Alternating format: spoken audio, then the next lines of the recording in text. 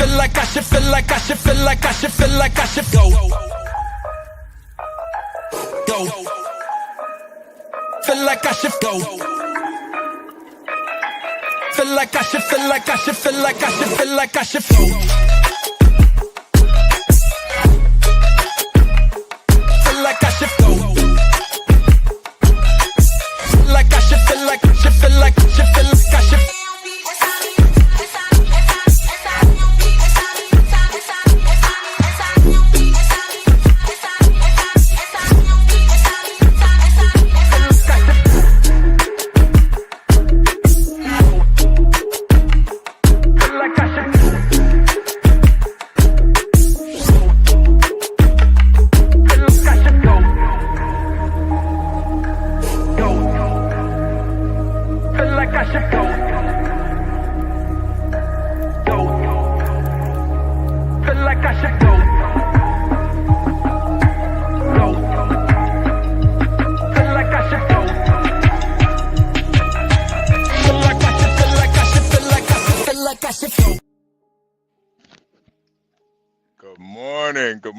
Good morning again, y'all. Good morning again. Salute. What's good with y'all, man? Badass. Oh, shit, hold on. Badass, salute. Richard, salute. Salute. Yeah, buddy. I'm out in West Virginia, where you can't tell if a girl is 16 or 65. You just don't know. You just don't know out here in West Virginia. They build them different out here. These girls are weathered out here, man. I tell you what. He's some weathered women out here.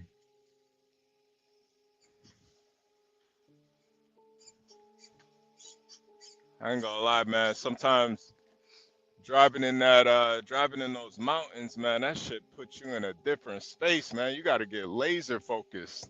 It ain't like driving in the Midwest or down south. Start driving in those mountains though. You gotta get focused. Get focused, man.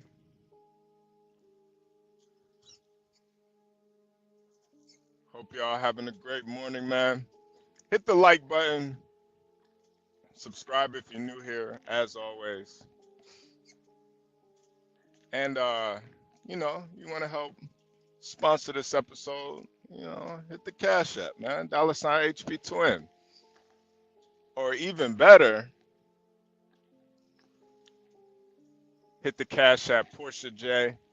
$5 a day for Portia J. Man, I'm not gonna lie, man. And we got to go up to $10 HB. Man. I mean, shit. You know what I mean? Like, I don't know what you. I had to jump in, man. Fuck that shit. $10. Yeah. $10 a day. $10 a day, man. I ain't trying to. Yeah.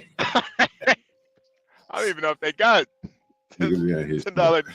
They got $10 dime bags still, man. I don't even know. I'm sure they do. Somewhere in the hood, they got them. Yeah, they got them somewhere. Man, HB, man, I got some crazy shit to tell you, man. We've been gone.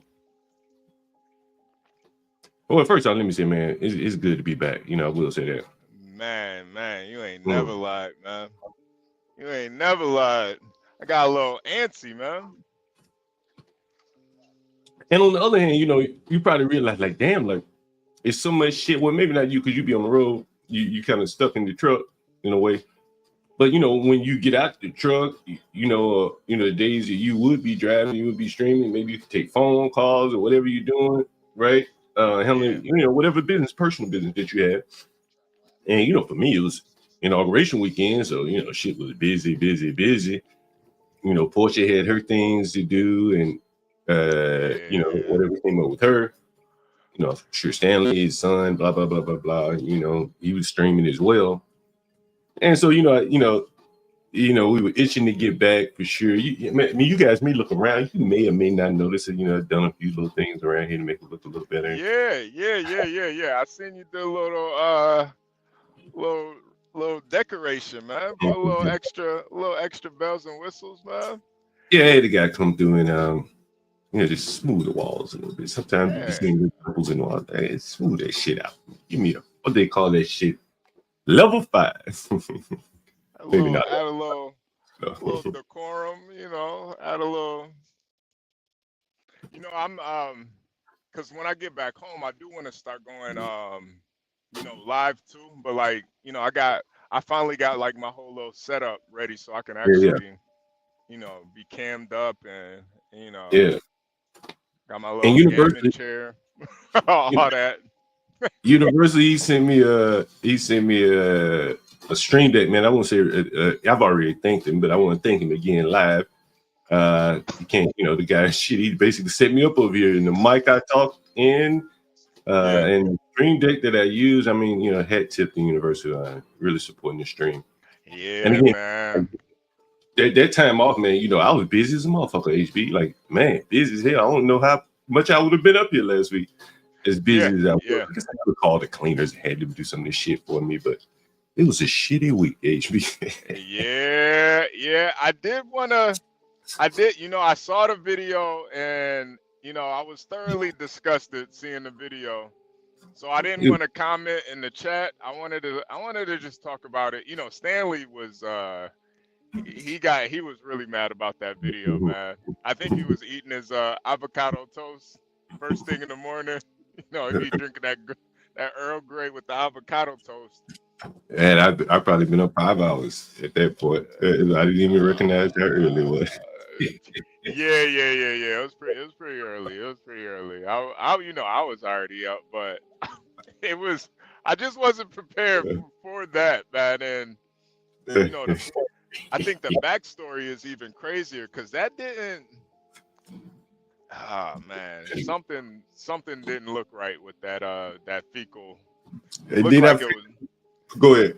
It looked like somebody sprayed shit on the toilet, man. Like, I'm going to talk about that a whole lot more than the HBO stream. And then, so how was the inaugural week for you? Oh, it was good, man. Business wise and tenant wise. I was busy, man. Busy as a motherfucker. You know what I'm saying? For the few Airbnbs that I had left that I put on Airbnb, they were all booked, man. All booked. All booked. Seven Steel in the audience. What's up, Seven Steel? I got a real estate story for you, man. I'm gonna do a stream a little bit later. Oh man. Yeah, I kind of. Oh man. Yeah, I want to hear this real estate story too, man. Damn.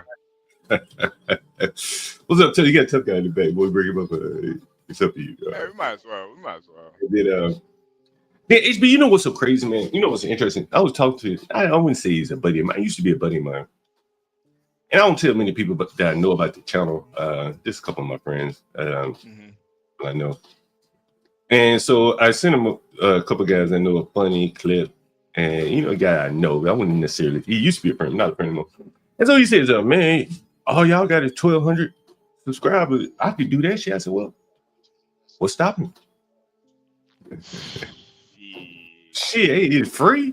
It ain't free. You know what I mean? You can get out here and do it. There's no one gonna, and it just points to like so many people talk shit about what they can and cannot, what they can do.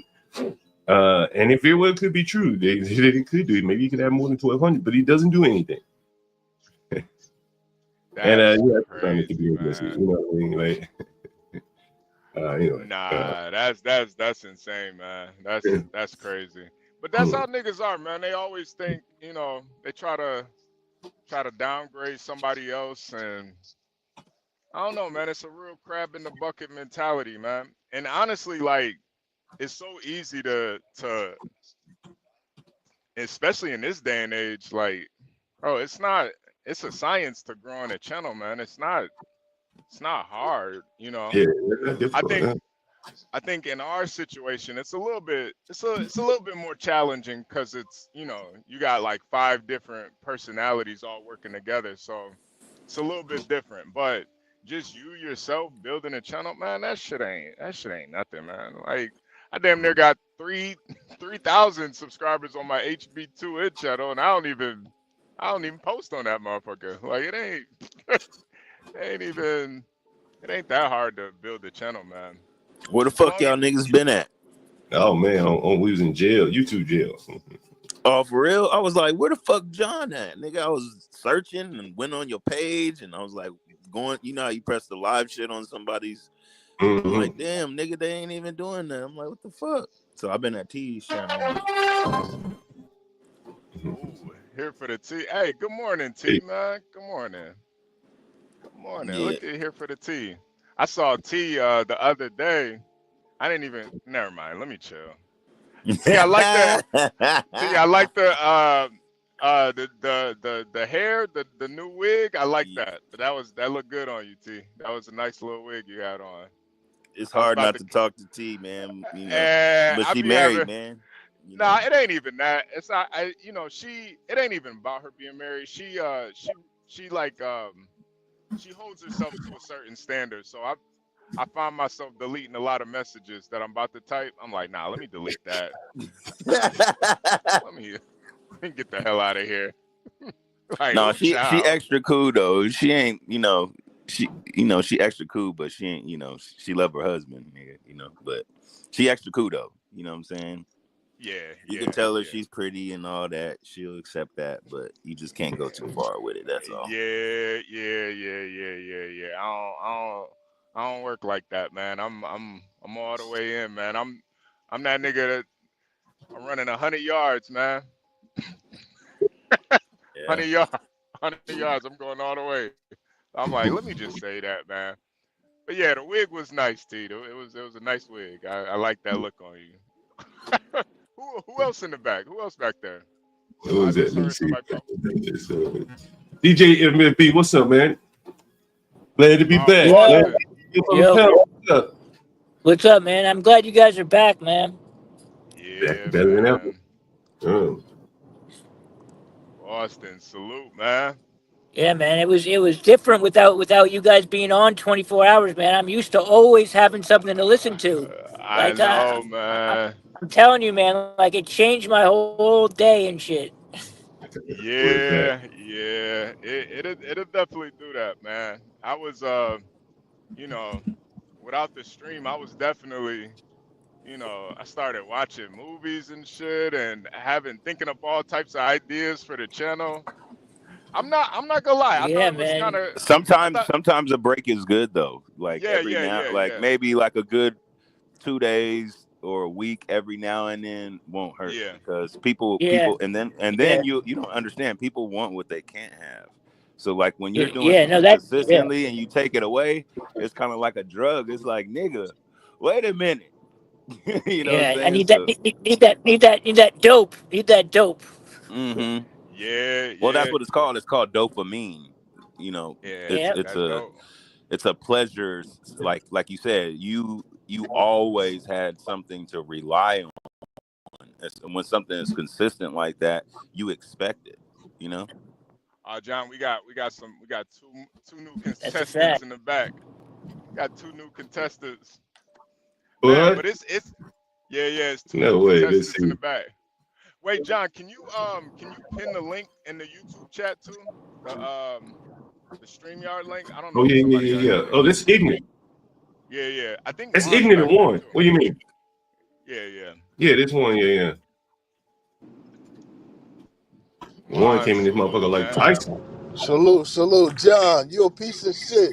HB, you a What you piece doing? of shit. Stanley, This Ah, nigga you a couldn't piece wait of to come shit. on here to say that. Hold on, Portia, I love you, Queen, but the rest of y'all She don't love pieces you of back. shit. She don't love you back. I hey just had to man, say that. it was it was a little Nah, technical I don't want to difficulty, hear it. man. It's like you gave Ah, me crack and then you took the crack away. Fuck you, hey man. HB. Fuck Yo, you, man. we selling dope out here, man. Niggas Yeah, John, he can't be giving out that good dope. selling dope Yeah, out here, man. man. I even missed HB. I was like, damn, man. HB ain't even around. Where the fuck I thought HB at? HB drove his truck Damn, off a goddamn cliff. you I see thought I'm in these John clips, Gold man. done got caught up with one of them African bitches in one of them closets he rented, and I thought he got caught up, and I thought Stanley got drunk and it just fell off on the gay bar and never came back. I Come thought on, man. Stanley turned to Medea and he never turned back. He said, I ain't going back. I'm a queen now. Come on, man. Come But I on. hate you guys. Respectfully. Well, Stanley does. So I'm streaming on Stanley's channel now too. So we're trying to get Stanley, his channel situated. We're probably gonna put once Portia gets up. Well, she's probably up, but she's probably doing something right now. But I'm gonna have her post Stanley's channel too. So we're like dual streaming on Stanley's channel also. Yeah, I seen Stanley made a channel. I was over there Yeah. once. Or Stanley should have about 40 million subscribers by I now. just found his channel like 2 days ago. I didn't even know that he had a channel. I'm like, nigga, I didn't know you was streaming. He's like, yeah, well, you know. You know how he talks. Yeah, well, you know. Well, well, yeah, you know how he talk. He's all calm. He's like, well, you know, well. Motherfucker, Yeah. you're goddamn right. I got a channel. Motherfucker. Well, Motherfucker! Literally. literally, yeah. I literally have a YouTube channel. Literally. So let me ask that y'all. nigga got quotables, don't he? He got quotables. Yo, he needs a shirt that says literally on the front of it. Literally. I'm selling merch. Or Literally. motherfucker. Motherfucker. Literally. So what y'all think about the Or I a lot disagree, because he a will lot say has that I changed. disagree. He'd be like, I disagree. A lot has changed, man, in this last week. Yeah, Yeah, a lot. a lot Fuck has yeah, changed. hell yeah, A it's lot, changed, man. Yeah, dude, after those Keep going, executive Glenn. orders Talk good dropped, my today, phone, after those executive orders dropped, it's like a bomb went off where I'm at. My phone's been ringing off the hook ever since. Yeah, man. They For said what? over What people? 1,000. Immigration services? Yeah, Juan or John. They said over 1,000 people have been arrested already. More than 1,000. Dude, It's more than 1,000. dude, in Boston, Yeah. they're going. The liberals are going crazy. They're rounding up mad illegals. They sent ICE in there. They made something like 500 arrests or something like that of illegals and shit. Yo, so it's probably way more than 1,000 then, huh, Juan? It's probably close to 10,000 if they just did that in one city. 500 in one city. My nigga Well, Don Juan. What's up, Juan? What's going on down here in my neck of the woods? The U.S. Marine Corps is coming down here to patrol the border about 2 hours west of me, and the Mexican Army is going on the other side to set up the camps and stuff for the people in that remain in Mexico policy stuff. It's weird. Don Juan. Hey, Don Juan, nigga, what you been up to, player? Man, I'm working. I'm working right now as we speak, actually. Oh, yeah, getting that money? Okay, nigga, I ain't mad at it. Well, yeah, because it's for me. The moment that those executive orders dropped and my phone went off the hook, it's go time, man. Hell yeah, that nigga like, nigga, pay me, shit. Tough guy. Dude, I had some HP withdrawals this week. Is That what nigga was was like, happening. oh hell yeah. Hey, Shit. tough guy. What about you? Is the home market, has it switched up last week or is it still the same? Oh, nigga, that ain't gonna never change, nigga. Okay. That ain't never gonna change. Yo, tough guy, how's it going? Beating on drums like an African tap dancing singer. Oh man, you know, hey man, you know they still paying the player. You know what I'm saying? So I'm blessed, man. You know. Damn, you didn't get burned down with Cali? Ignorant. There is a few parts. The border is actually on fire right now down there by I was Tijuana. hoping where you was at Yeah, I was heard gonna be about on that. fire. Yeah, there was a few. I heard about not that shit. close to me, but like about 15 miles away in Poway, and then there was one in like. Yo, it's little. There's always little brush fires out here though, so that's actually something that happens all the time. So, but That's crazy. But yeah, that does happen frequently. But the thing is, If you ain't get caught in the fire, we don't give a fuck. yeah, I'm not. But yo, HB, we can now say fag now because Trump is in office. He said you can say the truth. You can say Yeah. whatever the Respect. fuck you want. It's Yeah, freedom of yeah. speech. A man is a Nah, man. So tough guy, you're not a girl. You're a man. I know that, nigga. What the fuck are you talking about? Yo, Nigga, I know I'm a genders- man, motherfucker. the Your two mama know gender I'm a shit man, was nigga. crazy. That gender Well, shit that was the most crazy, gangster man. shit Trump ever said. He said a man Yeah. is a man now, a woman is a woman. That's You right. ain't Well, jacking niggas none was of that confused. So, nigga, now you know with your confused ass. Yeah. I'm Nah, glad I that, was never confused. John Galt was confused. Not me. I was never confused. John see that the boys up there with the wigs on. Nigga, if you All ever we called know a man Stacy or Jennifer, then your ass was confused, nigga. yeah. Hey, Did Jay, y'all, where Bruce did you y'all Jenner know was see that? always Bruce Jenner to me, nigga. I ain't never called Bruce Caitlyn, nigga. Did y'all see that lady, that priest lady or whatever she was, a bishop, talking that shit to Trump? Oh yeah, she made herself look stupid though, because Yo, it's that a was time and a place for hilarious. everything. She said, "What about the transgender little boys and children?" And I'm like, that don't even sound like it go Coming from the together. pulpit, like, bitch, shut up. And you a bitch too. Shut the fuck up. I'm thinking she's at a church. Like, She's a anybody dumb bitch. stand She's a up? bitch.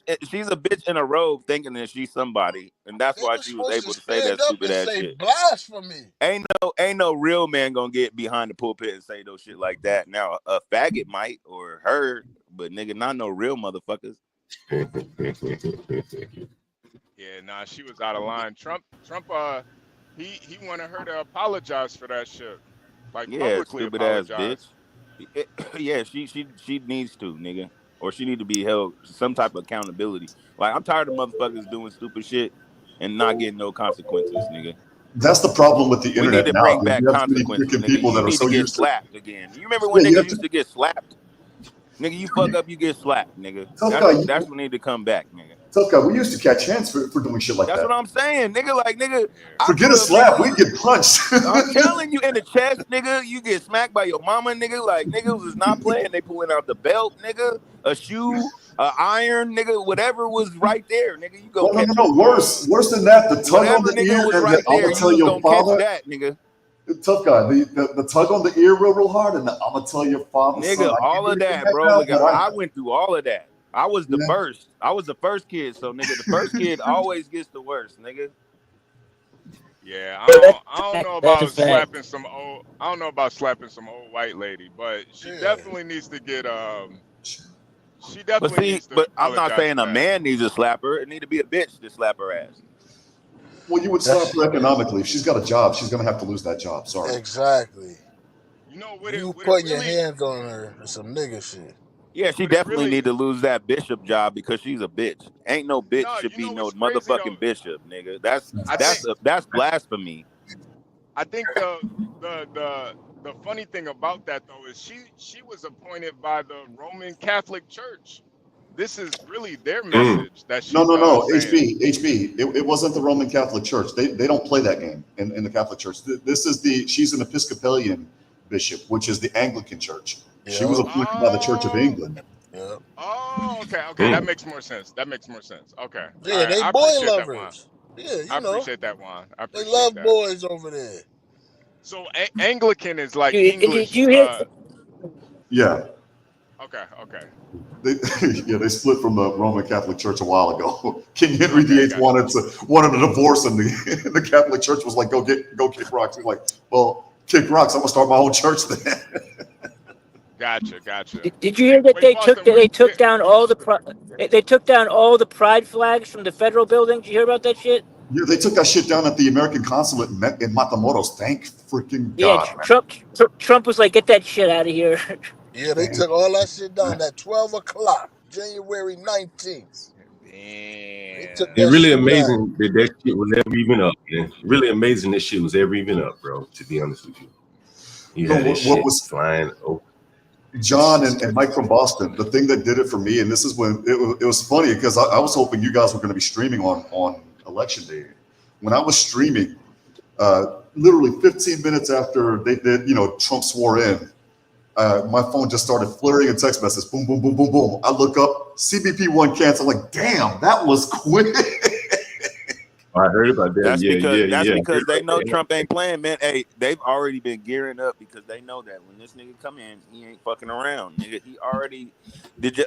So did the documents get out yet? Because I know he signed that shit for Martin Luther King. In 45 days.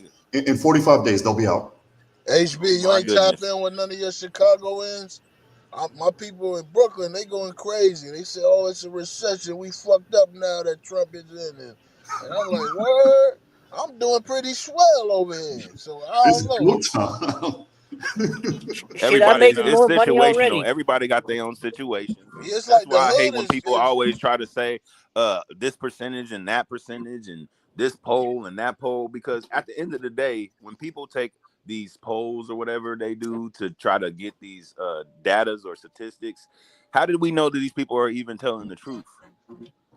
So Nah, somebody nah, can go in there that's and a be like given. yes when they meant no. Like, That's Pardon a my freedom given. of That's a given. pardon my freedom of speech, but fuck those polls, man. Exactly. yeah, I don't really trust those percentages and polls and the datas that they be giving, nigga. Like, it's not accurate. Yeah, I It's don't not. trust I think it's anybody really that about tell me situational. Christopher Columbus found a place where people was already at. So I don't Nah, trust. ignorant. What I'm hearing in Chicago though, man, is niggas is getting rounded up, man. Yeah, I'm Bro, hearing that too. yeah, no. Oh yeah. The Law and Order, nigga. They about to start locking niggas up, nigga. You not Nah, man, getting we a talking job and about following the law, nigga. we talking No. about like I'm talking about the illegals, the yeah. But still, Venezuelans and shit. But Trump said that too, though. I think he's gonna try to bring back stop and frisk. Yeah, we heard Man. that, but they don't He know said that that. That's what he said. So if it niggas in the happened, nigga, hood. don't act This is their surprised. complaint. They taking the Stop and immigrants, and the frisk. immigrants Yeah, get stop like and frisk. the If immigrants you get a like nigga, you better not have no motherfucking gun on your ass or no drugs, nigga, because they're Well, gonna just stop make sure your your ass. gun from is doing that. legally registered to you and you don't have any other unlawful stuff in your possession while you have that gun. I'm niggas sorry. don't care Me about and none my of that. pistol don't part ways. I'm sorry. None of that shit matters to niggas. That shit gonna. I mean, I feel you. I mean, but if you black, just keep that shit at home or keep it in your trunk, and then you'll be straight. Nah. Niggas Unless you basically in complain. One, no Texas. disrespect, man. They let you get a gun and you legally blind. Yeah, One, they let you get a gun and you Juan is legally blind. Juan is he in Texas, John. He That can, nigga That's said, I why still they ain't moved to gonna North miss Carolina though. because in North Carolina, John, I think they repealed it, but at the time, to bring my pistols from Texas to North Carolina, I would have needed to apply for a pistol permit, and no sheriff was going to give me a pistol permit because I'm legally blind. Right. So I'm staying right here. I'm still bringing my shit. Damn. Yo, Juan, I'm staying right here in the Lone Star State. Yo, Juan, And we all bend laws every now and then, maybe break them here and there. Hey, Juan, so I've been buying guns online and shit, and I just found out that they'll mail you when you buy a gun online. They don't mail the gun to you, but they'll mail. No, they mail it to your nearest gun store. But they'll mail the accessories to you though. That shit fucked me up, man. Right? they'll mail the magazine. Well, HB, here's something crazier for you. Where'd you go? Now go ahead, Juan. What you about to say? His I was gonna say, Wi-Fi here's something- plugging up. It's snowing out there. Here's something crazier. Like, you can't get a silencer without paying what, the tax stamp or whatever the hell with the ATF.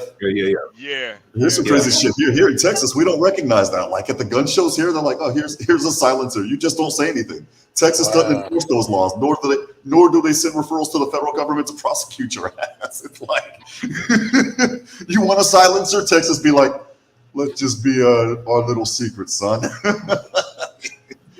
Yeah. Kelly said they let drunks have guns. Why not sober blind people? Damn, Stanley. Honestly,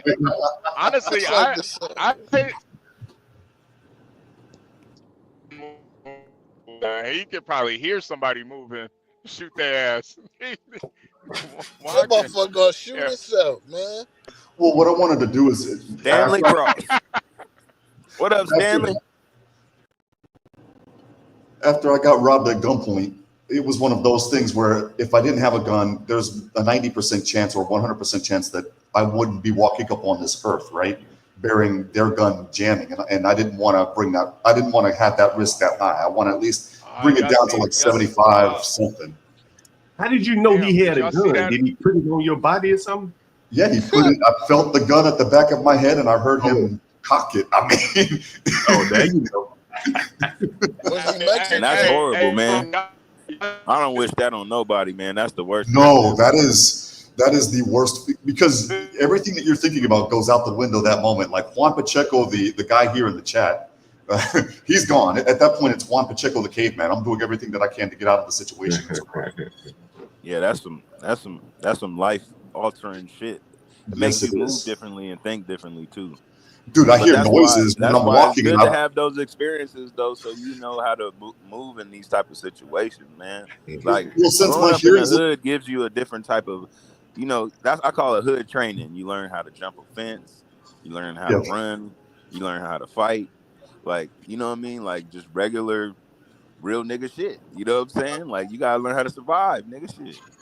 well, you're right, tough guy, because what happens now is like when I'm walking and I hear a slight noise, I'm turning my head. Like, who the hell is on this like side? real niggas always got their head on the swivel. Like niggas like me, when we go to the gas station, nigga, we looking at everybody, everything. We park a certain way. When we get in a restaurant, we want this. We want to sit in this seat. Like nigga, I just got certain tendencies, nigga. Because Why though? Are you Neo or no, John? nigga, I don't wear slides, nigga. It's niggas over here wearing slides and shit like that. I'm just old school, nigga. We wear tennis shoes, nigga, It's 120 degrees with out there. laces, nigga. That's where I'm from, bro. I don't know about y'all niggas, but I ain't wearing no slides in public, nigga. Man, your ass get popped with these slides on, with some boots on. I don't give a. I can have socks on. Your ass to get fired up. Nigga, shut your ass up. You would get handled with some socks I ain't on. talking about you. Don't take this disrespectfully, lady. I ain't talking about you, queen. This nigga stupid. All right, Ignorant. You win, bro. I'm just speaking in general. Like, it's not like the old days. These little niggas will switch your ass up. They got switches out here with 50 round clips. That's They what I'm can't even saying, hold nigga. that Shit. motherfucker. But you also got to have some game. You got to know how to talk, man. Sometimes a conversation can get you out of some shit, too. You know what I'm saying? That's why I be talking about game. And game is not just the game that y'all be thinking I be talking about. It's just game, bro. Like knowledge, knowing how to maneuver. You know what I'm saying? Having a mouthpiece. Okay. You know what I'm saying? Because that shit Juan, can was he a black open guy a that lot of robbed doors you? for you, and it can help you avoid some shit, and it can I didn't do mean a to cut lot of you great off, tough things guy. for you. I'm sorry, I didn't mean to cut you off. Juan, I think I got a lag. Juan, is he a black guy that robbed you? No, He's a How do you know Mexican? He that? was Spanish, huh? because How he you was know yelling. He was yelling in Spanish. Te voy a matar a la verga, which is Niggas know Spanish That nigga too. wasn't playing. That nigga, give me the pesos, nigga. Shit. Hey, you can laugh about that shit now, huh, Juan? Not really. I mean, I can laugh about it with you guys, but there are moments, I'll be quite honest, I'll hear a tick or I'll hear, like that sound of people walking in the grass or whatever. And Lord, it's like that night in 2016 takes over all over again. And I'm like, oh, I don't know how to explain it. I don't know if it's PTSD or what, but that shit doesn't go away, man. Whatever it is. What do you guys think about that Trump getting rid of that DEI? All that shit. Thank freaking Well, he kind of needed to do that because, man, it's just too many people that think that they can do some shit and they just don't have it. You either got it or you don't, man. And that's in just about anything. I mean, there's police officers that shouldn't be there. There's firefighters that shouldn't be there. There's lawyers that shouldn't be there. There's judges that shouldn't be there. I mean, there's good and bad in anything. That's what I be talking about, about the game. John. I agree with John Tough gonna Guy. kick me up. And I think it's like all those people, with those basically worthless degrees. I don't know what the hell they're doing in the government, implementing DEI policy. But on some hand, man, those people got to know they ain't doing shit. I would imagine. I mean, they're collecting a check. It's probably the most important part of their day is collect the check. Um, I don't know, man. Those people are probably going to be hard pressed to find another job. That he's told them to basically go home. I'll keep paying you, but go home, right? Well, John, I mean, Yeah. you're a software engineer. HB drives a truck. Tough guy. Myself, Stanley, all of you guys, Ignat, even we all have our careers. So my question to them that got these bullshit lesbian dance theory degrees or African booty scratcher studies degrees, I don't know, but whose fault is that, right? What are you gonna do? Be an African booty scratch dancer historian? Like, where's the demand for that, right? I don't, I would have bet you that a lot of them have law degrees. I would Yeah. bet you that a lot of them have, master's degrees in psychology and stuff like that, Communications. communication, stuff like that. And the government was really, a place where they could hide out and get paid very well based upon, those fake degrees. And, now Trump is highlighting that we're not paying, there's no place for these people. Right. It's going to be interesting to see what happens to them, Well, Wait, Juan. Go ahead. I don't think it's necessarily the degree that's the issue. I think it's more so the propaganda that you're gonna be able to get this degree job. I think if you really want to study African American studies, passion for it, there's nothing wrong with that. But if you think you're gonna get a job because you got that degree, that's the problem. Like, nah, you probably gonna have to do something very creative with that degree. But I think in certain situations, it's probably, you want to write a book or do a screenplay because you got this degree. That's probably good. But ain't nobody gonna just hire you because you got that degree. And that's Well, the that's point. why it's best, even if you get a degree or no matter what you do, even if it's a skill, it's best to make your own business. You live in America. That's what people get fucked up. If you drive around on the road and see most people that have these businesses and stuff like that, you could tell that they were working for somebody else and they were like, fuck that, I'm gonna do my own shit. It's just a lot of people get caught in the sheep mentality instead of like going out and being more productive or proactive instead of just waiting on a check. That's Well, what that's- I call an in-call mentality. Like a girl, she put herself online and she sit in a room all day waiting for a call instead of being proactive and trying to go out and get the money. You know And what I'm that's the saying? fundamental difference. The thing is in college, they teach you I almost fell for it. I'm not going to lie. Matter of fact, I did fall for it before I went to law school. It's okay, you got the degree, you should get the job because you are worthy, right? Yeah, and I think you got to be innovative with what you have. That's the huge problem. And I think that's the real problem is the propaganda that goes around school where, they put up these statistics, a person with a degree over their lifetime makes over $1 million and all this other shit. But they don't tell you how much debt that motherfucker is in too. They don't put that in the statistics. A lot of people are in debt and they make things, people know how to make shit look good, bro. Especially like, I know that, especially here. So there's people paying their rent off of straight credit cards right now. Or they don't That's how they tell pay their about rent. the quality of life too. Like, man, sometimes you just gotta keep that shit simple, man. But I do think there is a benefit of getting an education. It's just if you think you're just gonna get a job because of it, you gotta do something with it though. That's the fucked up part. It's not what you do either, it's how you do it. You know what I'm saying? Yo, didn't John tell you to stop talking about bitches until you bring them up here?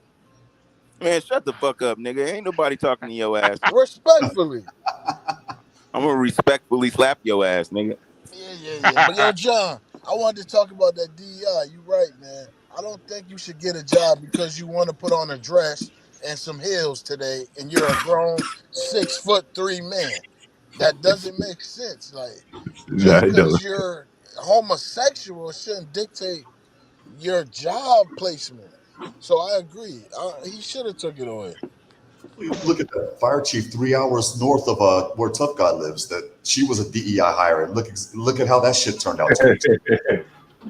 Yo, I thought that was a real guy though. I didn't know, man. She really looked the part,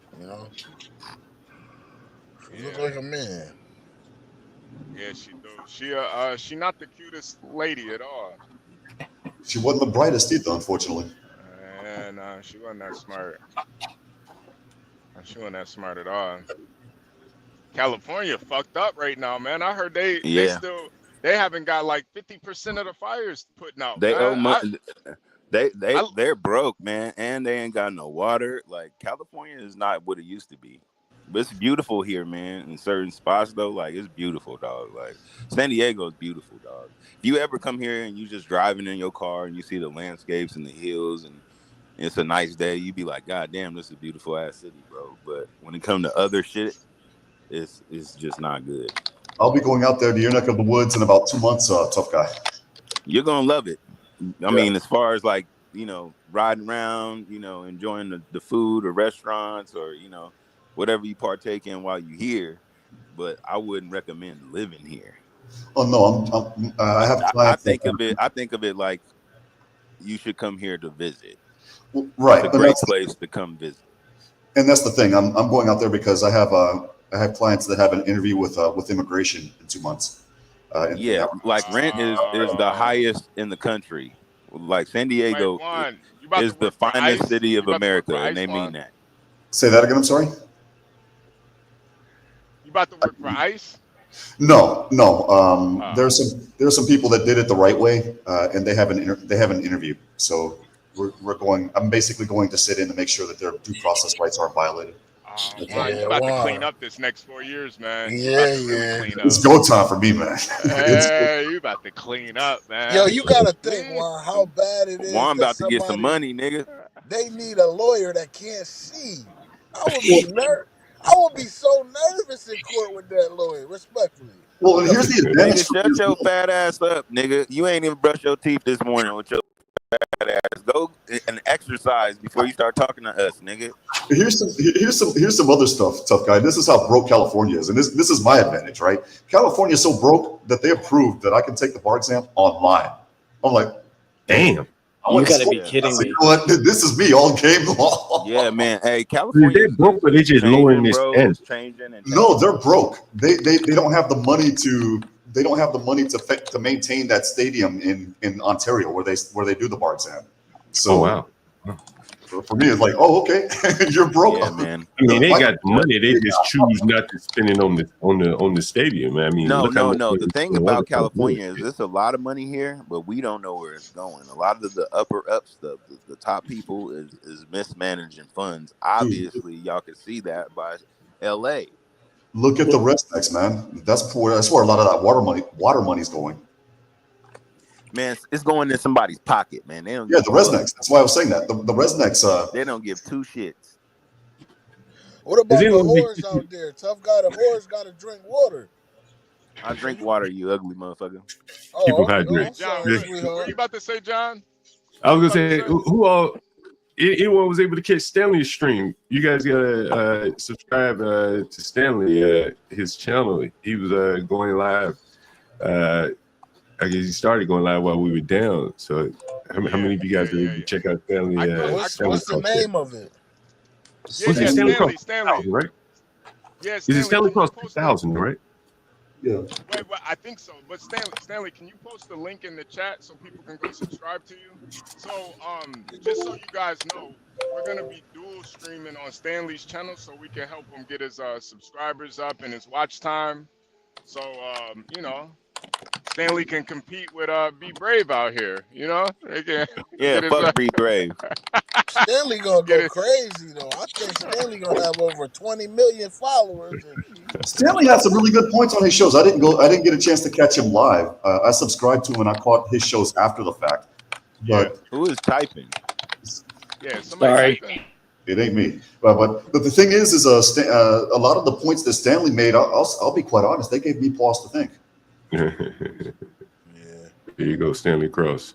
Okay, so think about- And I talked to Be Brave over the past week. And man, I had a crazy thought. Brave and I should do a show together. I think so too, man. I feel like you're the only one that can really stomach Brave, John. But you kind of bring them. I think it's all your years of dealing with kind of like the dregs of society. Like you have a way of kind of calming that that kind of neurotic behavior in these animals, man. You really know Neurotic. you know what you're doing, man. They like act like different people around you, man. It's weird. It's John, you like should name that show Two White Men in America Talking. You know what? They said something to that effect yesterday on Be Brave's channel. no, I think it would be real good, man. Like Hey, you can, what my thought was we would review some of my tenant calls and shit. Brave listen to some. Hope we catch some of them live, but let Brave review some of them. You know, we discuss them after the fact, after we get off the call with the person or whatever. Yeah, All right, I'll be back.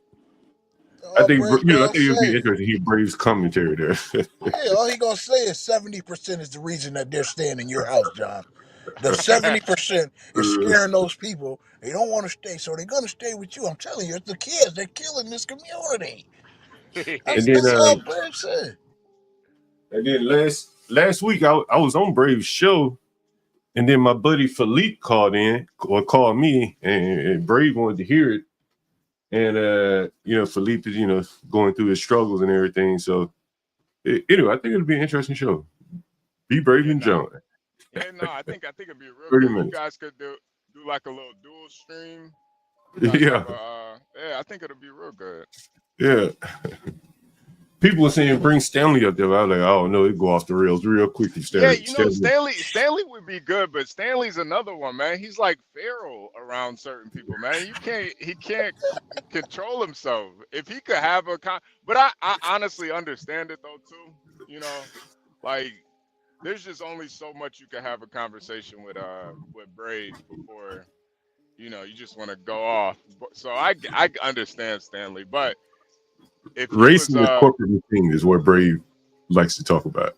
Yeah, and I think that's where Stanley and Brave definitely agree on, you know. Exactly. But when it comes to the race shit, you know. Speaking of that, what did y'all think about the black kid who killed everybody? Well, he killed like 2 people, and the manifesto he had and all that stuff. Ooh. I bet most people haven't seen that manifesto. I'm curious to know how many people I have didn't seen even it. hear about that. Saw it. Yeah. Like I get my news from y'all. I didn't hear about that. It was a carbon copy of Brandon Harris's death sentence. Brandon Harris, for all intents and purposes, he was the UC professor that got fired because he was giving all the white girls A's and everybody else C's. Wow. And then he went too far, I guess. He was another DEI hire. Got his PhD from Duke. After he got his PhD, he was basically bouncing from job to job at the university level. Yeah. But No, he wrote We should pull up his manifesto. What do you think, HB? Yeah, pull it up because he Pull it up. I'll pull it up. Give me a second. you know, you know, John, a lot of times that's why I'm so against like the red pill shit. Not because they're necessarily wrong. And a lot of these content creators, I think what they do, they don't realize that there are people like that listening to them. Yep, kids. Yeah, he was influenced by Candace Owens and Nick Fuentes and Yep. so he's across both sides now. Destiny is I guess the opposite of Nick Fuentes. Is that right? Right. And ironically, they're friends. Anyway, go ahead. I mean, It's a lot of you know, we can look at that stuff and just see that it's entertainment, but these kids, they really believe that shit, man. And you know, he was talking about he hated his black skin and his bone structure and all this other goofy stuff. Basically, he wasn't getting no pussy. But it's like, bro, you in high school, man. You in high school. Serious, right? Like, Well, I think there's more to it than that, HB. You know, I think that was part of it, clearly. Yeah, it was. He said something that really caught my attention. He said he was getting his ass whooped. You heard him when he said he was getting his ass whooped? Yeah, that too. He said he was getting his ass whooped by the Spicks and the monkeys. He said, who are these people that even put their dirty, nasty hands on me? Yeah. But you know, John, I feel like that's the difference from our generation and their generation. Like when somebody tries to press you, that's an opportunity for you to fight back and defend yourself. You know, that, bro, like some of the fights I've got in as a kid, that's what got me to respect from everybody because I didn't back down. I didn't just fold up. You know, like I don't Well, know, man. I think those are probably more even fights, so maybe without any inner hatred towards you. Y'all just fighting, just kids. Yeah, But if he's yeah. fighting Hispanics and Mexicans, that's an added element of hate. I don't know That's about that. That's an extra kick to the head when you're down. I don't know about that. What do you mean you don't know about that? Well, because You in think his ass kicked by black people, fighting with black people, he'd be writing that shit in the manifesto? No. Well, my question is, manifesto aside, number one, who started the fight? Number two, what was the reason for the fight? And he doesn't go into that well. He's just basically, well, from what I saw, it was just basically, woe is me, I'm getting my ass kicked. Well, I mean, shit, I got my ass kicked in fights too. I mean, it is what it is. That doesn't mean he were racist. But he brought up the race of the people that were kicking his ass. That's very different, right? Yeah. But Right. I remember Master Kim talking about that too. You know, like I know where he grew up at, and him being who he is, you know, it was probably a lot of racial shit too. And I think I think it's more of a reflection of the kids in these days. Like if he wasn't influenced by all the other shit, I think he would have been able to handle it. But I think it's like all of those things mixed into one. When you got these bloggers that are making it seem like it's the end of the world. You got the red pill guys that making it seem like, all women are evil and shit. And then you add the race component and I'm getting bullied. He said something very interesting.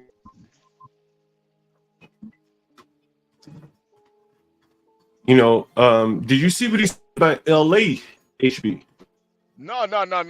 Let's go through it real quick because I didn't. Okay, let me pull it up. Okay, I'm gonna pull up the second page here. I don't know if there's a full manifesto. If someone has a link of it, let me know if you're able to see my screen. Yeah, it's a little small, but we can see it though. There we go. Okay, I can maximize it. Let me see how it looks on the screen. Okay, let me see if I can maximize this.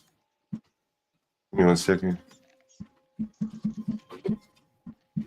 I'm gonna put my screen up on YouTube so I can see how it looks. Give me 1 second. They said we should be doing that anyway, so I'll do that. Give me 1 second. But you should be able to see it there, right? Yeah. We can see it. Can you see? Okay. So I'll let you guys look at it. I'm doing something behind the scenes for 1 second. Okay. But this is his manifesto. You guys draw your own conclusions there about what he's saying there. I was gonna say, Juan, could you read it? But I read it. Give me 1 second. Okay. Well, can I substitute the N word for Binger with Binger? Yeah, you can. Yeah. Whatever you want to. Right. So the first full question that I see is, do you have any groups that are backing you? Yes. The market player on. Start right here. I had it up scroll a little bit too big. Start right there. Right there, Juan. Was there a particular event or personal reason you decided to commit a violent act? Yes. I was born the fucking hellhole of LA and lived there for a couple of years. I won't vary into that, but getting beat by fucking brown people and getting almost robbed by fucking and beaners, shitskins, Muslims touching filthy hands on me. They ruined my fucking life. Damn. Do you have any backing you? They ruined your life. They ruined my fucking life. Wow. That's pretty tough words there for a young man to feel like his life is ruined, right? Yeah. That's pretty tough. Man. Yeah. Didn't even finish high Keep school. going. His life is ruined already. That's crazy. Any groups that are backing you? His life didn't even really start yet. Life didn't start yet. Do you have any groups? Do you have any groups that are backing you? Yes, the Markiplier on Reddit.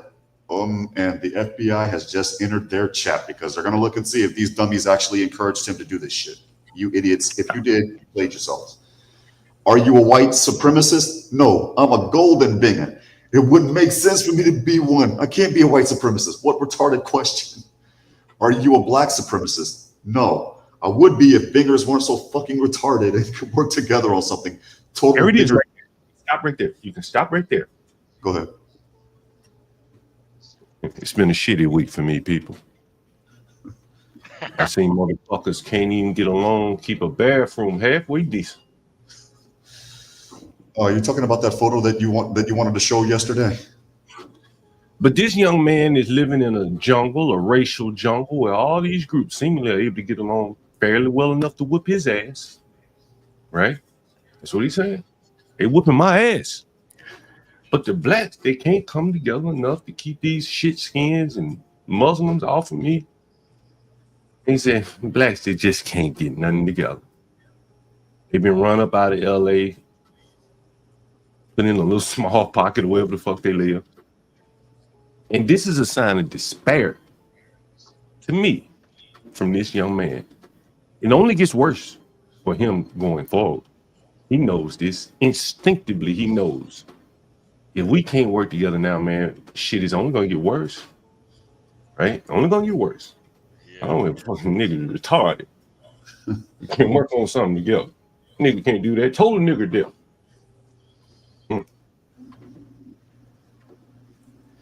What motivated you to commit these acts of violence? Misanthropy. But only for specific groups and races. Hatred of bingers. What the? Woof. Woof. Woofer. You know, I take it, man, this young boy been cheated out of his birthright. They let 30, 40 million people come here that don't speak his language. Then they start asserting their dominance over him, whipping his ass in the only country he knows. But John, his parents were also immigrants. Well, they whooping his ass. They should have brought more, right? But in this country, he's a nigger to them people. Yeah. Right? They ain't trying to make no fucking distinction. You a teller or not? You're a nigger to them. Right? I got a quick question. Whooping his ass. What cascade of failures got him to make this decision? Because I think that's a better discussion. Like, is it mental health? Is it being abused by the community? Like, I understand, like, you can't avoid all of these kind of things, but in retrospect, the best we can do is try to prevent future ones. So what action should be taken so this stops happening? I think honestly, I think all this stuff that he's talking about is just a backdrop to what it really was about. I think 9 out of 10 of these shooters, it's about pussy, honestly. I think most of these guys, they not getting pussy, they not getting laid, and their whole life revolves around a lot of that. So when they do get let down, they don't get no pussy. The hardships of life, which we all go through, it stings a little bit more. And I don't know if you could really solve that issue with young men unless you raise a young man to not equate his value with how much pussy he gets. But this is a very unnatural world we're living in the sense that, I mean, I think I read it there were about 50 different languages of foreign groups of people in that high school.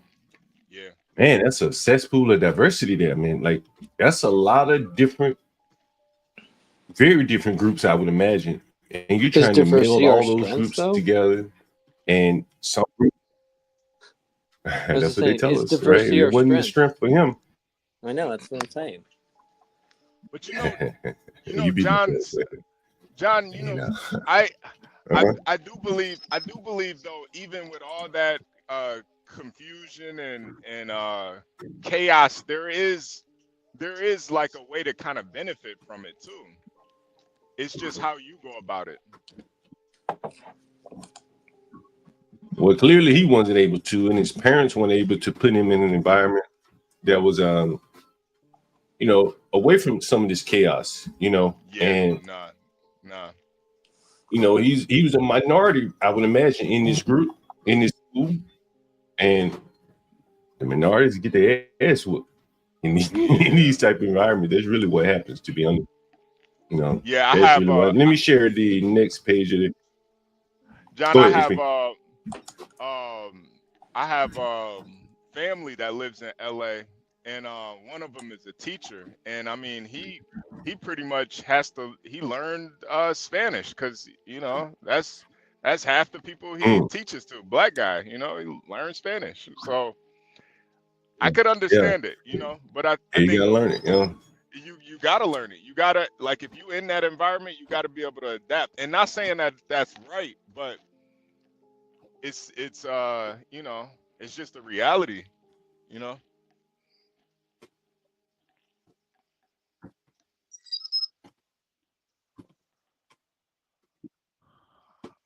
Uh, You're breaking up a little bit, HB. Let me see if I can pull up the next one while you come back here. Let's see what do I have it? I know I have it. 1 second. Where is it? Is that it? Okay. Manifesto. Here's the other manifesto he has. Let's see. Window. Where do I have it? I know I have it somewhere. Give me 1 minute. 1 minute. Oh, let me cancel that. Share it again. HB, you back? yeah. I'm here. HB may have stepped up. Let me go ahead. Yo, John, can you hear I'm me? pulling up the second page of it now. Yeah, You guys hear loud me? and clear, HB. Oh, okay. I'm just trying to find that. Yeah, we can hear you. Okay.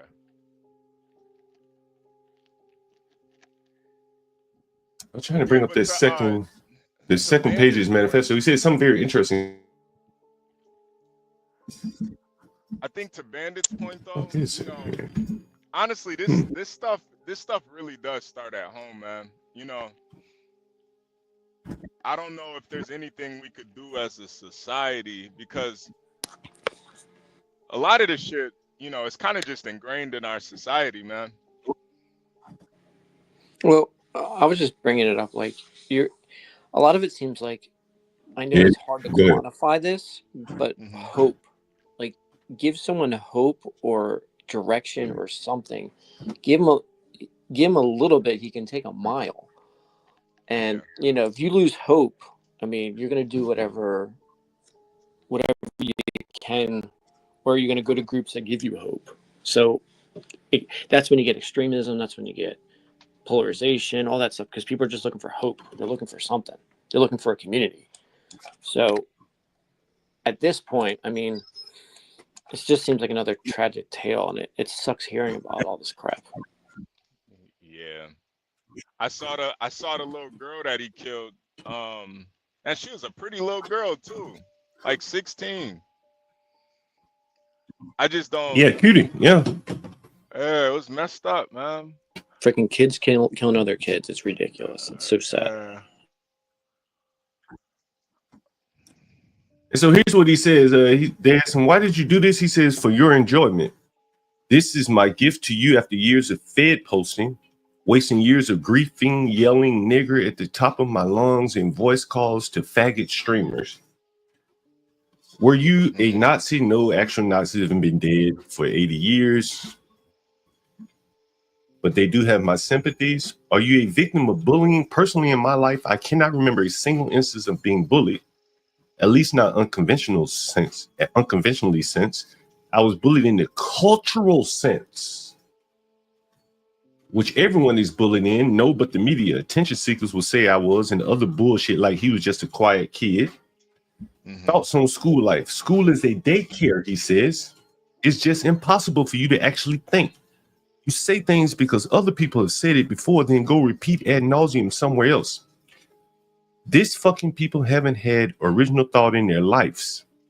Everyone in my school is a wiggers, nigger, faggot, spics, sand nigger, Prajeet, goops, and worse. I've even seen Sephardic kites / spit Jews.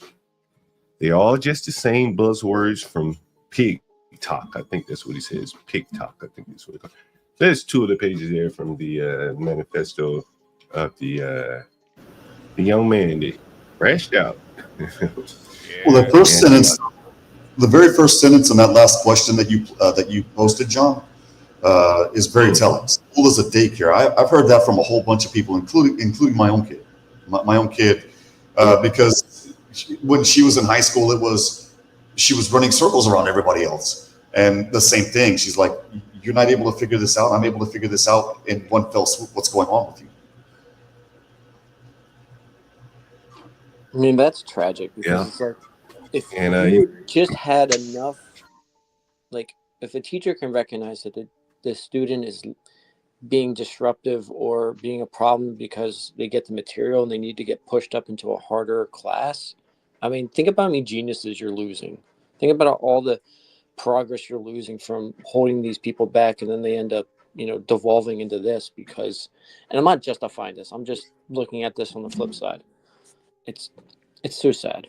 Like the failures at school is just ridiculous.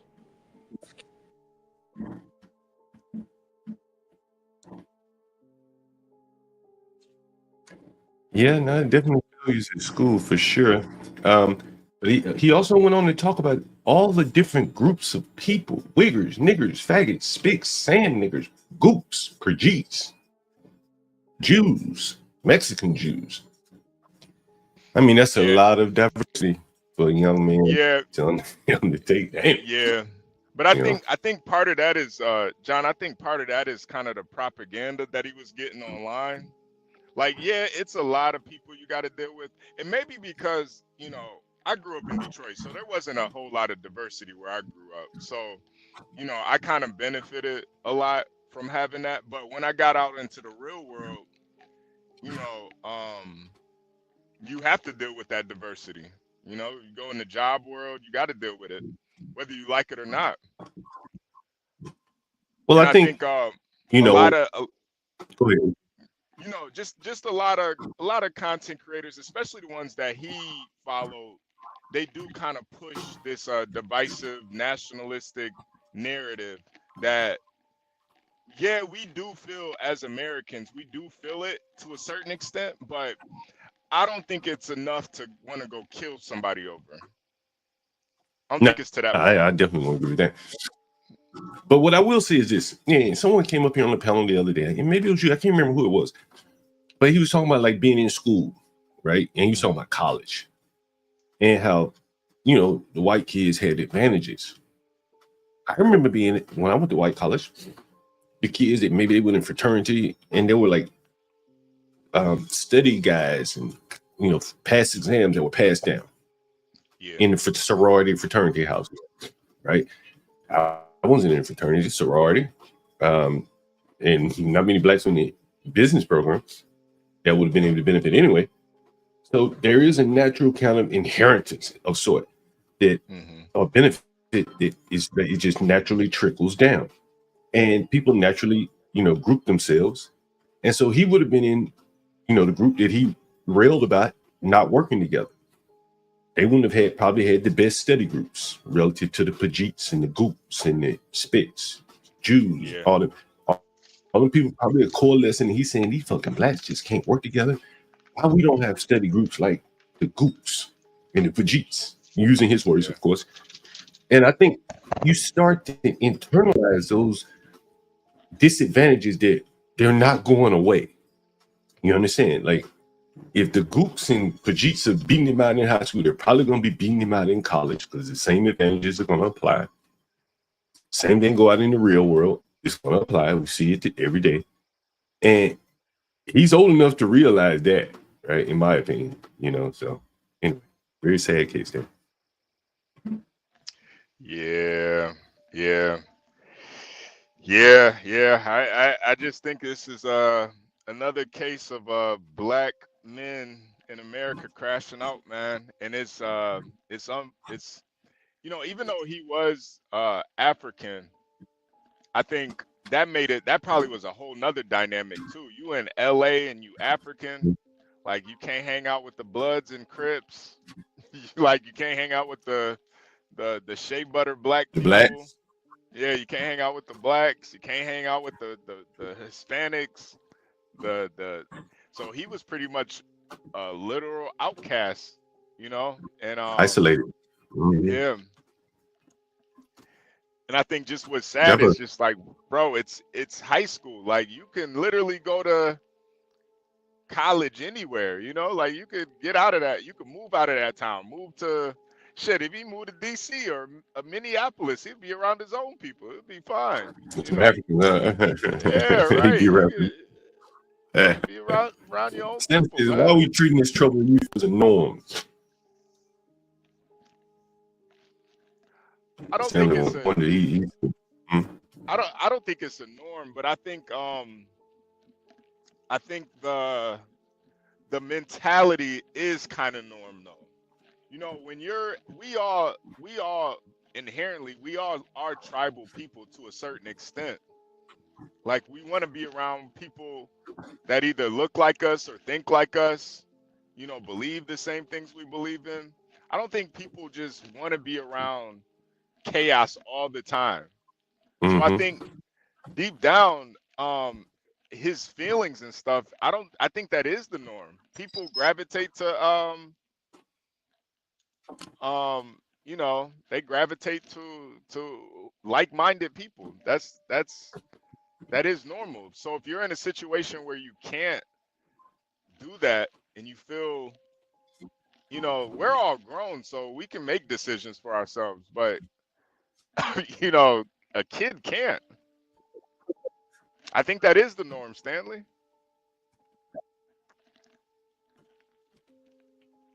Hey, HB, you know, I was listening to academics. I get them all. Nation academics. Did you hear about his son killed? Academics was talking about this guy, Gilly the Kid. You ever heard of him? Oh, yeah. Gilly's son. He so you talking about the Noah Curry guy, the guy that got killed in retaliation, the basketball player.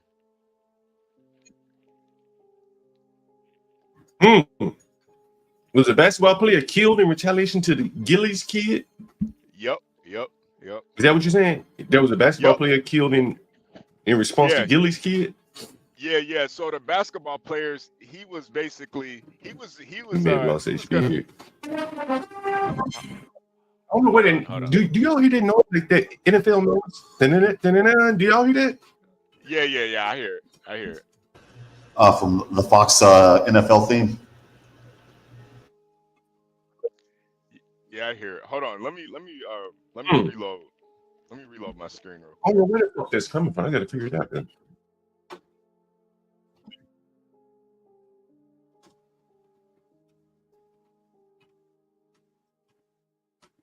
Well, anyway, here's this. While you reloading HB, I'm pulling up this article about Gilly the Kid's son. This was last year, the year before last, actually. He was killed, and someone apparently was just killed in response to him. And again, this is a guy, young man from a fairly well-to-do household here. YNG Cheese fans and fans of his father took to social media to show their respect, to show their support.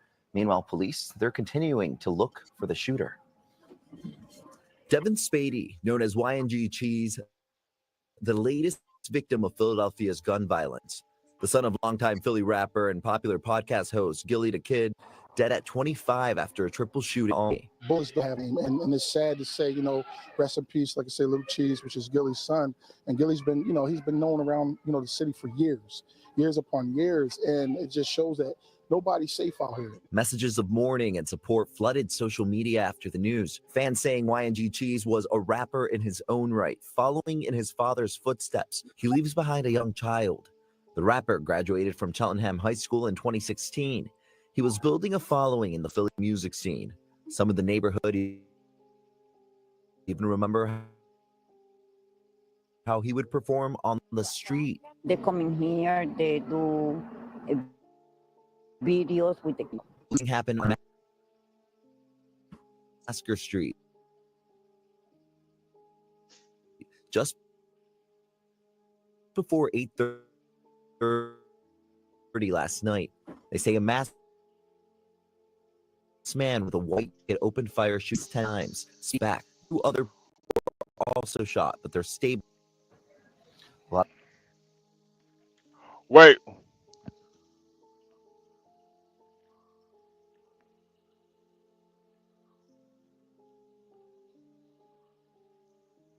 Yeah, I don't know what's going on. But he's out here involved in gangs and shit. I don't know, just kind of weird, you know, a young man with, you know, seemingly a lot to live for, and he's out here gang banging and shit. Just kind of weird, you know. And this young man here, you know, kind of the same thing, you know. kind of threw his life away a little early there. I mean, Yeah, you know, yeah, I don't know. yeah. This is unfortunately, you know, that street life is real alluring to these kids for some reason, man. I don't know Yeah, what it is. I don't know what it is, man. You know, yeah, that is very interesting because it I doesn't just often work well. no, it doesn't. I've seen more bad endings than good endings to that Yeah. story. You Hey, know, what does YNG stand for? I don't know, man. Probably young nigga gang or something. I don't know. Young, I don't know either. I don't know, What was it man. You again? know, they be abbreviating everything, man. Can y'all just spell it out, man? Yeah, Darren, I didn't read. Garen, I didn't read the whole manifesto. Did you read the whole manifesto, HP? No, I didn't read the whole thing. I just saw bits and Yeah, yeah. pieces of it, and it was one of those things where, you know, it's just kind of sad, man. It's just kind of sad. You know, I didn't take it that he was a bitch. Garen said he think he was just, you know, kind of weak and shit. I didn't take that. I didn't get that from him. I think he just, you know, I don't know, just kind of maybe depressed about his situation and shit, you know. And you know, sometimes if you're around a whole bunch of black people and you poor, and all them motherfuckers poor, ain't that big of a deal. And maybe if it's a rich guy walking in, a rich black guy, maybe you happy for him. But if you kind of poor and then other groups of people are doing better than you, it kind of make you feel bad, you know. You start, it's like comparative, you know. You don't know how bad you got until you start comparing yourself to other people, type of thing. Something, you know, something like that. And I don't know. Yeah. Because you know, he called out all the other groups, but he had strong appreciation for white people. That's very interesting. He said we should all get behind white people. People of all races should get behind white people. And yeah, and I think that was kind of part of his, you know, him watching those content creators, you know, seeing kind of like how they move. Because I mean, if you really think about it, you really look at it, like, especially if he's watching. Because me, man, John, I'm not watching Candace Owens. I don't know why any man would really sit down and watch Candace Owens. But if that's what he's looking at, if that's what he's watching, like, look at somebody like that. Like, she married a white guy, you know, but she's you know, speaking basically down to the black community. Yeah. And is that what she does? See, I don't watch her, so I don't know much about the show. Yeah. Nah. I don't watch her either. She's like just a grifter to me. But I think if you take on her message and really internalize it, it could be very divisive, especially coming from a woman. You know. Yeah. Yeah. I just definitely Nick Fuentes.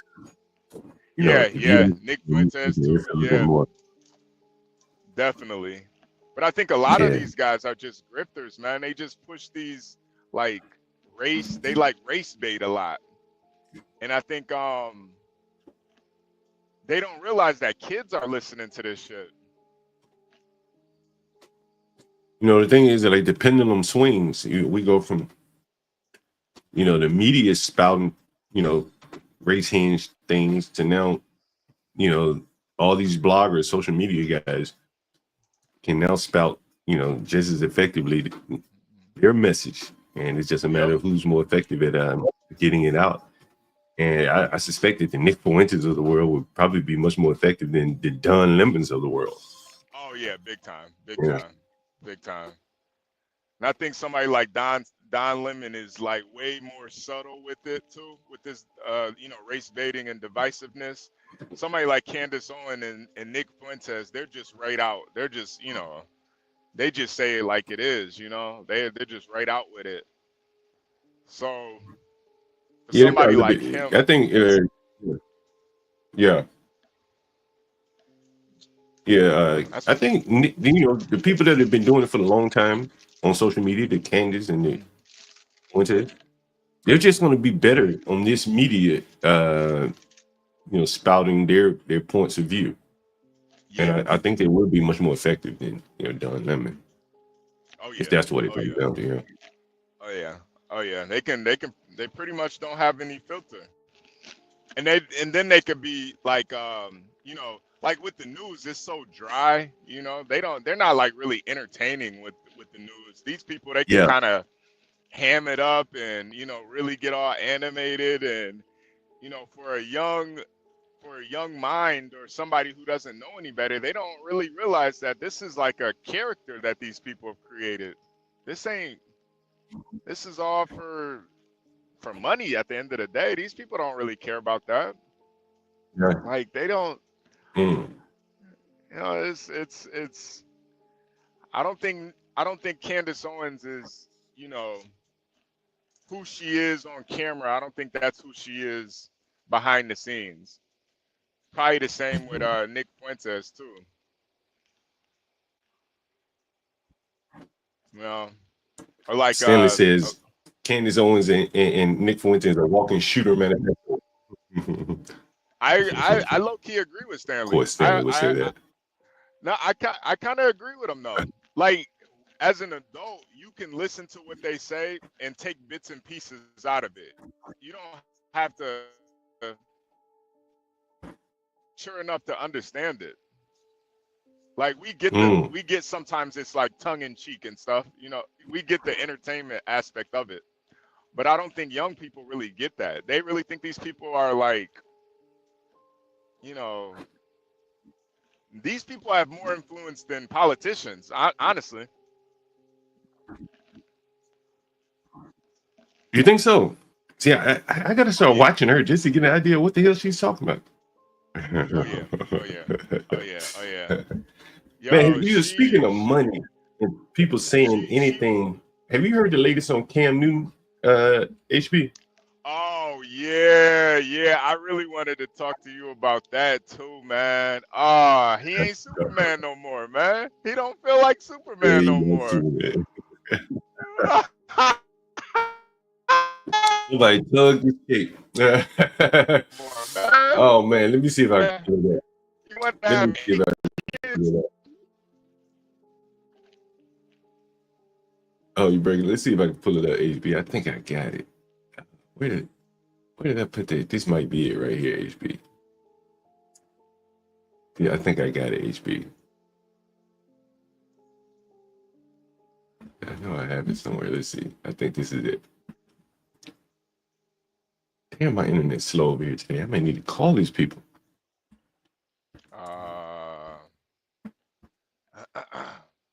Let's see if this is it. It takes so long to log in. God damn. Twitter is slow today. Anyway. I think Deacon Dave said something. He said Candace Owens pisses black people off by telling them the truth. But I think you got to ask yourself, whose truth is it? Is it her truth, or is it whose truth is it that she's telling? I think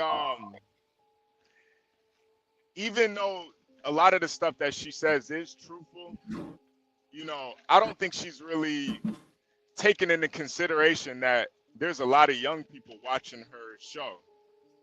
I don't think she's the same stuff she's telling her subscribers, she's not telling her kids. And I think that's sometimes the problem. That's interesting. Sometimes the problem. I think she probably shields her kids from a lot. What is she saying that you think she wouldn't tell her kids? Well, she did like a big flat Earth thing. She thinks the Earth is flat. She's a flat earther. She believes in a lot of conspiracy theories. She doesn't necessarily think too highly of the Jews.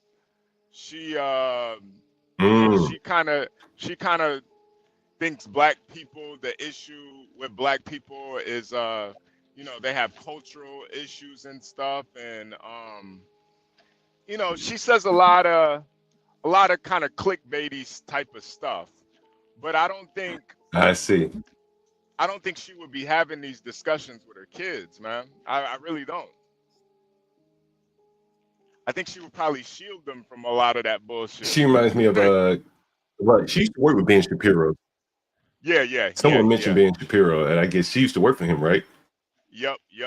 and he was another guy that she watched, and that's another guy. Like, I don't think Ben Shapiro is talking to his kids about, you know, DEI and you know, race and stuff. I don't think they, you know, he's a Jew, you know. He doesn't have to do that. He's probably teaching them about Rosh Yeah, Hashanah and, yeah. you know, Jewish history and, you know.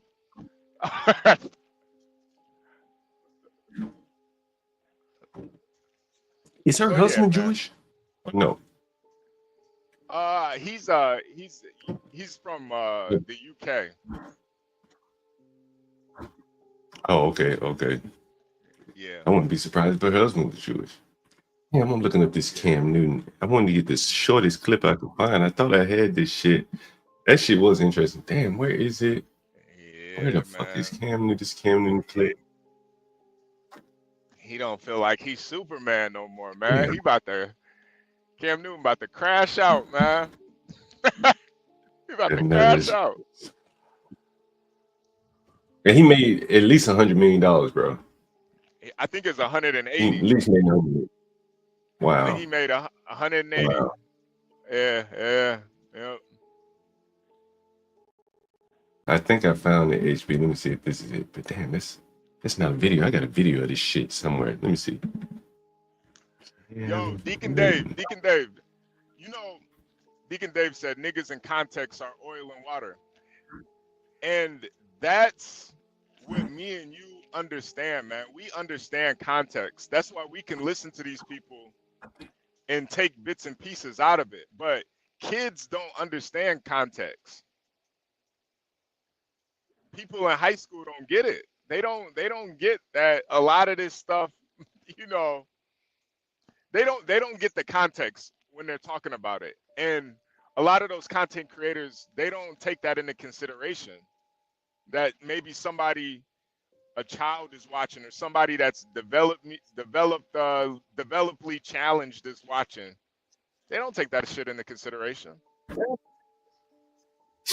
HB, that's Cam Newton right there, living his best life. Them jeggings on. Man, that's why he broke, man. He's dancing, "Your life for me." Who's singing, son? "Your life for me." I don't know the name. Maybe Life Jennings or someone. But anyway, that's Cam Newton. Before I can get to that broke ass, I ain't Superman no more. Let me see if I can find that Cam Newton Superman. I don't want to ruin it by paraphrasing what he said. I want to let people hear it out of the horse's mouth themselves. Yeah. Oh, I think I found it. Yeah, you gotta hear exactly what he said, man. Cause man, that was just sad. I thought he was about to start crying. Across this interesting article I want to talk about a little bit. It says Cam Newton struggles with no longer being Superman to his get back in the media. You say, you know, and they ground us. It's Cam after being anymore. Different was there's a quote, you know, points that others. I'm hoping he show it. Out of time, anything it's kids that to a juke, and they're edible. So he's like, man, he didn't even show this shit. Damn, I know they got like shorts. Yeah, I know they got shorts up. Yeah. I know in the like in some of those people were clowning them about that, man. They were really clowning them. This might be it right here, HB.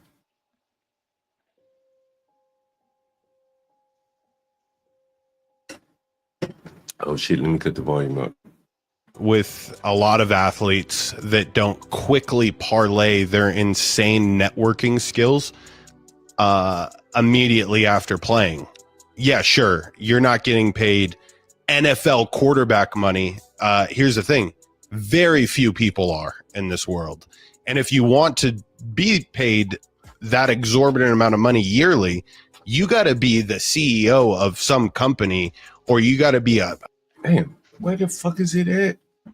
Maybe this is it. Shout out, yeah, here it is.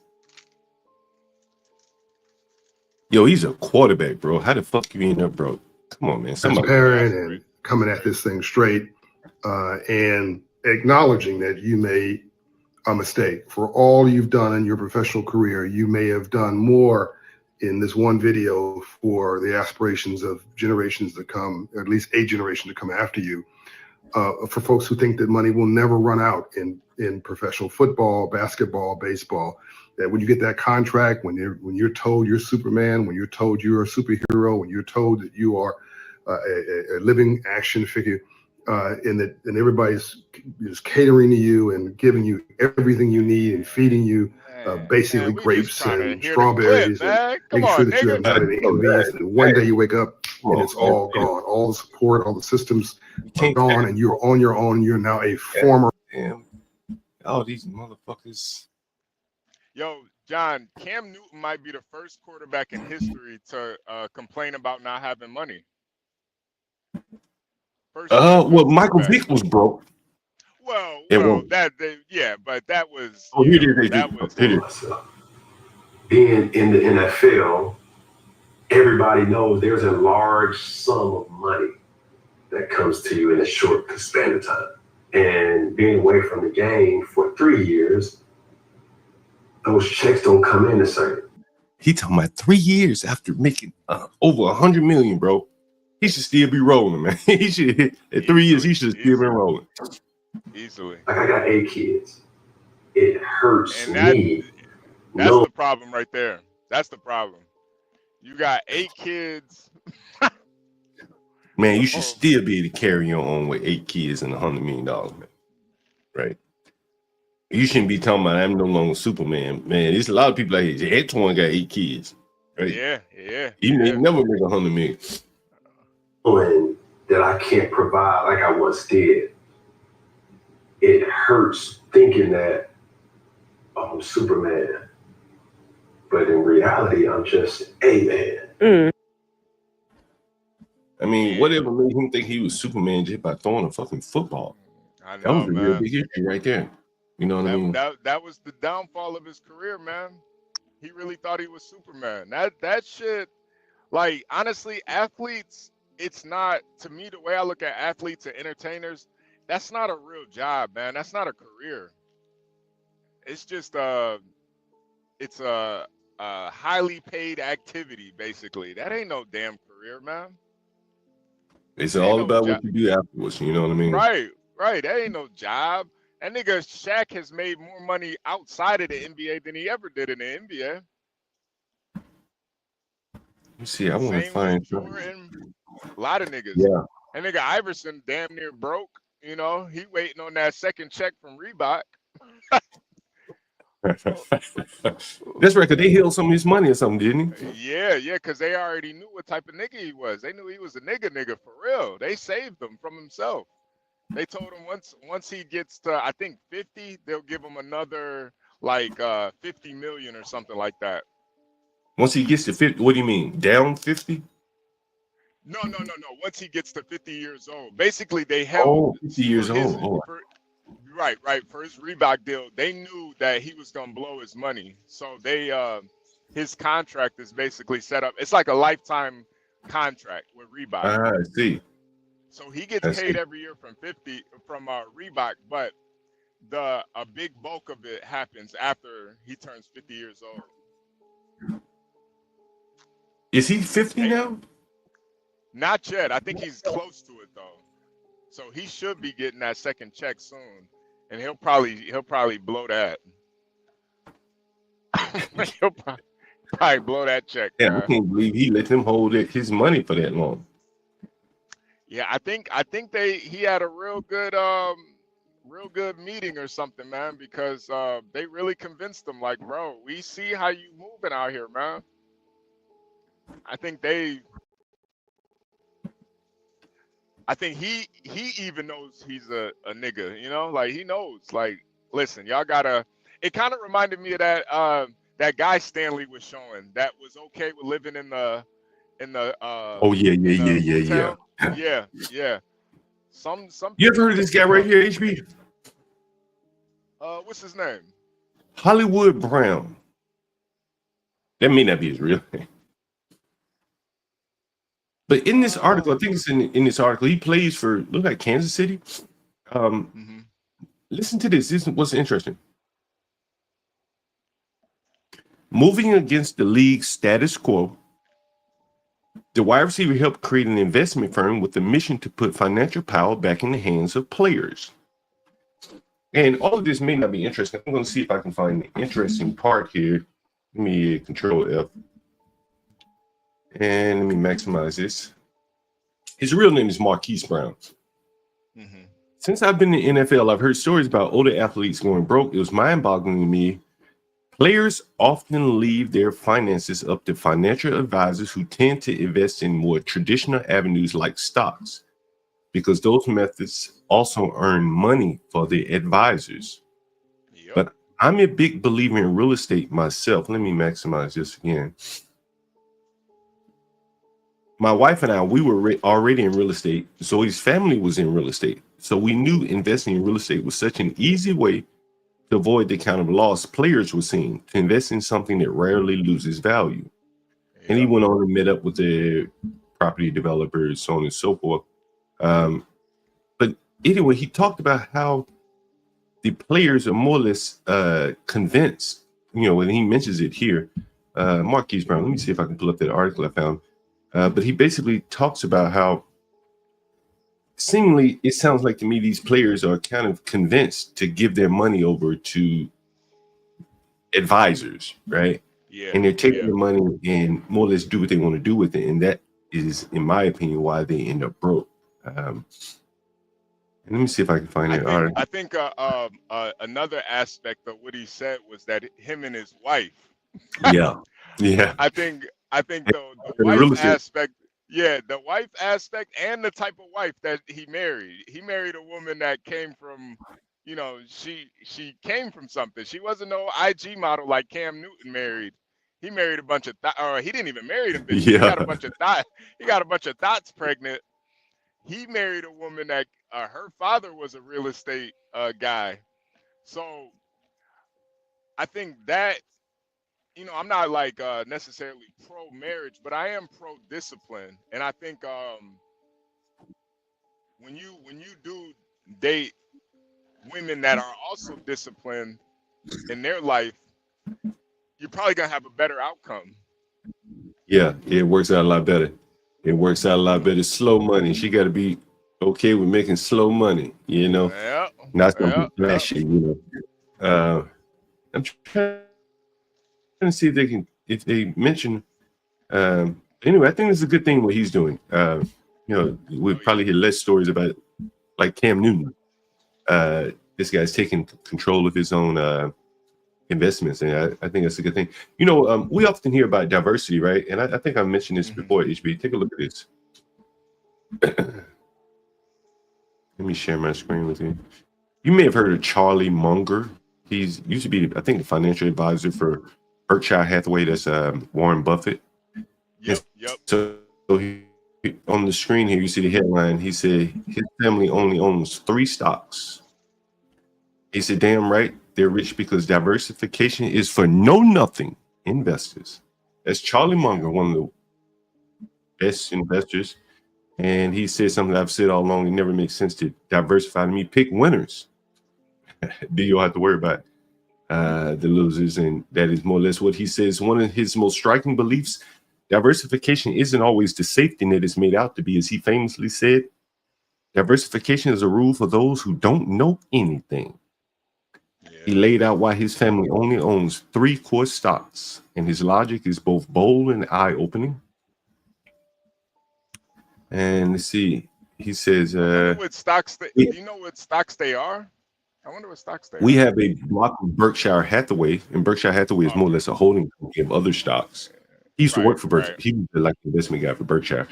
We have a block of Costco, and we have a block of Lilu's Fund, and the rest is dribs and drabs. I'm not sure what Lilu's Fund is. I can look that up.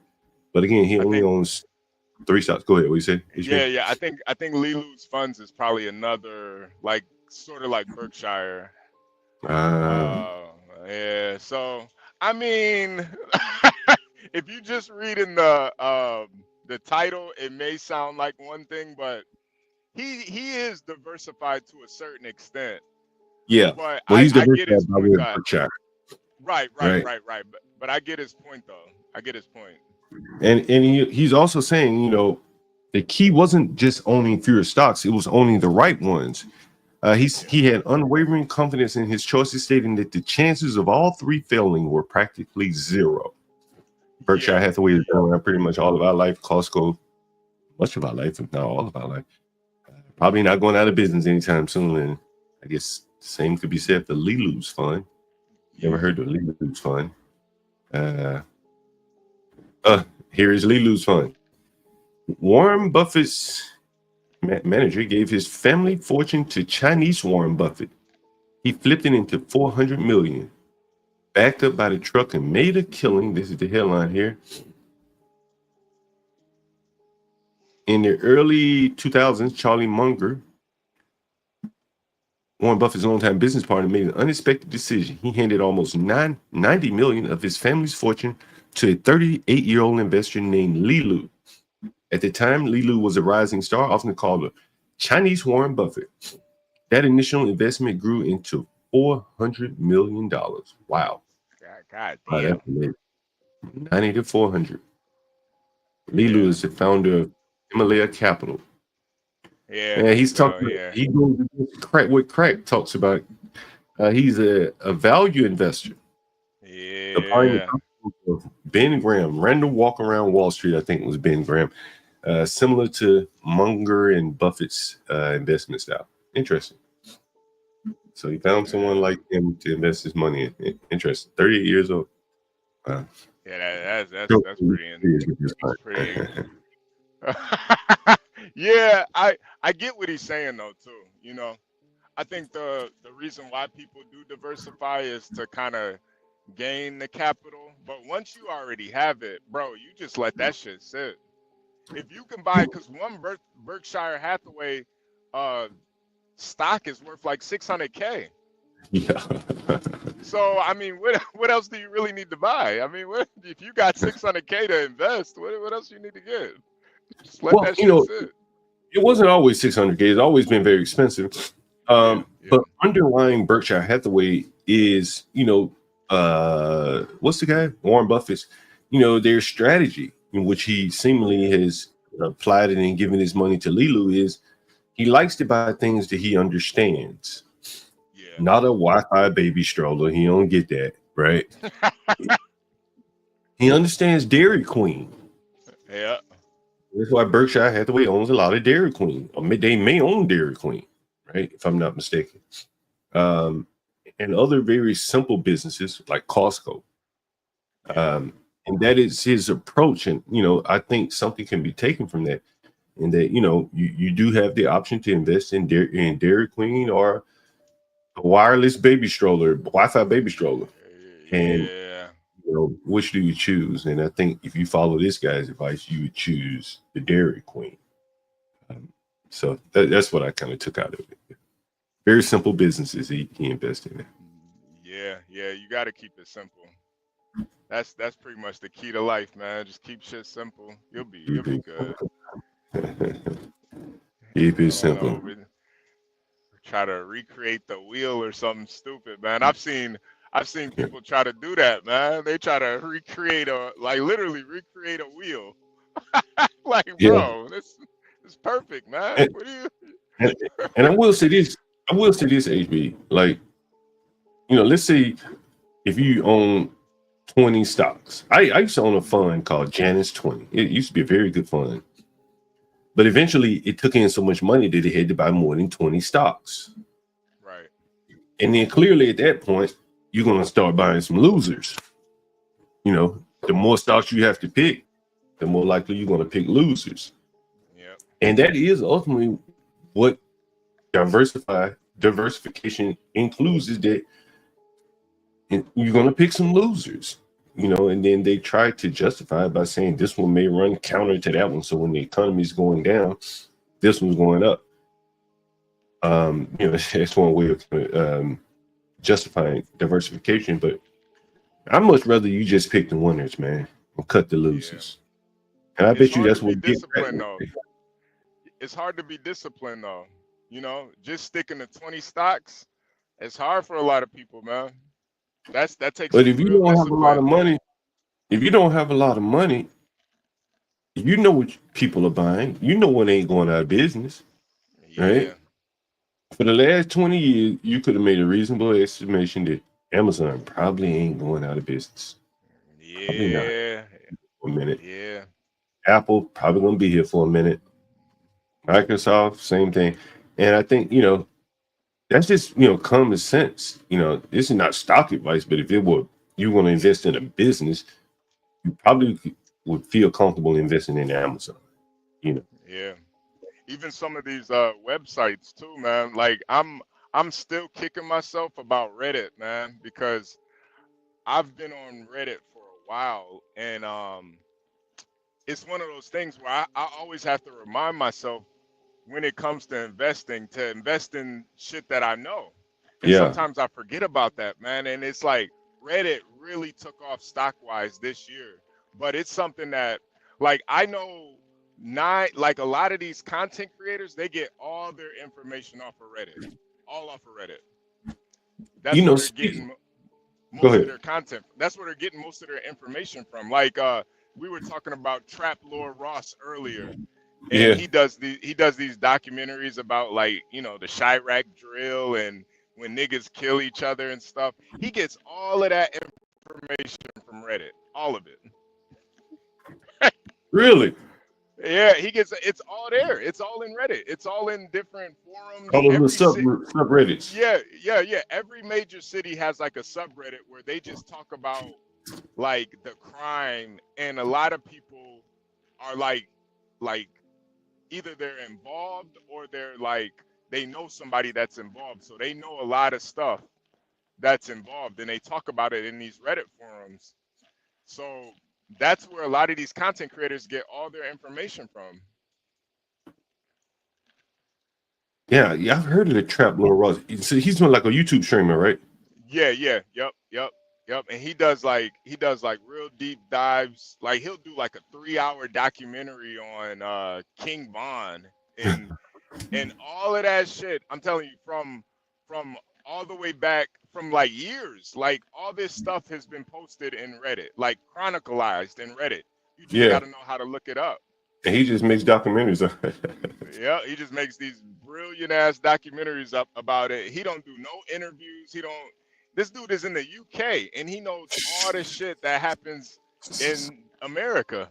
The world is getting smaller. Huh? It is.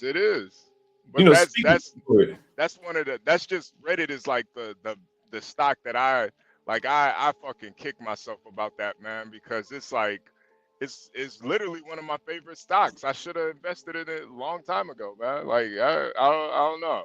I think Serena Williams' husband owns Reddit. Is that what he owns? Does he own Reddit? Is that Serena Williams' husband? I think that is her husband. Speaking of Reddit, anyone I know Richard, if he's in the audience, he's probably heard of Stack Overflow. You ever heard of Stack Overflow, HP? No, what's that? Stack Overflow is kind of like the Reddit for software developers, I guess you could say, right? Okay. And so so what they do is they if you have like a question about your software, you go on Stack Overflow and you just write a question. Hey, how do you do this, right? And then people will send back answers, and these people are some of the most sophisticated, others stuff like that, and I think they rank their answers, whatever. So anyway, they have an agreement with what is it, OpenAI, ChatGPT, whatever. And so listen to this, HB. This graph shows the web traffic to stackoverflow.com from the start of 2022. And as you can see, they've been suffering a pretty steep decline, especially in recent months. This is backed up by the number of posts made to the site and the number of votes that have been submitted by users. People just aren't interacting with Stack Overflow as much as they used to. So what's going on? Well, as you're probably aware, there's been a couple of key AI products released in this time frame. GitHub's Copilot was released to the public in June 2022. Copilot allows developers to use AI inside their IDE, like VS Code, to get help and suggestions for the code that you're writing on. And So basically, what he's saying is that all these companies, Microsoft has one, GitHub has one, and they're all coming up with these AI plugins that can help you write code, right? And the thing is that AI has to get the modeling of like how to write the code from somewhere. So where do they get it from? They have an agreement with Stack Overflow. But now the contributors are not contributing to Stack Overflow anymore because they don't want their contributions folded into OpenAI and hence lose their job. And this is what you're writing it. Next, in November of that year, OpenAI released ChatGPT, which is also a very impressive understanding of code. And seemingly, these two AI tools have made it easier for software developers to get help and fix issues with their code without having to open up a browser and go on to read a bunch of answers on Stack Overflow. And that's good because Stack Overflow does have a bit of a reputation for the unfriendly and condescending way that the community has responded to some questions in the past.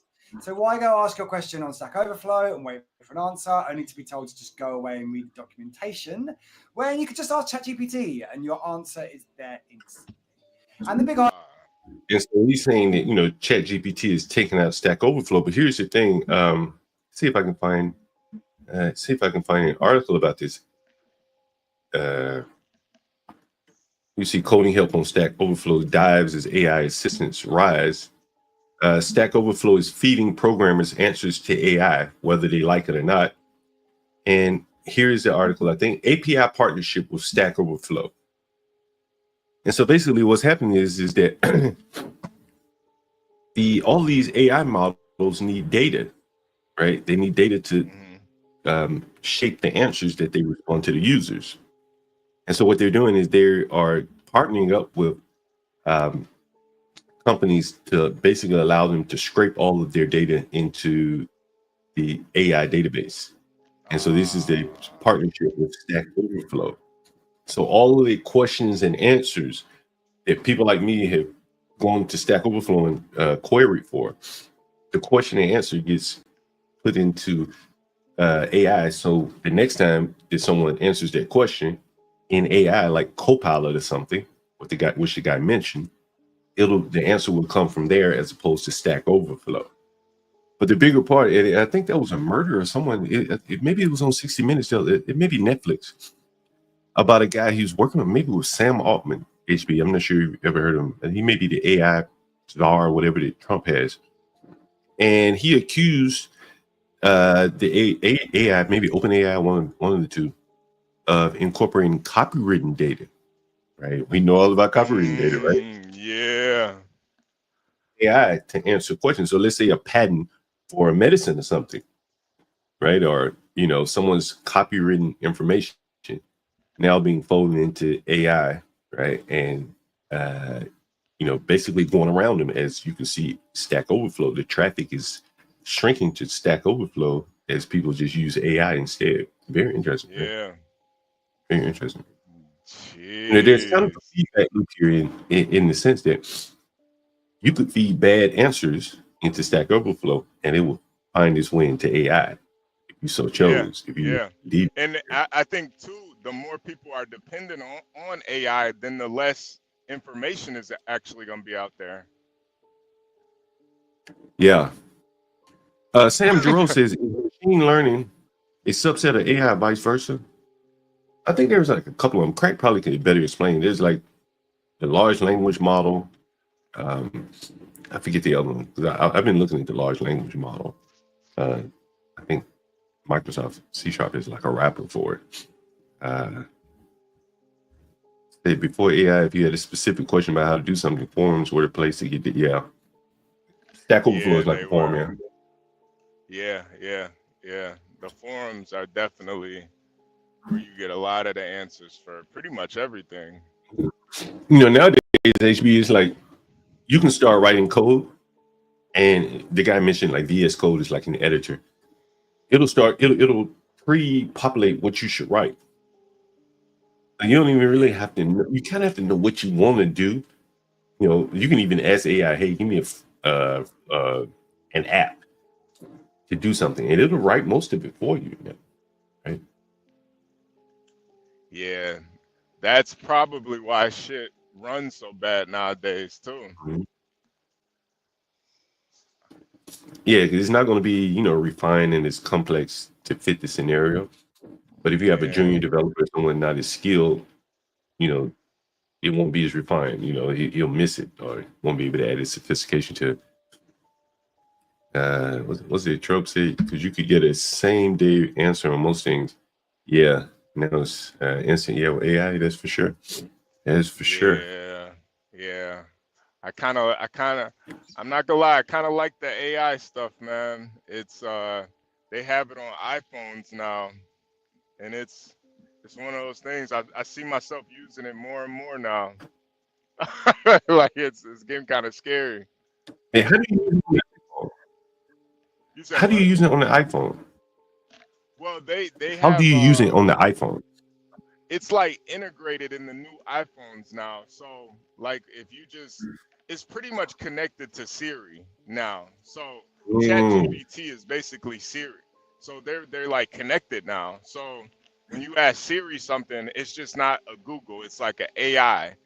And the AI can like read your phone and stuff too. So Oh shit! I'm like doing a lot of hands-free shit, so it can open up stuff for me and do quick a lot of times I'm trying to calculate like distances and stuff, and it just does it kind of automatically for me. And it does come in handy. It does come in handy, but I think with a lot of other things, the stuff I use it for are pretty simple, but it's a little bit different with coding and stuff. I think there probably is a lot of bad code out there that's just being generated. Yeah, you really have to, Around. Yeah, it's like a framework. It probably can do very well at giving you kind of a general framework. Then you really have to kind of refine it yourself. Like it can probably throw you a framework for a song, but then you gotta have to, make it human. That would be my thoughts on it. But it may get good enough where it can totally replace an artist or something. Nas said Serena's husband started Reddit, but he sold his shares. Oh man, he should have kept a hold of that. He should have kept a hold of that one, man. For Serena. Sheesh. That's a lot of women. It's a lot of women right there. That's Serena. That's a lot of. Man, I remember when she used to date LeVar Arrington. You remember LeVar Arrington? He was a linebacker for the Redskins. Yeah. Oh, okay. I mean, he's a fucking big guy, man. Like, shit, she ain't a small woman herself. He may be 6'4", 260. He's a real big guy. And now her husband is like this little small, relative to LeVar Arrington, Yeah, he's man. I wonder what she sees in him. I wonder what she sees in him. She wants all the things, man. He looks kind of gay to me, honestly. I don't get it. But she likes what she likes. She found something to work for. Yeah, I remember seeing her in the club, man, with LeVar Arrington. Years ago here in DC. Yeah, he used to play for the Redskins. How's she look in person? I thought she looked better back then.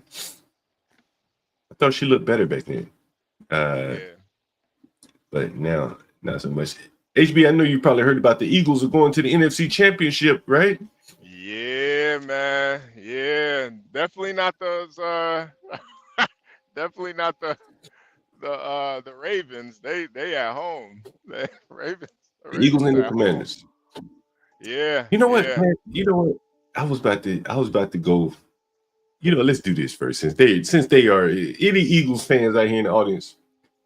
Let's go ahead and get that Eagle chain. EAGLES. Right here we go, HB. Let me hear you all say ELG. Wait, what? What? You all say ELG. Did you hear that, HB? Did she say ELG? Let's see. Let me hear you all say ELG. LES. Eagles. Let's go back. Let me hear you all say ELG.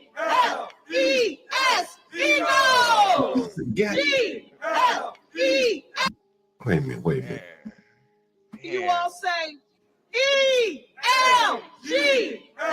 LES. She about to fuck it up again. Yeah, she fucked it up twice, man. This bitch need Chat GPT to spell it for her, man. They get JTV go out there and get a speech. Right. Go out there and spell Eagle for me. This the mayor of Philadelphia. Philadelphia. God damn, man. See, man. This the shit that really has people pushing back against that DEI shit, man. This bitch can't even spell Eagles, man. Damn. That's brutal, man. EL, whatever the fuck she said, right? And she said ELGES. ELGES. Elgles. The Eagles. The Eagles. And right on time, HB, for this right here, you won't believe this, HB. According to some publication here, 52% of Philadelphia's adults are functionally illiterate. Jeez, Louis. That's crazy. Maybe she's one of them. Well, clearly. Can't even spell Eagle. Damn. Diversity. Stanley, this is what you get when you vote for it. 57%. 50, whatever the number was. Yeah. Don't let it hold you back. She the mayor, man. She can't even spell. She the mayor. God damn, man. ELGAS. Eagles. Yo. Everybody made it go along with it. Maybe they couldn't spell it. I wonder if they all spelled different ways. She fucked everybody up, man. She fucked everybody up. Everybody start tuning themselves. Like, hold on a second. I know how to spell Eagles, man. What team? People are making Eagles shirts, HB. They're making Eagles. Oh man. She needs to publicly apologize for that, man. You don't fuck up your home team chant, man. Wait a minute, are they playing? They're playing the Redskins. Yeah, they're playing the Redskins in the. Wait a minute. Hold on, HB. Hold on. I want to get back to Lamar, man, because I would share something with you about Lamar. I spent a little bit of time. Here's the mayor of Philadelphia. Hold up, Ryan. ELGSES. Eagles. Let's go, Birds. We don't promise perfection. I'm so happy that I never have, especially after I couldn't spell Eagles right. ELGSES. Eagles. Let's go, Birds. We don't promise perfection. I'm so happy that I never have, especially after I couldn't spell Eagles right. Lord have mercy. That's a classy way to. That's a classy response to that, though, man. Lord knows, I can't spell. That ain't my strong suit, Lord. I tried. I've been struggling, fighting for years. I can't spell. Stanley, she need to be more like an Indian, a Southeast Indian. Win the spelling bee. When you said Stanley, they win the spelling bees all the time. You need to learn how to win the spelling bee. Live like an Indian. Yeah. Damn, man. That's probably the illiteracy illiteracy is so high in Philly, man. Damn, the mayor can't even spell. Lord knows, can't I don't spell. drive. Picture. How she get to college? She can't spell Eagles. God damn. Ain't no telling, dude. That is crazy, man. The Philadelphia mayor there. Can I spell Eagles? Oh, I wanted to get to Lamar, man. Did you see that game, by the way, HB? Yeah. It was pretty much as I expected. It was as I expected. Yeah, man.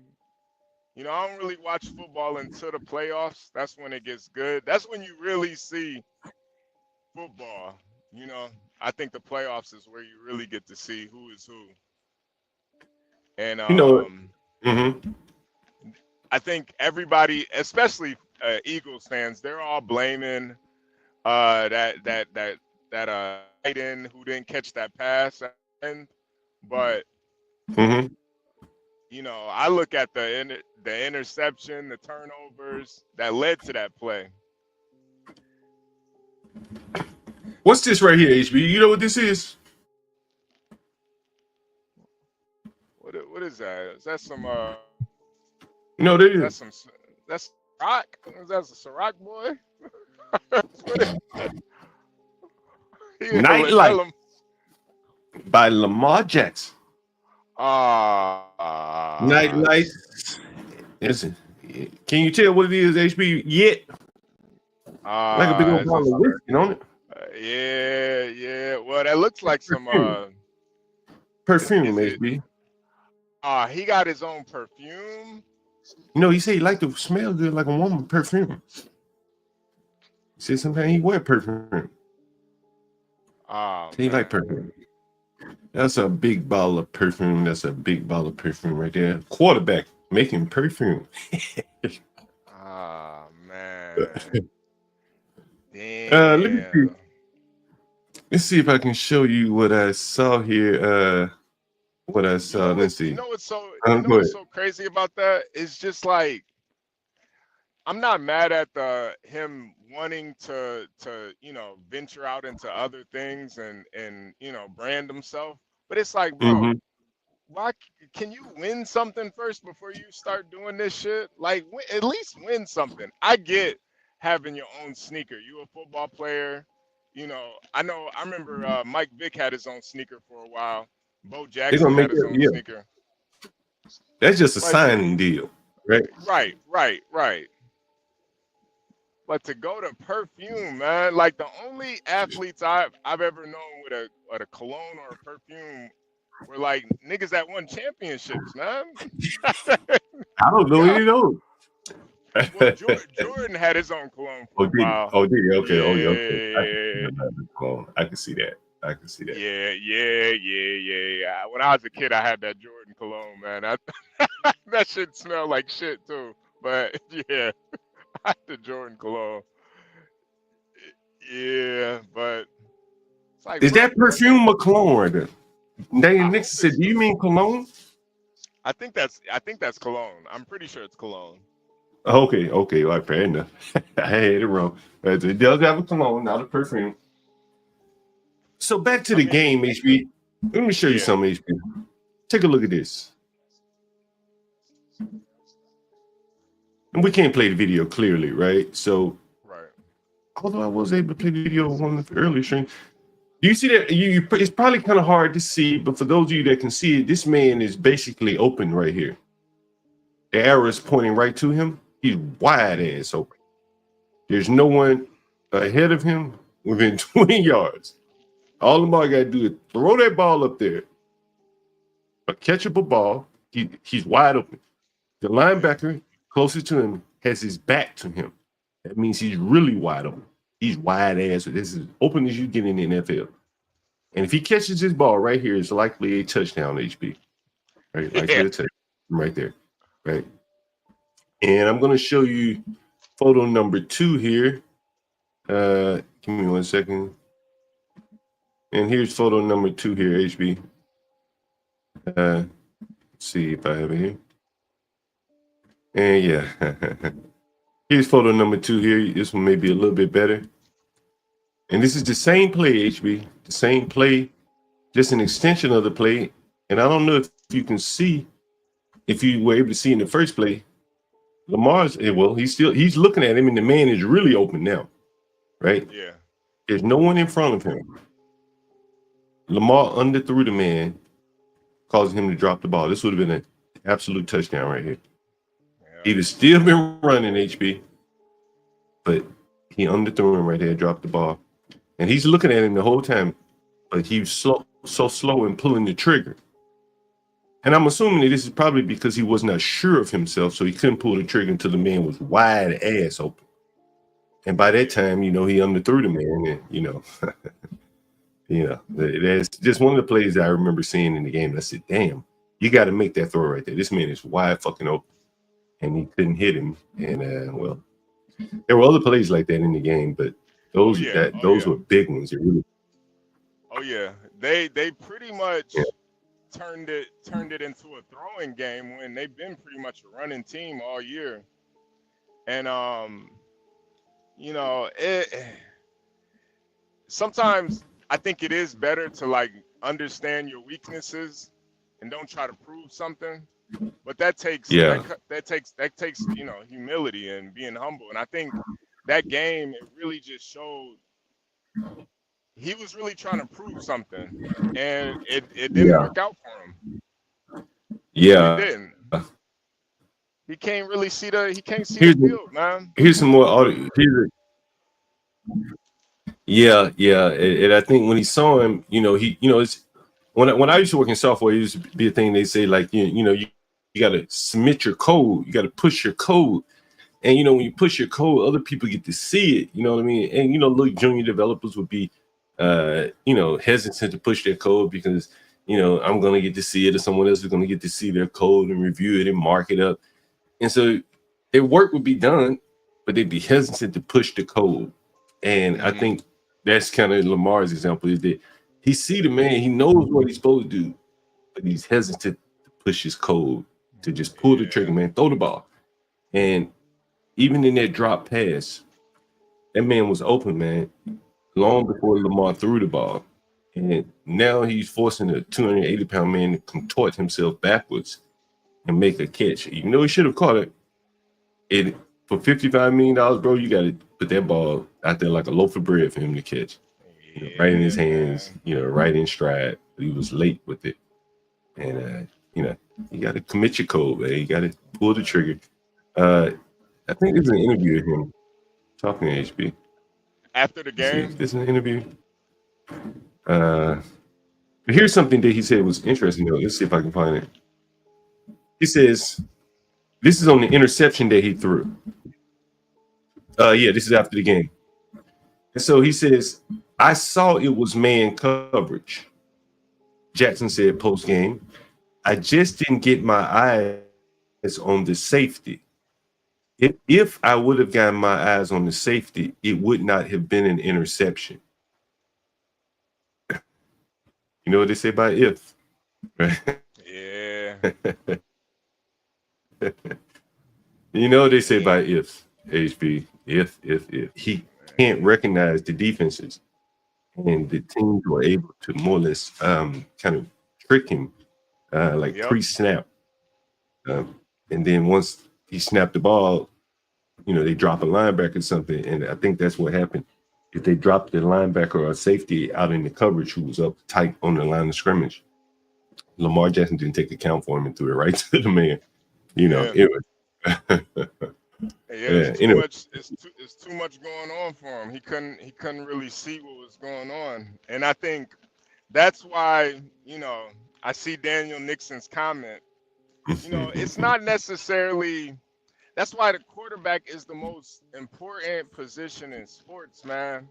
You gotta be very high IQ, because I guarantee on just a straight, physical aspect, there's no other quarterback more physically gifted than Lamar Jackson. But it ain't about that, man. Quarterback, it ain't about the physicality. It's what's between your. No, that's not everything. Yeah, nah. I mean, that helps, but it's you gotta have a mind for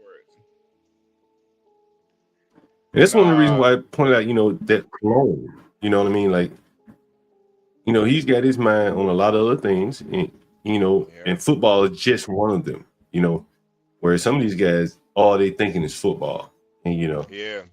And I think especially for the quarterback, you got to be dialed in all the time, especially for the quarterback. You got to be studying footage. That's what Brady would always praise Tom, or Belichick would always praise Tom about. Like, they would just sit in that room just watching film all day. Him and Brady. yeah. Looking at defenses. Just. Man, I saw another video. I'm gonna see if I can find it. This one was good. This one was real good. Yeah, I'm gonna pull up this one first. Yeah, I'm gonna pull up this one. Just a couple things from the game. Mm-hmm. Let's see if this is the right one here. I don't want to play it till I'm ready. He probably would have been. He should have wore those Cartier glasses, man. He probably would have been able to see better, man. See the field better. He got to play in the Cardis, man. You think that's what he should have? Yeah, man. They say you see better with the Cardis on your face, man. I can see clearly now, man. I got the Cardis on, man. Oh, I got it, HB. Oh, I got it, HB. This is not. I don't know what game this is. I want you to take a look at this, HB.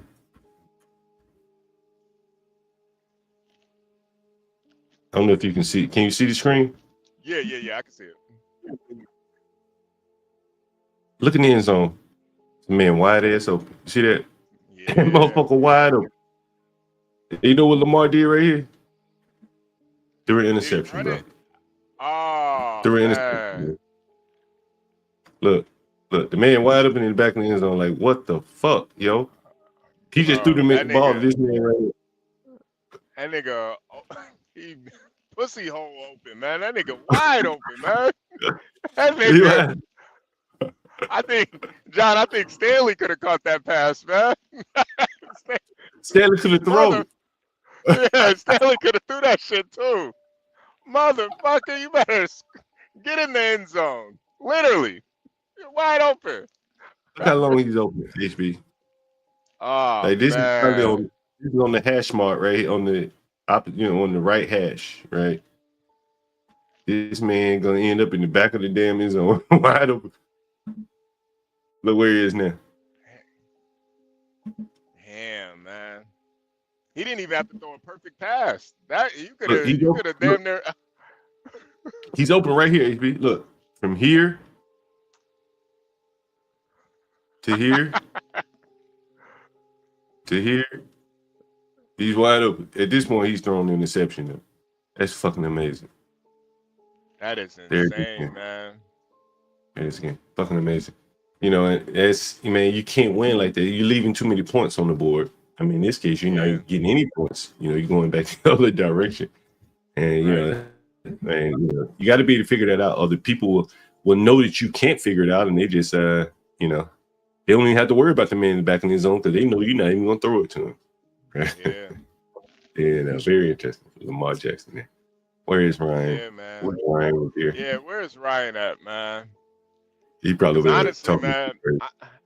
Honestly, if you ask me, man, Lamar Jackson's a DEI hire, man. Football is so different where, there's a lot of politics involved in football, and I think a lot of times the quarterbacks, they kind of represent the city as a whole.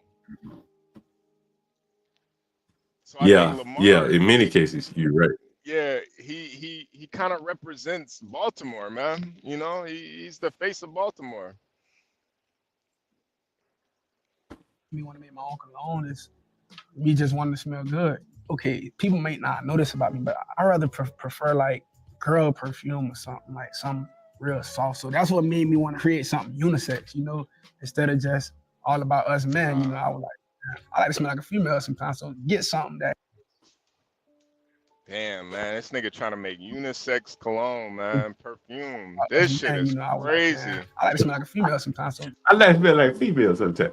Yeah, this nigga want a bisexual fragrance, man. That shit crazy. The hell? This nigga want to smell delicious. We left that behind. We left all this shit behind with Biden, man. That lit. No more delicious smelling cologne. No more delicious smelling. Nigga walk up to me say you smell delicious. We fighting, man. Fuck that, man. I ain't try to smell delicious, nigga. What the hell? This nigga is all crazy. about us men. You know, I was like, man, I like to smell like a female sometimes. So I like get to smell something females that, sometimes. you know. When do you like to smell like? I wonder when does he like to smell like a female? You know what I'm saying? At what point do you like? You know, I feel like a girl today, or smell like a woman. That nigga probably got stockings, fishnet stockings at the crib. I wanna look like a woman today, man. I wanna smell like a woman today. I wanna tap into my feminine energy today. You're Ooh, a child. feeling He want to put one of those here for the T-wigs on. Ooh, child. You wanna feel like a what? I wanna feel like a woman. tap into my feminine side. But Oh man. you know, that's why I don't think it's necessarily a black quarterback thing, but it does affect a lot of the black quarterbacks, unfortunately. You know, Yeah, you gotta these be down there, niggas, man. One thing at a time, you know. right. You gotta be all the way in, man. You can't be talking about wanting to smell like, bro, if you gonna make a cologne for men. Right. At least pick a side. Don't be on no. Oh man, this is brutal, man. This is brutal. And Lamar you got all these men looking up to you, and you're supposed to lead the team, and you can't even pick which gender cologne you want, man. You want a transgender cologne, man. What the hell? You pick both sides. Yeah, man. That nigga is crazy. What do you think about Obama and Jennifer Aniston? Nah. Well, You ain't heard that? HB? Nah. Is that a thing right now? You ain't heard about this, HB? Nah, hell nah. What? I know people. Oh, the rumors are out there. HB, you ain't been hearing this? Wow. Yeah, Yo, the rumors of Obama. That honestly makes so much more sense, though. Like, Obama seems like a Jennifer Aniston type nigga, honestly. You know, since you said that, HB, I got a couple of things I wanted to share with you about Obama, and let me see if I can find it. You may already know these things, but let's see. And I had this shit. Let me see if I have it in my inbox here. Because, you know, win, lose, or draw at this point, this shit got to be embarrassing as hell to Michelle Obama. Don't you say so? Oh, man. I think this is the ultimate betrayal, man. I think if this is true, this might start a civil war, man. Like, I think this is crazy. This is insane. Let's see. Like, Obama leaving Michelle for not just any white woman, but Jennifer Aniston. Nah, You know, you can't leave years ago when I was reading about Obama, you can't leave it for Jennifer HB. You know, years ago when I was reading up on Obama, this was years. There were some interesting passages in Obama's book, and then a guy named David Garrow. I found her name. I've forgotten her name, but I did find her, and let's see if I can pull her up, HB. I'm sure you've never seen this woman. But I have mentioned to you Vera Baker over the years, right? You've probably heard me mention Vera Baker either here on CT's channel. I'm pulling her up here. Give me 1 second. Vera was cute though. Here's a woman. Hey, check this out, HB. You ever seen this woman before? Let me see. Oh shit, I'm not sharing it. Okay. You ever seen this woman before? I can add it to the stage. Nah, I don't think I've seen her. You ever seen That was Obama's bitch back in the day? Damn. I don't think I've seen her. Sheriff Miyoshi Jagger. And so if I put in Obama here, Obama, and it's gonna say, let's see, Sheila Mishagi. Before Michelle, from the Washington Post, 2017, Barack asked another woman to marry him. Who was that woman? Mrs. Miyoshi. There she is right here. And we'll pull this article up. Miyoshi. There she is. She's a nice looking woman.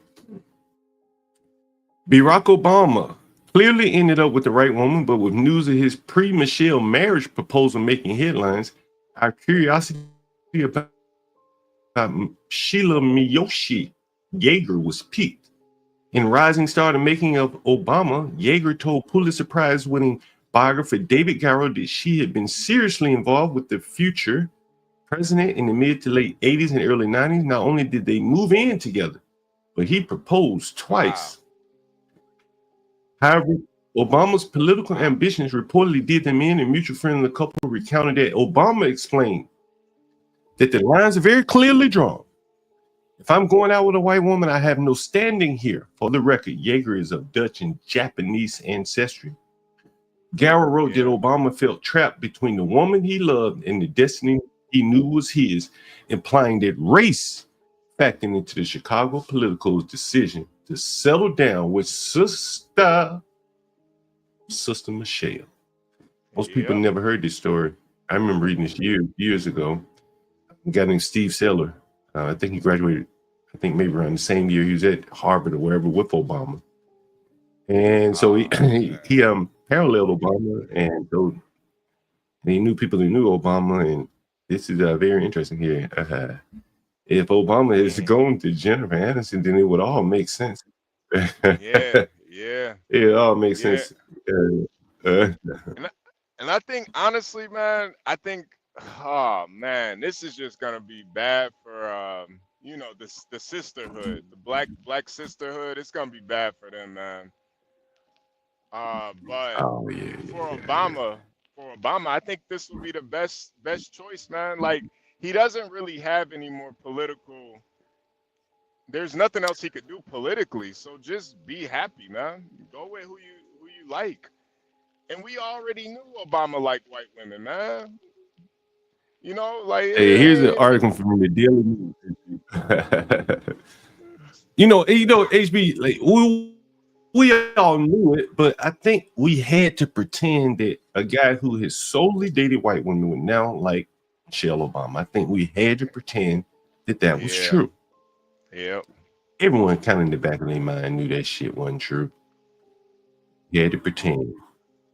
And maybe in some cases you had to just not know shit deliberately. In some cases, or in other cases you pretend that you didn't know anything. So the Daily Mail back in 2012 had a headline: "The white girlfriends Obama erase from his past.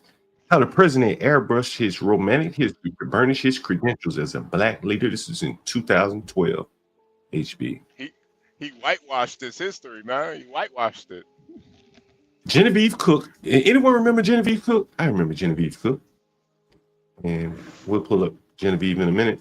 This is the other white woman that Obama dated. It was 1983 when she met Obama, when she was impressed with this cool, self-assured young man. Could tell immediately she was Australian. She was a Kiwi, not Skiwi, Kiwi. And here, Obama, look at that with that. What is that? Vanilla ice cream? Cocoa peanut. Ain't peanut butter.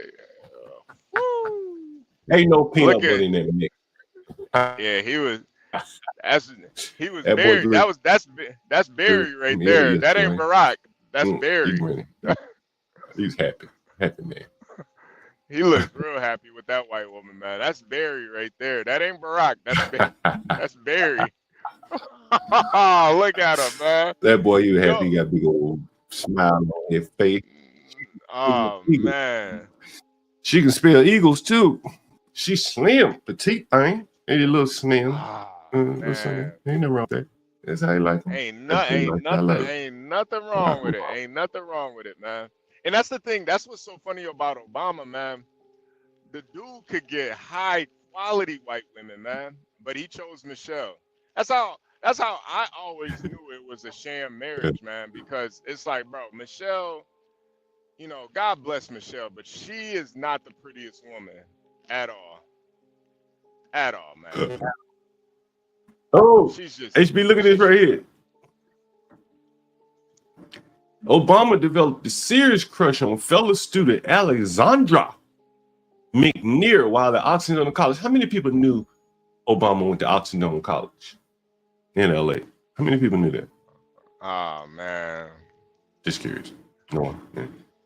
Before he transferred to Harvard, he was at Occidental College, and then he transferred to. Let me look up something. I think I just remembered something. I don't want to lose my track. You ever see how Obama played basketball too? What you say, You ever see Obama play basketball? Nah, yeah, that's when I really knew. When I saw him play. When I saw him play. Yeah, that's when I really knew. When I saw him playing basketball against the Secret Service, I'm like, all right, this nigga really is. That's a white boy right there, man. This nigga was setting picks and shit. Like, bro, come on, man. You know niggas ain't setting no picks in no pickup game. This nigga, come on, man. This nigga, that's a white boy, man. Yeah, shooting three. Find up threes, HB. Find up three. Here's another one he had a crush on, HB. He loved little Alexandra here. Alexandra McNeil. When he was at Occidental. He looks kind of like Michelle, I guess. Nah, that don't. And let's see if we Virginia Cook, Miyoshi, the little crush he had. Are there any other women? See, this woman was a young Meryl Streep. Yeah. What? And that was her. So those are the three women that we do know of. And now that's who he decided to marry, y'all. Okay. Make that make sense to you. That's why, man, John, that's why I always say, man, Michelle is the sole reason Obama won that those first two elections, man. The sole reason. He would not Let me read a have little bit of won. this for you. Let me read a little bit of this for you, HB. A few months later, while Obama was visiting his mother in Honolulu, he wrote to inform McNear with cold detachment that he felt their relationship was changed from love to more quotidian but finer bonds of friendship. She went on to marry a boxer. Next up for Obama was Genevieve Cook, who he met at that mutual friend's flat at a Christmas party in '83. He had graduated and was in a dull office job as he worked out what he wanted to do with his life. Mm-hmm. She was 3 years older than him and an assistant teacher at a private school in Brooklyn. As Moranis is the writer, observed, there had been girlfriends before her, but none quite like Genevieve, who engaged him in the deepest romantic relationship of his young life. Cook is mentioned in Obama's memoirs as a mystery woman. While never naming her, he wrote, "There was a woman in New York that I loved. She was white. She had dark hair with specks of green in her eyes." Oh, she looked like she had them lizard eyes, man. You read. Maybe Michelle get some context. Can you get them green context so you look like Genevieve? He want Michelle. Michelle wasn't about to put those contacts in that blonde wig. That was Michelle wasn't. She ain't want to do that, man. Her voice All right. sounded like a wind chime. Oh, damn. We He saw was each in other for love. almost a year. He was in love for Her voice sounded like a wind, like a little bird. What the wind chime? I wonder how does Michelle's voice sound? Does it sound like a wind? Sound like Oblak, Listen to man. Listen to this. Now, AP, now, peep game now. Obama is an upwardly mobile, aspirational guy. Right? This is what everyone has said about him. Oh, no, we ain't dealing with Nemesis, man. Come with the nigger shit. Yeah. So, this is the daughter of a former Australian ambassador to the U.S. and a money art historian who later remarried into a prominent American family. These are really rich. This is who he wanted to get in with. You understand? That's the way he wanted to be in life, right? You understand? But for him to go politics, national, he couldn't go with her, right? You know, it was only so far he could go with her in pursuit of his career. And and like Obama, she had a burning passion to save the world. Within 2 months of meeting, they were seeing each other every Thursday night and at weekends. He would lounge around in his cheap cockroach-infested flat in the less salubrious end of the Upper West Side. Smelt of running sweat, brute spray deodorant, and smoking. He loved to cook, and they would read together and discuss writers into the night. I wanted to him and Michelle discuss any writers into the night. Hell no. Cook was attracted by the mental exhilaration of his intellect. Hey, John, you think Michelle would have been up in a roach-infested apartment with Obama? Hell no. Hell no. Nigga, you better get your shit right. Yeah, you better get your shit back. You better get your shit together, nigga. I want all the things. You better get your. Oh. So this is who he loved. Genevieve Cook. But at one point, he recounts taking his New York girlfriend to see a black play, after which she started talking about why black people are so angry all the time. They had a big fight in front of the theater, and she burst into tears and said she couldn't be black. The woman, Genevieve, insisted to Maranis that it never happened. The only play she said she saw with Obama was entirely different. British actress Billie Whitelaw performing a monologue written by Samuel Beckett. So someone's lying here. Yeah, you know, I honestly, Obama had to admit. John, honestly, I kind of believe I believe her more than I believe the tabloids. I think the writer is trying to push a narrative. I think usually if you're gonna date outside of your race, you kind of want to avoid that type of shit. You know, like you're not gonna want to give especially if you're dating a white person or you're dating a black person, you probably don't want to, do that type of shit. So I don't know. And plus, Obama's not like black for real, man. He's Kenyan. Obama admitted that Obama agreed with the woman and admitted to the author that the incident did not happen with the woman, but with someone else. So in other words, he had another white woman, right? Mm-hmm. So he's saying, I got it confused. It didn't happen with her. It happened with another white woman. He says he mixed dates and places to protect former girlfriend's identity. This is what he calls composite characters in his book. Soon after that, he went to Chicago.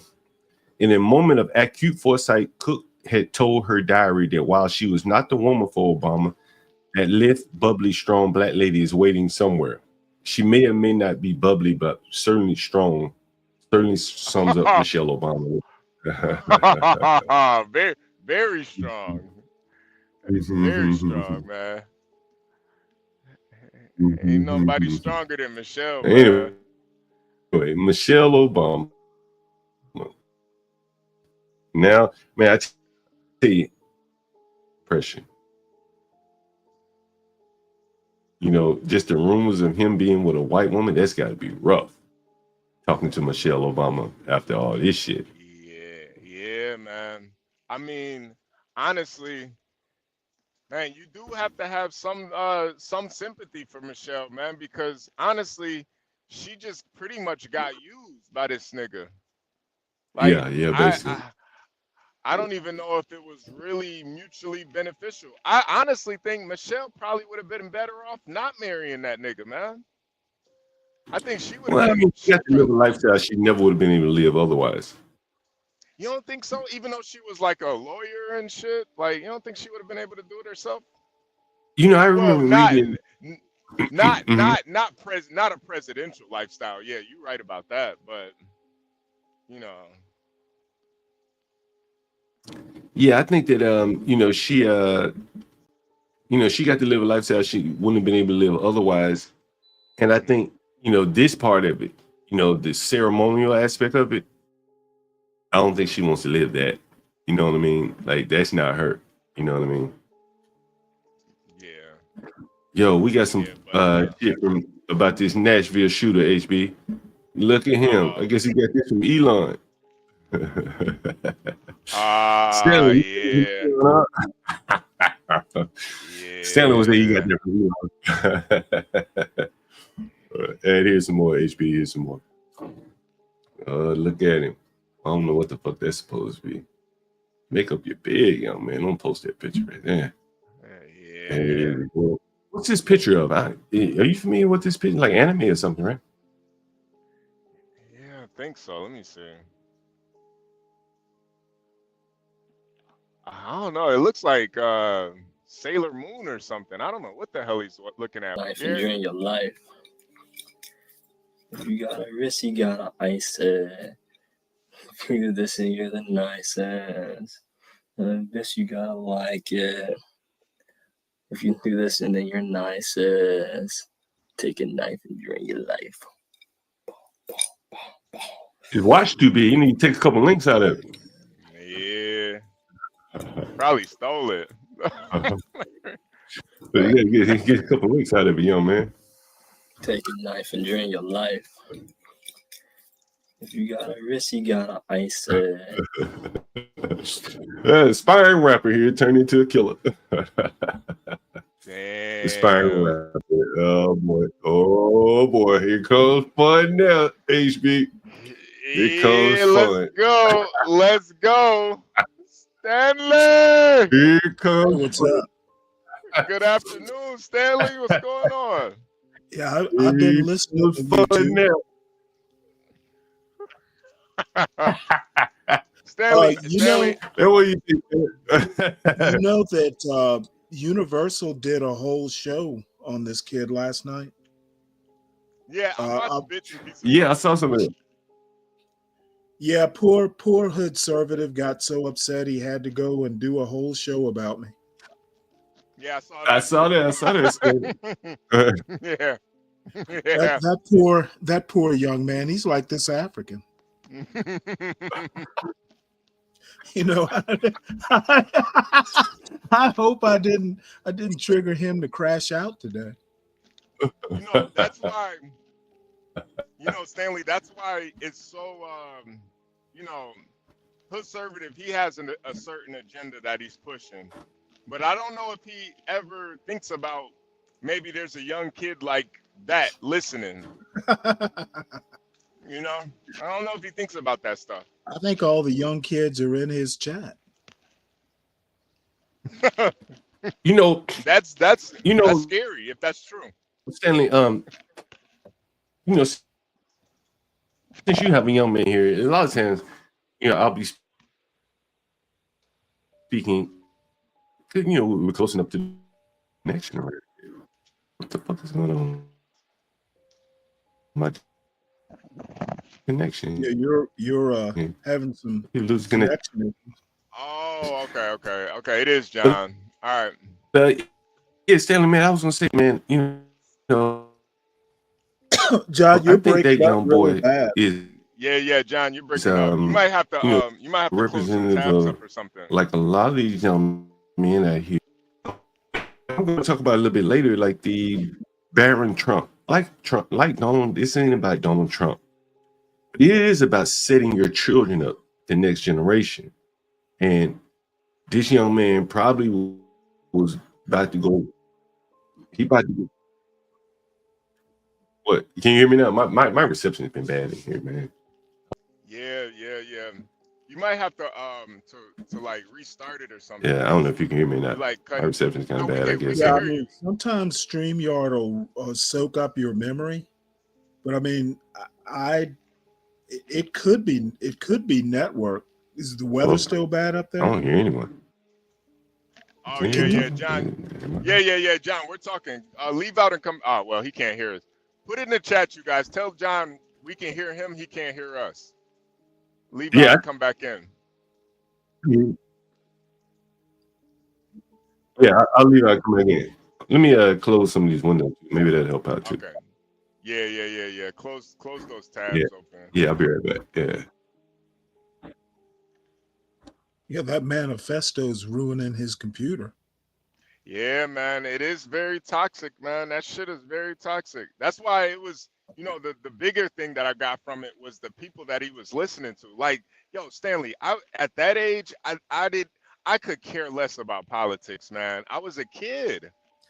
I was into politics, but not, it was something I would, because I read the newspaper every day. Yeah, And then to I me, liked that's the- different. That's different. Yeah. That's different. You weren't into like political No, pundits and stuff. You just wanted to know what was yeah, I going on. was on Sundays, Yeah. all the Sunday morning shows, but other than that, no. Yeah. Because I mean, none of my friends were into politics.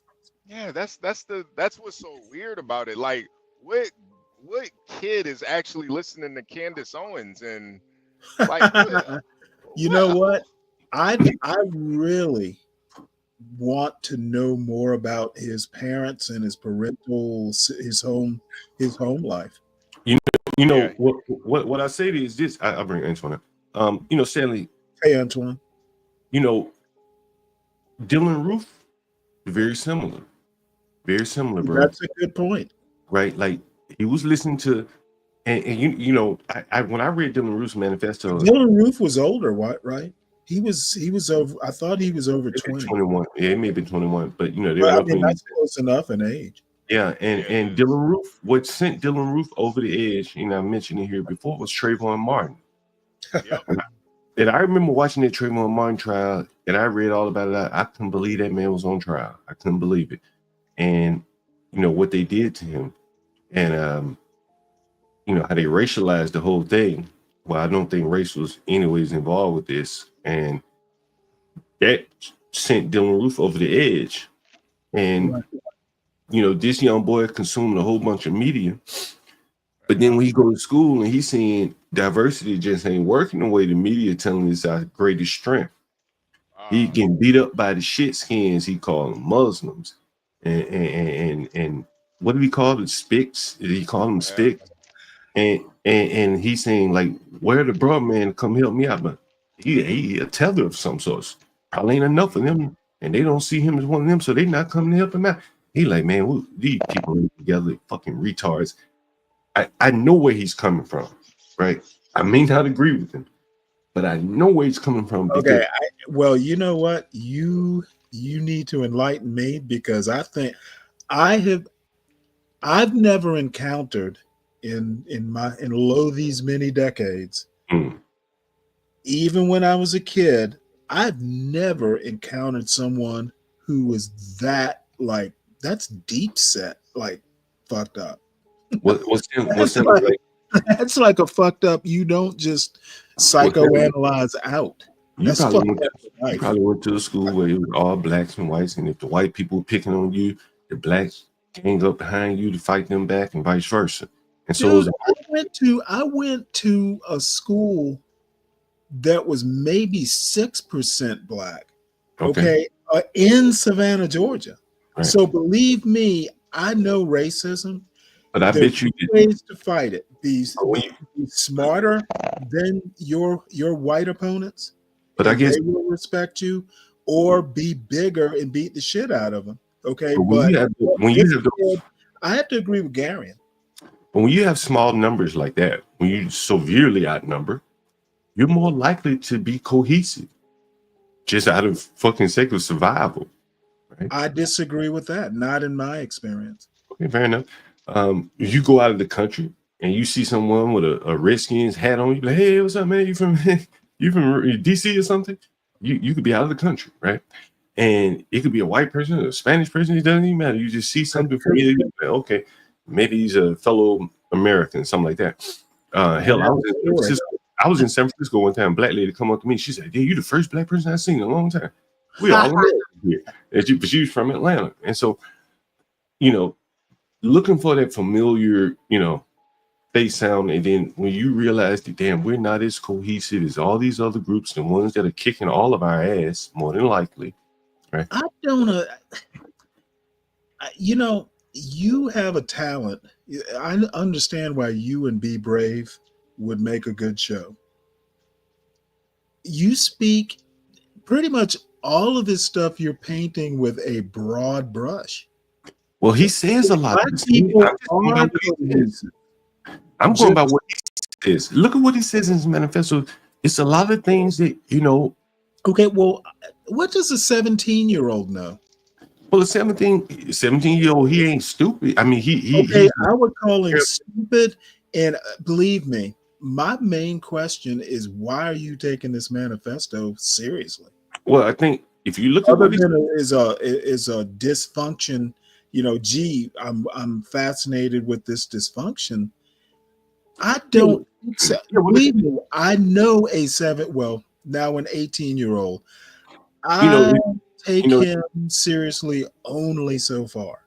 I want to know about this kid's parents. If the 17-year-old man say, "Hey man, I kill these people because of Grand Theft Auto," I'm like, okay, man, it's not so interesting. Maybe they need to do something about video games. No. They need to do something about that young man, because millions of other kids play it and don't kill people. Well, but I'm saying he didn't kill him over video games. He's talking about more or less what he's hearing, what he's experiencing, John, and what he's feeling. And again, John, this guy was sick. He is not normal. Taking a lesson from this, other than we need to identify people that are this level of crazy sooner, there is no broad point. I think the broad point is that, like, this guy was put into school with 51 different languages, if I'm not mistaken. So what? And these people have clicked up, as people typically do. And he was on the out group. Maybe his whole race is on the out group. I don't know. And that kind of, if he were a friendlier guy, everybody would like him. Maybe he was probably a dick. Well, he talked about people calling him niggers, things like that. He got tired of being called a nigger. People who like you tend not to call you the N-word. Well, I mean, blacks all over this country have been called nigger, and but you know what? There are a whole lot more who don't. But again, that N-word really affected him, right? Really affected him. Never affected me. Because he's African, or I don't know. Was he first generation American? Right? We don't know. Probably first. Africans don't like to be called the N-word. Right. A lot of blacks don't like to be called it. I'm not black. To be called it either, right? A lot of blacks don't like to be called N-word. You know what? Actual black Americans react like we do sometimes in the middle of the night when someone comes up and wants to do their performative racist behaviors. We just fucking laugh at it. It's like, if you come up here and use that word thinking you're going to offend somebody, you're a Tuesday night. Hey, John, those pictures kind of let me know what type of kid he was. He did seem kind of like a weirdo type of kid. And I think a lot of that, part of the reason why I don't really listen to the red pill stuff, even though a lot of it I do agree with, is because a lot of times it makes you blame other people for your issues, the problems that you go through. Like, you want to blame society, you want to blame women, you want to blame black people, you want to blame white people. And those pictures really let me know where his mind was at. Like, he was doing the Heil Hitler. For him, it wasn't about like overcoming all this stuff. It was more so, these people need to die. because my life isn't where it needs to be. So it's everybody else's fault, not mine. Yeah, I'm not disagreeing with that. You shouldn't be killing anyone, right? But I think again, like this brave new diverse world, a world that many of us have never lived in fully like this. Going to school with people with 51 different languages and all that kind of shit. That shit is probably traumatic on some of these kids that are having to deal with that. And he spoke about the schools. He said nothing but a fucking daycare. Excuse me. Especially the black kids. I think. Don't let this guy up. Okay. Especially the black kids. I think. Luckily I never had to go through that, but I could not imagine being a black kid in an inner city in this day and age and having to go to school with a bunch of people that don't even speak English. And not only that, but them putting them ahead of you, basically. Not telling them that they need to learn English, but the whole school switching up. And I think inherently you're gonna feel like an outcast. Not just by the kids, that's one thing, but even by the teachers in the school system. Yo, HB, let me show you some crazy shit. Yo, HB, god damn. Yeah, this motherfucker was a little off. Who's that in the background, Sam? Why you don't like him? Who's that? Last night, he came up on the show and just, I don't know whether he was drunk or just what. Let him up. But I basically am going to have a very short fuse with him. All right, as long as he's not a porn bomber, we'll give him a second. You know what? I just want to add the caveat. Yeah. Y'all have much more patience with this ridiculousness than I do. All right. This guy right here. This is his post. Tomorrow is the day. I was planning on Thursday, but I need to speed things up. I don't have a lot of time. Holy shit, I'm nervous, scared, and excited at the same time. I'm scared of failing to kill myself and going to jail.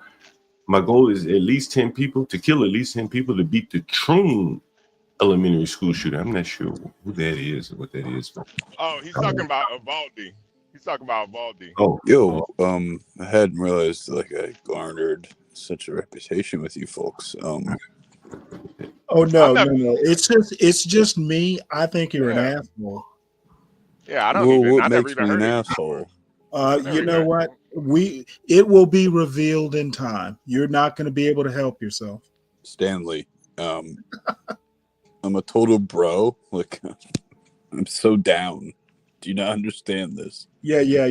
I'm the downest motherfucker you'll ever meet. It's very interesting. Can I tell you guys a joke? Oh.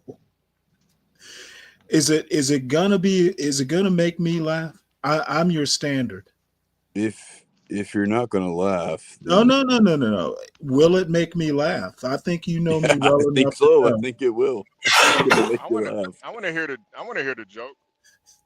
Okay. You always want to hear the joke. Yeah. Let's hear it. So, whenever you open a pill bottle, right? There's cotton in there. Why is the cotton at the top of the pill bottle? You told this joke last night.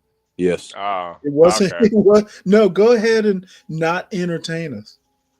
But no, why is it at the top? Why is the cotton there? Why is it there? Yes. Oh, temper. I think it's a temper. Yeah, and so the pills don't rattle around during rattle. No, it's to remind you fucking niggers that you were before drug dealers. Now, here's what you don't know. You know that cotton generally is artificial fibers. Okay. Here's where actually knowing shit makes your joke just a relic of the past. So you're Sorry, you're like you black? You need black? to take your ass Are you back black? to your grandpappy's sold off plantation and try and buy it back. Well, at the height of slavery, how many households on Motherfucker, average had? why are we talking slavery? Are you a historian? Yes. Actually, yes. Actually, I don't think you are. Actually, yes. I think you are literally ignorant.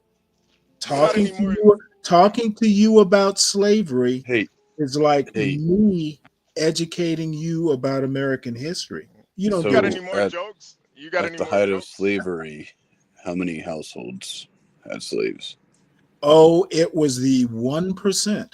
Now let me tell you. No, it was 3% Let me tell in the you the South and rest of the 1% in the story. North. Let me tell you the It rest was of the story. 3% in the What South you and don't 1% happen in the to North. understand is that is literally a piece of information. It's an arcane fact, but it does not matter in the larger scheme.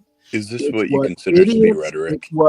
It's what What are you idiots. talking about, nigger It's boy? what. Well, let me teach you, son. You're not teaching Let me me anything. teach You're you, just son. I'm going somewhere with this, son. It does not matter. your The baboon North, mouth cannot teach me made anything. just as much money on slavery. You're a as the slack South jawed did. nigger No, boy. motherfucker, if you overtalk me, you're gone. Yeah, good. What you want to do, you ignorant little white boy. Wait, That's the end of that. what's his name? Ergoff. Stanley, His name is Incel. Well, yeah. I wanted to know if you had any more jokes. You got any more jokes? Where'd that come from? Yeah, John, I think you got spam or something, John. Something. I think you're the only one who heard that. No, I think we all heard it. Yeah, I heard it. Yeah, John. I downloaded Fox You Sports. said something interesting, Ishi. And You that said shit, like men don't think that shit Oh, that might be a put notification. notifications on my phone. Like, what the fuck is that? Yeah. All right. I figured that shit out. Hey, y'all. I missed you guys. What's up, Latino? Latino, salute, man. Salute. I'll be right back. Salute. So he just wanted to come up here and say nigger. Man, come on, bro. HB, he's the classical guy that's upset that his wife or sister dated a BBC. Yeah. Why can't y'all just say black man? because they get upset. That's what it is. Like that's what they see. So I'm just seeing it. Damn, I'm getting old. Yeah, no, Stanley. I think those white guys are just a relic of the late 90s, early 2000s, where they're grown now, but they still want to be in these. They still want to be in these Call of Duty lobbies where they just cuss each other out and drop the N-bomb. These guys are a relic of the past, man. Now you go to Call of Duty lobbies. Apparently, he doesn't watch comedy. Yeah, most Call of Duty lobbies now are just muted. Nobody even talks anymore. He's a relic of PlayStation 2, Xbox 360. He's a relic of that generation. Yeah, he's the type of dude that would be interesting thing. I literally bet he's in a place with a lot of white liberals where it's edgy to say something like that. Yeah. It's just a relic of early 2000s where they'd get off by going into a gaming lobby and just dropping the N-bomb. He's the type of dude to drive with Stanley in the car, and when the N-word pops up in the song, he won't sing it. Yeah, he won't say it. Well, wait, hold it. What makes you think he would be in my car? He'd be filling it up at the full service gas station. He'll be in the trunk.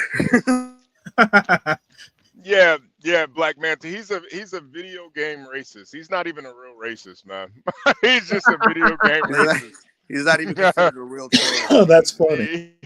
He's not even a real racist, man. These guys, it's like MC Nemesis, man. Like he's not a real racist. These guys are they're a relic, man.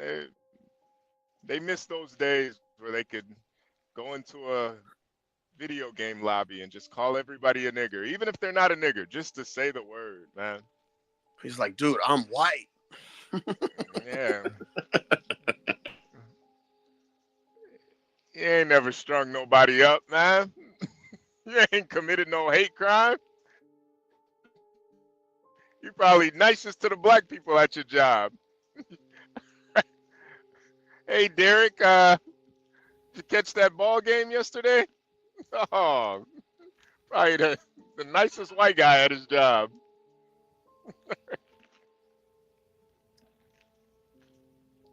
Oh, man. Probably got a black wife. Yeah, he's the best Secret Santa. You know, he's going to give you the latest rap CD or whatever they put on media. Whatever they use now.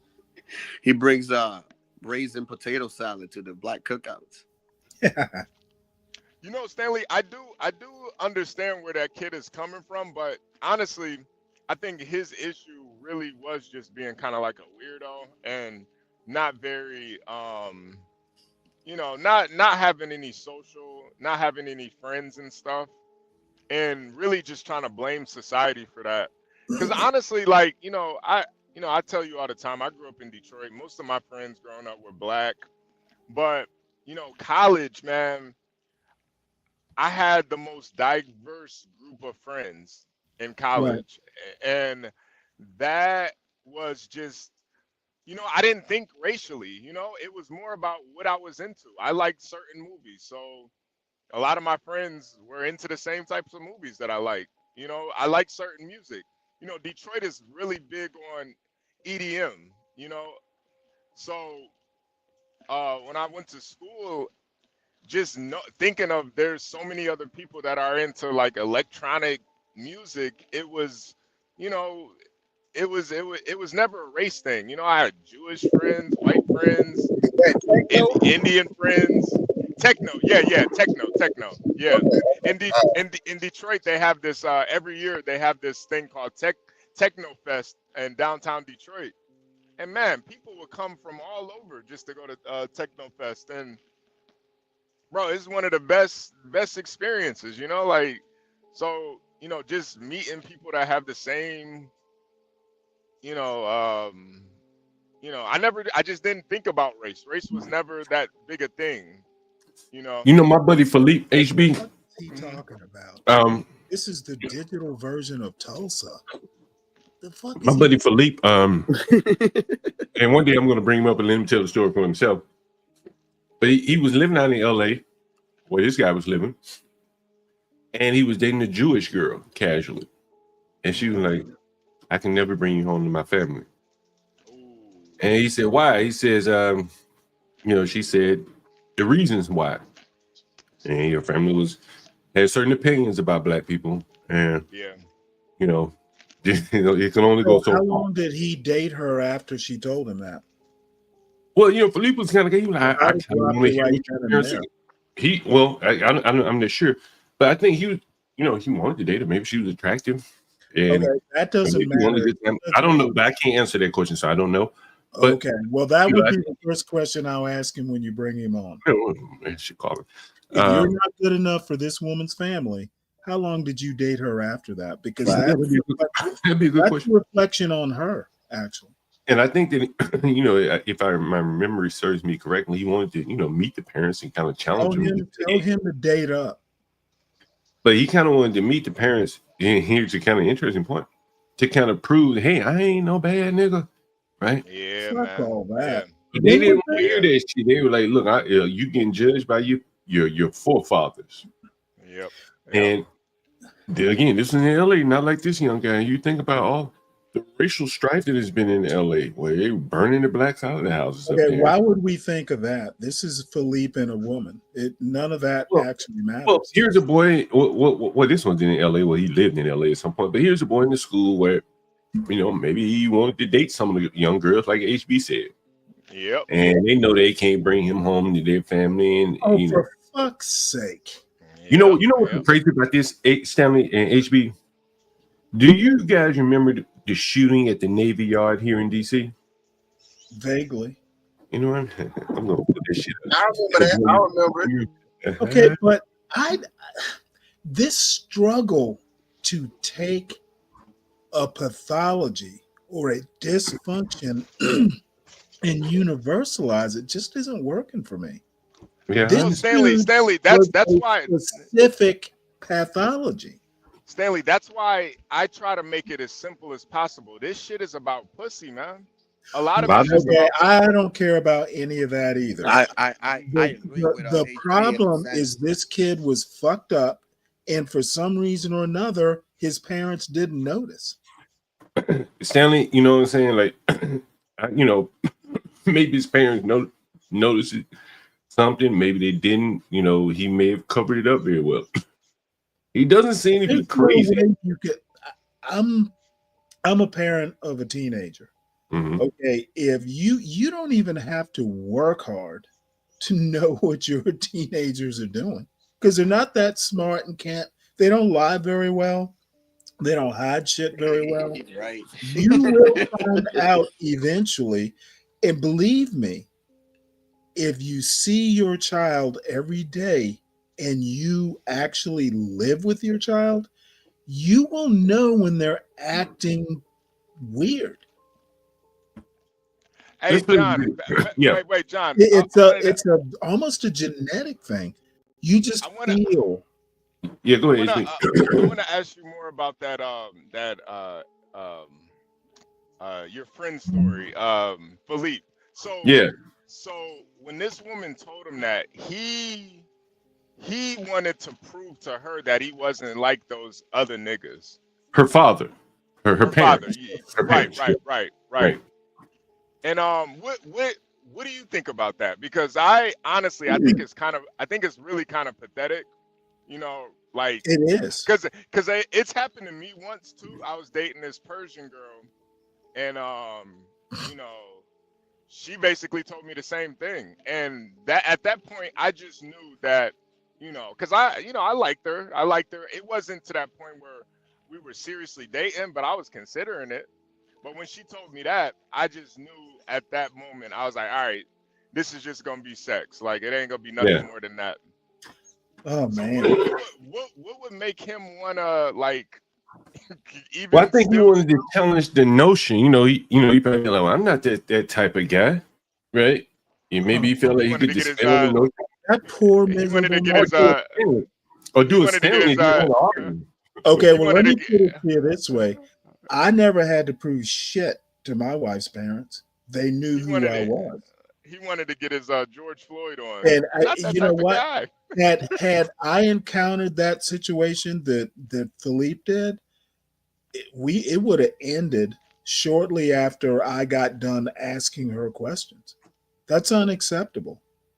Well, I mean, she can't change her parents, right? You know. Okay, well, she can't change herself either. She's toxic. I'm glad Philippe moved on. Yeah. You know, I mean, ultimately, you know, she was Jewish. If And, she you know, doesn't I mean, now were they 21? no, it was probably well, at least he was in his 30s. Okay, well, fuck that. If a woman in her 30s doesn't have enough independence, and I understand in the Jewish community it's a little bit more traditional and all that stuff, but no. I'm not. Here's the thing. Who dodged a bullet? Here's the thing, Stanley. In the high school where this young boy probably went to school, there probably were Pakistanis who feel the same way about blacks as the Jews. There were probably Pajeets, as he said, who feel the same way about the Jews. Understood. So what I'm saying is that, like, he probably didn't have a lot of options once everybody else said, you're not, you know, of the ilk that my family will find. Right. And you know, I wanted to point out one more thing that you mentioned. What you said earlier, that if a woman had told you that, you know, you just moved on, I agree with all that. Right. But I think what it points to, though, is that be it in the Pajit culture or the Jewish culture, like, being married is more than just about who your boyfriend, who you fell in love with. It should go a whole lot deeper for them. And that probably ran in. So go ahead. Sorry, say that again. He moved on. I mean, he dodged a bullet, in my opinion. Yeah. You know, and this little kid in was that a private school he went to? I don't think so.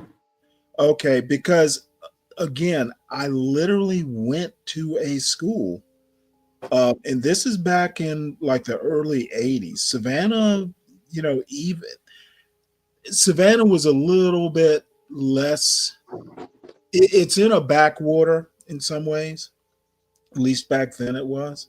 So I went to a school where it was overwhelmingly white, and I never fucking asked questions. Even as a high schooler, I learned very early, and it's kind of where I developed my sharp tongue. You know what? You can't match me brain-wise. Anytime you want to fuck with me, I will just make you look small in front of everybody.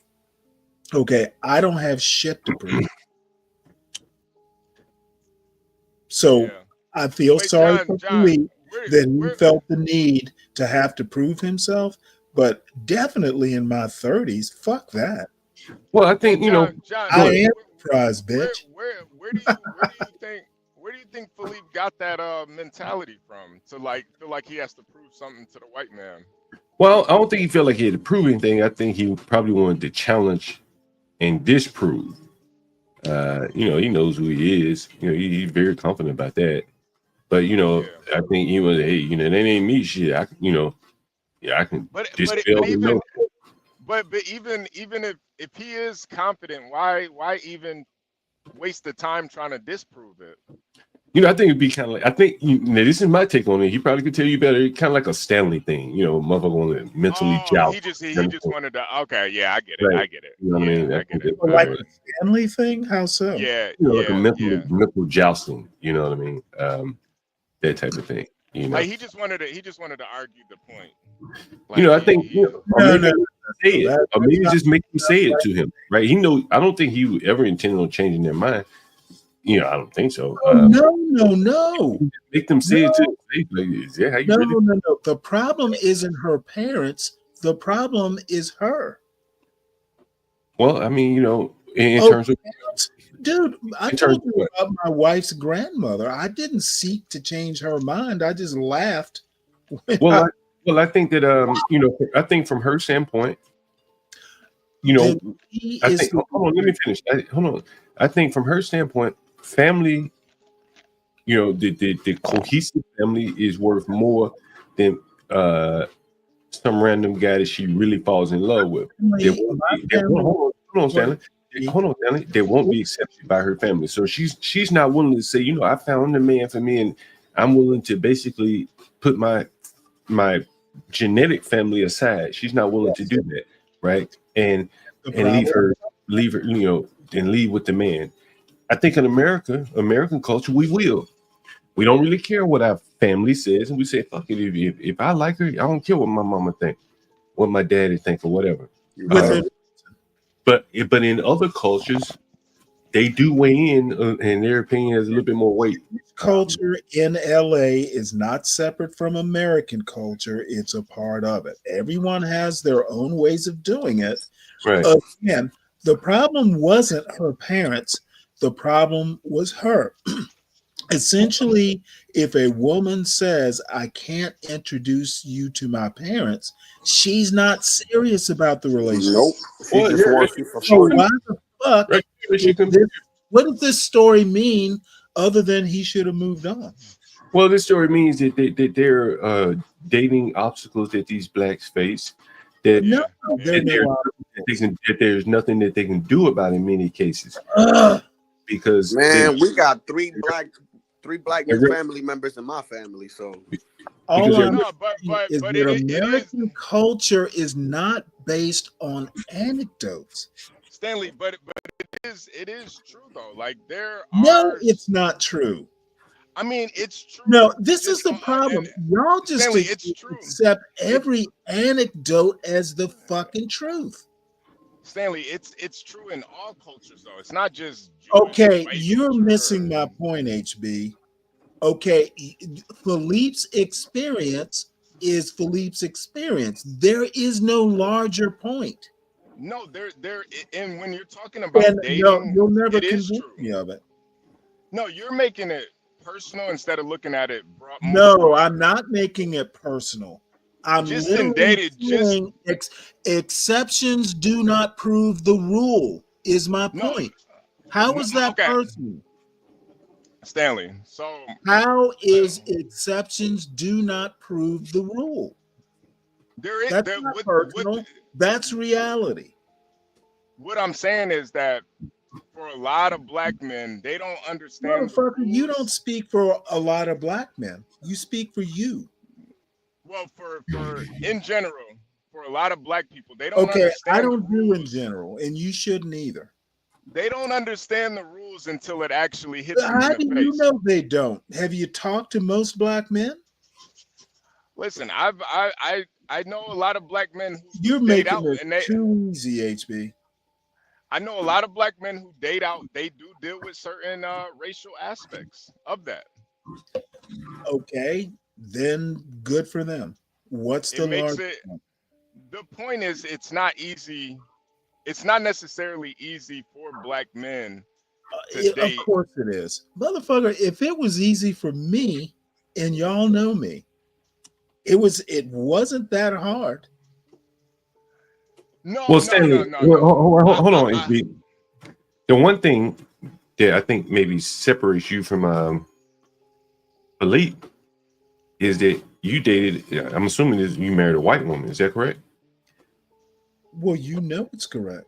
Well, I mean, when I say white woman, I mean like ethnically, like American white woman, not like a white woman from Armenia. Oh, I could have married a white woman from I'm Europe. just, but what you did marry was an American white woman, whereas it probably is a whole lot different trying to marry an American Jewish white woman or whatever the hell they Yeah, would be called. Jewish people don't Like, see us as if you're black, right? Like you're No, gonna face it's some not different that hurdles, right? And you probably will Now, face some she might- cultural hurdles, I I'll would tell imagine. you, I think the difference might be how religious you are. I tend to Big like time, big secular. time. Yeah, I tend to Big like time. secular women. So it depends on the type of Jewish woman. I've dated Yeah. one Jewish woman, and she wasn't particularly religious. What Yeah, about her and family and all that?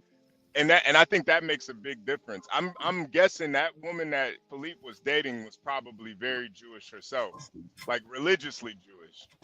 And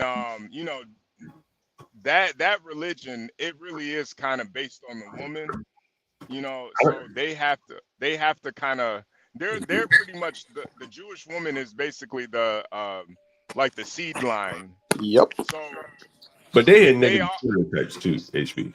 They are right. real. Well, they'll they'll use They'll dabble, whatever. bro. They'll dabble, Yeah, but at the end of the they'll day, no.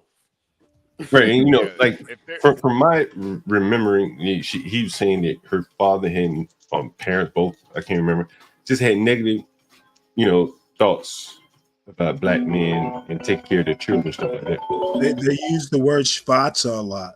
Yeah. Oh, we may have a call here. Hold on.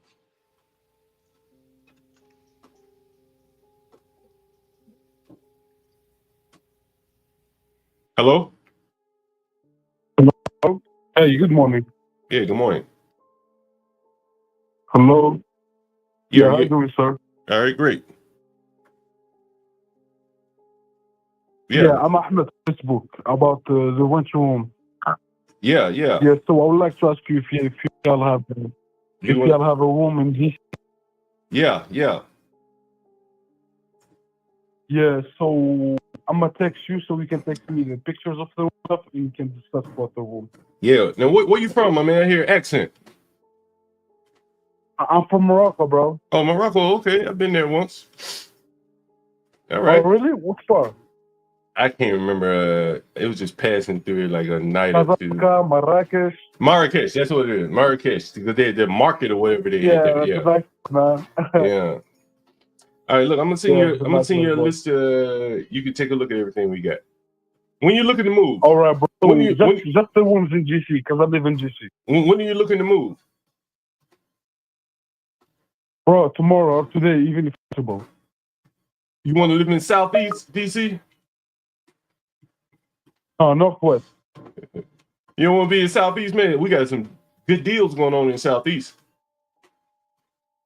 Nah, bro, I got switched too much. You said what? I said, you know, I have a car. It's gonna be far from me and stuff. Oh. I would like something northwest. Yeah, got you. Okay, yeah. Let me send you some pictures right now, videos and everything. All right, bro. Appreciate you, man. All right. Diversity. Yeah, damn. Morocco. They're coming from everywhere. Yeah. Yeah, You know, I was thinking of Morocco John, I is was on thinking my too. bucket list. Mm. You know, John, I was thinking too, you know, in Detroit, there's a huge Muslim population, and I dated a lot of Muslim girls that said the same thing too. Mm. And I don't know if it was necessarily the race thing, but it was definitely the religion thing. Mhm. Like Same they here. couldn't take me home because I wasn't Muslim, you know. And it probably was a little racial aspect to it too. But you know, I think a lot of men, unfortunately, they do, and it sounds like even Philippe to a certain extent, they kind of internalize that rejection instead of just calling it is what it is, you know. And move Yeah, on, I think you're gonna be combative, right? You know, you can't change people's mind. Or maybe you can, but it's probably not worth your time, right? Yeah, You but know? I feel like even going that far to try to convince somebody, you're kind of internalizing it right there. Yep. Yeah. You gotta let it You go wanna, and move on, like Stereo Yeah. said. Well, I yeah, agree with that. you're kind of like, you know, accepting it and trying to change something it's like, bro, there's nothing you could change. I'm not about to be no goddamn Muslim. Are you crazy? Bro, I'm that's not about simp. That's simp behavior, HB. it really is. It really is. Like, you want to convince some woman's dad that you're good enough and he's not basing it on your economics or how hard you work or what type of man you are, simply based on your color. That it's just, Can know, I just, while ahead. I'm thinking about Go it, ahead, then Sam. I'm going to run and make a beer run, believe it or not. Oh, nice. I have learned in the older I get, not giving a fuck can actually help you out. Now you have to be very selective. You have to pick and choose. But honestly, not sweating the small stuff, to put it more in vernacular. Stanley, you got an HR complaint coming in here. Oh, wait, John, can you read that for me? Yeah, If well, it's- you know what? He would. If it's an HR complaint, can you read this for me? We need to hear this. I need to hear this. The hood service said he would like to lodge a formal complaint with HR department. He was sexually harassed by Big Gay Stanley on numerous occasions. He was, You know what? I wish I could convey a red pill motherfucker writing this. I'm gonna take a screenshot, and every time I'm gonna go look at what this motherfucker put up. Sexually harassed you. Oh my God! This is, Hood conservative. dude, We're gonna this is like the gayest thing I've ever seen on this channel. conservative. I want you to know we definitely take sexual harassment very seriously over here on the Urban Landlord. Yes, we do. It's sexual harassment. Typing that shit in the chat is sexual harassment. We'll give you a doll. We'll give you a doll, and you tell us where he touched you. We might have to buy that motherfucker a therapy dog. Conservative, give us 7 to 10 business days. The We'll get HR back to you, department, go ask the HR department to go into their supply closet and get a rape kit for you.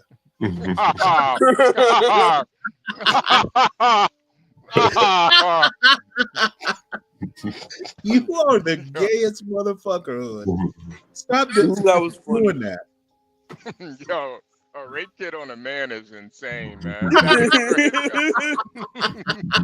You're gonna swab his pussy. Yeah, I don't even think I would allow somebody to perform a rape kit on me. Fuck that, man. I'll walk that shit off, man. Fuck that, man. I ain't about to do no rape He's kit. like, I'm a man. I'll take it like a man. The label on the kit that says hood conservative. Hell no. I don't. You better get that swab away from me, man. I'll walk this shit off, man. Fuck that. Hey, you need to go to your nearest church and pray, hood conservative. You need Jesus. Let me bring y'all up to speed on this guy, Alexis Herman. Harry, what's up, man? Hey, man, what's My buddy Harry from the UK is here. Salute, Harry. Oh shit! What the fuck is wrong with my mouse here? Okay. Damn, I fucking losing. Went to Microsoft's website. That's a very UK name, Harry. Not Nah, too many he- Harrys. Harry's a good guy. Not too many Harrys in America. Very United Kingdom name, Harry. Okay. It could be Prince Harry for all you know. Yeah, no. Stanley, you know any Harrys in Hey, your real life? what if it was Prince Harry? Oh man, I'll tell him to leave that bitch, man. Get her up. Hey, Wait, no, that's Hey, that woman is still one of the prettiest women I've ever seen.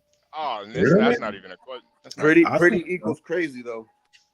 You know what? You're half right. If when women know they're beautiful, yeah, that's a bad You thing. think she's that pretty? When Yes. she was on that, when she was on that show, I forgot the show name. Suits, yeah, bro. When she was on Suits, I would watch just clips because I'm not watching Suits. I don't even know what that show's about, but I would just watch clips of it just to see her. She was bad on Suits. Not so much now, but yeah, she was a little red bone thing, little red bone. Yeah, I remember on that. She did a little bit on that. Yeah, you're right. Yeah, Well, damn, she was younger. Yeah, she was tight, man. There I was couldn't imagine another going- lady, taller lady. I think it's on Suits. Darker skinned. I think she was Hispanic. She was beautiful too. I've never watched the show. Yeah, I couldn't watch it. Let me play this video here. Let me play this video here. You gotta get going. Come on in, Hoodservative, and close the door. Let's watch this video before you guys get into it, though. I'm not getting into it. I gotta go I get hope beer. they give some background as to why he did it. Otherwise, I have to find it. Okay. Damn, long fucking ad here. I suffered through it. Have you got premium? Hell Here's the no. truth. When I help them sell It's it in the fast YouTube to open anyway. the door, it's a win-win, no matter what the temperature. Man, I used to have premium. That shit went to like $80 or something. I'm like, no. For YouTube? No, it hasn't. No, That shit about $60, ain't it? No, it's not. It's like You had 35. YouTube TV, obviously. Oh, YouTube TV. Yeah, right. Inside the Washington Navy YouTube Yard Premium complex, is showing the cheaper. gunman going about. We've also learned more about the clues he left behind that speak to the depth of his mental illness at the time. The victim's loved ones have already seen the video you're about to see. It shows him stalking the hallways before the hail of gunfire that resulted in 13 victims, including the gunman. Our justice correspondent Pete Williams starts us off tonight in our D.C. newsroom. Pete, good evening. Brian, good evening. Investigators say Aaron Alexis believed he was being tormented by a form of radio waves once used by the Navy, driving him to kill civilians and die in the process. Cameras inside the Navy Yard building show Aaron Alexis carrying the sawed-off shotgun that he used to shoot most of his victims. Mr. Alexis was a mentally unstable individual, and he was able to obtain a firearm 2 days before he carried out an attack that was planned to kill as many innocent civilians as possible. Pictures released today show Alexis arriving at the Navy Yard at 7:53 a.m., driving his rental car into a parking deck. At 8:08, he walks into Building 197 wearing a striped shirt and carrying a backpack, presumably with the shotgun and ammunition inside. A short time later, he emerges from the restroom holding the shotgun low, hunting for victims, looking into office doors. Another camera catches him coming down a stairway with the shotgun. Investigators say he fired at victims on at least 3 floors of the building. The last video shows him in another hallway, hiding at one point behind a corner as people rush away at the end of the corridor. He was killed at 9:25. He had scratched into the barrel of the shotgun and to the torment. On the body of the gun, not what you all say, better off this way, and my elf weapon. Alexis held a delusional belief that he was being controlled or influenced by extremely low frequency, or ELF, electromagnetic waves. The Navy used ELF to communicate with submarines, but shut the program down a decade ago. Conspiracy theories claimed it allowed remote mind control. The FBI says a search of Alexis's backpack turned up something he wrote. Ultra-low frequency attack is what I've been subject to for the last 3 months, and to be perfectly honest, that is what has driven me to this. Investigators say there's no evidence that Alexis called or emailed anyone to warn of the attack, and they say they found no indication that any workplace dispute set him off. Brian? Pete Williams starting us off tonight from Washington. Pete, thanks. Now, We have so far. now, in reality, HB, I think he wanted to date some of the women in the office, and they were like, nah. Like, you bald. Yeah, nah, we got no passed. game. And that, All it is, I'm telling you, man. hey, HB, you're a little low. You're a little low. My HB. bad, my bad, my bad, my bad. Yeah, I yeah, said, I'm telling you, all of these guys that end up killing a bunch of people, it all boils down to getting pussy, man. I'm telling you. It always, Yeah. that's what it is. They'll try to come up with all these dumbass manifestos and, you know, society is this and that. But it's all about them not getting pussy, man. Yeah, I agree to a certain degree. Most of these guys, none of the shooters had a girlfriend. I don't think there's any mass shooter who had a girlfriend. Damn, you always had your Hell phone. What wrote your Hell phone? no. They don't got no wife. Most of them don't have no wife, no Oh, my signal bad? You gotta reset Yeah, your phone. yeah, a or little something. bit. Yeah. Your mic is just a little. It's like cutting in and out. But yeah, nah. None of these guys are getting pussy, and I think that's like the. Well, they can get what they want, HB. They can go get it, but what they want and what they can get, right? Are two different things. A lot of them want them white women or them Hispanic Yeah. women or you know a certain type of black That's woman. what. Yeah, that's what you want. That's what. That's what the civil rights movement was for, man. They just black dudes wanted white chicks. Yeah. Really, the civil rights movement was black men wanted white chicks. Basically. You know what? I will. I'm definitely going to use that line. Do I sound a little more clear now? Thank you. Thank you for that. Yeah. You don't have to use that line. You can use this picture right here. Interracial Marriage Club of Washington, D.C. Freedom. Freedom now. What year was it? I want to be free to give me a white woman. That's what they marched What for. year was this take? Why don't you love me? 60 something. They marching for white women, and you have to be honest. There ain't nothing wrong with that. That's what you want. Yeah. Just be Civil rights honest. is about getting white women. Ain't nothing wrong with that. Even John, You you know the crazy thing. Even that Baldy guy, the one that was like trans, that dressed like a woman. His whole issue was he couldn't get pussy. He thought that like being all LGBTQ and That he could be down and probably slide into one of them crazy nuts. You know what I mean? Right. He thought being a part of the you know the narrative was gonna get him some pussy, and all it really did was make him a bigger weirdo. Hey, MHB, 100% on, bro. Wow. That's how liberalism gets you, though. You think they like you, but That's how liberalism gets you. Yeah, You know all what? emotional, You know man. what? I'm glad you're here in the HR office so I can shit on you some more. This is gonna be- John, this is why I'm here to lodge a formal complaint. I have to make a formal complaint, John. This motherfucker been trying to gay flirt with me for hours now. This is basically days he been trying to gay flirt with me, John. We got to do something about this. Let me ask you a question. I don't want to answer any of your questions. I can't even talk to the non-homosexuals. Did the offense happen? I only want to have discourse with the non-homosexuals. John, you notice I haven't been. Did the offense happen on this channel, you dumb bastard? Now, John, you notice I haven't talked to any of you guys for weeks, right? Yeah, I noticed it. You've been missing in action here. I haven't been missing, John. I've been giving you guys space because I know Stanley thinks about me. And so I pop up on a completely different channel. John, I pop up on a completely different channel. I'm having a conversation with fucking Universal Jones about the Nick Cell shooter. And guess who comes up to gay flirt with me, John? You know what? Dream. Play the Wait, tape. hood service. Play the Hood tape. You service. aggressive homosexual. Play the tape, John. You know He what? wants that The booty. louder you say it, the shriller you say it. John, why did he just say I should get a rape kit? Who intends to rape on this panel? Why would I need a rape kit? Which one of you gentlemen Like should I a have a rape woman. kit? The joke John, is you're you've been acting like a flirting with me woman. for hours. Son. You are acting like Last night he a wanted to make me his woman. woman. He literally said that last night. He wanted to make me his You are woman. You were the trying poster to pick out, boy. trying to pick out ladies and shit like that. John, you should have heard your boy.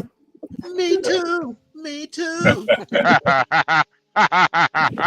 Jesus Christ, bud. You sound so shrill. Oh man. Yeah, I ain't gonna lie. Play the tape, y'all. He was gay flirting the whole time. Play the tape. I just want witnesses, bro. I can take care of myself, but I just want witnesses because when shit goes down, just know this nigga been chasing me for months. Why don't you love me? Tam, what's the kid's name in Chicago or wherever he was from? Jumanji? What's his name? That's who you sound like. The Hey gay John, kid? let me ask you Yeah. this. Yeah. Was there ever a time in your life where you weren't getting pussy? I mean, I'm sure, you probably, you're young, you probably feel, insecure or something. Yeah. Cause I know like my freshman and sophomore year, I was like really short. I'm 6 foot now. So over that junior year summer, I grew like damn near 8 inches in one summer, man. It was crazy. And after that, it just kind of got thrown at me after that. But It shouldn't really be that hard, dude. No, but I think too though, I didn't really, I had friends that were getting pussy, but it wasn't like the biggest thing on my mind either though. Like I was playing sports, I was playing video games, it wasn't like the end all be all. But I think pussy is important, but when we make it about pussy, it always like cloudy. It muddies the argument.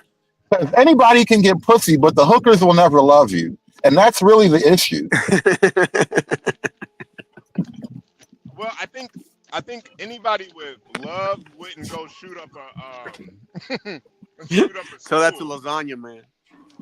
I think. I mean, you can't fix everybody, bro. I'm just making a connection. It's not just about the physical act of getting pussy. There's something deeper missing that people just can't connect with. It's more than that. Well, I think it's about the controlling the pussy. I think it's not about the love. I think it's just the controlling of the pussy. Because you're right, we can all get pussy, but will that pussy stay loyal to you? That's another thing. Mm-hmm. Yeah, and I mean, you kind of talk down on the control aspect, but it's baked into our DNA. No, I don't think so. I mean, I think you got to find somebody.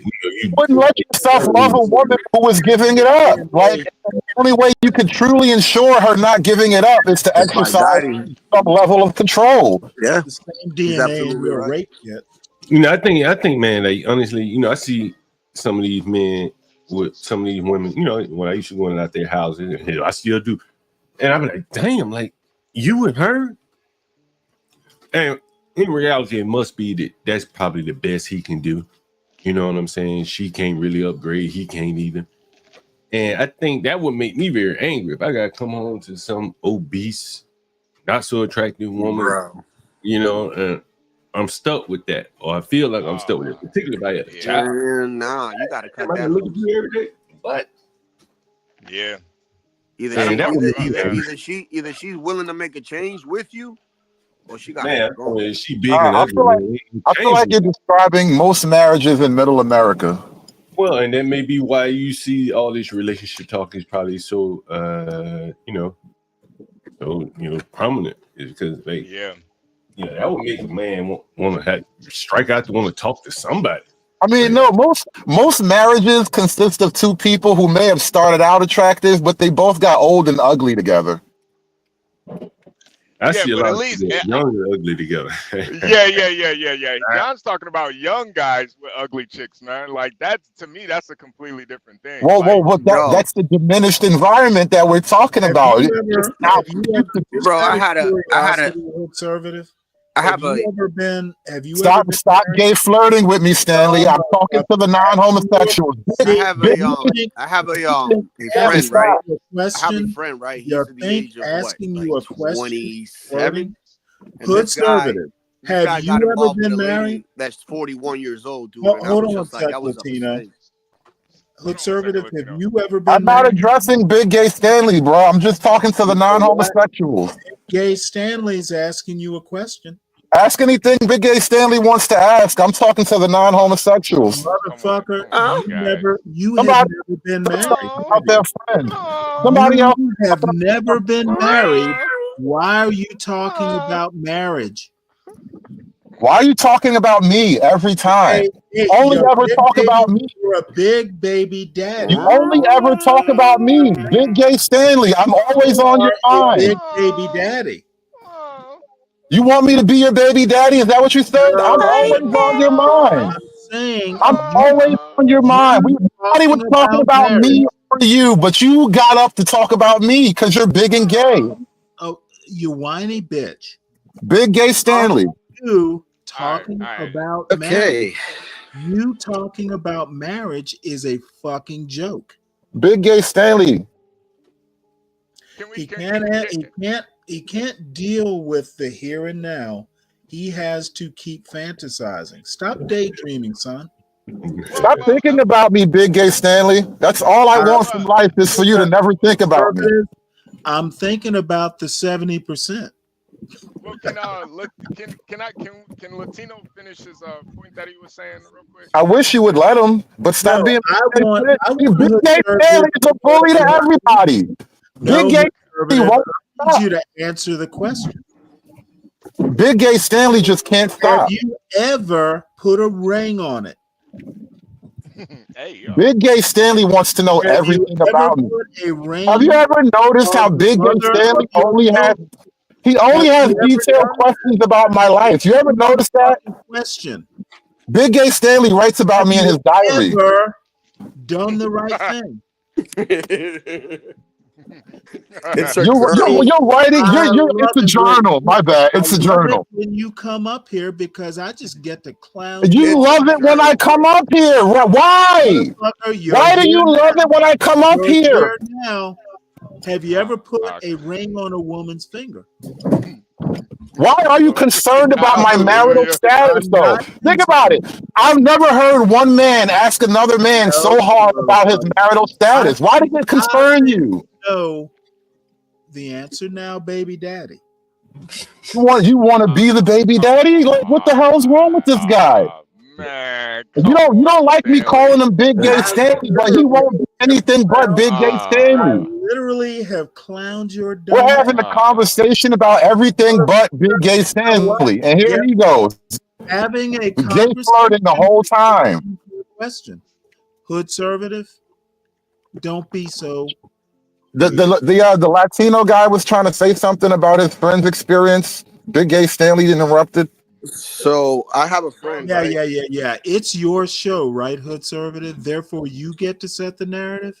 You dumb son of a bitch. This isn't your show. Come on, Stanley. Can Latino just get his? No, I okay. Well, as long as Hood conservative, Big Gay Stanley is frustrated. Hood conservative. My point is you talking about marriage is just another baby daddy misconception. Big Gay Stanley won't let you guys continue. He won't let you have fun. Big Gay Stanley. Oh, go ahead, Latino man. Go ahead, Latino. So this guy, man, he's 26, got with a 38-year-old at the time. Now, she's in her 40s. But this guy, I told him, I'm like, I don't know why you did this, man. And it always comes to this thing where most dudes want to leave their house and they want to go with a woman that has it already. And I'm just like, bro, that's a mistake. Because at the end of the day, you're gonna end up regretting it when she ends up leaving you, and you got to do it by yourself anyways. And now you're going to be carrying a burden because you gave her a kid. Wait. Is she hot though? Black lady, big old ass. You know what I'm saying? Yeah. She's That's how not, you dude. fuck up. That's the wrong She's really math. not, dude. You know what I mean? Maybe in her young age she was, but well, the story I'm trying to make is like, look, not like he didn't even call me to let me know. A friend of mine told me that like not too long ago she like had left him and they're not together. And now this guy goes out. He's telling me, he's like, yo, his new girlfriend is like 10 times hotter than the one that he had. And I'm like, oh yeah, for real? He's like, young thing, dude, like younger than him, Venezuelan chick. Like she pampers him, takes care of him. I'm like, illegal? Maybe, who knows? I didn't really ask much, but I'm thinking to myself, like the conversations I had with this guy were like him getting involved with this woman before he gave her a kid, and he didn't listen. So now having the things that he wants is crazy to me, bro. Yeah. Did he kind of like level up a little bit in life while he was down bad with the old black lady? Nah, not even, bro. All she took, dude. She took. You know what I'm saying? So he wait, no, I'm asking, like, is he pretty much in the same position that he was before? Like life-wise? Yeah, you could say. I think Okay. even worse. Because who Oh, knows, damn. man? That kid is what, 5 years old? So you gotta count what, 13 years of child support. You know for sure he's on child support? Oh, I know for sure he's gonna get on child support. Oh, okay. Like, You never for a know, fact. man. Sometimes, Dude, each of her you know, kids, she might be. they're all on Oh, child she's. support. Oh, okay, yeah. Yeah, Well, yeah. And that's the thing. I'm like, dude, she already has like what, 3 kids with 2 different men, and it's like that's nah, dude. But you can't blame the kid. You can't blame him because he didn't have a father to teach him these things. My father taught me these things. He said you can mess around with these women, but don't ever take them serious. She got a big booty though. You said she had a big. Yeah. She got that dunk. Okay, yeah. That's what did it. That's what did it, bro. Yeah, that changes things for a lot of brothers, man. You know, it happens. But yeah, man. I don't know, man. It is pretty fucked up, man. If you can only really deal with ugly chicks, man, I can't really relate. I never really had that issue. So I don't know, but yeah, I can't, dog. I mean, like, come on, man. Like, you need something to get you stimulated, bro. Like, yeah, you know what I mean? Yeah. Honestly, I don't even think that matters as much. Like, since when does a chick being ugly matter? Like, if a dude would need to get out the desert, that's what she's there for. I think it's way deeper than just having ugly girls around. It makes a big that's difference, a very though, man. feminist point. Yeah, it makes a big difference, dude. Yeah. Like, she doesn't have to be a 10, but she could be between like a 6 or an 8, dude. No, I mean, here's what I'm saying. Here's what I'm saying, right? Nowadays, once upon a time, an ugly guy could have locked down an ugly girl, and he'd have worked his job, and she'd have stayed home, and they'd have made happy kids, and life goes on, right? But now you can't even get that far. All you can do is just like maybe have sex with the ugly girl once or twice, and she thinks she's too good. The ugly girls think they're too good for the ugly counterparts. Like, there's so much out of whack in the modern world. It's not just about who gets to bang who. It's a lot deeper than that. Yeah. I will say, You can tell a motherfucker especially. never gets pussy. I agree with you, but it all starts with a bang. Okay, it's more personality. But in today's world, Man but today's has world, it all starts with a bang. a shitty personality. He's not going to get anyone. That is true too. Same with ugly chicks. I think an ugly chick with a really good personality, it can she can go places with the right guy. An ugly woman has a higher earned body count than an ugly guy, generally speaking. I don't know what that means. And that is I mean, relevant. I say relevant earned, to what? earned in the sense that an ugly guy has to pay, an ugly girl has to be willing. And that is relevant to what? Yeah, I don't know what that means. How Yeah, is I'm that lost. relevant to anything I just said? I'm just making the point that the ugliness is not the same for men and women. These are two totally different arguments. You advance an intellectual conversation. I don't know. Big Gay Stanley keeps trying to talk to me. The sky is blue. Damn, Stanley. The sky is Come on, blue. man. That's relevant to this conversation, just like what you just said was.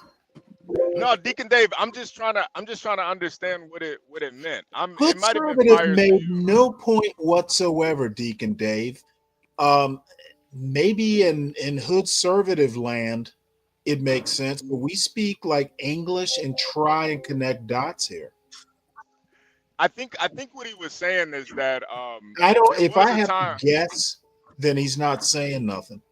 Well, let me try to explain it, Stanley, because I think he is making a point. That's why, to me, there's really no point in dating ugly chicks seriously anyway. Because if I'm Motherfucker, gonna get, someone like Hood Conservative needs to date who he can date. well, I'm not talking about Hood Conservative. I'm just saying. Well, Why is he worried about who I'm dating? You see what I'm saying? Like, I'm on his mind in the weirdest way. The whole time, bro. This is like 48 hours of just nonstop Big Gay Stanley, bro. This is the wildest shit ever. You're a stand-in for ugly. Can't even have an intellectual conversation about him. Hood Conservative. Are you basically? Because I don't want to misunderstand your point. Are you basically saying that there was a time where ugly guys could get with ugly girls and have a family, but now ugly girls have pretty much kind of been propped up to the point high where standard. they won't even settle with Yeah. ugly guys. Yeah. The average woman is too good for the average man. And that's why Red that's my pill point. bullshit. And that's my point where even if you're an ugly guy, you should never date an ugly chick, because even if that shit goes south, at least she was a bad bitch. I hear you out, but you're totally getting around the reality. I totally understand the point. It's a practical point. Like, why waste time on ugly if you're going to lose anyway? I get you. But we're talking about the statistics. No, motherfucker, and I'm talking to you. Gay Stanley won't stop yelling at me. Hey, You see how upset Gay Stanley's getting right now? This is how people get assaulted. Big aggressive homosexuals who can't control themselves. do you have a monopoly on reality? The big homosexual won't stop. Answer my question. Look, Big Gay Stanley's trying to bully me. You see this, right? Big Gay Stanley's trying to bully me now. You're about to get. Look, if this was an in-person meeting, it would have to go way different. If we're on a panel, it's different, right? You would never be a homosexual can't just bully people in real life. The job. This is why the transgenders get stabbed up. Stanley's trying to get stabbed up like a transgender. Leave me alone, Big Gay Stanley. Hood Conservative. Again, the Gay Stanley, talk to the non-homosexuals. The question to you is: do you have a monopoly on reality? Somebody talk to Big Gay Stanley. He needs a hug or something. Wait, Deacon Dave,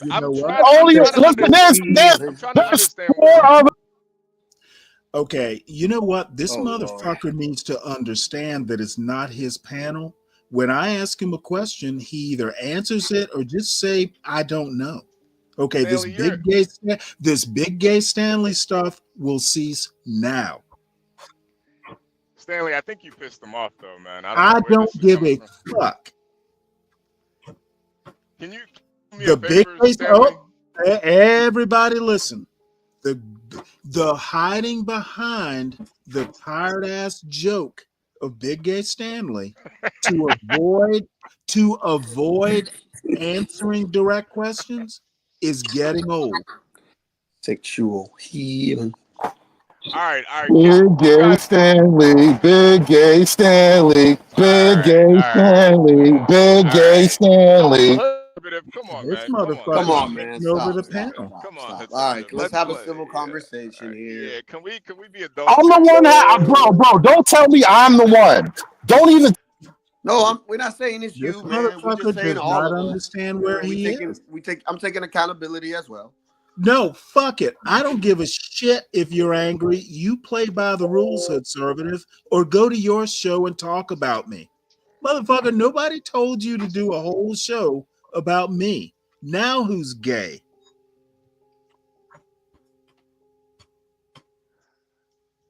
All right, So conservative. the question to conservative is, do you have a monopoly on reality?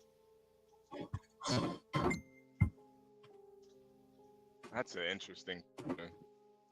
Yeah, Because bro. he Somebody keeps saying the reality is it's his reality, not anyone else's. Big Gay Stanley wants to control my reality because he's an aggressive homosexual.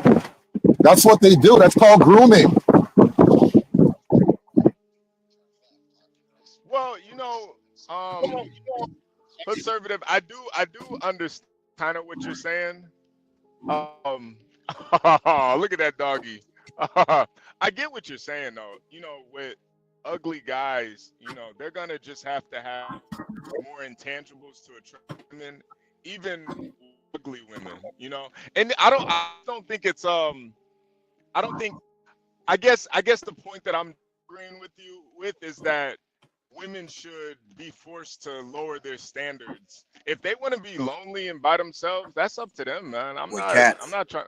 Yeah, if that's the life they want to live, that's on them, man. I can't force them to. Yep. Hey, you need to settle for an ugly guy because Brad Pitt's not gonna be with you. Speaking of that, did you guys hear about the story that lady gave all her money from a divorce to a guy online? Thought it was The what? Brad Pitt. Someone sent like $700K that she got in a divorce to a guy online she thought was Brad Pitt. Yo, Did you guys hear about the story? she thought that Brad Pitt was Yeah, I heard about that. 750K. She thought she was talking to Brad Pitt online. Yo, she's a moron. Why would Brad Pitt need her money? Convinced. Well, this is the story. He convinced her that he was going through a divorce with Angelina Jolie, and that all his money was tied up, and he needed he basically needed a surgery. Conservative. I had to mute your mic, man. Your mic is sounding crazy right now. Yeah. So that kind of proves Hoodservative's point too, where a lot of these women, they have a real kind of crazy view of themselves. But I could never tell a woman that she shouldn't have. Yo, whose mic is that? Whose mic? Oh, John, that's you, John. Yeah, you thought it was me. And HB, I resent the assertion that I'm trying to force women to do anything. No, I never said that at all. I say men need to have control over the relationship, but I'm not saying you gotta force or abuse women in any kind of mean way. I just don't like the aspersion you cast on me totally out the blue. No. I just think that story is kind of an example of what you're saying, where women, they do have, some women, not all women, but some women have a very high like value of themselves, where this lady actually thought she was talking to Brad Pitt. Like if a woman today texts me or messages me on the app and she's saying that she's Rihanna, I'm gonna know it's not Rihanna. Rihanna's not trying to get in a relationship with me. But Well, let me say this. I don't think it's the women per se. Women are exactly as they've always been. We've just never got a good look at them in their natural state because we always had rules around them. And now they're basically unchained, and it's shocking to realize that this is what women are. It's But biblical, I bro. think it is, and I say we have to accept it for what it is. But once you accept that, then as men, it becomes clear that, well, somebody's got to put some chains on this motherfucker. It's like I tell my wife, if you want advice from any of your friends, don't look for it. Look for your grandmother and talk to her.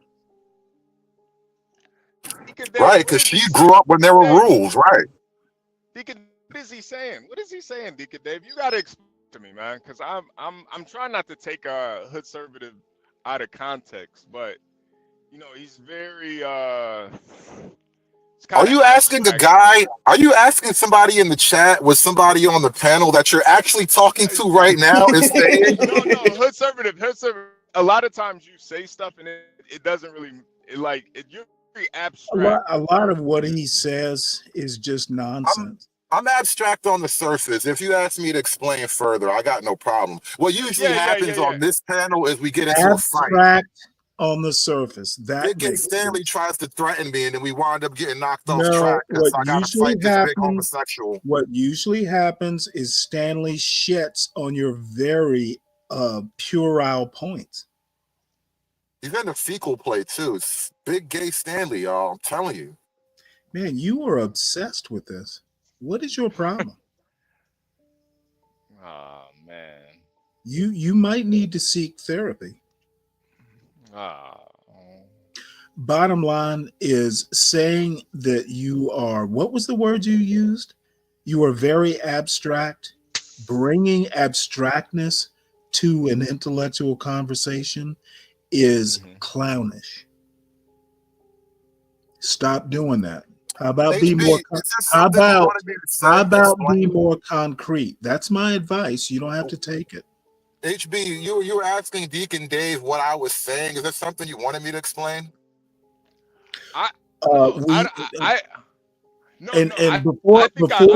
Before you explain, let me say this: if people have to ask you what you mean, what's the point of communicating at all? No. I think I got what you meant, Hood. I just think I respect Deacon. So when he's saying that's what he's saying, HB, I'm trying to understand what he's thinking or what he's saying. I feel like we're on the same page, man. Ugly chicks, you know. I mean, I think it's been pretty much proven. There's girls out there That we are on a panel talking about ugly chicks is problematic in and of itself. Well, to a degree, it is problematic. And you know what? I think HB, this is really, I think, where the difference in your and your approach and our approach lies. It's that I don't think it's a relationship issue. This is not a problem that can be solved by guys learning better game or getting more money or something like that. This is a structural issue. The rules dictate that you must lose more than 80% of the time. This is kind of this is killing things in the long run. Can I ask you? Yeah. No. What specific structure are you talking about? Which structure in which rules? You got me really curious now. That I think that most men are gonna find a wife and live a happy life. That's just not the reality. Most guys are gonna either. I'm curious as to the name of the structure. You said structure and rules. What structure are we talking about, Hood Conservative? I could be wrong, but you know, I think you're actually pretty spot on. Yeah, okay, yeah. dudes. Most guys are gonna lose. Most guys thought that they would win. In the ether. Okay. You talk about structural rules. Dude, Hood Conservative, you are so full of shit. HB, are you familiar with the movie Falling Down with Michael Douglas? The only reason you're still here, Hood Conservative, is because it's not my show. Okay, you talk about structural rules, but you can't tell us what the fuck the structure is. You're a goddamn fraud, is what I'm saying. So in the movie Falling Down, Michael Douglas's character Motherfucker, epitomized this issue. you take your logic from movies? So there's this concept of the American dream. Not so much that you know the house and the wife and all that, but something that to do if you with the work American hard, dream. if you play by rules, generally speaking, you will get ahead. You will succeed. There will be a reward for that. And the concept of the American dream itself is being sort of threatened and diminished over generations from one issue to the next. You like the are H-1B visa issue was the latest piece in that fight. Bullshit. But this is a growing issue since like the 90s when Falling Down came out with Michael Douglas. Conservative, let me know when you actually get a brain and you can actually talk sense. Stanley, Okay, can the I American can I dream. reply? Let me What does the Yo, this American is. dream have to do with ugly girls? I gotta tell When you, are you this is gonna the connect those funniest. dots? This is Stanley, the let me funniest I've let me ever. reply to Hood Conservative. 'Cause, Motherfucker, HB, let this man I speak for haven't had himself. this much fun on this panel ever, Okay, and I realized I cracked the code. I you're like finally cracked the code to how to have fun on this panel, bro. you like being HB, abused. what were you saying? No, no, no, totally no, get what you're saying, though. I totally get what you're saying. no. That's why That's that's not why I how it's always gonna say. work, hood Hold on conservative. one second, Stanley. That's why I say any man that finds a wife, that is a blessing from God. Honestly, Your guys sound like idiots. I don't think there's enough money or enough fame or What enough. does the American dream have to do with ugly chicks? Well, we moved past the ugly chicks part, Stanley. Okay, no. You know I what? get You have literally moved into a territory Women that weren't I that can't ugly before comprehend. feminism. This No. y'all need to talk about dumb niggers now. Feminism in and of itself raises the quotient of ugly women Feminism. exponentially. What does feminism have to do with this? Feminism increases the ugly quotient on an exponential arc. That is the dumbest thing you said today. Yeah, you guys got this one. I'm out of this one. Hey, make sure you guys hit the like. As a matter of fact, I'm trolling, feminism. Can but you I say can make that a again? logical. Feminism does what? Listen, HB. I'm trolling, but I can make a logical hypothesis about how And feminism that's all I want. actually You will can lead troll. to less attractive qualities in women. Okay, Because we're let's talking about selective let's hear mating your pressures, logic. right? Are you Let's familiar? hear HB, your are you logic. familiar with the concept of selective mating pressures, right? No, explain it. HB. Yeah. Motherfucker, I asked the question. So HB, let me explain. Yeah, of course you can't selective say mating Stanley pressures. because you know Stanley's gonna say you're full of shit on selective mating pressures. Has nothing to do What with happens? this conversation. No, you're being abstruse. Is that HB? I'm gonna Yeah, keep yeah, my yeah. discipline. HB will tolerate your stupidity. It's a I won't. discipline. It's a discipline. I don't think he's stupid. Well, I do. So the concept is this: in order to produce beautiful women as we understand them, the genetic traits have to be passed along from one generation to the next, and because more men will deny. I mean, more men will pursue those certain traits. You will find those traits being reproduced more and more often, right? This is kind of how selective pressure works. So what happens with feminism is you actually upset the selective pressure mechanism between men and women. So now the women who are unattractive, they get to survive in the gene pool. They might even snag some men in the gene pool. So now their ugly genes get to propagate just as much as the pretty genes. And eventually they'll dominate the pretty genes. Well, you know, that I gotta disagree on you at Hood Conservative because I've seen two ugly people make some beautiful babies, man. I think if you look at the girl that married Spider-Man, what's that bitch name? Does anybody know who I'm about? The girl who married Spider-Man. Anybody know who I'm talking about? Chat. You talking about the Gwen Stacy?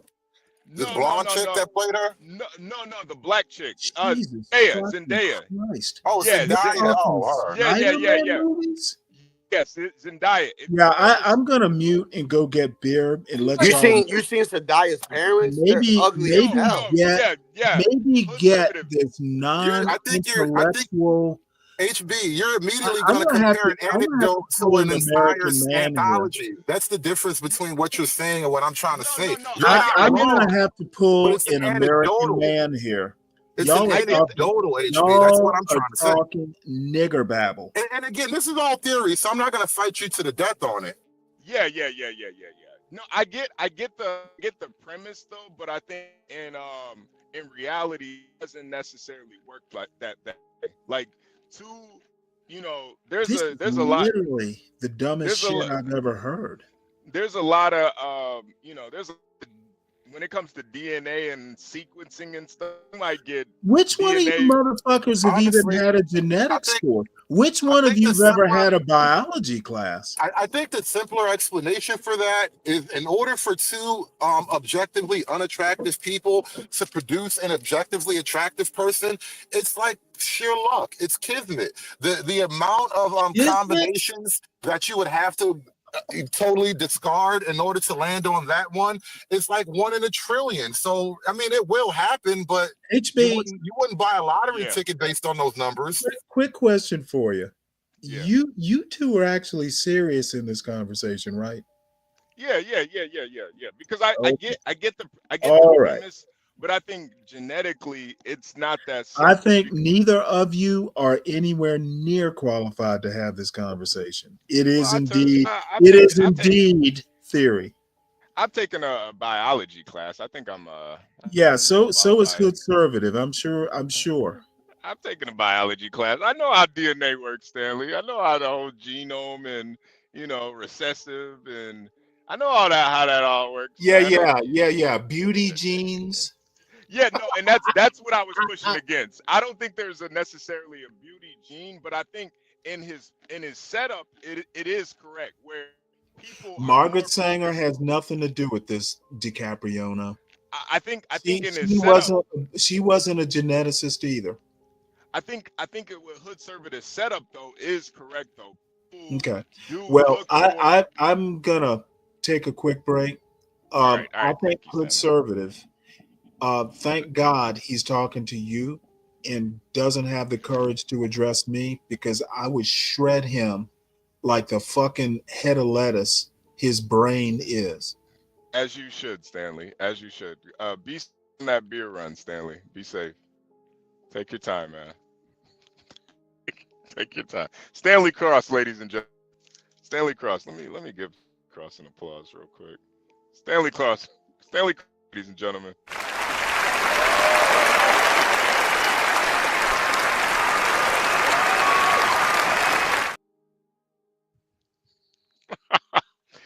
Yeah. I do get what conservative is saying. I just think in reality it doesn't necessarily work out that way. I've seen two attractive people have ugly kids. HB, can I point something out to you really quickly? You Yeah. see how frustrated he gets when he can't talk to me? Oh, no, motherfucker! I'm That's still either here. love or I sexual see. desire. I'm Which still either way, here. I don't want it. I don't want it, Okay, bro. dude. Whether it's love or sexual. I don't get frustrated, Hood Servative. I do admit that hearing a dumb black man does upset me a bit, but you know what? I have to take a deep breath and just thank God you're not my son. Stanley, you need to take your own quotes.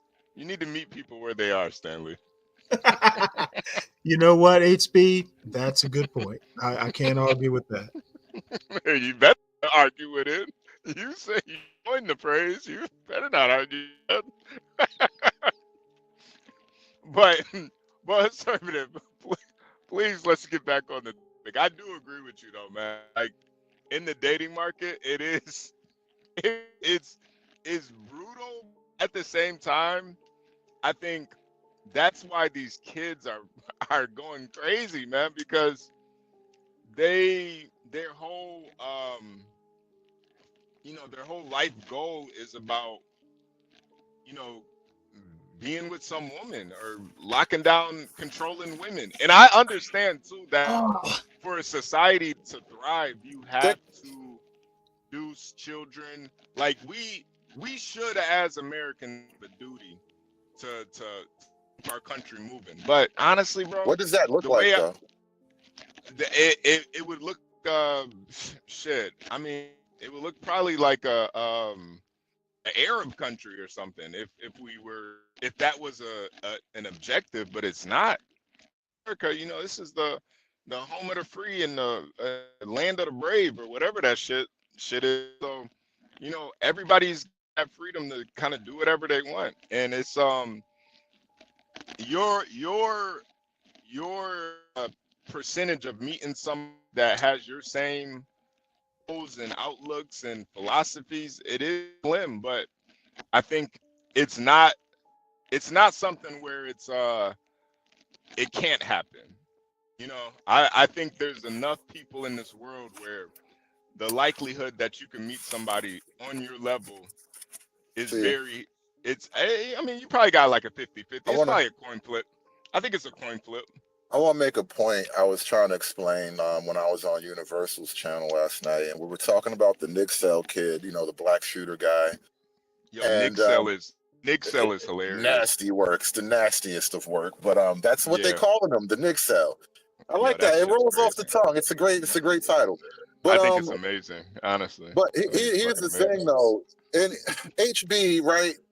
I think what you're saying is just another long line in the list of FUs to the complaints of men and boys. And for the last, I don't know, 50, 60, 70 years, we've only ever attempted to solve women's problems. Every man in every generation is essentially left on his own devices to a larger and larger extent. And so when it comes to like these young boys, I was talking about Columbine last night. I remember the first school shooting. I was still in I think I was in middle school actually. I don't even think I was actually in high school yet, maybe. Might have been in 8th grade.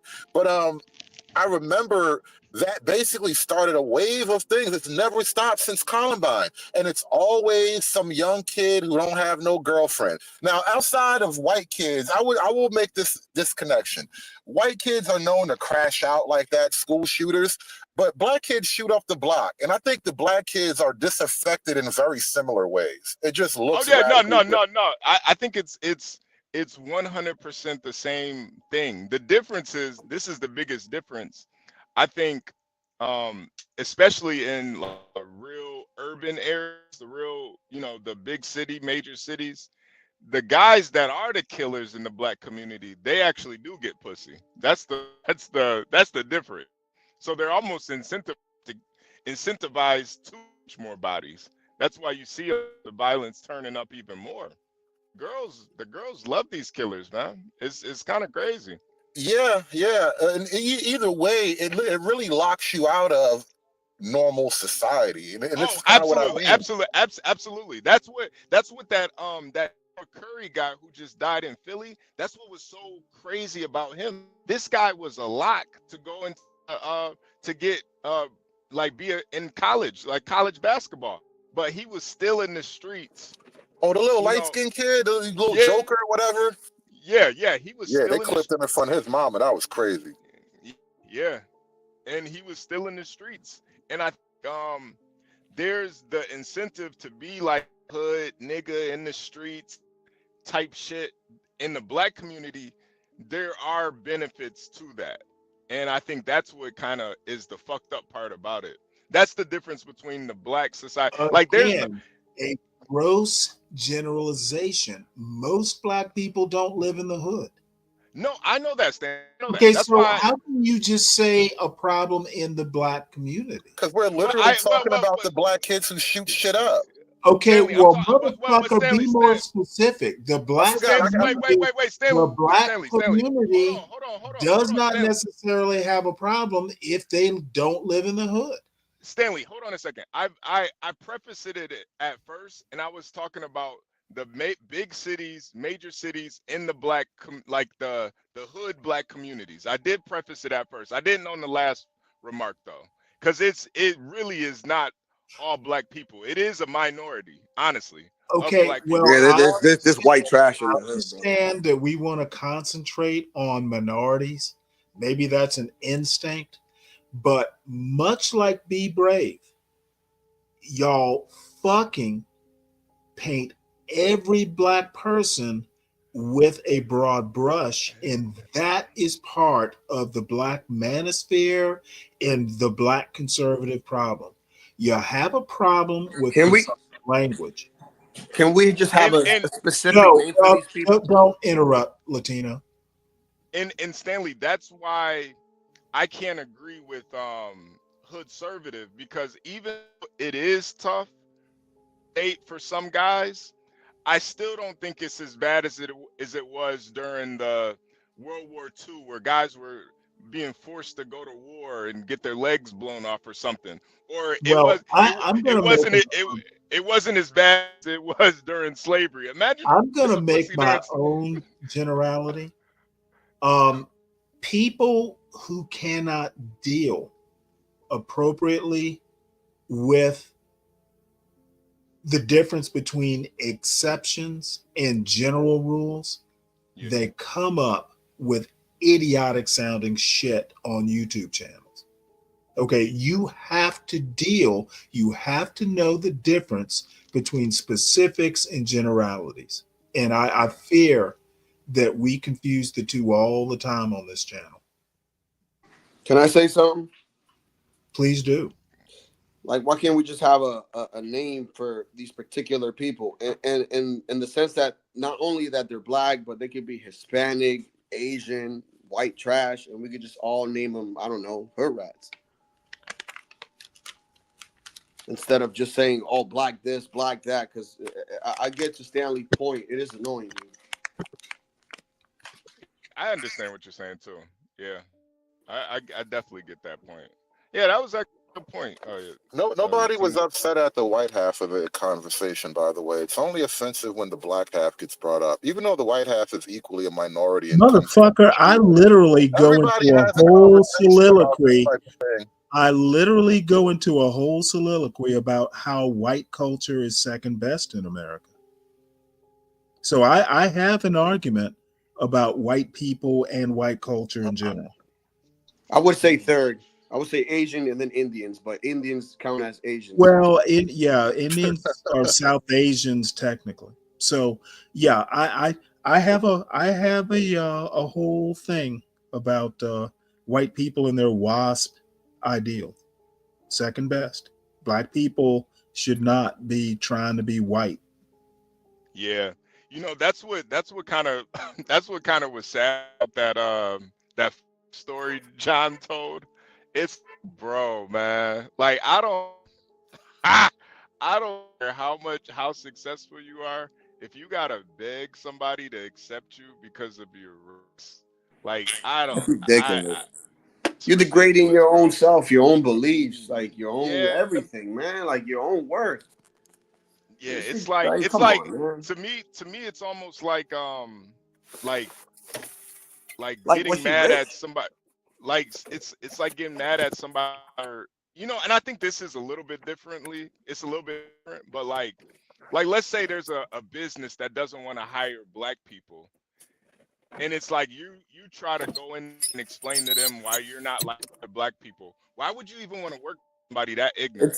HB, it's like the story of the gay couple that went to buy a cake at this bakery and they wouldn't sell it to them because they didn't believe in gay marriage.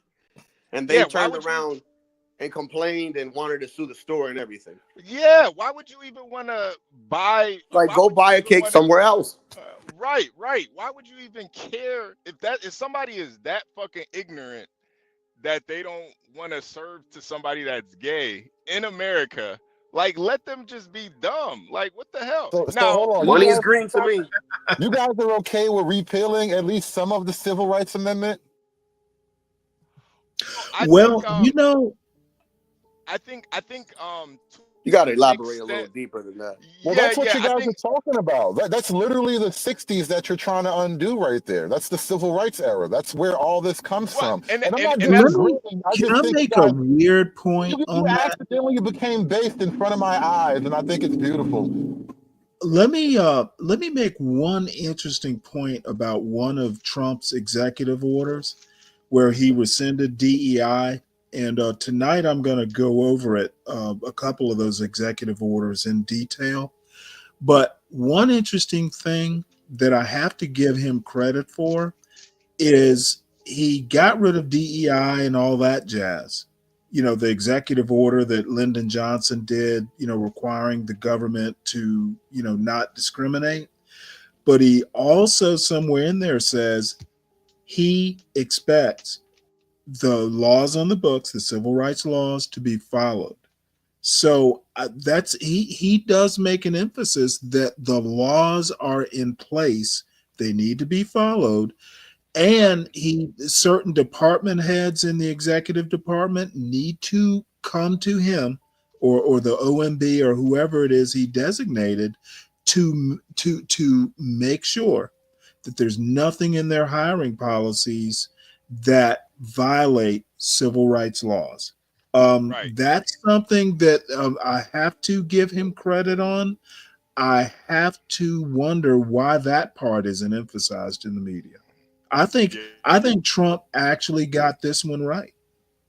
Yeah, and that's where I agree with it too, Stanley.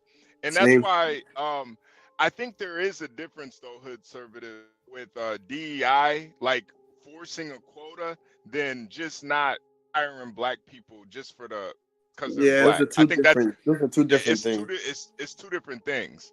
And I think, you know, especially in this day age, if that is a thing, you know, you can damn near up the company if they're hiring somebody based on race, just by word of mouth.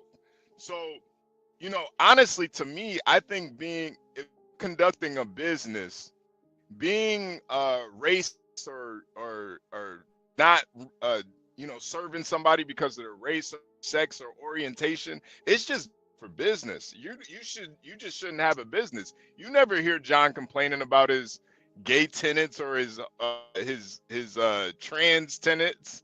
Like, I rented them. He don't give a fuck. As long as they can pay, it don't matter. Even if you But on don't the agree other with hand, I just think being like racist or a bigot is bad for business in general. It yeah, is. yes and no. Money's green. It only depends. It only depends on the business and the region and whatnot. Like if you want to run like a gay bakery in New York City, that's fine. If you run your gay bakery in a little, you know, red town somewhere, it might, you know, they might not want to serve you in there. I mean, not even serve you, but they might not welcome you in the town. You know what I mean? Because nobody wants this there.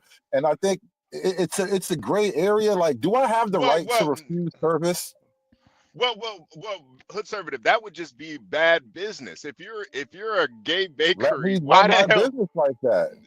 Yeah, but if you're a gay bakery, why the hell would you open up a store in a majority Republican white Because nationalist area? that's literally how like That's literally what activism they do. That's how activism works. So now you get to open your bakery and then you get to bring the news in and say, look at all these racist people shitting on the gay baker. And it becomes the whole thing on its own. Like this is how they move the needle. So like with the cupcake thing, why were you even allowed to sue the guy because he wouldn't bake a gay cupcake for you? That should have never went to the Supreme Court. I think part of being a business owner is understanding your market.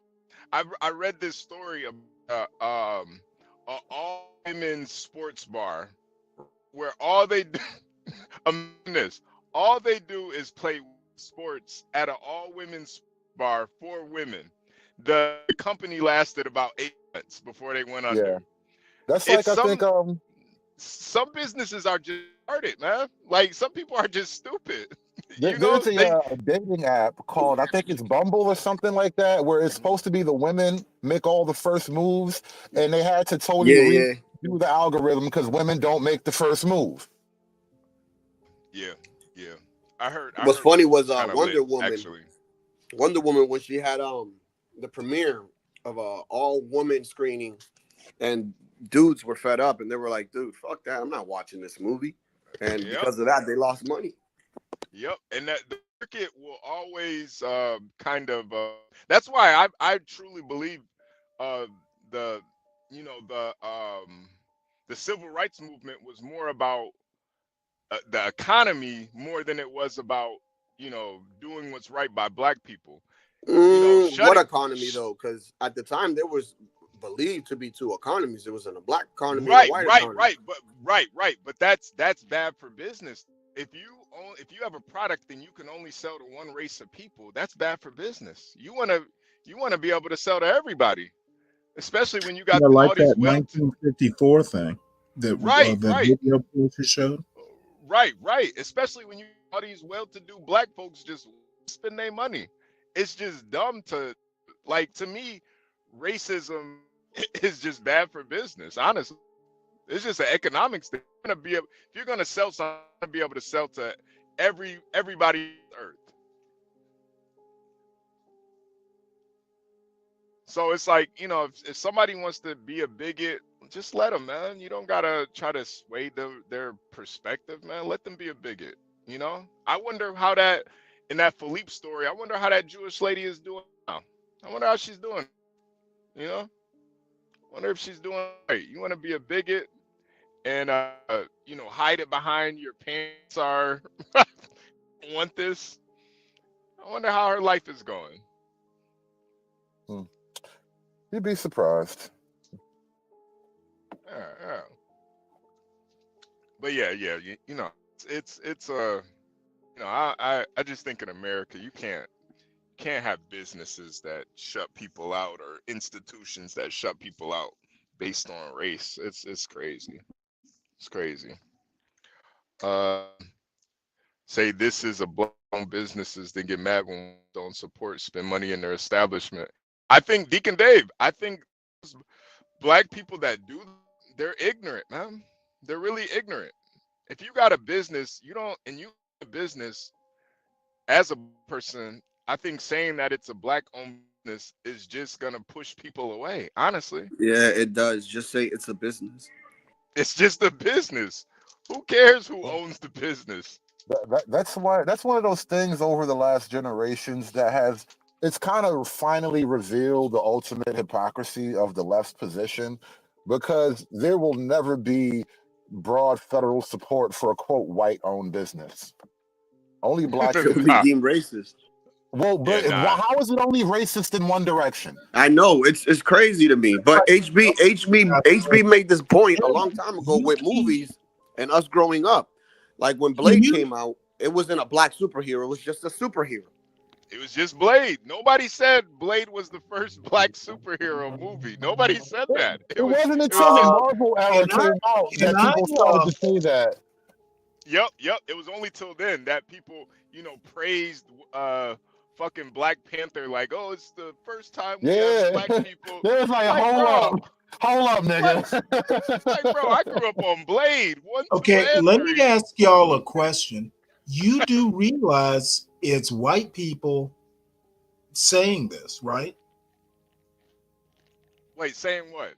I mean, the whole publicity about the first black this or that, that's largely white people doing it.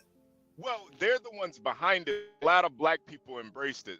Wait, I knew so many black people that went to Okay, see no. Black Panther. You're missing my point. I'm not talking about who embraced it. I'm talking about who invented it. That's what I'm talking about. No, you're right. It was till this day. And the conservative position that it's just the left doing it, that's also ridiculous too.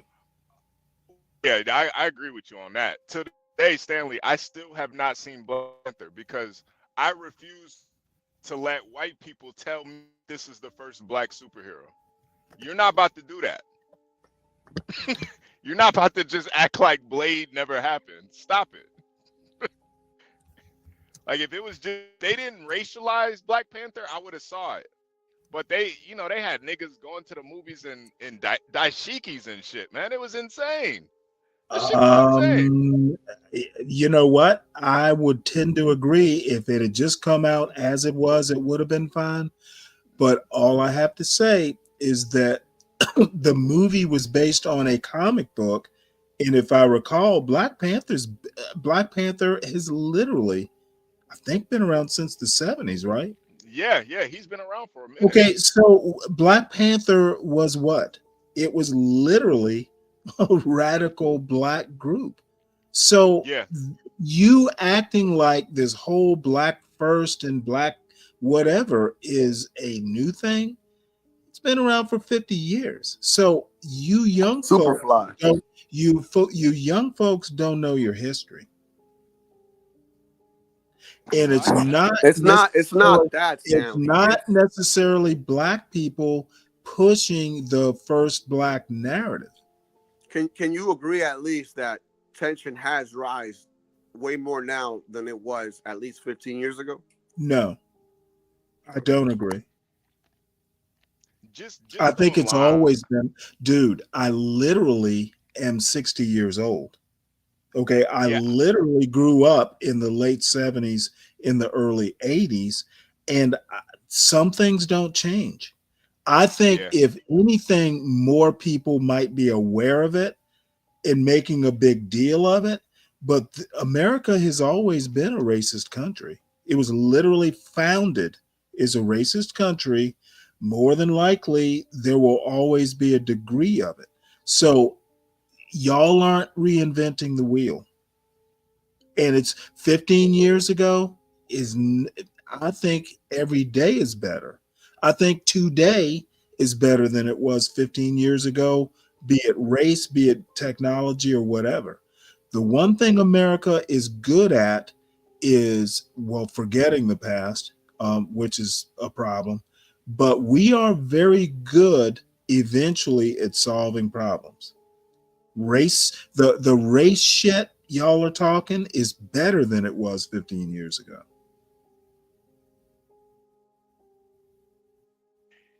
Yeah, to a certain extent, I kind of agree with you, Stanley. I just think what's kind of wrapped it up is social media. That's They made weren't things. throwing Roman salutes 15 years ago. Motherfucker, Yeah, sure but they were. 15 yeah, years ago, they were doing it, or whatever the number of years ago, they were doing it in Charlotte, Virginia. What the hell are you talking about? yeah, Good no, sir. they were You are doing really it then. limited sometimes.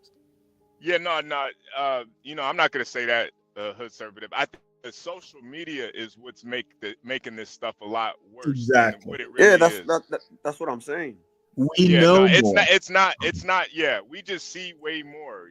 Like, And maybe to your point, Latino, I kind of get where you're coming from, but I think we know more because of social media.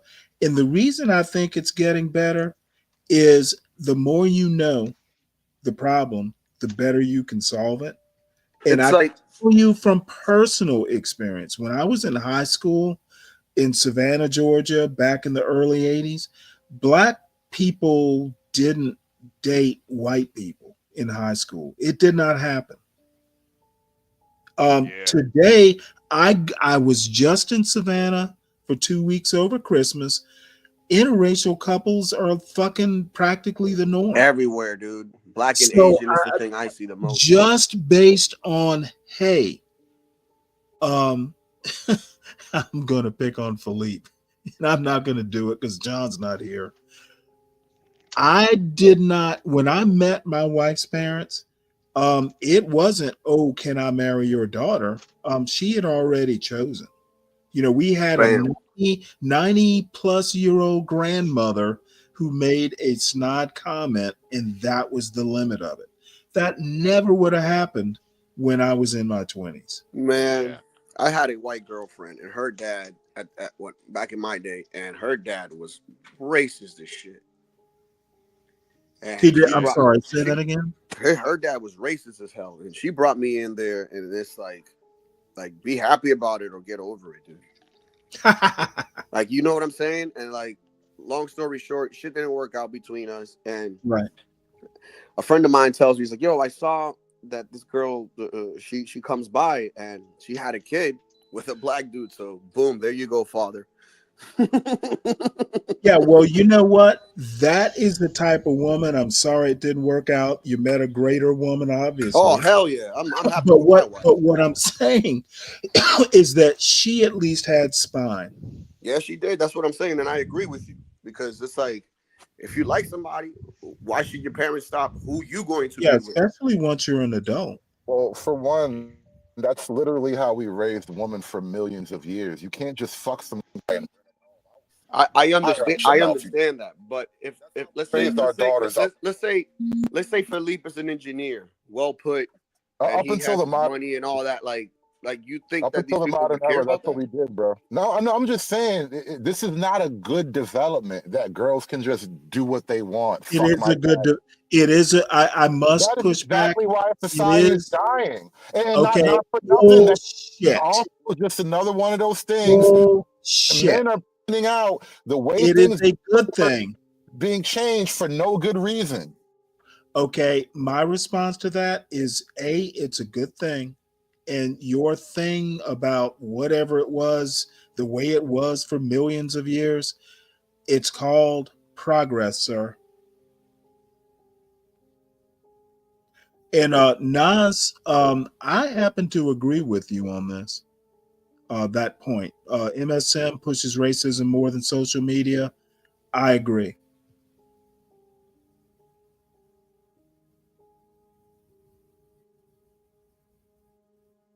'90s and 2000s, racism was the racism sweet spot. I would tend to disagree with that, Lou. In 2000, nah, we were on that Patriot vibe. Man, I married my wife in like 2005. And again, now the other thing is this was in Virginia. This was technically the South. So I can honestly say, now we lived in Northern Virginia. Honestly, I just never noticed, but literally everywhere we went, I've literally never had anyone comment when my wife and I were just out and about. No one fucking ever commented. Or maybe they were polite, who knows? But I think today is better than it was 15 years ago. Demonstrably. Yeah, of course. I mean, if they're not hanging people, Jesus.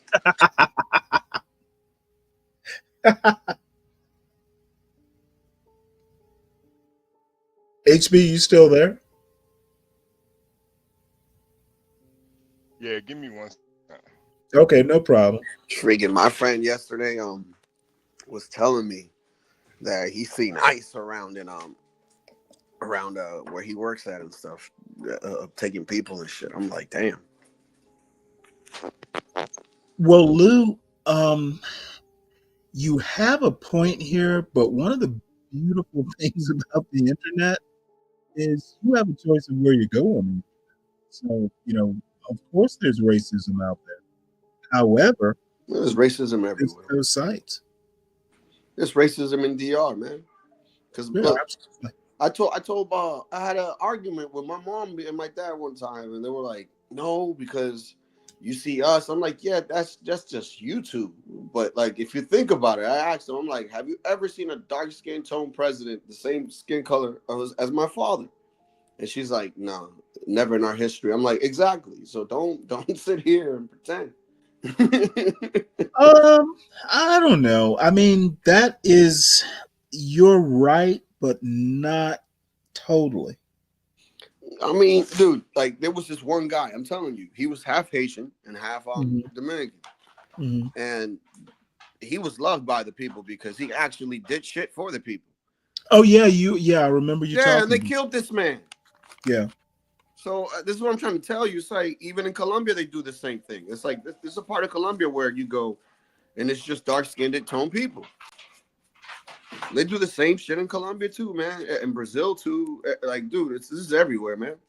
I tell you about this Nicaraguan girlfriend I had back in my 20s. Yep. The one in New Bedford, right? Yeah. She was my skin tone, and yeah, talking because it's about a mental thing, bro. The black people in her country. I was like, "Well, aren't you black?" And I forget what her response was, but it was essentially no. Let me guess. This is what she said, because this is what my father would say when I would say, "You're black," and he would say, "Nah, I'm Indian." You know what? I don't remember what her response. You'll start laughing in his face. She probably said something like, "My name is Corazon." I'm like, okay, Pocahontas. It means heart. Yeah, my dad always came with that Indian shit. He's like, "Yeah, because I'm Indian, man. We Taino." I'm like, "Man, shut up." Hey, I'm gonna run. I will be back in about 15 minutes. HB, you there? He said was busy in the back doing something. All right. Well, you're gonna have. Yeah. Give me one second. Yeah, I'll be back in a few minutes. Okay.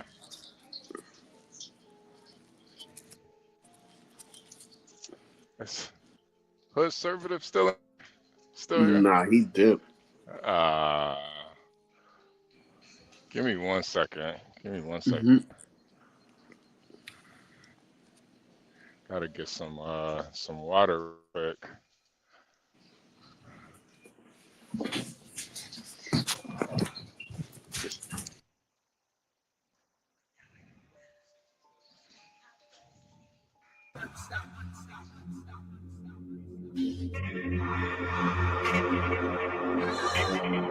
Dude, I want you to be as smart as I am. Motherfucker, give me a... Dude, I want you to be as smart as I am. Motherfucker, give me a... Dude, I want you to be as smart as I am. Motherfucker, give me a...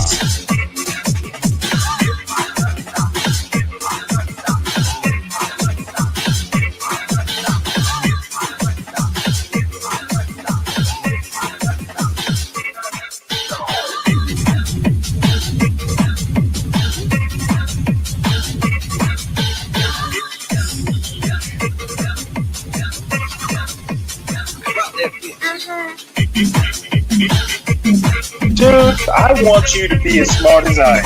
Motherfucker, give me a specific...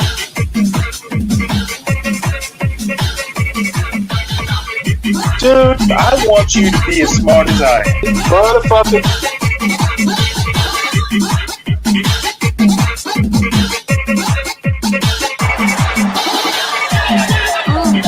Come on out, you rapist!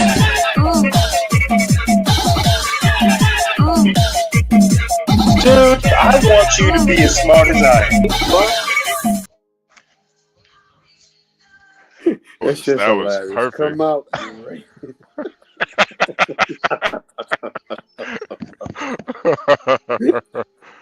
Oh man, Yo, that what you was think about that? That Hasty said, "I ain't going back."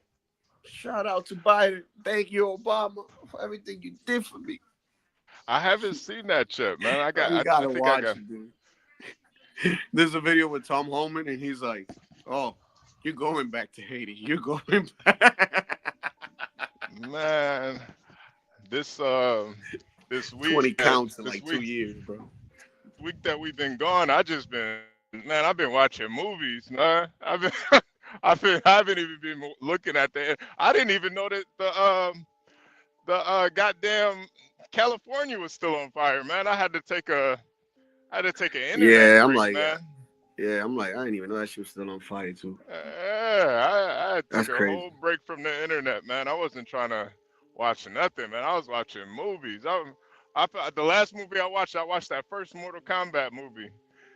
That first Mortal Kombat What, the movie one in the was- 90s? Yeah, the 90s one, man. Yeah, God yeah, damn, yeah. they fucking nailed the casting for that movie, man. Yeah, they did. Oh my god. Yes, they Oh did. my god. Jesus Christ. I seen that in the Yo, theaters actually, when I was Yo, a kid. I saw it in the theaters too, man. I still remember that, man. Like, it was so hype, man. I think the best scene was like the Liu Kang versus Reptile scene. That shit, man, the crowd went Yo, that's all we crazy. used to do back then as a kid. Go to the movies because it was like Yeah. $5.25 in the day. Yeah, man, the movies used to be packed back in the day too. It's certain movies they'll still be packed, but it ain't like it used to be, man. Movies were really box office back in the 90s. If you guys didn't grow up in the 90s, you really missed it, man. Yeah, It I missed the it 90s was too. better music too. Someone shitting on the other live. Who's shitting on the other live? Pop, what are you talking about?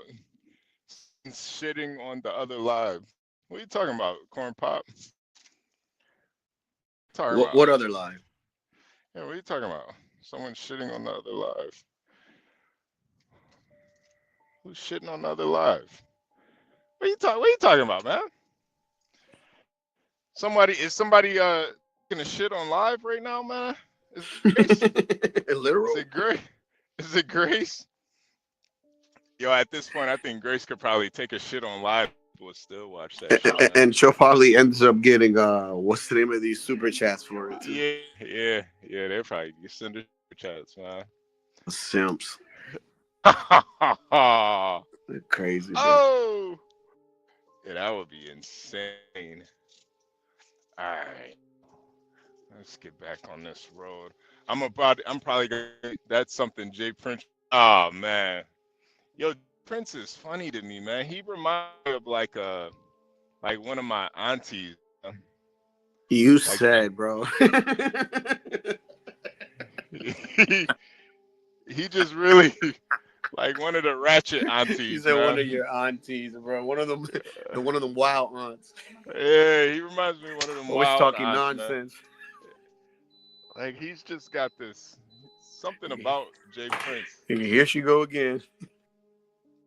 Just very something very eternal about Jay Prince, man. I feel like he's a good dad for some reason. I don't know why. I don't know his parent situation, but sometimes I'll just peep in live and he's like, you know, cooking with a bonnet on, just looking at the screen.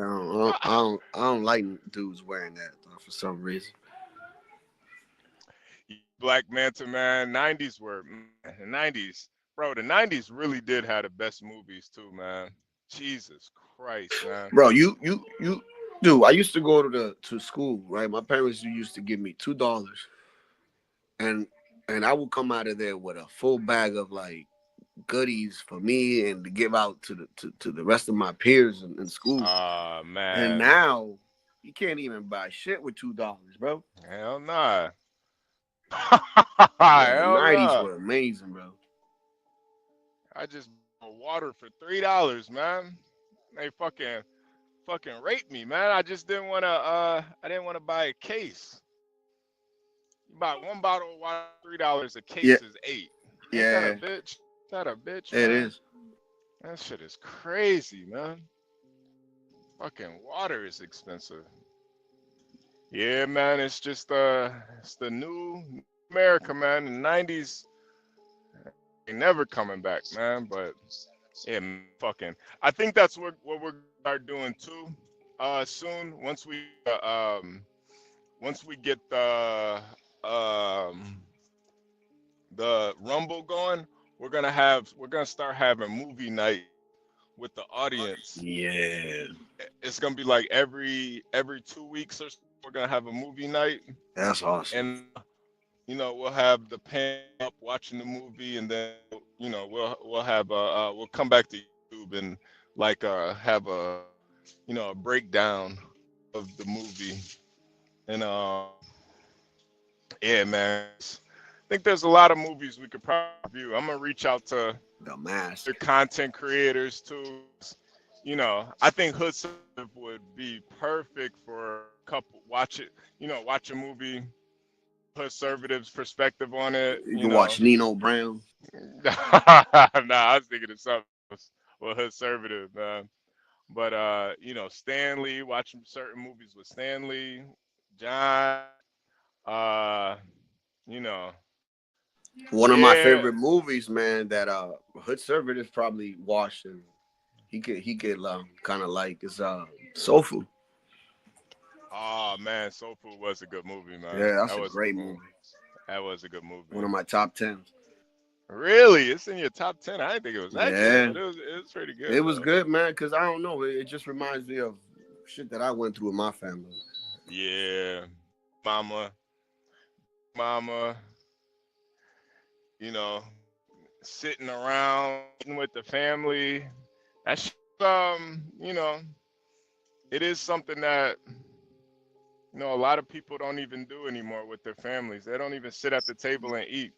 That's one thing that, you know, when I do have kids, that's something that I definitely want to instill is we're gonna eat food. We're gonna eat dinner at the table, man. We ain't about to sitting around eating. That's how I grew up, man. We ate at the table, and you don't get up until your plate's clean. Yeah, that's the thing. My grandma had all of us together. When she died, bro, everything went to shit. Yeah, that's how it is with a lot of people's families, man. Once those the matriarchs or the patriarchs die, that's when everything falls apart. It's usually the matriarch because usually the patriarchs die first, but they set they set the foundation. They set the grandmas up so well that everything is still intact. So even while he's gone, it's still there. But once the matriarch gone, that's when the families apart, man. That's when they want to sell the house, and people don't want to meet up for Christmas and Thanksgiving, and that's why it's I think it's really important to kind of keep those homes and stuff in the family and really instill it in kids. I want to inherit this one day. I want your kids to be able to come here, your kids, and just ownership in general. People always talk about generational wealth, man. It ain't just about money, man. Sometimes it's culture. You want to preserve culture any way you can. They don't really get that. Yeah, that's very important, because if everybody followed, let's say, some type of structure, the world wouldn't be so wild. Yeah, seriously, man. People be so fucked up out here, man. Mama house is still there. You could just stay there for a couple months till you get your money up. And then just make sure you pass it down for everybody else in your family. But yeah, it's one of those things I don't think really people think about too much anymore. Plus, this is America, man. We all out here to get it, man. We out here to get it. It ain't the news no more. It's a different time, man. Different time. But yeah, man. I definitely want to get suggestions from the chat too. When we do start doing more movie nights, once you guys give us suggestions, we're gonna get everything set up for you guys though. But yeah, so I guess the big story is this black shooter, man. Yo, for real, when that happened, I'm sorry to interrupt you, but when that happened, because I didn't even hear about this. It happened I think a couple days ago, like yesterday or the day before. That's crazy. I didn't even I be watching the news and shit. I didn't even hear about that. Yeah. It's pretty big. It's pretty big news, man. It's definitely, I feel like certain crimes do have an MO. Usually mass shooters are usually white guys. Usually carjacking black people. Catalytic converters are usually Hispanics. You ain't lying. certain people do crimes. Clara said, "Do you guys have a Rumble?" We will very soon. We will very soon. We should have one. I'm not sure what the link is just yet, though. I think we do have one. We just have to connect it to the StreamYards to get everything set up. So, Clara said, "Be Brave" is gonna quote this. God bless Be Brave, man. I'm honestly, when it comes to Be Brave, I'm just glad that he's found something in his older years that he's passionate about, because I think that's really the issue. That's what a lot of guys, even though I think it's kind of I don't know if it's really the best type of passion to have, but no, it ain't. I think it's kind of bad, but Zatachi, man, what's going on? Does he think How of you guys doing? We're good, dude. How are you? I'm all right. Do you think he thinks of Blackzilla as much as Lasagna Man does? Probably, hopefully. I don't even think Be Brave knows who's what's his name? Brickzilla. I don't think he knows who Brickzilla is. Yeah, I don't think he knows who Brickzilla is. Zatachi, what's on your mind, man? What you been up to? Not much, man. I've just been chilling and trying to learn a couple songs on the bass, and that's about it. Slapping the bass. Slapping the bass. That's what I'm talking about, man. Guys, I feel like what this generation is really missing is guys usually have hobbies that they just like doing, you know? Yeah, well, you should. Like right now, I just made a lasagna from scratch. There you go, brother. Yo, Is it a meatless lasagna or does it have meat in it? Nah, I gotta have meat, dude. That's right. You got Gotta have meat. The Italian old way. Mm-hmm. Yeah, that's really what I think a lot of the youth are really missing out on is they don't have any hobbies. Because I don't think, me personally, I'm not really sure. I'm kind of on the fence about video games. Is video games really a hobby or? No, it can be, but it's not a good hobby because all you gain is video game skill. Yeah, you're wasting time. Yeah, that's the way I see it. Yeah. But like, there's these competitions where these kids like get paid. Now that's a different story. Yeah, that's a whole category. Yeah, I think that can be a hobby, but I think you're right. There's like productive hobbies, and I think there's unproductive hobbies. I just think video games is like an unproductive hobby, but like playing the bass, learning new songs, that's a productive hobby, man. Hell yeah. Well, you could say that video games are productive in the sense that, like, some of them have puzzles that you have to figure out before you can open up a door and keep going. So you're forced. Brain mind work. You're forced to use your brain to get through. You know. Yeah. I like that. Salute. Yeah, you're right. Some of those games are a little bit more. You know, you got to figure stuff out. That's a little bit more productive, but you know, I think there are other hobbies that can like translate to like real life and real life skills. Yeah, like feed your soul too, keep you like calm and balanced, and you know, not focus so much on reality. Just the. Yeah. I don't know. But I think, being able to create like beautiful music, that's a skill, man. That's a real skill you gotta cultivate. Yeah. Well, I'm still cultivating it because I don't make anything beautiful yet. So hey, man, Beethoven didn't just start out playing the piano good, man. It took him time, man. Took time to get to that point.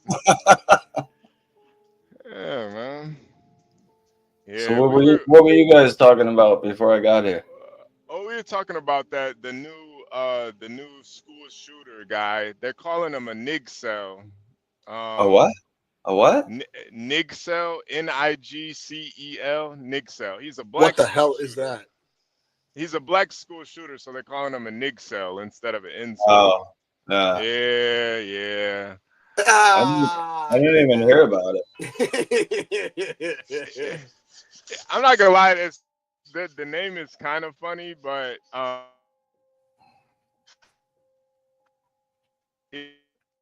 so it's kind of a slap in the face. I think he was very offended by being referred to as a nigga. So, but I think a lot of these guys that, turn into incels or turn into, mass murders and stuff, they, a lot of them, they don't have any hobbies. They base their value on if they can get women or not, instead of just enjoying life, Yeah.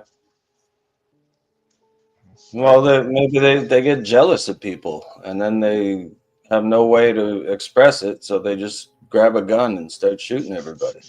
It's crazy. It's crazy you say that, right? I had a friend that I had to cut off. I had a friend that had to cut off my life because every time this guy came around, dude, he just like dragged me down with his bullshit of always being on Instagram and looking at other people's lives. And it's like, oh, I wish I had this. And I'm just like, bro. And then he's always down. And I'm just like, no, dude, you a bummer, bro. Man, as long as I got food to eat and a floor to sleep on, you know, with a roof over it, I think I'm good. You know? Yeah, And man. make your daily bread. Seriously, man. I think the simple life is the best life, man. You don't gotta overcomplicate it. No. You know. And you're gonna lose all that shit someday anyway, no matter what You can't take it with you. Right. Oh yeah. What are your thoughts on Obama smashing that Hollywood broad? Now, Jennifer Aniston. Whoa, what? Whoa, wait, what? yeah. Jennifer So there's Aniston. rumors. There's rumors that Obama he's banging on Jennifer Aniston. What? Yeah, and Obama. Since like October. Yeah. What, October of this year? Or last year? Of last year. Yeah. What? That's crazy. That's why Michelle hasn't been around and shit. Wow. Yeah, man. Honestly though, man, I'm really happy for Obama if it is true. Yeah, sure. She's all right, you know. Yeah, I never been a big Jennifer Aniston chick though. I never thought she was that hot. You know, I always thought Phoebe was a lot hotter than her. Yeah, to be real. I mean, you know, like Jennifer Aniston just has that same college girl face that so many women have. You know, there's like millions. Yeah, she's just like super average to me, man. Well, we should treat this as truth until it's proven not true, right? Ah, come on, Stanley. Come on, Stanley. Come on, man. Come on, what? You don't think? I mean, No, I don't. It's just a Hollywood rumble. It's just a Well, when you said rumble, that explains a lot to me. It could be true, but I doubt it. Yeah. I don't know, man. I don't know. I think where there's smoke, there's fire, Well, man. of course you don't know. That's why you should treat it as truth.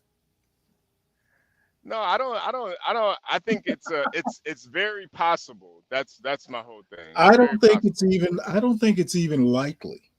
Yeah, that's the thing. It's possible, but is it probable? I don't know. I think it's probable. It's not. It's basically the far right media and black conservatives in particular. I'll just go ahead and blame them just for the fun of it, who want it to be true. It's witchcraft. I don't know if I necessarily See, if want it to be true. Obama does it, he's just another basic ass Negro. No. I think what it is if it is true, that means Obama basically sacrificed his love life for his career, and I think it's kind of let's treat it like it's a probable. I think let's do a hood conservative and just sit around and treat it like it's truth. Well, if it's not true, I think it's a disgusting. What do you mean, if it's not true, it's probably not true. If it's not true, it's a disgusting rumor. But if it is, if it is, I understand that you need content. Yeah, if it is true though, nice. If it is true, hood conservative is gonna have, and CT especially, they're gonna have like a week's worth of shows. Well, Aniston's not married, right? That would explain why she's not married. No, she is not. For Obama. Yeah, she's been banging Obama this whole time. Wow. Man, she is not married. So no, Solid Snake, I'm not doing a conspiracy theory. It's the opposite. I don't know. I would actually hope if it, Obama would do better. Wow. You think Jennifer Aniston's not that? You don't think Jennifer Aniston's all that, Stanley? I was never. No, I don't think any of the women on Friends were. The dark hair one. I forget her name. Courtney. Was it Courtney? Oh, Courtney Cox. Yeah. She was actually pretty nice looking, but the other two were just basic blondes. Yeah. Well, pretty much. I mean, Jennifer Aniston, especially. At least Phoebe had a little character, individuality. Yeah. So she was also funny. If you've Yeah, ever I think that's seen why I liked she's Phoebe, actually because she funny. was funny. Yeah, I think that's why she was attractive to me. She was actually pretty funny. Mm. She like played a she like played a dumb blonde in a very conventional way, like an unconventional way. I think she's conventionally pretty, but I would find I can't even remember her real name. I would find her. I think Jennifer Aniston is just cookie cutter. Yeah. Yeah, She is. yeah. Some guys like that though. Some guys like that cookie cutter, Well, I kind of know white. Deacon Dave would. Where is Deacon Dave out there? I'd rather have cookie cutter than the ugly ass bitch I dated for a while. Why'd you date an ugly chick? Because we had a connection. What You kind know, of? Yeah. I want more detail. No more detail. Well, no, I'm happy to Because we hear were that talking you about can this see earlier. beyond That's it. why. I mean, there are things deeper than Yeah, beauty is only skin deep. Didn't you see that Twilight Zone episode where they do the operation on the chick and she turns out to be like a beautiful girl and everyone else is ugly? Oh yeah. I No, did see I that never saw episode. that one. Yeah. She was like, they thought she was ugly. Yeah. It was insane. Like they had all these disfigured, twisted faces, and she was like gorgeous, and they were like, she looks disgusting. It was a freak show. That's right. Yeah, that would never happen. But yeah, damn, man. So why did the relationship fade out? She was ugly. Well, I never saw her. Like we went out for I don't know a little while, but she was always at work, so I never saw her. Oh yeah. Ugly chicks gotta work a lot, man. Mm. Oh my lord! Yeah, they're not gonna get it. They're not gonna get a sky. You need to go. You need to spend some time on the Georgia Tech campus. Ugly chicks need to be engineers. Yeah. No, there's a lot of ugly chicks in college right now, man. There's a lot of ugly chicks in college. Nah, I don't know about all that.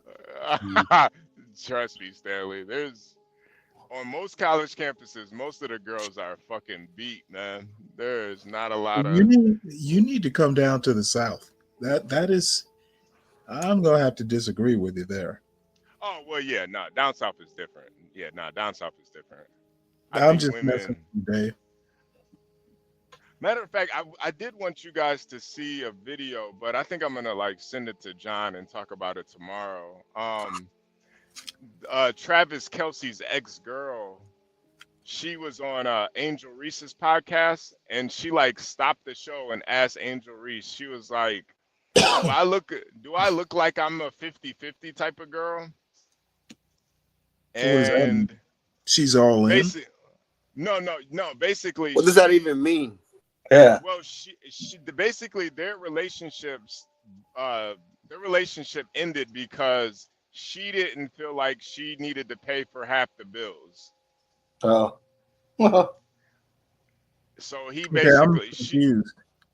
she wanted Travis Kelce to pay for stuff for her, and he didn't want to pay for stuff. He's basically like, Were they married? No, they weren't even married. Were they even living together? I think they were living together, but So she means like the bills or what? yeah, like the bills. He basically didn't pay for everything, and that was the issue with her. 'Cause Okay, he's an what's the NFL name of it? What's the name of that movement? Soft girl, soft life. Soft girl era. Yeah, I mean, was that what she was into? I don't know. I think if you see the clip though, are you at your computer, Stanley? Yeah. Just put in damn man, Travis Kelce's ex 50-50 and then Angel Reese, and it should pop up. You'll see what I'm talking about. Now, should we show it? Yeah, I think we could show it. I think we can show it. I think it'll be fine. It's been it's gone pretty viral, so I think we should be fine. It says that she denied it. What do you mean? It says she denied the 50-50 rumor. Well, no. She commented on it on the Angel Reese podcast, though. Yeah, that's what I'm looking at. I'm looking at a summary of it, and it says, she says, Nicole said, do I look like I would go 50-50 on bills? So, yeah, that was ridiculous. And she said the rumor was never an issue during their relationship. Yeah, but I think the sentiment is really the problem. What? Wait, say that? The sentiment is the problem? Yeah. Because now he's with a billionaire, and I think when you're in a relationship like that and a woman is like, do I look like I would go 50-50 on bills?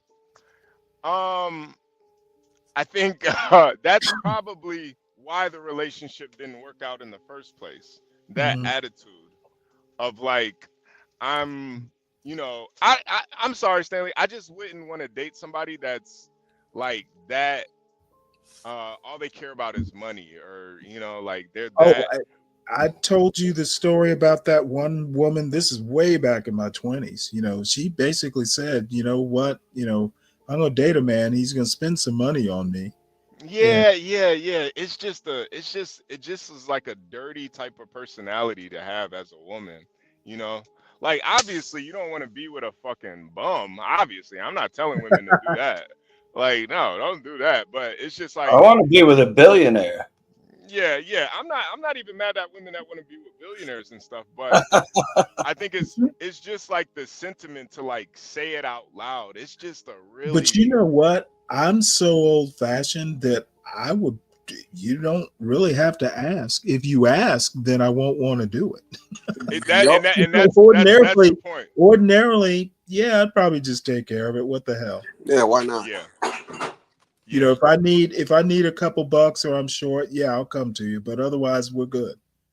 But it's when you ask me, and I know that's probably childish. But no. I think it's if you look that I hate to interrupt you, but I was gonna add, if you look that good, you don't have to ask. Right. And I don't think she looks even that good to say to make. But she looked better than Taylor Swift. She's pretty decent. She's right. She looked better than Taylor Swift. She's decent though. I think you're right. She's decent. She looks better than Taylor Swift, but do you think Taylor Swift would even say something like that? Hell no. She got her own money, man. Exactly. That's the point. Yeah. I mean, who pays when he goes out with her? She must be the one that pays, right? Because she's a billionaire. She's a fucking billionaire. People pay. She probably those people are let in for free most of the time because it's promotion for wherever the hell they going. That's true. Right. But I mean, he's an NFL guy. They probably don't pay for shit, either one of them. Right. But it's just like, I just think sometimes it's not just. Invited. I think it's like the looks. Like hearing her disposition, I could see why that relationship didn't work. Just by her disposition, I could see why he would be with a girl who's less attractive. I don't. And he's the most famous, richest entertainer in the world. I mean, that's like Y'all wonder about the oddest things. Yeah, no, I get it. I guess it's just like, man, like some of these women, they look so good, but when they open their mouths, Stanley, it's a complete turnoff, man. Yeah. And it just blows my mind sometimes, man. Have you ever heard that if you let a woman talk enough, she reveals her own self and the truth? Well, that's But that's everybody. I think some women though, the more they talk, the more beautiful they become. Like it's like it's not all women that are like that. No, but I'm saying they revealed the truth. Like It could be a negative or it could be a positive. That's what I'm saying. Yeah. Hey, CKJ, salute, man. Salute. Oh man, yeah, Solid Snake. I'm very and Stanley, I've been calling this with Elon, man. Well, you've been calling it before me, but I've really been seeing how Elon he is unhinged at this point, man. You know what? I listened to his speech. Mm-hmm. I'm gonna actually not take his side as much as just say he is on the spectrum. I And told you, Stanley. well, no, I mean it's well known he's on the spectrum. His awkwardness is really a problem, and he should not be giving public speeches. Or getting high on Joe Rogan. Well, shit, there were rumors he was high at the inauguration. Yeah. Probably. Well, hey, if I had his money, I'd be high all the time. Well, that's all well and good, but some people don't need power. I would, and I'm no power. I just need the drugs. I'm no huge fan of Vivek Ramaswamy, but I honestly believe I would be more comfortable with Vivek being head of Doge than Elon Musk. Oh, absolutely. I could say Same that. here, and I got my 2 reasons for it. I think that Vivek will have more time to be hands-on. Well, I think he's smarter. And that was going to be my second thing. I think he's smarter than this guy. So I had like 2,000 Doge at one time, and I sold them. And I convinced my mother to buy Doge at the time, and she bought like 300 of them, but she forgot how to access her Robinhood account. Oh so my God. They just sat there forever, and she still has them. So are we going to be millionaires like soon? Holy shit. Somebody needs to help her out there. Well, I did. I re-accessed the account. Okay, good. Yeah.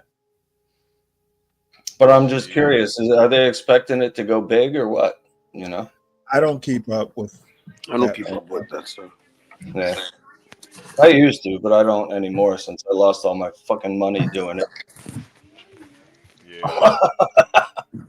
Hey Stanley, I'm about to get off of here, man. I'll be back. Yo, hey, early, though. thanks for having me up, guys. I gotta go too, so I'll see you later. Okay. Take it always, Well, Stanley, always good talking Stanley, to you. Yeah.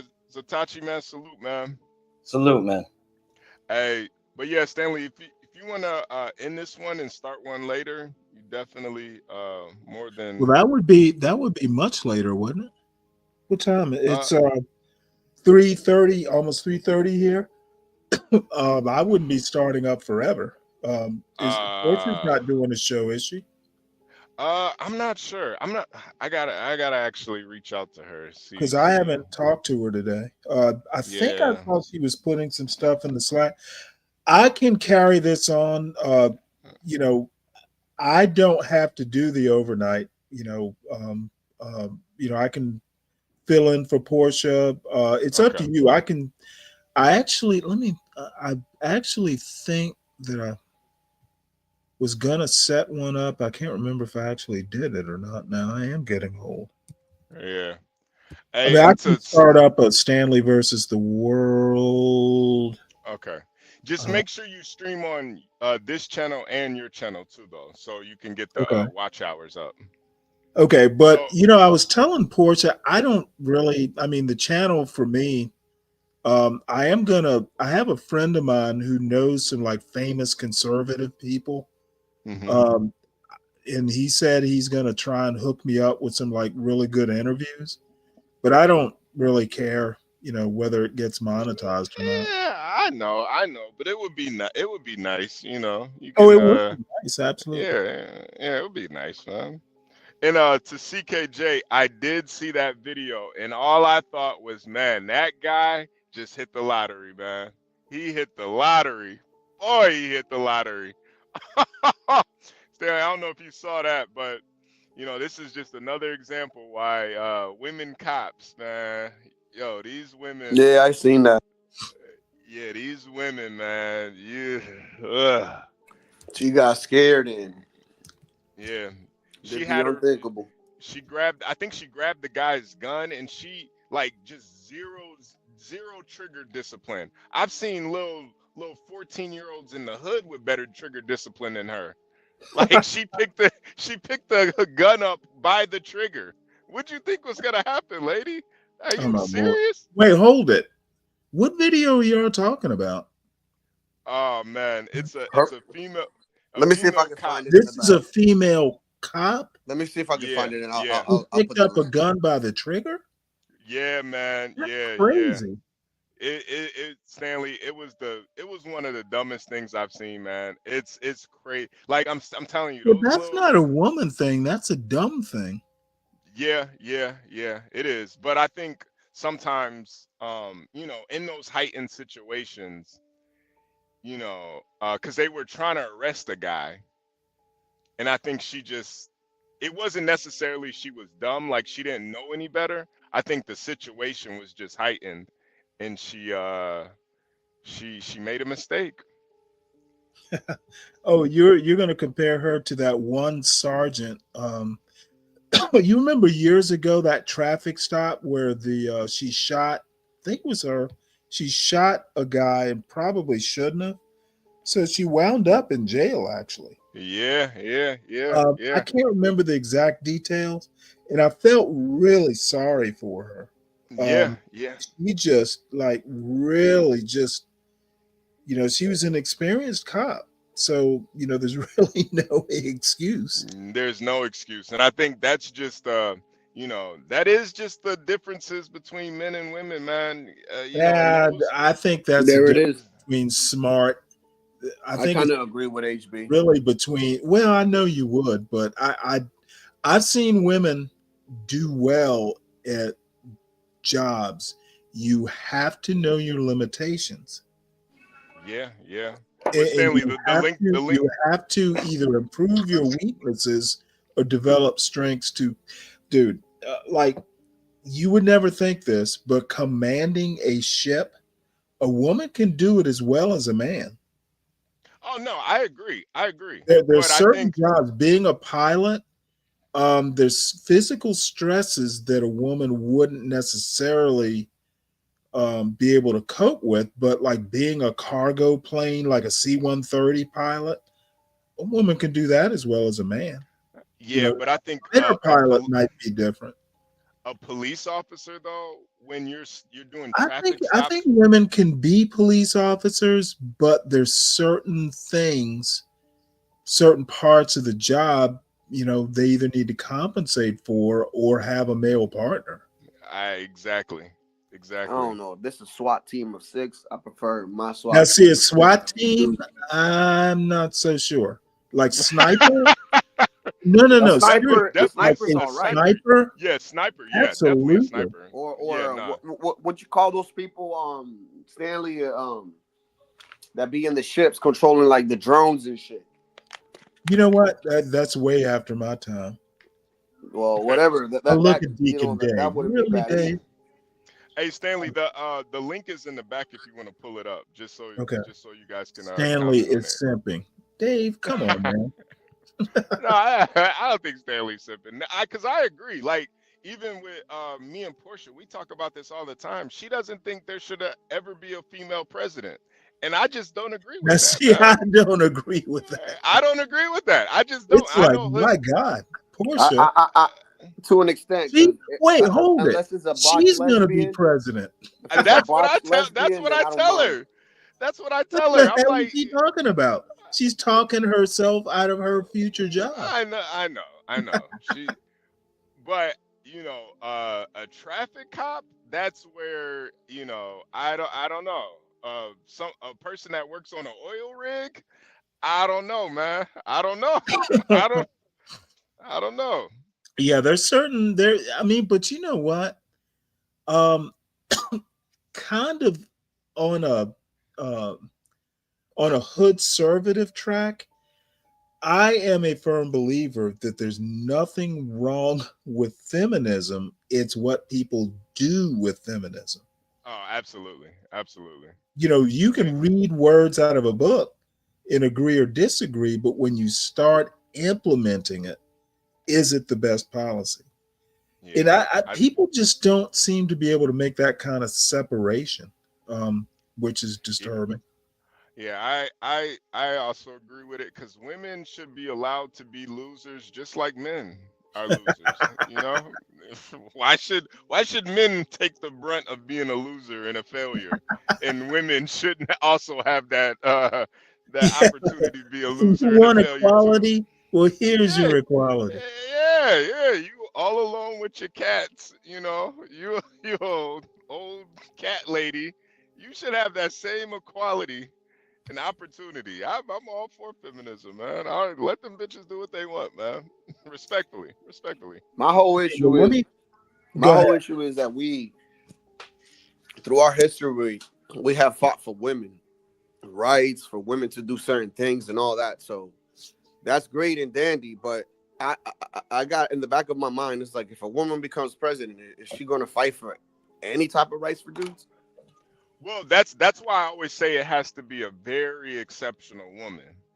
A very exceptional woman. Like I always say this, the only woman I think that could be president is Judge Judy. That's it. I don't think there's any other woman That's why that I I say can think of. a botched dyke lesbian. Nah, see, that's pushing it too far. I don't want to butch dyke. Nah, I heard Judy got some legs up under that robe. Wait, who? Who does?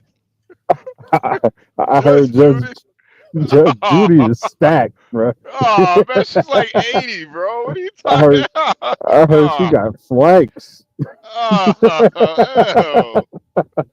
Hell. Y'all tripping, man. Y'all tripping, and you need somebody to center this conversation. It's no such thing as an exceptional woman to the point where you would want her to be president. Facts. It's just, Condoleezza Rice, maybe. That's what I'm talking about, though. And that's another one too. Condoleezza Rice. That's a generational woman, though. Exactly. What do That's you my mean point. a generational woman? That's my point. She's so exceptional that she like transcends her fucking gender, man. She's just an You know, exceptional oh person. my lord, you transcend your gender. You can't name me 3 women that's better than Condoleezza Rice. If she speaks what? How many? Like 9 languages or something like I that? have 2 Republicans that I would vote for if they ran for president. Condoleezza Rice and Brian Kemp. So Women. you couldn't We're even talking about name. women. You couldn't even name another woman. Yeah. But what I'm saying is, what I'm saying is, I'm making, you're right. It's irrelevant, but I would vote for Condoleezza. I wouldn't even fucking think about it. But you should. You got to look at who's on the other side. No one who would run against her that she wouldn't get my vote. And I don't say that again. I don't think she's the only woman of that caliber. I think she is. I do. Who else would you put above her? Y'all don't know many women between you up there. Stop it, Stanley. That's Just like Deacon Dave said, bro. She knows like 6 languages, man. So, bro, come on, Stanley. You only need one language to be president of the United States. Yeah, it's the mental capacity that's impressive. Yeah, and think about like Have you foreign ever policy read? and Have stuff. you ever read her biography? I think it was her autobiography, actually, or memoir. No, I didn't. Okay, I did. So I guess my that makes you more qualified to make the judgment. Okay, Yes. all right, that's cool. Yes. Yeah, we'll go by the Stanley standard. to assess her personal qualities in her mental state. Reading someone actually does kind of at least give you a foot in the door of having an opinion. What? No, but can you name anybody more qualified than her as a woman? I'd probably I'd have to think about it. AOC. No. No, absolutely not. Absolutely not, man. Absolutely not, man. Mira. AOC, I would vote for her for OnlyFans. That's what I would vote for her for. Yeah. That's about it. AOC is like She probably camarera. make bank. Yeah. But I'm gonna be in the chat for a little bit, you guys. I'm about to get up out of here, man. No, But HP, before you go, you made a good point. On another stream, it was like, I want somebody to name like one female funny comedian. bro, Joan Rivers. alive. What the fuck is her name? Niza Bonelli. She's pretty funny. Oh, I know you're talking about the blonde. Yeah, with the The Jew broad. I think she might be Italian. The Jew broad. I think she's Italian. I think she's Italian. But even her, she's kind of like, she's like Chuckle. She's not really like hard laughing. And that's the thing, man. It's like, I don't think women are funny, man. Honestly, I just don't. But there are some women out there that are, there's a reason you for might. it. You might chuckle. I don't think about the reasonings. I don't care. I just know they're not funny to me, man. They're situational funny. Like if your dick is in them, sure, I'll laugh. That's about it. Nikki Glazer, that's another one where it's just kind of like, she's like, I don't know, man. I don't know. Like she killed it in the Tom Brady roast. I think Wanda Sykes is funny. Oh, Stanley, stop it, man. Come on. Yeah, she is. Stop it. Wanda Sykes. Motherfucker, don't tell me to stop it. I just just say no, she isn't. All right. No, she isn't. Okay. I think she's funny. I think she is. She'll get to chuckle here and there, but They always go back to sex. That's Does all. Madea count as a woman? Now there you go. Now you're talking. In the hood conservative world, she does. In the last administration, she did. All right, hey, John, I want you to watch this video too. Oh, okay. Yeah, let me play it. Yeah. I can't figure out how to get rid of that blue stripe thing, so just ignore it. He's very compliant. Hey, HB, before you get out of here, let me show you something, HB, before you go. He's gone. We lost him. Oh, damn. HB gone. Well, let me We share. lost him. I hope He's in the chat. Let me share this HB before he goes. I hope in case he steps away. Man, I got this message today. Or yesterday. I don't know if can you see this? Yeah.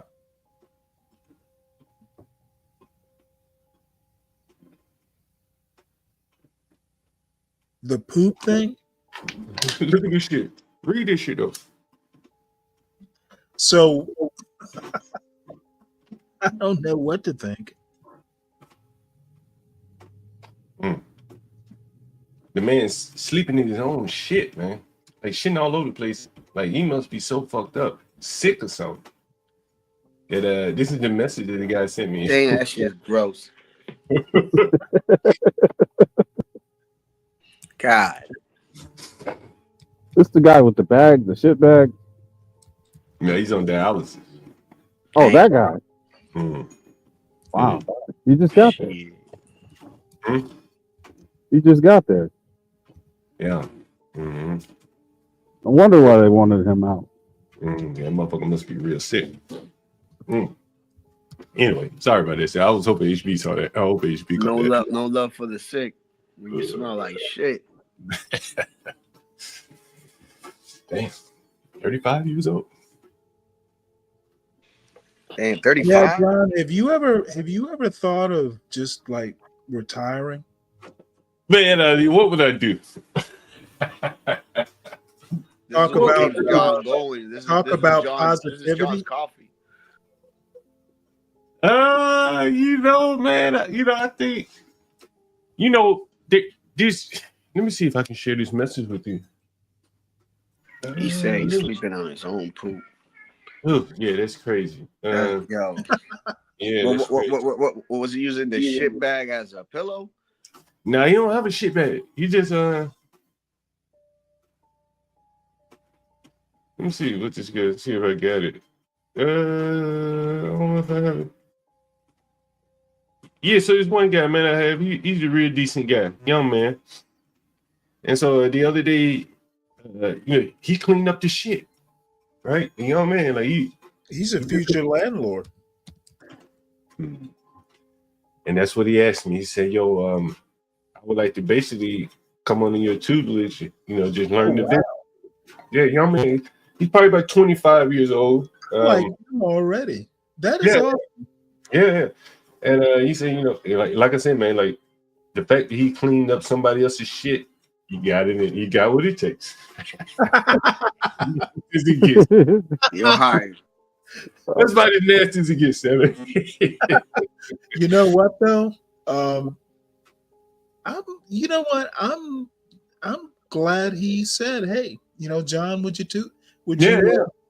No, that is fucking awesome, actually. Yeah, young man too, young man. You know what I mean? So, every now and then you get one, and that's really, you can't change everybody, but that one person, and he said, "Hey man, shit, teach me how to do this." He said, "I'm willing to work." Fucking awesome. Man. Yeah, He said, "Shit is brown, but money is green." Yeah, you don't know. Look, I guess. John, you have a son. Having a young man come to you in humbleness and ask for your guidance, that's fucking it. That's awesome. I mean, this is what I talk about all the time, Sammy. Like, like all the education in the world, sometimes the opportunity can be right up under your nose. 100%. It's just you gotta be willing to open your mouth, have an open mind. See a need, right? Have some interest in improving yourself. Yeah, asking for help is not the same thing as bending a knee. Yeah, that's true. Yeah. And so, you recognize, hey man, maybe the guy can use some help around here. You got a guy shitting all over the place and nobody's willing to clean it for me. It was a perfect opportunity. Yeah. Put that video up of the lady. Oh, I'm sorry. I didn't play that. Shooting with the dude's gun. Hold on one second. Here we go. Let me pull it back. He's very compliant. He does have a pistol on him. So, Dan, can you stop it real quick? You heard what he said, right? He's very compliant. He's got a pistol on him. Okay. I just wanted to make sure everybody heard that. Now, let me ask you a question, and I'm not a cop. I wish Black Knight were here. Would you ask that person to get out of the car and then deal with the weapon? That's what I would do. Well, I have a friend, and he carries, and what usually happens, and my cousin also. So what usually happens is you get pulled over, and they'll ask you, and then you state that you do, and then what happens is you comply, like that gentleman is. You give the paperwork, right? But once you get the paperwork, you get out the car. You tell them where the gun is. They grab it. They see if the paperwork matches, and then you're on your way. Gotcha.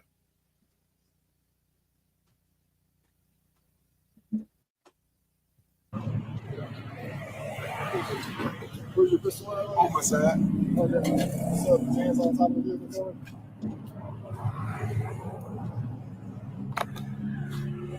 I appreciate it, man. Being very honest. Oh, shit. You okay? Oh my God. Let me go now. Go down. You okay? Nope.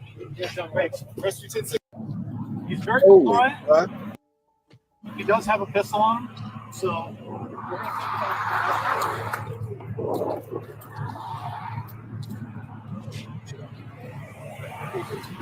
where's your pistol at? On my side. Okay. So the hands on top of the vehicle.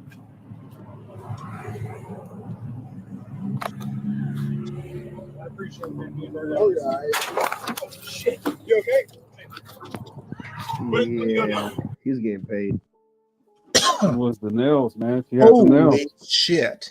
Well, you know Like, what? At that moment, she shouldn't have Hey, been like, "Yo, how you know what? How you I'm gonna have release to give. I'm gonna have to give the guy who got shot.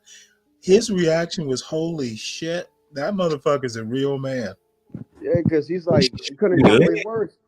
I wouldn't have been upset. Well, that shit's got a goddamn hurt. I'd be cursing. Yeah. Yeah, no, that had to hurt. Oh, he about to get paid. Oh, hell yeah. And that girl, I call her a girl, yeah, no longer has a job. She probably never should have had that job. She even had, did she? Yeah, well, you know, that, I don't know that I agree. Was she wearing nails? Like, Probably. fuck. Is she wearing fake nails? Stanley, you want to keep lobbying for this bullshit stuff? Why don't you stop and keep it 100, man? This is why. What I believe, David. This is why. But this is the thing. This is the thing. You can't tell those girls not to wear no nails or whatever. And because then fuck they find yeah, that you can. If you want to be a cop, hell yeah, you can. Yeah, but And the way they see it is you will get away with that as a requirement of a job. Yeah, you can. Obviously, it's not. And nobody told her, but should you have to tell her not to wear nails? You out here fucking around and you shot somebody in the leg. You're right. Bro, I seen police officers with BBLs, bro. What'd you say to him? Like Nice it's ass, ridiculous. officer.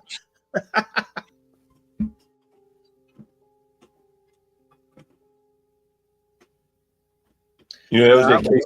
I would like Yeah. to see that regulation. No BBLs allowed. How is a fake ass supposed to save my life in a time of need? Well, come on now. Guys get toupees and fake hair and all that shit. You know, BBL's not going to help you run faster.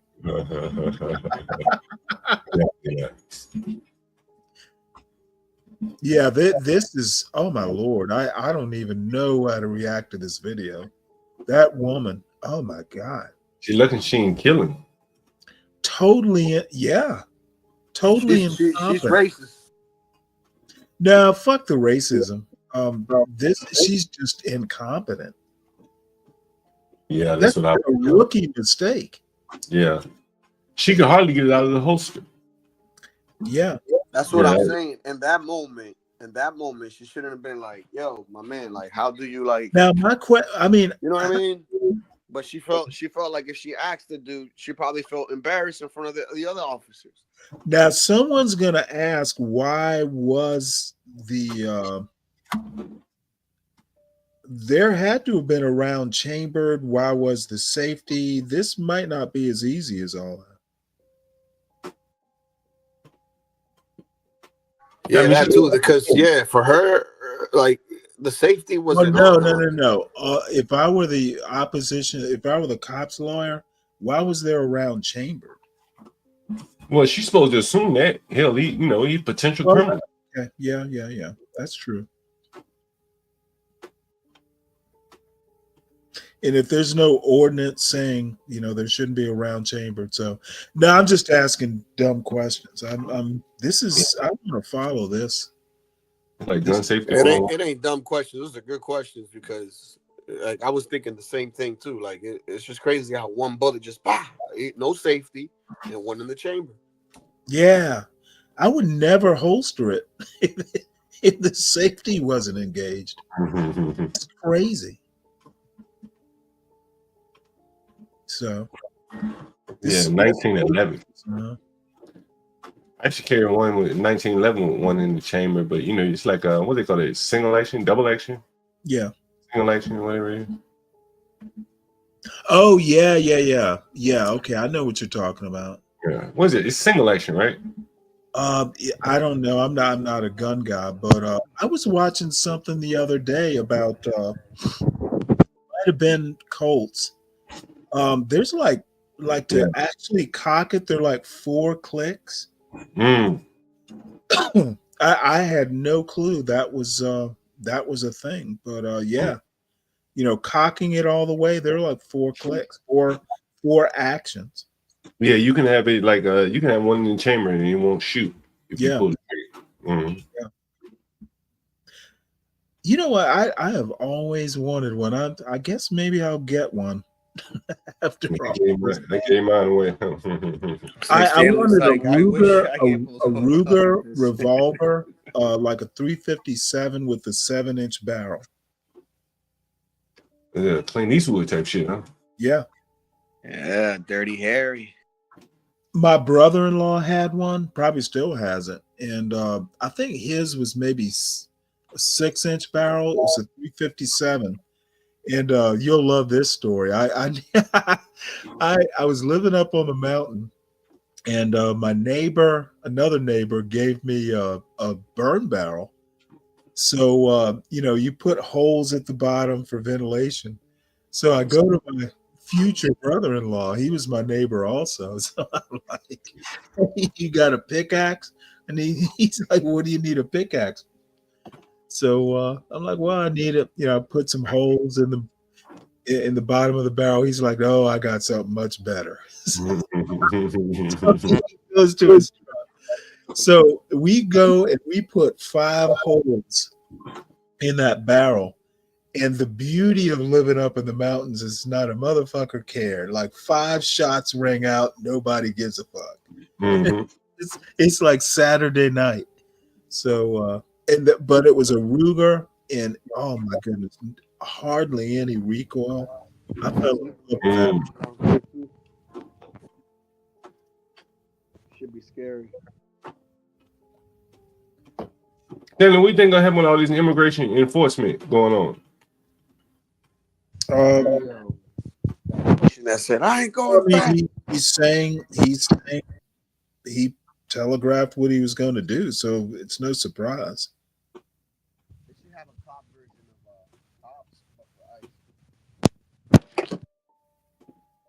I mean, I think the immigration issue is way more complicated than people realize, especially when you put the H-1B stuff next to the illegal immigration. Yeah. They're 2 different animals in my mind. Yeah, now I can see that. It's a very complicated issue there. Yeah, because the H-1B is economics, basically. And I was talking. Yeah, I don't mind that. Talking to someone, maybe from a Discord or something the other day. It is very possible for, say, a Microsoft to pick up and move to another country. Wouldn't affect them a bit. That these companies are not American companies anymore. They're multinationals. So working from, Indonesia versus, say, Redmond, Washington, they don't give a fuck. Well, I think that there should be I'm trying to say how I should say this. And I have this little boy in mind. And the little boy that shot up to school, and I have the young man in mind who has to be about real estate. I think America should protect the jobs and the borders for the sake of American citizens. Like, if you need to hire Indians that bad, go to India. Right? No, it's not as simple as that. It's where are the best workers? Mm-hmm. Okay, they're not going to India because, we love Indians. They're going there because they have a need and they need the best people to fill the role. I don't disagree with that, right? It's a global world. You go where you're a global talent. But before you finish your point, let me add one point as far as the 2, young men you were talking about. It's more than protecting the border. It's more than, dealing with immigration. There's a third step. Okay. You need to fix the education system and parenting. Okay. I heard the other day If every college graduate in any given year majored in engineering, we would still need more engineers. Well, I think that you can bring in engineers, you know, if you just need them, but we're not bringing in the ones we really need. I work with some of them people, man. Like, okay, you cannot take your experience and paint a broad brush into a general. The exceptions do not make the rule. Oh, my wife works with them, and it's a headache. I've worked. Now, y'all forget, I've worked in IT too. I had no problems with Indians. Now, I was an engineer. You know, most of the Indians were developers, but they were fine. yeah, I think you can swing too far in one direction. You know what I'm saying? We end up having cultural problems downstream from the economics, and you know, that's what I think is ultimately happening. If we're going to talk about culture, I don't have the kind of, you know, fear that a Steve Bannon does. I think America is a big tent. There's some things from Asian culture that America needs to learn, and respect for elders is one of them, and respect for knowledge. We don't value education. I don't care what, you know, folks say. America does not value knowledge in the acquisition of knowledge. And we get what college is about wrong as well. It's kind of what the young man was saying about school. Hey, Stanley. Hey, what's up, Lenny Lou? Welcome back. Welcome back. Stanley, take a listen to this. Hey, everyone, take a listen to this.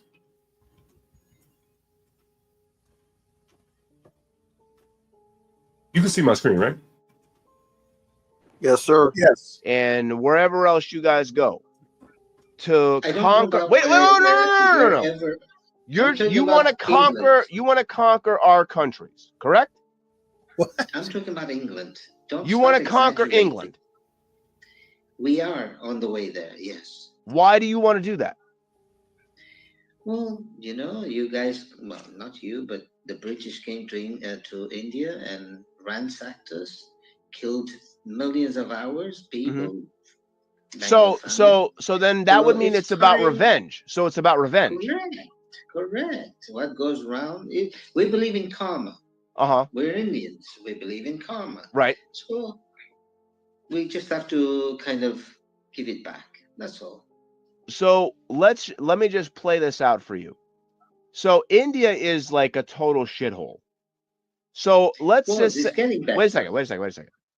Let's just say, for instance, for argument's sake, that you conquer the UK. How is that going to be better than where you guys came from? Oh no, we're not planning to make anything better. We're planning to put them back to the Stone Age. Really? So you just want to wreck everything and then what? Just leave it? That is the plan. Yeah, then we go back home. I mean, look, we've bought Land Rover, we bought Jaguar, we're about to purchase Rolls Royce. We're taking pretty much Google is ours, you name it. Microsoft is ours. We're taking over. So don't worry. Right. As much as you think we're dumb, keep believing so. Oh no, I know you guys are dumb. It's not even a question. I mean, here's the thing. God forbid for that with that thought. No, I know it's true.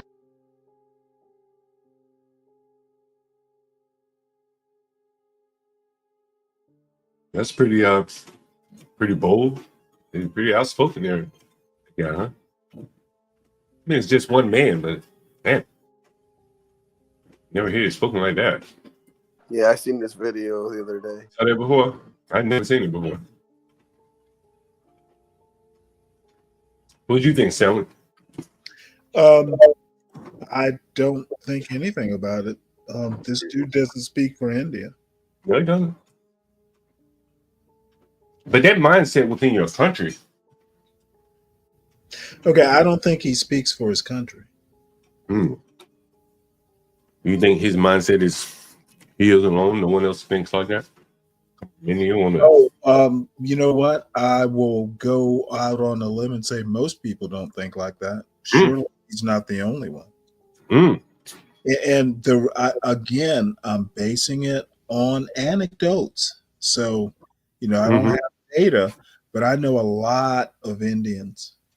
Well, I say a lot, but I know quite a number of Indians.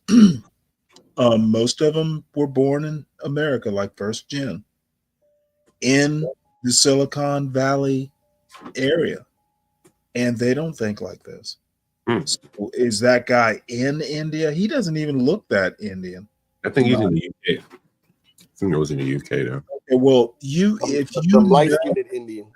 you know, the UK and Canada have a very bad problem right now with the Khalistani movement and other types of Muslim type movements that America doesn't have.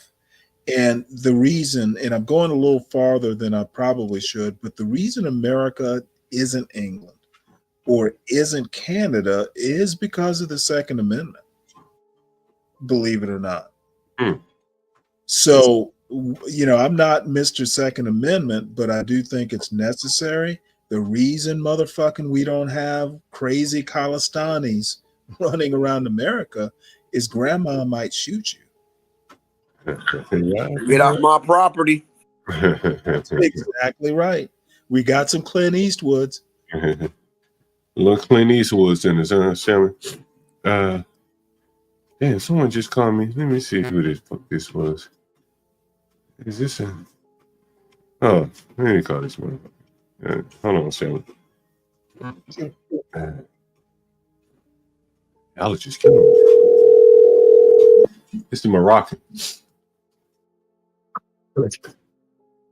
Yes, hello? I'm it. Yeah, how you doing? All right. How's it going? Pretty good. So I received the email from them. They said something, your booking request has been approved by the admin. And they say click here to pay your booking fee and confirm your reservations. What is that exactly? You booked on Airbnb? Sorry? Did you book on Airbnb?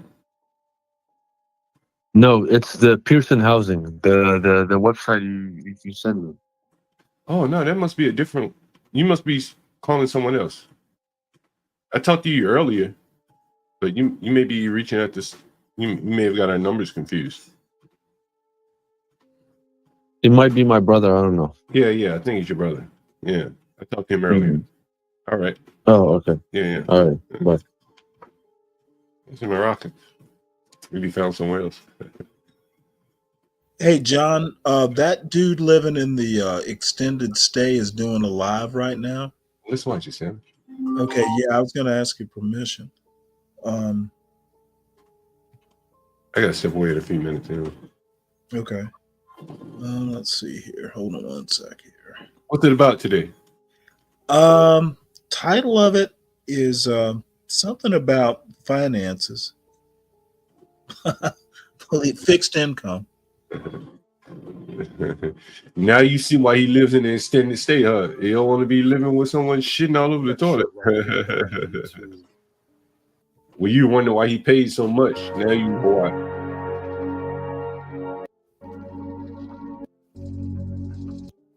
Hi, my name is Jesse. Hold on one sec.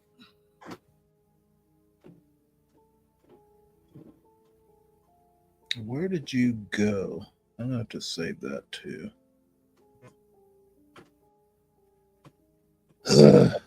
Man, I have to get a mouse. You think that will save you? That from my own stupidity, probably not.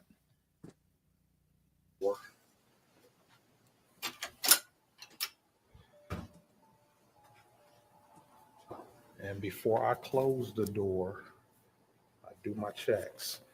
Phone, keys, wallet, cash, coinage. Okay, and I don't need my bag. I'm just stepping over to pick up one item out of storage. So We got a storage account too? Damn, we got too much shit. Yeah, he's got like an This eBay is thing, one of the eBay thing. things about Yeah. living in an extended stay hotel. There are a lot of pros, and I would venture to say, a lot of people might be apprehensive because they think there's a lot of cons or bad sides to living in, an extended stay hotel like this. You might think, okay, it's probably a lot of poor people and there might be a lot of problems and stuff like that. And once again, I'm speaking from my experience. I can't talk about any other places around the country, but where I live, I pay roughly, how you doing, bro? All right. I pay roughly $1,600 a month to live here, and I pay weekly. Every Wednesday, I go to the front desk and I have my card on file. So really, all they have to do is just run my card. Just run my card, and I just basically go down and renew my card, my room key card, and I'm good for the week. I could do it monthly, and that's actually what I intend to do. Basically, just do it monthly. But for right now, I just pay a weekly fee. We're stepping on down to the lobby.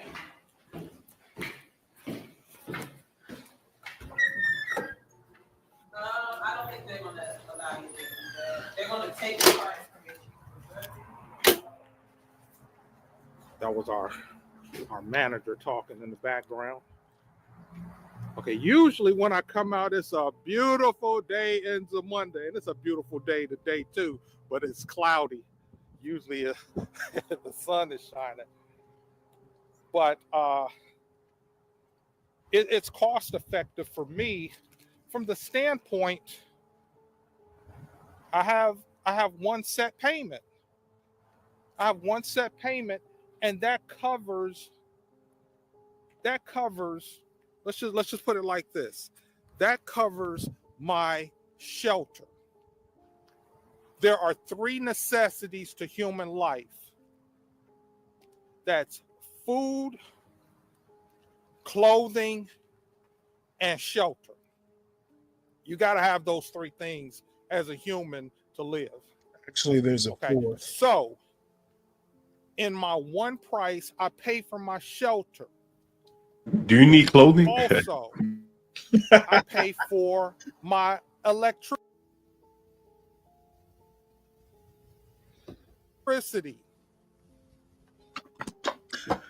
We don't have gas there, but if we did, gas would be taken care of. Water's taken care of.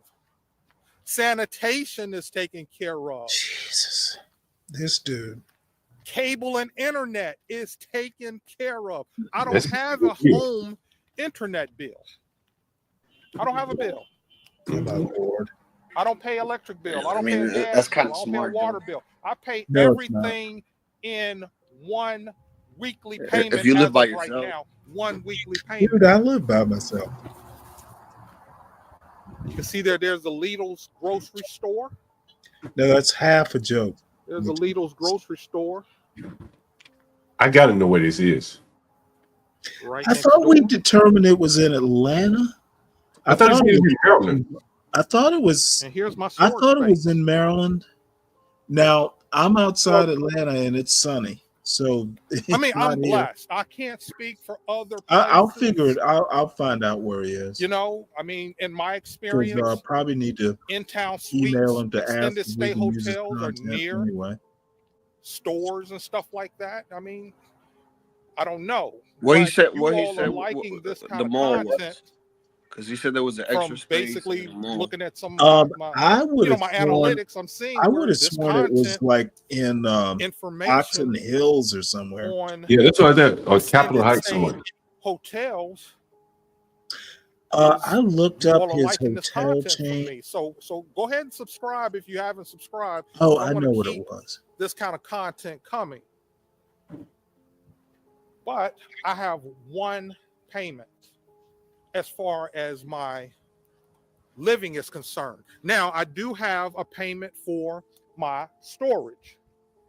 and really my storage unit, it's for my eBay inventory. Some of my other eBay inventory. That's and smart. I don't own a lot of possessions. John, I have to. I don't own any furniture or anything like that. And I'm going to be doing another video coming up that if you have a I think I might have mentioned her before. Minimalist. No, about mindset. her online If you have business. a minimalist mindset. That's a video that's coming up that I'm working on. If you have a minimalist mindset, living in an extended stay hotel could be a great idea for you. But what if you need privacy? So, stay tuned for that. He's got privacy. But He's in his own apartment. In this video, I did want to get into the difference between living in a the money house and an aspect apartment is my point. of why if you're retired, let's say you're retired, which could usually mean that you're over 50, living in an extended stay hotel financially could be a good move for you because everything is at a flat rate. Everything's at a flat rate. And this is one of the other aspects that I look at how I live. When I know how much that's right, Samson. every month, every week, it makes it easier for me to budget. One of the things I think that really hurts people is the fluctuations in your gas bill, in your electric bill. Your cable bill might go up. He ain't lying, Sam. Your water bill. I mean, it's based on your usage. Absolutely, it's based on your Samson usage. thinks he's in Hampton, and I sometimes when I did live in an apartment where I had an electric bill and a gas bill, from month to month, you don't know what you're going to be paying. From month to month, you don't know what you're going to be paying. And that could affect your budget. No. That could affect your budget. And the way that I'm living right now, I like to travel. Part of my lifestyle is traveling. Travel somewhere once a month at least. God damn. I have to have That's good motivation, some level really. of stability in what I'm paying out. And I believe that a lot of you all that are watching my channel and watching this kind of content are thinking about the same thing. People keep talking about things are challenging, financially, how things are going up and all of that. If you can find a way to keep things at an even keel, I just believe that it makes things easier. If you think the same, leave a comment down below. If you haven't subscribed to the channel, please subscribe. And if you like this video, you like this kind of content, press like. Like I said, based on my analytics, it appears that you all are liking this kind of content. And I'm going to keep it coming because this is what I know. And I'm just sharing my life. So let me get on and take care of this business here. I got to get this item to ship out on eBay, and we're going to get into my eBay business, and I'm going to start sharing some information about how to build an eBay business also. I've been doing it for 18 years. So stay tuned for that. Thank you all for watching. Have a great day. Be blessed and be a blessing. How successful is he with the it doesn't matter. I'm not trying to count his pockets, but like, is he doing this out of necessity or is he just doing this because it's his lifestyle? I think go ahead, John. My bad. I rent rooms, and one of the things many of the people say is, are all utilities included? So when he's speaking about the variability, Now, I understand exactly what he's saying because Samuel was like, "Oh, what is he there?" But you're talking about $50 here or there going one way or the other. A toilet leaking, and they know they ain't gonna pay attention to that shit. They end up with a $300 water bill and be sitting in the house with no water. Any kind of thing they get behind on, they just need as much stability, less variability as possible. So I understand where you're coming from there. And Well, I'm going to push back a little bit, and everyone can go before me. I'm just saying that I know how much my electric bill is going to be, and you remember me talking about the water pump that started leaking, or the water heater. Yeah. The electric bill and the water bill shot up like a motherfucker. So I knew something was wrong. I pretty much know within, reason what my electric bill is going to be, what the water bill is going to be. So I understand, but they're not huge, wide swings that you can afford. And if there are, I told you I had like a $500 water bill. That's a lot of money. But you know what? It was a huge leak. I called the water company and, shit, I'm going to have to work this out. You know what they fucking did? This is small town America. They're like, well, if your next water bill is back within your usual thing, they wrote it off. $500 is insane. Yeah, but that's like I filled up 2 swimming pools in the backyard. That's gotta give you like a sinking ship. Wow. But what I'm saying, and I'm promoting home ownership, basically. If you do it, dude, extended stay hotel works for him. And that's going to be it. I will not fuss at him. He seems like a great guy. Yeah, privacy is worth the swings in the bills. I value privacy. Well, the thing is, Sam, he probably has as much privacy as he can afford. Probably more than more. You know what I'm saying? Because when he goes in his door, he doesn't share a bathroom with anyone. You see what the value of a private bathroom is. Yeah. He doesn't share a front door. Well, yeah, I don't think he shares a front door with anyone. It's a common hallway. That's about as private he's going to be able to get in some of these, major areas. And Hampton ain't chopped liver because it's probably fairly expensive to live there. Yeah. I think the other thing is, man, like, you see me, man. Shit, I still got the shit I had on my head when I was outside, right? You got a jacket on. A lot of times they don't want to do that, and that's how they end up with a high ass bill. Oh, motherfucker. That's so funny. The other day, it was like 11 degrees overnight. And you know what? I'm like, this heat pump, after 30, once it gets below freezing, heat pumps don't really work that well. They'll maintain. They can even lose ground depending on conditions. So you know what I did? I usually keep my my thermostat at 67 because I'm cheap.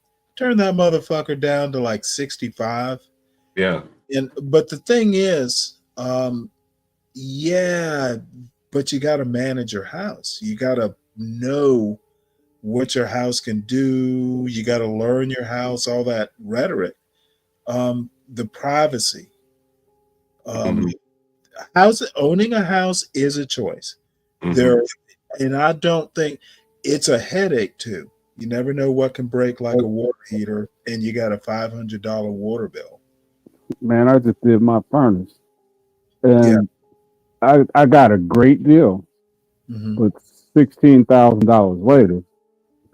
Hey, that's a great deal. Man, home ownership can be a blessing and a nightmare. Oh, it is. However, you can modify the shit. You can do what you want with it. And I don't know. I've lived in apartments. I've lived in condos. I could never go back. Putting me in an extended stay, of course I'd be okay. But I don't want to hear what other people are doing in their dwellings. Mm-hmm. Yeah, I prefer my privacy in the backyard. All the Knicks are having a home. I probably could live anywhere and shit. I could live in that motherfucker, but I wouldn't want to. But I can see the value for someone who's like on a fixed income. Yeah. You want to know what you got going out every month so you can live accordingly. You know what I'm saying? Well, he's probably got like maid service. They probably will clean his room and all that stuff. You think so? Extended stay? Yeah. Yeah, he said Holiday Inn. You get room service. Yeah, not Holiday Inn. Housekeeping. No, it's a different chain. It's America something or another.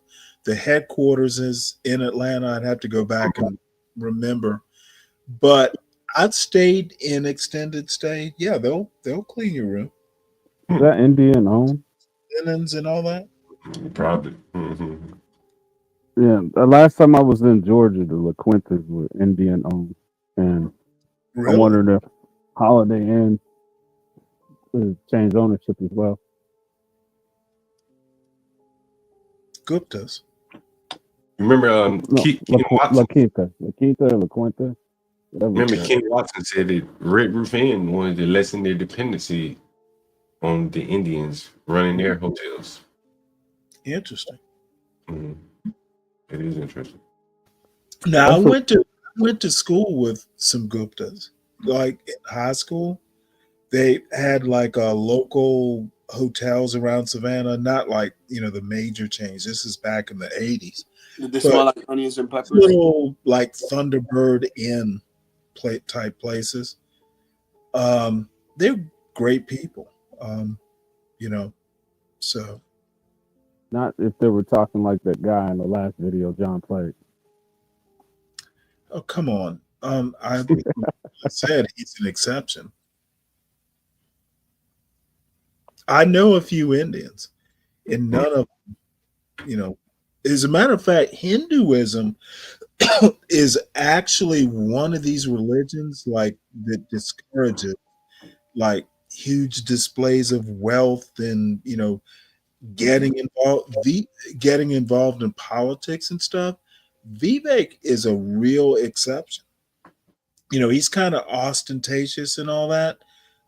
That's not very Hindu of him.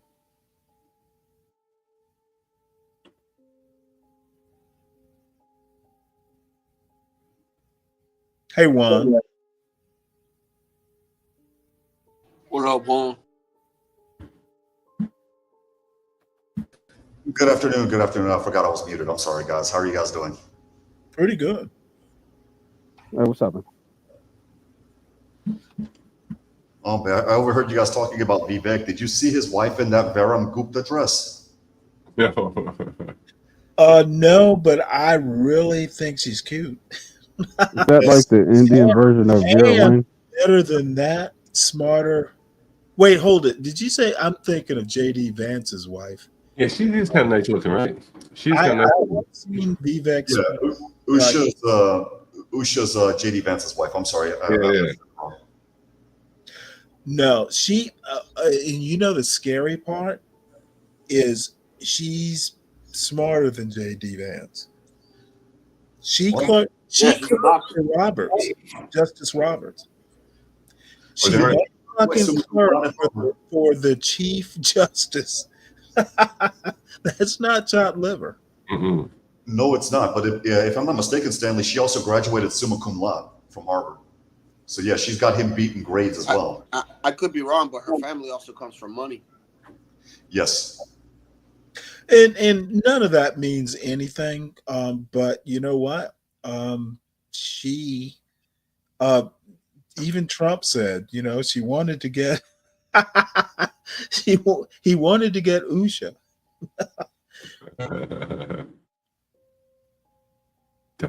And I'm not sure that he was joking.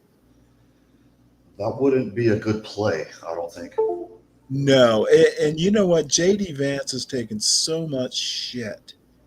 And that woman is like a golden child.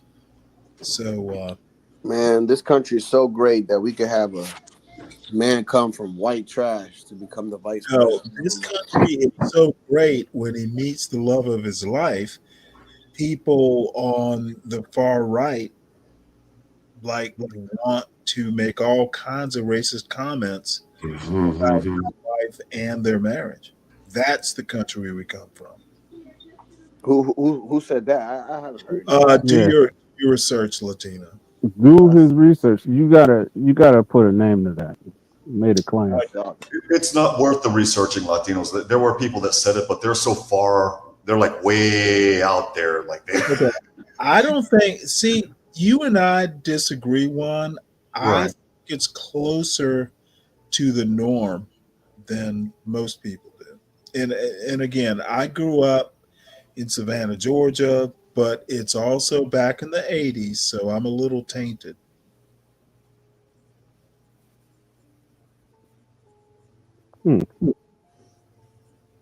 Interesting. Hey, you know what? My son, I've trained him to make his own decisions. I don't even talk to him about politics and race and all that bullshit. I have talked to him a couple times over the years, but I trust him to be smart enough to make good decisions. I literally am taking a risk as a parent, but I think I trained him. Well, that's what we're supposed to do. I'm the same way with my daughter, Stanley. The reason why I say that is because with my daughter, yes, I voted the way I voted, but it's not my job as her dad to push my political point of view on her. What I want her 100%. Yeah. Man, Stanley's son didn't vote Democrat. He was out of here. Motherfucker, you know what? I'm probably more conservative than you are. It's possible. It's like the paper bag test, huh? All I'm saying is Democrat is one thing, but no, Democrat is life. Transcends party. I'm just picking with you, man. And I grew up Catholic too. You better hope I don't pull a Mel Gibson on you. Oh Lord. Screaming on the phone.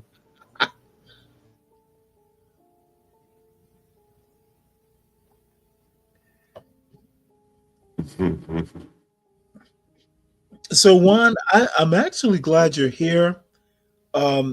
What do you think? There's some gold in a couple. You haven't talked about the executive order, and I'm interested in the one that's dealing with birthright citizenship. And obviously it's unconstitutional, but there's some nuances that what Trump is trying to do, and I kind of like it, but he's not going to be able to get away with it, is who is that part about under the jurisdiction. Subject to the jurisdiction thereof. Yeah, and you know what? All you got to do is go to the dictionary.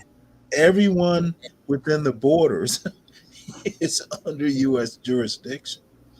Well, you also have to look at the legislative. Really screwed it up there. Well, you also have to look at the legislative intent, and the legislative intent. You look at the debates in Congress circa 1866 when the 14th Amendment was being ratified. Go ahead. I'm sorry. No. You're on track. And so I would look at the things that I forget his name, but he was the representative from Michigan that actually wrote that particular clause in the 14th Amendment. Mm-hmm. You would have to look at what he has to say. And the other thing is, and this is where Texas jumped into the fray.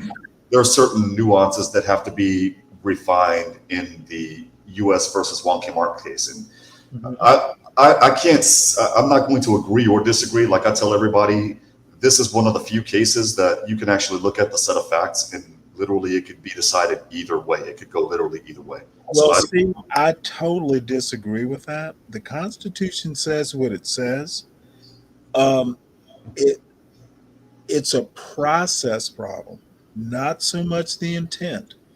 Okay, the word is there. If you are a textualist, you're going to be screwed because the Constitution says what it says. And if you go look up the definition of jurisdiction, it is literally that.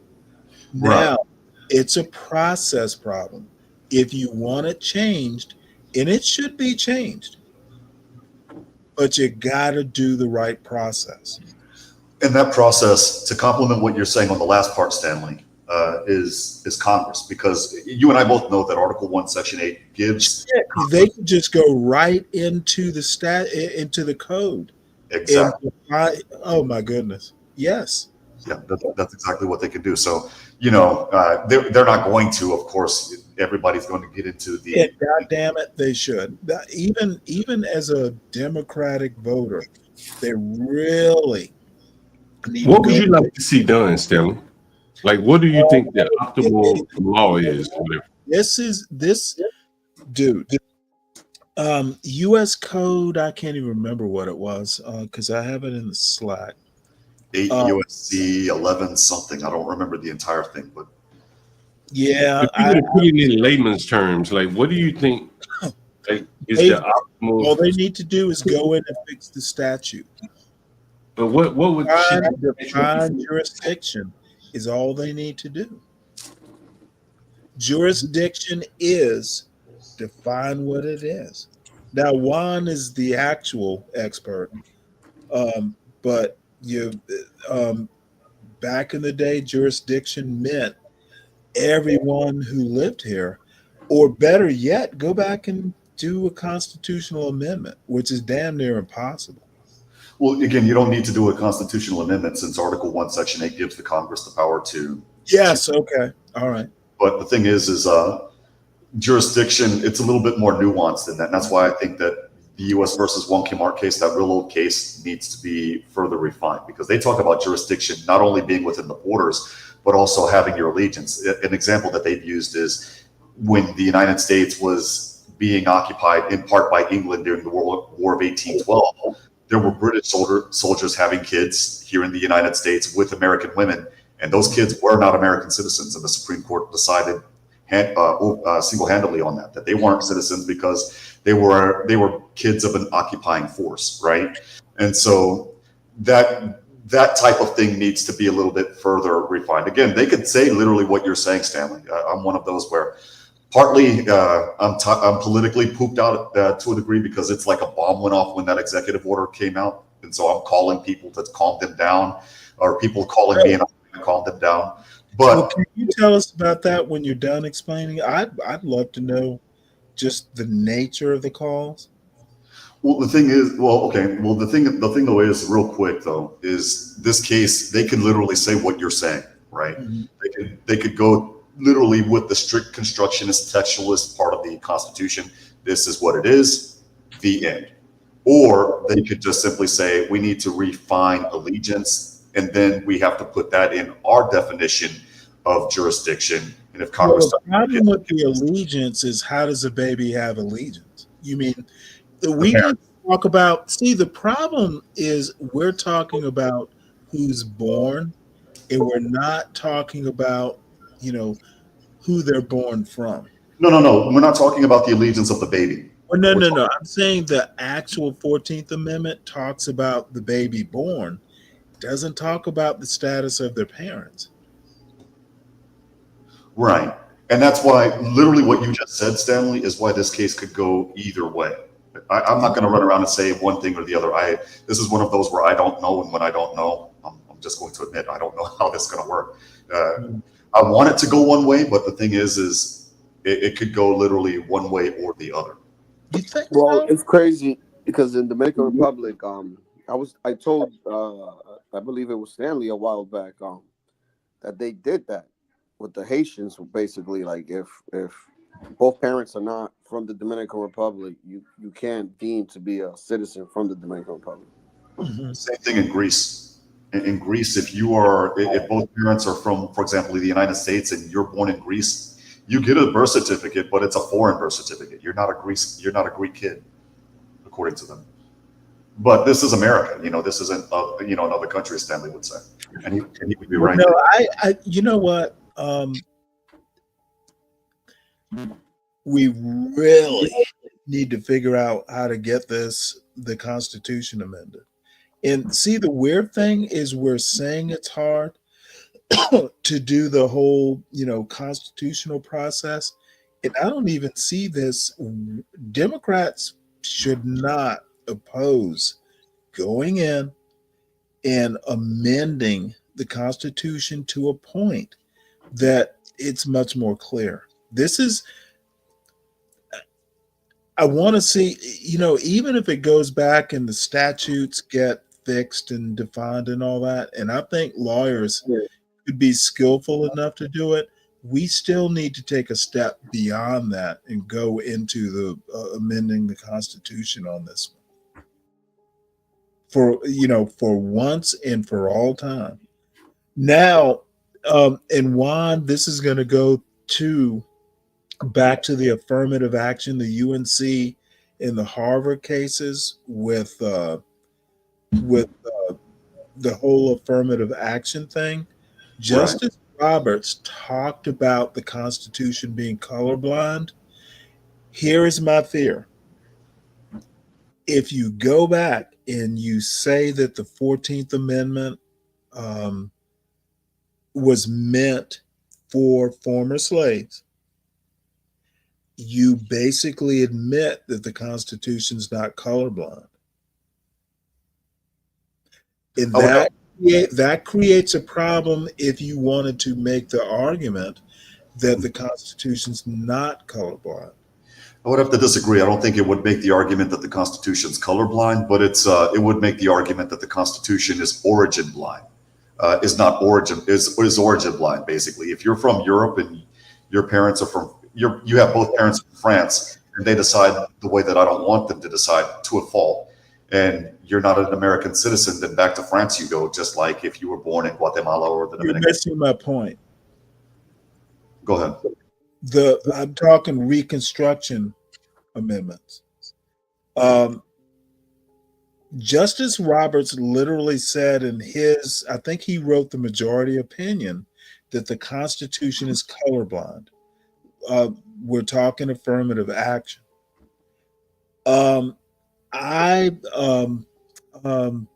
Ketanji, Justice Jackson basically said that the 13th, 14th, and 15th Amendments were specifically dealing with freedmen who happened to be of African origin.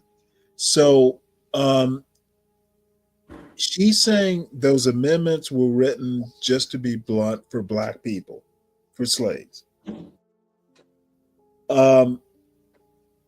If you go back and you say that the 14th Amendment is for Black people, Justice Roberts said the Constitution's colorblind.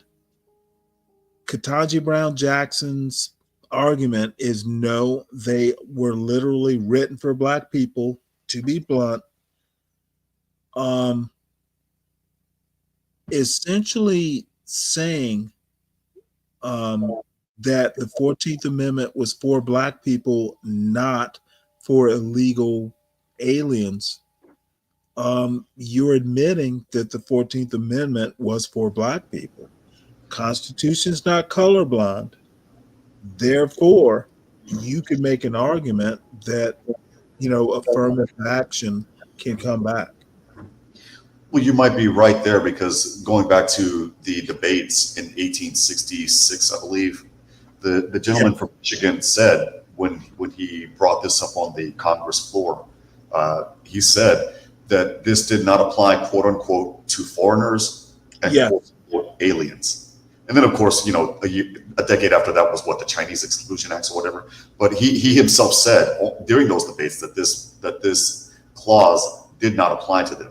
So if you're using the colorblind argument to say that it only applied to Black people, Well, he pretty much said that on the congressional floor, on the House floor. Actually, I believe it was. I could be wrong, but I believe it was the House floor. And if that's the case, then yeah, Roberts would technically be wrong. Well, let me ask you a question, and I don't know the answer. Oddly enough, why did they settle on all? You know, the 14th Amendment, all persons born in the United States. And why did they go so broad? Because of people that are in the military that were born abroad would still be subject to the U.S. jurisdiction. And in the Wong Kim Ark case, they talk about literally that. Okay. Or the people that are ambassadors that are on post. Right. Those kids are still under the jurisdiction of the United States. Well, damn, Juan. You have educated me. I learn something new every day, as they say, right? I mean, but this one, like I said, when this executive order was dropped, it's like a bomb went off. And the calls that I've been receiving, good Lord, I'm not allowed to play them because they're privileged. But what I can say is that the NGOs and the activists here where I'm at are doing a really good. Stanley, if you don't mind, I put a link in the back. Can you just put that up so we can read what it says? Yeah, right after Juan. Let me call this lady too real quick. Give me a second. Okay. Never know what she might say here.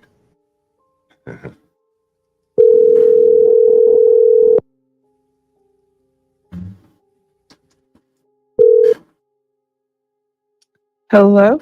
Hey, what's up? How you doing? I just got your message. Hi. Hi. This is wait. Facebook. Yeah, sorry, I'm messaging a bunch of people, so I know. I got a couple of your messages. Oh, really? I'm sorry. That's all right. We have a lot of ads. What are you looking for? So I'm looking for a 1-bedroom that or not a one. I mean, it could be a 1-bedroom, but just I'm looking for a room. Mm-hmm. It's definitely harder to find a shared space when I have a service animal, but still just trying to put feelers out there and see what's available. We accept service animals. Okay. What kind of service animal do you have? I have a dog. What kind of dog? A lab, a yellow lab. She's okay. Trained. No pit bull, huh? No. Okay. Very firm. And where are you currently living? I'm currently in Massachusetts, but I am starting up a new role in March down in DC. Oh, okay. So you have a little time before you secure a place then. Yeah, I do. So I'm kind of like seeing how, just navigating it right now.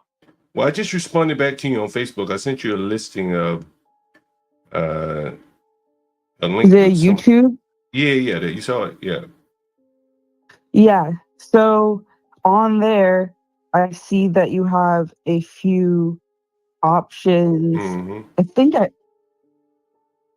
I see one with a couch and a bed in it. Mm-hmm. So of these rental properties, we have more. That's just a few of them. Yeah. Okay. And how does this space work? You pay, you stay. Okay. And where is it located? We have Northwest and Petworth. I mean, Southeast DC. Okay, Petworth. Okay. And so the space itself, does it have access to a kitchen? Yeah. Mm-hmm. Area? Yeah. We have one place with access to the kitchen. Yeah. Where there's a kitchen in it? No, where there's a kitchen, a common kitchen. Oh, okay. Mm. Okay. So right now I'm just clicking through the options here. I mean, we have one of these looks like it has a little couch area outside the bedroom. Mm-hmm. And then what is the bathroom like? Is it? Oh, it's nice. Real nice. I've seen some pictures. Okay. It's real nice though. Real nice. I've seen some pictures on Facebook. You want to see it? Let me go back to Facebook. I was just looking at the.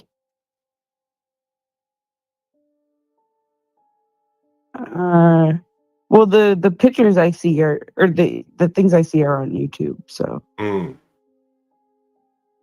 they're just. I just sent you some pictures on Facebook for the bathroom.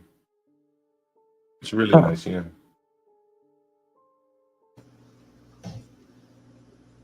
But you have some time. You want to take a look at those pictures and give me a call back, or are you trying to secure the place right now? No, I'm shopping around, so I'm looking. I've been. And what brings you to DC, by the way? Video tours and things like that. What brings you to DC, by the way? I honestly just want to settle like my life in DC. I feel like that's the place I want to be. So why DC? It's such an expensive place to live. Massachusetts is an extremely expensive place to live as well. It might as well be expensive where I want to be. What part of Massachusetts are you living in? Boston. Oh yeah, that shit's expensive. Yeah, it's very It's expensive. almost the same, if not more. Yeah. Do you like Boston? I do, but it's not diverse. It's really just, limiting. Oh, okay. I've only been there a couple times. Okay. All right. Yeah. I mean, it's very limiting, and I think realistically, when people say like, oh, DC is expensive and everything like that, it's like, honestly, everywhere is expensive, but especially for me, if I already live somewhere where it's like the cost of living, like if I'm gonna move anywhere, I'm kind of like more of a city person anyways. So it's like I don't really see the route of going somewhere that's cheaper that I don't know or don't want to be in. You say you're more of a what type of person? A C person? City. Oh, city. Yeah. Yeah, well, DC's a great city. Yeah, I need to be in a city. I need to be with my people. I need to be on like a metro area. Oh, that's another thing. Yeah. Is this close to the metro? It's on. Yeah. Is it near Petworth? Yeah. It's close to Petworth, Fort Time. Yeah. Okay. Oh, All you right. know about DC a little bit then. Yeah, I have some friends out there, so that's probably why it makes it easier to. And what do you do for a transition living, by out the there. way? If you don't mind me asking. I'm admin assistant, and I also have like my own waist bead jewelry business. But Oh, bead? You say waist beads? yeah, Like waist trainer type beads? no, like jewelry, Oh, okay. It's interesting. just around your waist. I like that. I like that. Yeah. I like candy. All right. Candy? I don't know what you mean Put by some that. candy around your waist. Anyway, No, it's jewelry. yeah. Now, just whenever you're interested, just let me know. We have many rooms available. Some of them you can see them there on YouTube. Some pictures I sent you as well. Okay, and then what are some of your like requirements and everything like that? Money. Like down payment wise, like Money. first and last, or No. They don't do that. It's they charge either weekly, bi-weekly, or double up monthly. So you have to pay if you want the discounted rate, you got to pay monthly, but you have to pay every 2 months. You have to pay 2 months at a time. You get a good rate though. okay. So it'd be 2 months. So the listing you have. I mean, here you is can for pay by the 7 week. It's just more expensive. Well, I would be looking more so for a monthly. Yeah, and but that's I fine. can. But you just had to. We don't charge deposits. You just got to pay 2 months at a time. Double up. I see. So every 2 months you pay your rent instead of every 1 month.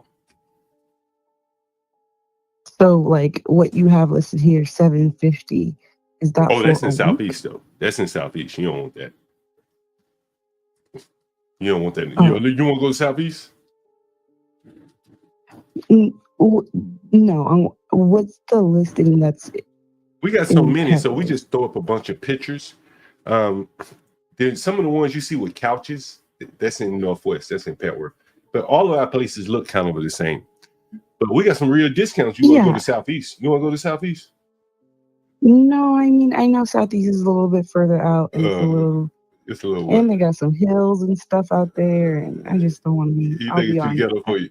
You think it's too hood? Not that. It's just I don't know. Some of the gas stations are sus. So you know exactly what I'm talking about. You're the young boy. I There you think go. Yeah. No, I understand. You want pet work. Yeah. So what are the pet worth like locations cost? Like You paying ballpark. you gonna pay the monthly or the weekly rate? I definitely pay monthly because it would probably be because if I'd rather find something long term, but I But like I think said, what it's I'm monthly. looking It's for. if you got them, when you want to pay today. And I give you a real good deal today. No. Because I need a little bit more information. Yeah, well, if you you bring 2 months rent, it'd be about $1,900, $950 a month for a nice room, shared bath. You want a private bath, it's gonna be a little bit more than that. You want a private kitchen and bath, it's gonna be even more. Okay. All right. All right. I heard. Call me Well, back thank when you you're so ready. much. Thank you. Mm-hmm. I will. And nice little sexy voice there, Stanley. What did you think? Anyway, what did you think? Man? Nice little sexy voice there. She sounds cute. You like dogs, Stanley? A service dog? You know what? I like labs. Yeah, I like those. Most of them try to use the pit bulls. You know what I mean? You know what? I had a little pit bull. She was the best. Honestly, you had a pit bull? I ever had. I'm surprised you had a pit bull. Of all people, you had a pit bull. Well, I mean, she looked like a giant Jack Russell. You know, she wasn't. I mean, she might have been 45 pounds. Now she could be aggressive, but she was kind of protective. You know, she was actually really friendly, but there are some people she just didn't like. What happened to the pit bull? Did you just give it up? She was old. Oh, really? Oh, okay. So it's a small pit bull. Do they normally get above 45 pounds? She was probably more terrier. She was like a pit bull terrier. She was adopted, so it was pit bull terrier. I'm gonna say she was more terrier than pit. I'm surprised you had a pit. Oh, I love that dog. I like dogs. They don't scare me. They're easy to deal with if you're not afraid of them. You gotta let them smell you first. Yeah. I'm fucking pissed, man. I have a story for everything apparently. One day, when I first moved up to the mountain, I was going to, right up the road.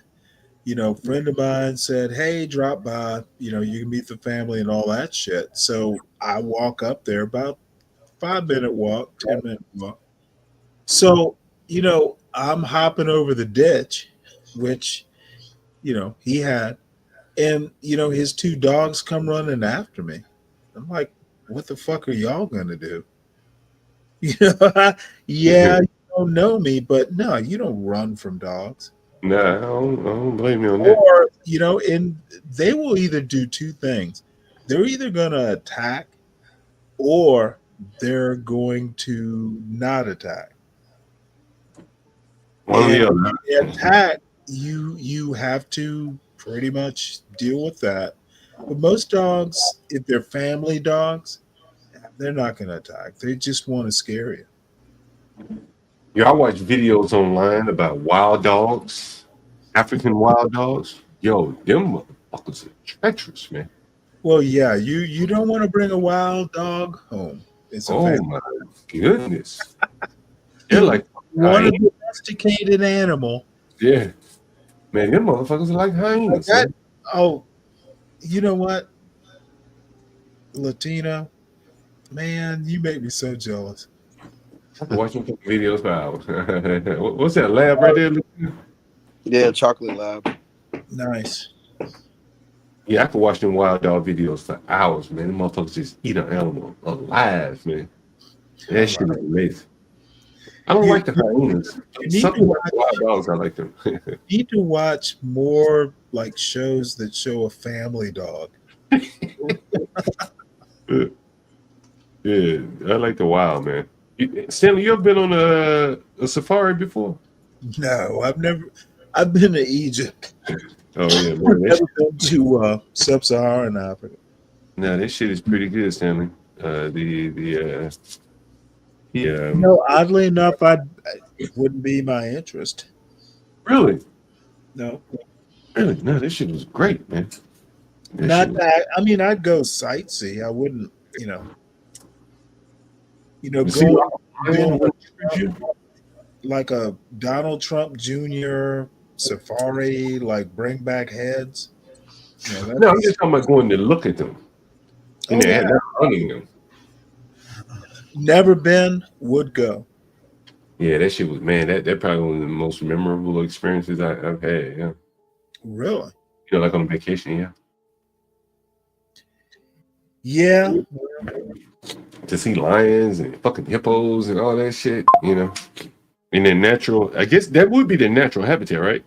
Yeah, more or less. In cage, right? There's an argument if you observation actually changes the experiment. Yeah. Yeah, that would be interesting. But yeah, natural enough. Lions and tigers and bears. Oh my. No, I envy you, John. In terms of what? I've never Tanzania on my bucket list. I used to go, man. I used to travel a lot, man. Pre-COVID, man.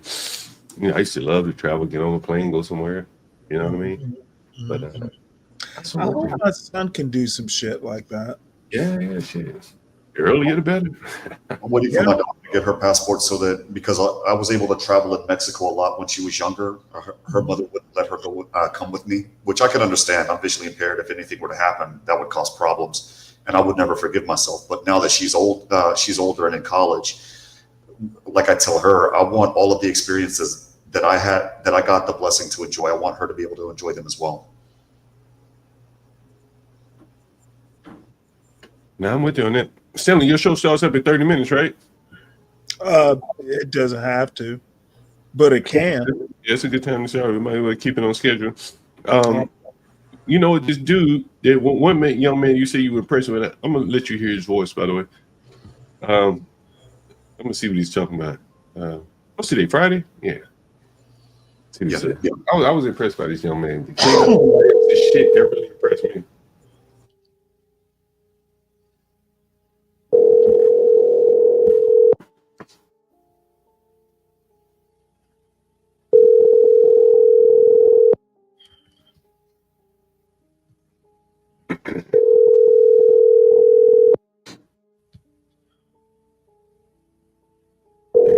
Maybe just not making up work. Your call has been forwarded. Anyway, yeah, I was very impressed by him to clean that shit up. Most people wouldn't have done that shit. Well, real quick, if I may, before you guys get back to the calls, because I gotta jump in a couple of minutes. No, that was it. Going back to the 14th Amendment issues, the calls that I received, what's going on, Stanley, is the NGOs and the activists, they're conflating the issues, if that makes sense. They're conflating. That makes sense. They're conflating people born in the United States with undocumented parents with people that actually naturalized as citizens or that derive citizenship from their parents. And so now I'm getting a flood of calls from people that are like, I was naturalized. They're going to get rid of my naturalization. I'm like, they can't do that. That's not what he. Oh Lord. Yeah, I'm gonna have to admit, and I kind of admitted the same thing with the DEI stuff. I will agree. All he's doing, with the DEI stuff is saying follow the damn law. Okay, it's already there. We don't need icing on a cake. And again, and One, I'm going to sound so horrible when I say this. People don't know how to fucking read and understand what they read. Oh, I agree. Unfortunately, I agree. I have something here in the back that I'd just like to read real quick. Well, I wanted Juan before he goes, and I probably don't even need to do this. No, whatever you have on the screen is stupid. I just put that. Well, you put it there. But this, well, the thing is with this one, and I'm looking at what he said, and that was the second point I was actually going to make. That's not necessarily correct either. I saw this Twitter post as well, and I laughed a little bit because Wonky Mark wouldn't have existed if that were the case. Yes, that's what I'm saying. The facts in Wonky Mark were there were parents that were known as quote unquote registered domiciles. In other words, that was the green card back in the day. They were from China. They had a kid in the United States. That kid grew up in the United States. At 18, that kid went back to China, came back to the United States, no problem. At 20, he took off to China, came back again, and they're like, no, you're not a citizen. And that's where all of the fun began. And so go ahead, I'm sorry. I'm sorry. So the thing I got here says President Trump signs the order declaring illegal immigration at the let me get to the point where right here. It says birthright citizenship for U.S. born children of immigrants in the country is illegal. So basically, he's also saying over here, basically, if you're a resident of the country, basically here legally, and both of your parents are here legally, then by then your kid, if he's born here, is a citizen. You understand? But if you're here illegally and then you have the kid, then they're not going to count that kid as a born citizen. They will have to change the Constitution. They might be able to do it by statute. Not sure that they can. Pretty much read the Constitution. It's plain. Well, now, maybe that's not what they meant. Maybe it's very vague. But the problem is the language is clear. It says all. Period. It does not talk about the parents. It talks about the born. Well, not only need to understand how language works. Hey, hold on, Stanley. This is the guy calling.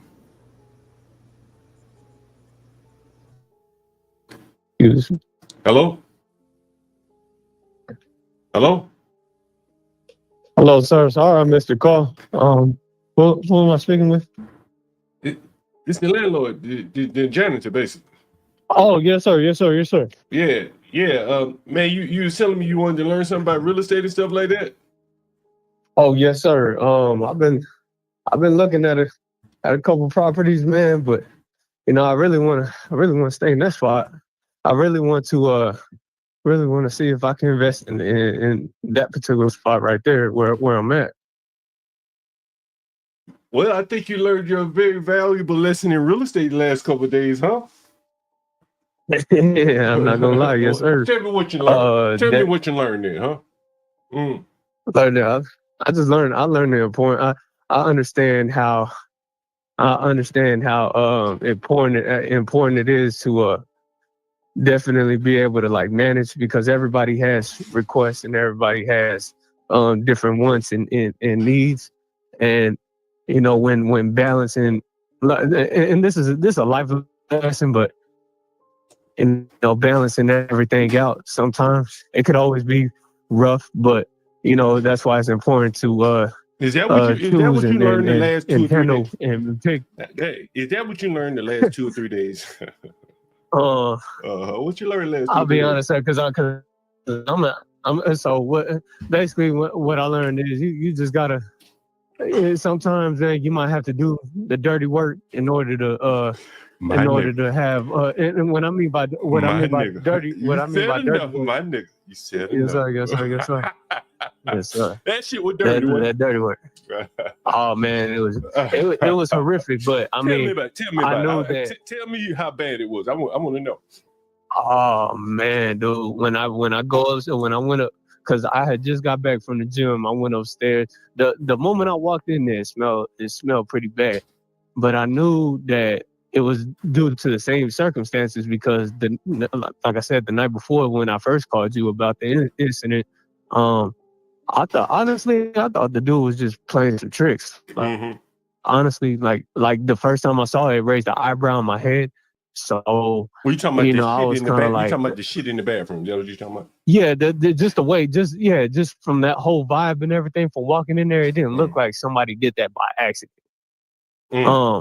But the more I got to, even though I was pretty upset yesterday, the moment I actually, even though it was horrific, right, upstairs and when I went downstairs, and when I actually looked at the conditions, like his conditions, right, I really, like, I didn't even notice his leg, and then when I seen his leg, I was like, okay, but still, like, in my head, I was like, but still, like, that shouldn't give him a reason to do all that. And then I realized, I started just observing everything that was like in his like general area, and I realized, like, bro been in the same, like, he'd been in the same stuff for a while, and I didn't know that same stuff. He was in the same clothes that he was shitting on himself in, and he was laying in that bed. That bed is covered in feces.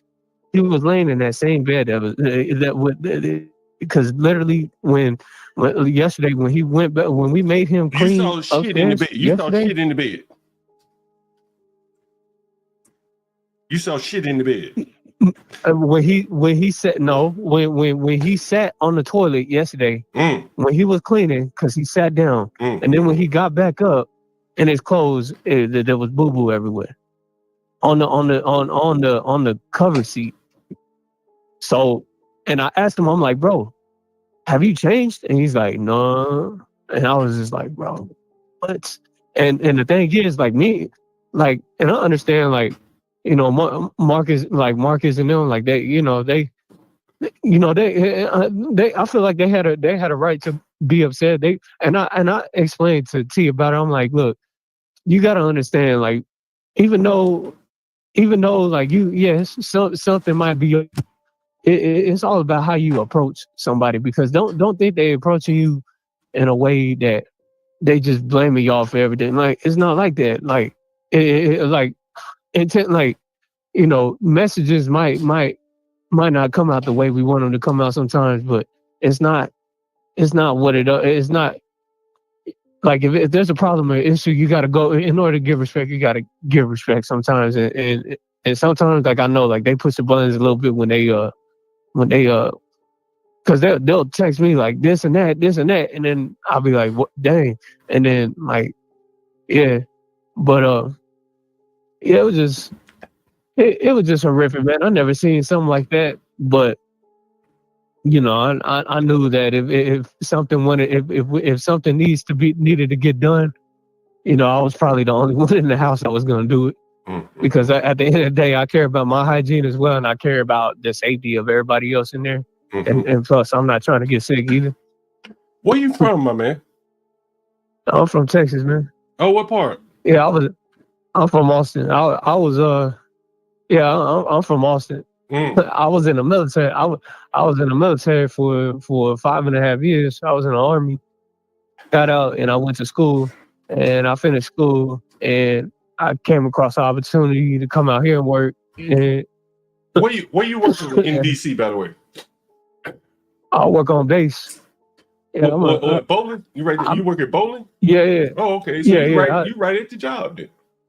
Yeah, I'm like right here. And like, the thing is, like, I know nothing about this area. That's why, like, I don't mind walking home now, but like at the same time too, it's like I don't want to just go into an area thinking I know areas, because that's not what you do. So, like, I'm not scared. I'm not scared of anything or nothing like that. Like, anything can happen when you walk outside.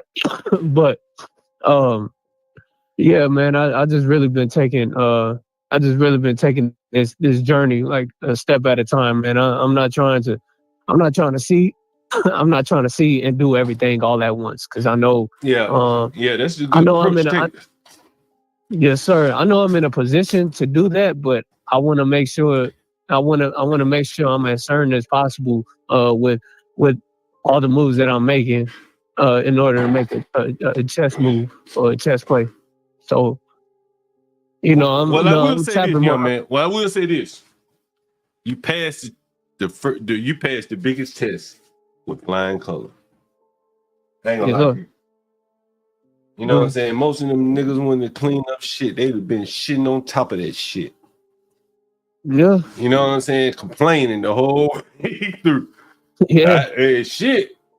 And then I mean, ain't nothing wrong. Ain't nothing wrong with keeping like.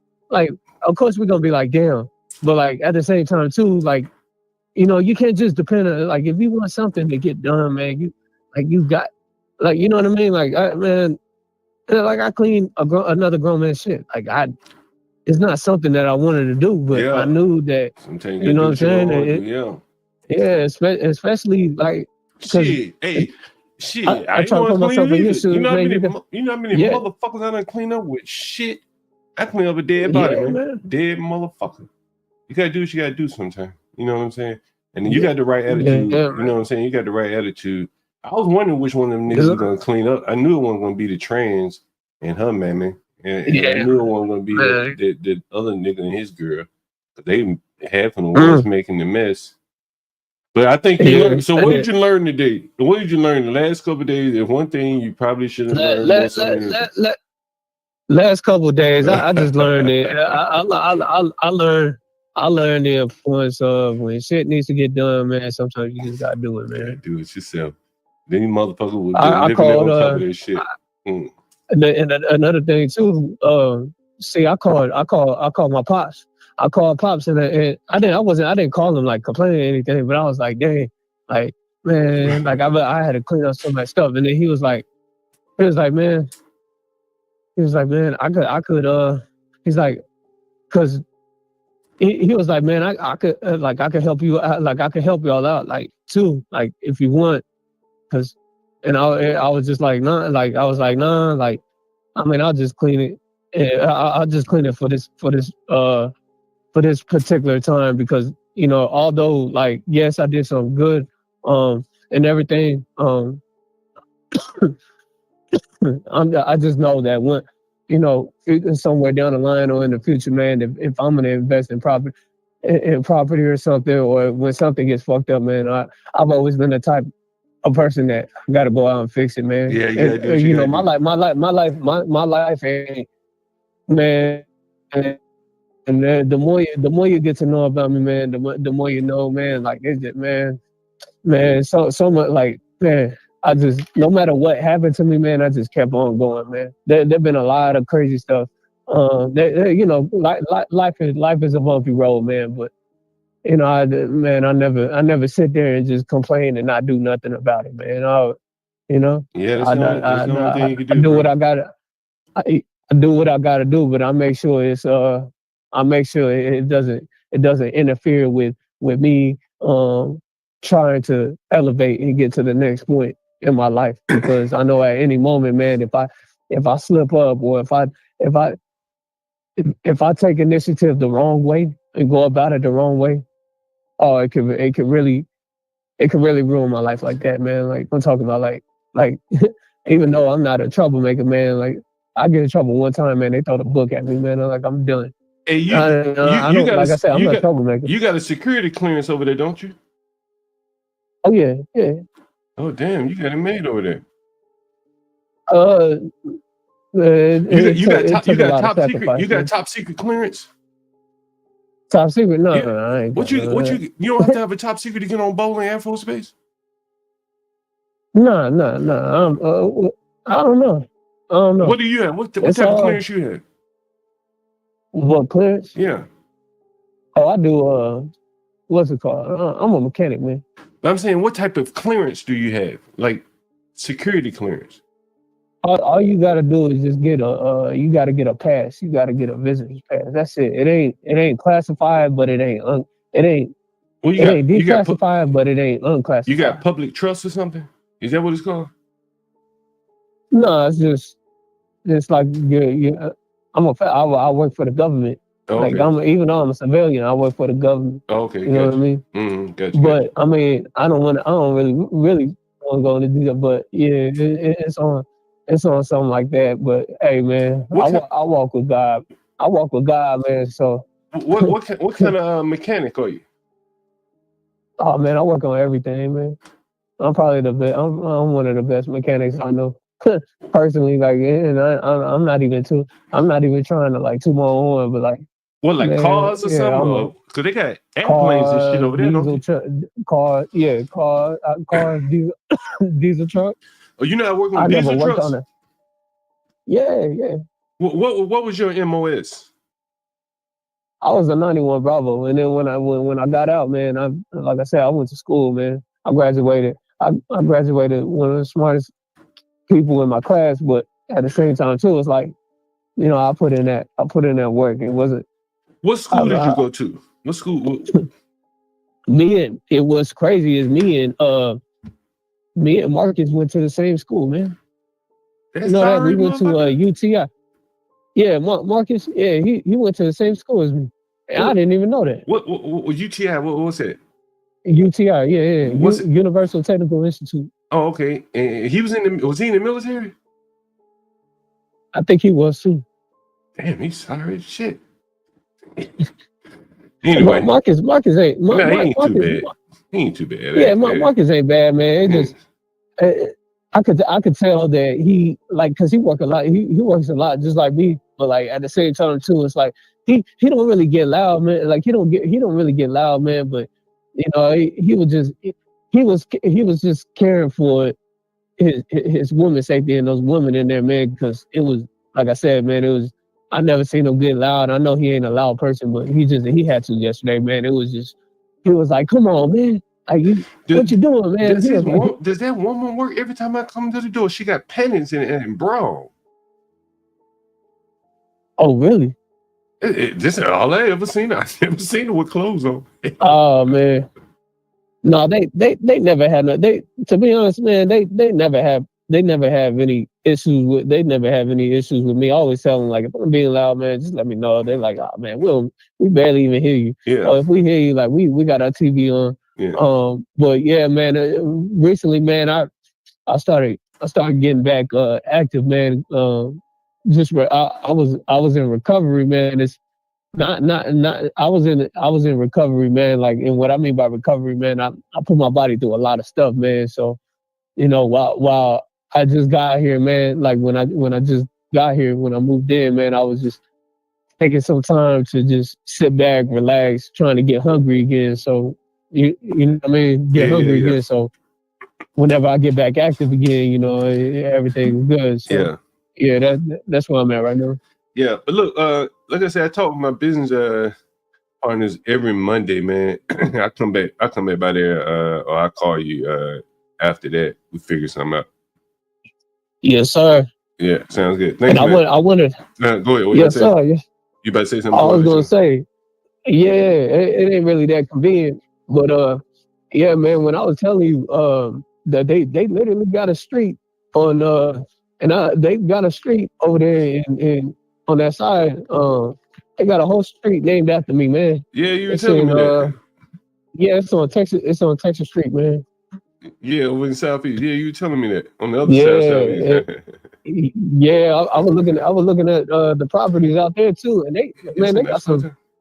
They got some nice property. I see. I go on Redfin. I don't know if you've been on Redfin before. Yeah, I've been on there. But if you go on you go on Redfin, you see everything. And I was also looking at some places out there too.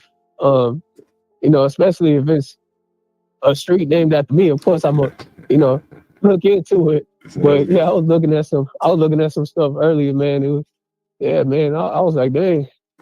Hey, let me. I got a couple calls coming in. Yeah, we'll talk again. Today's Friday, so let's talk on Monday. Sounds good. Oh, that's perfect, sir.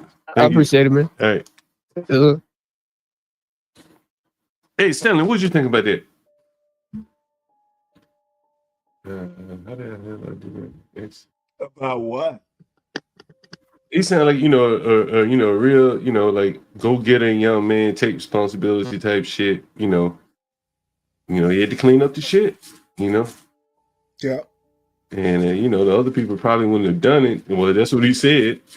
And so he, you know, what else was interesting? He said he had a dad, you know, father in his life. You know what I mean? That, you know, is able to help him out some way. I'm not sure what he meant by that, but you know, I think that's really what it takes on all levels. You know, father and a mother, presumably as a mother, you know, supportive of him, strong father, and a can-do attitude. And he had all three right there, right? He has the basics. Well, if he, yeah, well, that's really all you need in today's time. Really, is the fucking basics, and he, well, you add on top of it, he really had a skill. Someone says, "Oh, that was you that wrote that, wheel vehicle mechanic," but he also had confidence in his ability, and I think that's very important as well. And then he said, "Hey, man, I'm the best damn mechanic out here," right? You know, I think that's very important too. I think it's very, very important to do what you do and feel like you're an authority at it. I think he has the basics, and I think, you know, he is clay in the John Galt's hands. I think I like him, Stanley. Well, I black, if I like him and you're willing to mentor, dude, that's magic. Yeah, why can't I? You putting the young black man down, Stanley? No, actually, I'm not, John. I'm just joking. I'd work with him. You know, he sounds like, you know, very understanding, you know, right attitude at the least. You know what I'm saying? He's been paying his rent for a while, so got a good skill. You know, so he can always go find him work somewhere. You know, if he can work on cars, so he can make money. I haven't heard you this excited about a black person in a while. I figured you'd be impressed by that guy, son. No, you know what? I think you need to mentor him. I'm surprised he doesn't have a clearance. I thought you had to have a clearance to get on Bowling Air Force Base. Surprising to me. Hey, what's up, Tom? Why don't you come up, Tom? You can't convince Tom to get up here before I step away from Tom is on fire. He doesn't need me to convince him. As a matter of fact, speaking of mentoring, what's that? No, John, I've been watching Tom's show. The man is a phenomenon. It's all right. I've seen the show before as well. Yeah, I like the show. I don't get impressed by too many people. Tom Gully. And the Tom Gully Show. That's right. You've been doing it quite a while. Tom Gully Show. Tom always has some good stories to tell there. Hey, what did you do while we were? Well, you streamed for a bit, Stanley, but what did you do with all your free time? Clean the house. I do have things to do. Yeah, you know, I was saying that, man. Like, you know, read some books. You realize how much time, you know, away from other things you spend when you're up here. Quite a bit of time. And you know, actually the most interesting thing is I actually missed the show. You know, just kind of like hell, you know, hanging out. Yeah. Giving, you know, someone was commenting. I think it was Juan commenting on your show earlier today. I think it was Juan. Yeah, he said I made some good points. I always think I make good points. But to be honest, to hear someone this is the wonderful thing about Juan, and you won't like this, but Imperious too. There's a whole mindset to thinking like a lawyer. You parse out the bullshit. You concentrate on the point. And it might just be that Juan's been to Catholic school. There's a whole mindset to you gotta focus, but you need to know how to focus. It's a way of thinking. Yeah, no, I agree with you. And I'm horrible at it, but when motivated, but I miss the folks. You know what? I missed you. I missed the whole, the whole gang. Yeah, the whole crew of it. Yeah, Crack, Stanley, HB. I think Crack streamed today, didn't he? I don't know. I think he did. But Portia made a point, which I thought was a really good one, that every now and again, all 5 of us need to do a show, because we just kind of like bullshit around, make each other laugh. And that was an excellent idea. Yeah, I think so too. I definitely agree with that. It'll be interesting. It'll be kind of a behind the scenes, in front of the scenes type thing. Hey, Sally, what do you think about Trump declassifying MLK's documents? His family says they want to read the documents before they're released. I think that Trump declassifying, that they want to read it before, it's up to Trump to honor it or not. I said 1997. 2027, there's going to be a bunch of FBI stuff that reaches, there's going to be a lot that gets made public. And funny you should mention that. There's a whole nother thing I want to talk to you about at some point. But read Jonathan Ives' biography of MLK. Came out a couple years ago. It is worth reading. MLK. See, this is the weird thing. People make arguments that glorifying MLK and all that stuff. All leaders are men. That's why you read biographies and histories and stuff like that. Thomas Jefferson was a man. George Washington was a man. And, you won't know every intimate detail, but it is worth taking people who are venerated and knowing that they're human beings too. I think the best thing you can do for, people we put up on pedestals are people. And reading their memoirs, reading their biographies, autobiographies, humanize. So I think Trump, I'm going to have to admit, at least in a couple cases, the way Trump did the DEI, I'm not going to argue with it. I actually think I like what he's doing with that particular EO, executive order. The thing is, what's interesting is about them is if he's told them go home and I'll pay you anyway, if they're really worth it. Well, if they're really go ahead. It is a problem what he's doing. He's basically put them on paid leave. Okay. His wanting to reorder the civil service, it's a time bomb. He's going to lose on this. The interesting thing I think is the longer they stay on paid leave, I don't know if they're on there or not. I'm sure they're fighting it. But it'll be so apparent that they don't really do much of value. And I would tend to disagree with him. And or at least that the impression is that they are basically dead weight. That's why he's saying I would tend to disagree with him. Well, I mean, you don't tell employees to go home and I'll pay you and think highly of them. You think pretty lowly of what they're doing. Trump just got into office. He has no clue what they do.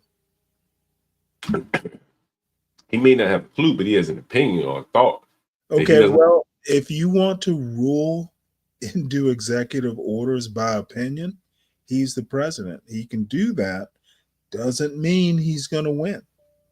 Well, I'm sure he has some idea. He's been president before. I'm sure some of those offices existed. And he's basically saying your position is of no value. Now, We can And go back. again, getting rid of him, I like he's willing to jump off that cliff. Let's see how he lands. Well, we can go back and forth and say, well, he's right or he's wrong.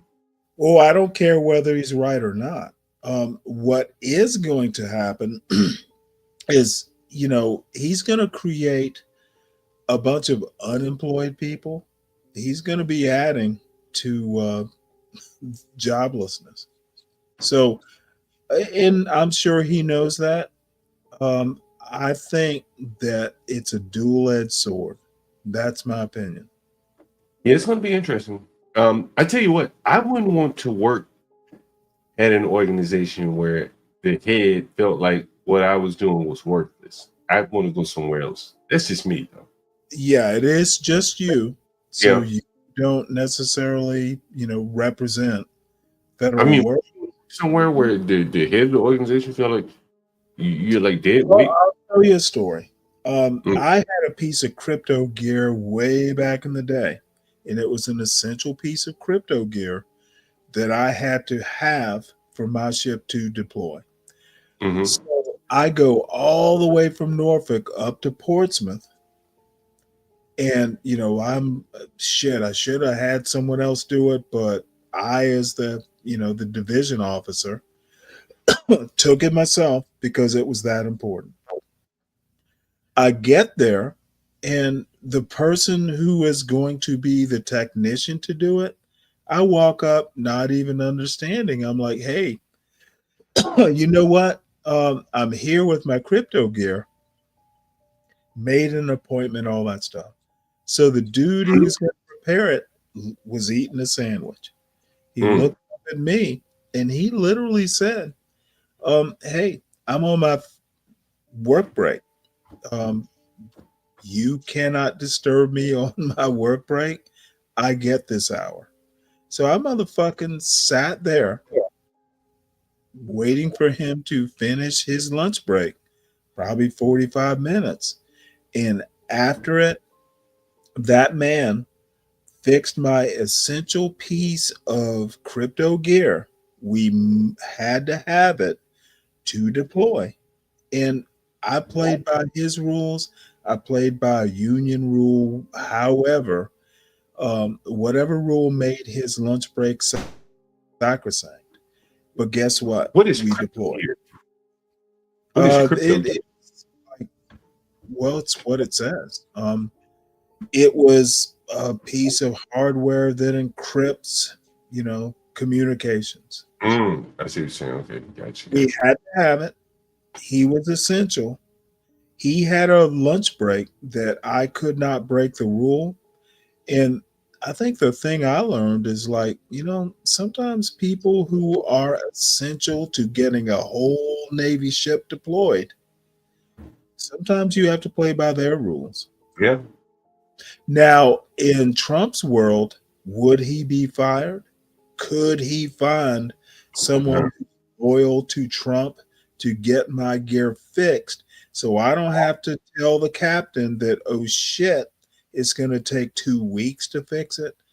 No, I needed that man to fix my gear. So I didn't have to tell my captain we can't deploy because Stanley couldn't get shit fixed. Sometimes you had to get things done, Stanley. That's the way. What I'm going to say is that I'm not sure Trump actually understands. Sometimes, these little hole in the wall government workers have essential knowledge that you can't do without. I don't know if Trump's bright enough to understand that. And you can make the argument that crypto gear repair dude is the deep state too. He's not DEI though. Yeah, well,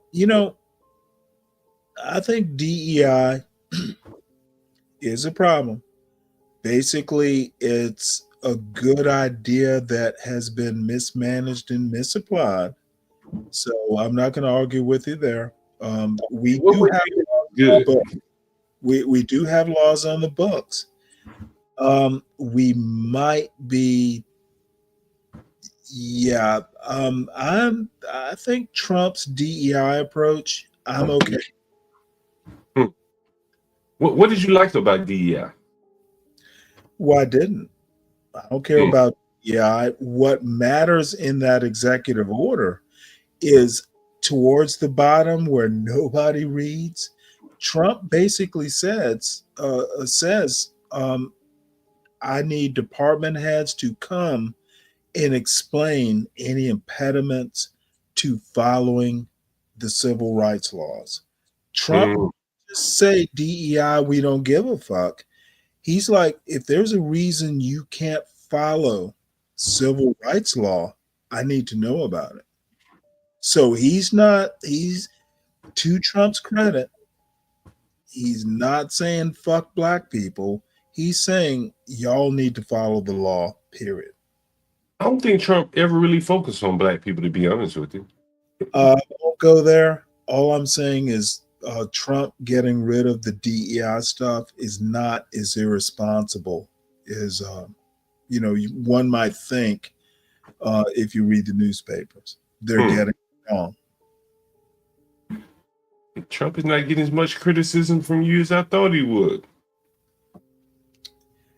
I'm going to give him his chance. And that particular executive order, I can't find fault with it. Look at that. Trump making inroads with Stanley of all people. Yeah. Like he gives a fuck. Right is right. Smart is smart. There you go. I agree with that.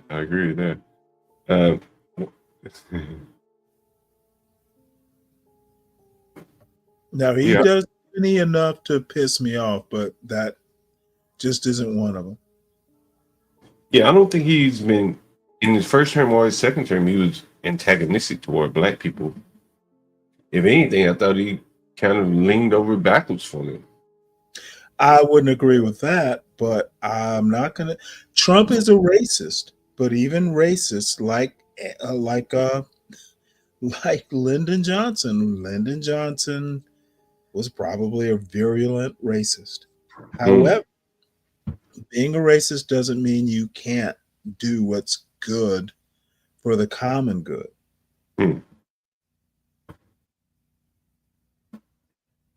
I thought he like funding the colleges, agree or disagree, but he did it, right? Okay, that 1954 video that we watched, selling stuff to black people, treat them like they have money. It's a perfect example, and HB brought it up. You know what? Sell your stuff to these black people, treat them like they're people, even if you don't like black people. Money is money. Now, I want to change hearts and minds, but sometimes you can't. Oh, wow. Tucker Carlson. Go ahead. Don't change their hearts and minds, change the law. I agree with that. They kind of come one and the same, I guess, in some ways. They can, but they don't have to. Damn, Trump is really deporting these immigrants, huh? These migrants, huh? There's gonna be problems, but do you think he should be deporting himself? Not gonna fuss with that. I mean, if you're illegal, you shouldn't be here. That seems basic stuff.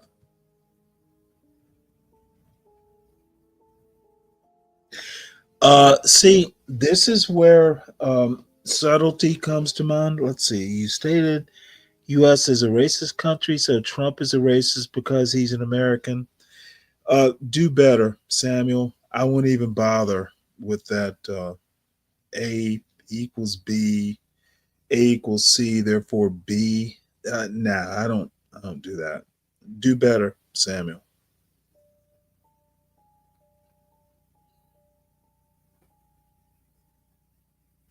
There is such a thing as common good. Read your Aristotle.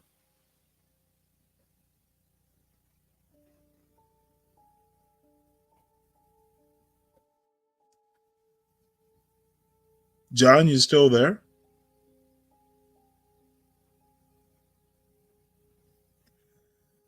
Uh-oh. Well, let's see. OG's beer is already clouding his mind. Samuel, literally, beer isn't my problem. Please understand your own argument. You can be a racist and do good things for Black people. It's called something like interest convergence. You need to understand this, Sam. Please do better. You're being all hood conservative here.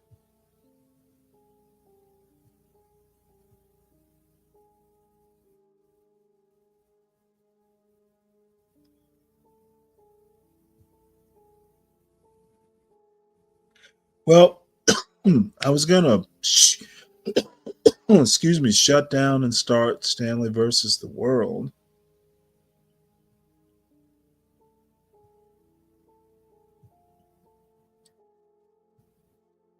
And I was hoping Portia would be here. I haven't seen her all day, Sam. Yeah, I'm I'm sure she's fine. She's probably just tired.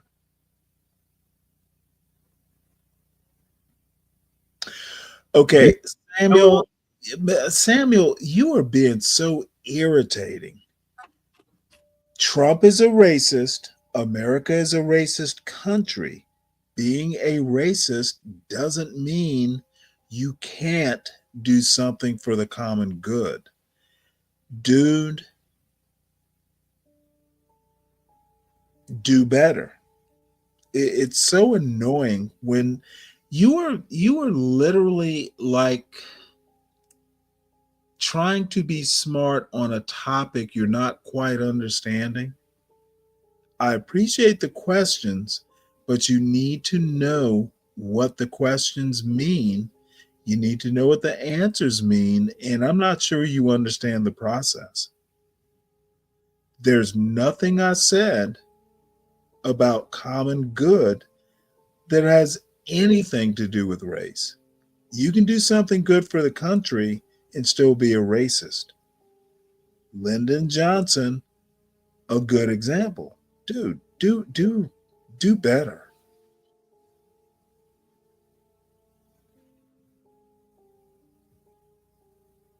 What did Lyndon Johnson do? Was that the Civil Rights Act? Yeah.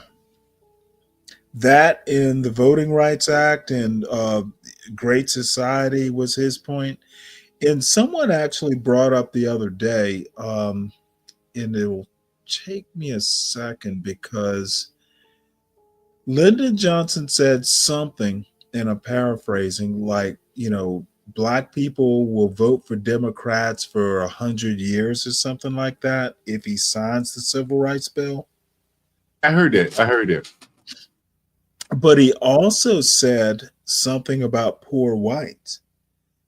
Give them someone to look down on, and they will open their pockets to you. So people forget to bring up that Lyndon Johnson didn't have a great opinion of poor white people either. They never balanced the two. I think he kind of balanced the two, right? He started out as a teacher, and I don't know his history so well. All I'm saying is this whole point about, Black people will vote Democrat forever. You know what? He had some things to say about poor whites too.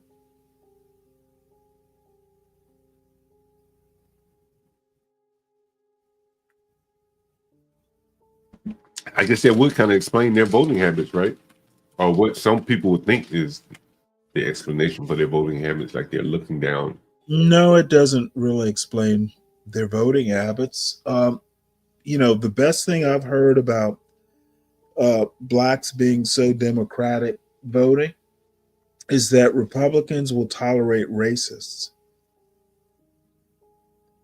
And blacks tend to be turned off by racist politicians. Now, Johnson might be an exception because he actually, did civil rights, etc.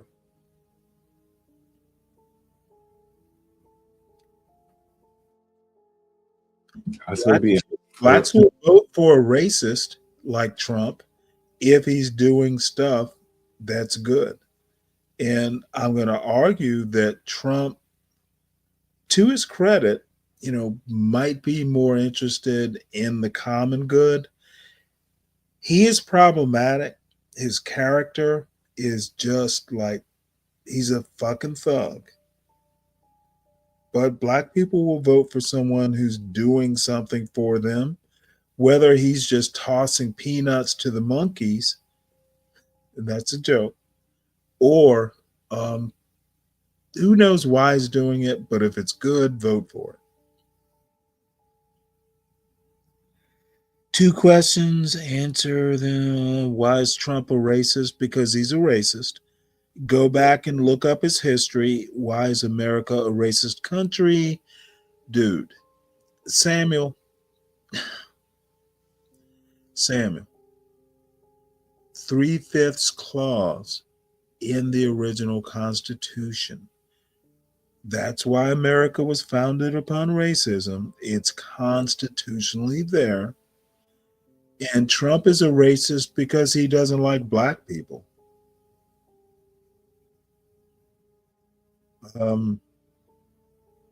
Proving he's a racist, can't do it. To use a black like Jason Whitlock point, I don't know his heart or his mind, but he's a racist. Go back and look at this lawsuit that he settled back in the 70s about excluding, black people from his buildings. However, I'm also going to say he might have grown. Not going to preclude that.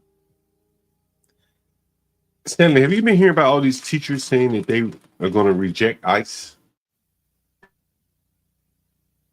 No. But why should they accept ICE? On Facebook. I'm sorry, say that again. Why should they accept ICE? If they come into the building looking for kids. So teachers who are not law enforcement should give up kids in their classroom? Come on, John. Well, the law enforcement comes there with a lawful order to teachers teach.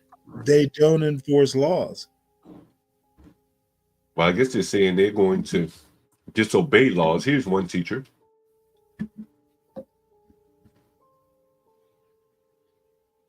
And here's one lady here. There are many more I've seen on the internet here. ICE in Chicago with my students? No, for I've gotten a whole bunch of messages from people and I'm so appreciative of you. But baby,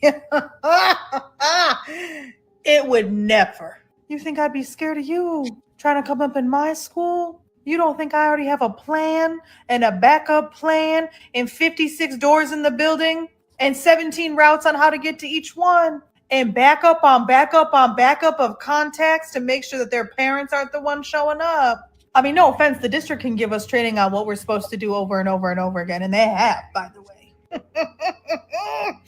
But I got my own plan. Because there's no way. There's no way. Yeah, ever touching one of my kids. Ever. Never touching one of my students. And never. Hello, God. Someone needs to talk to you because that's who you're going to talk to first before you ever touch one of my kids. Because I don't play about mine and never have. And if you've been around for a while, you know that. Baby, I've written a manifesto up here on what I would do. Well, let me ask you a question. besides her turned up little perky nose, is she black? No. Okay, just checking. Well, does that make a difference? It's a joke, John.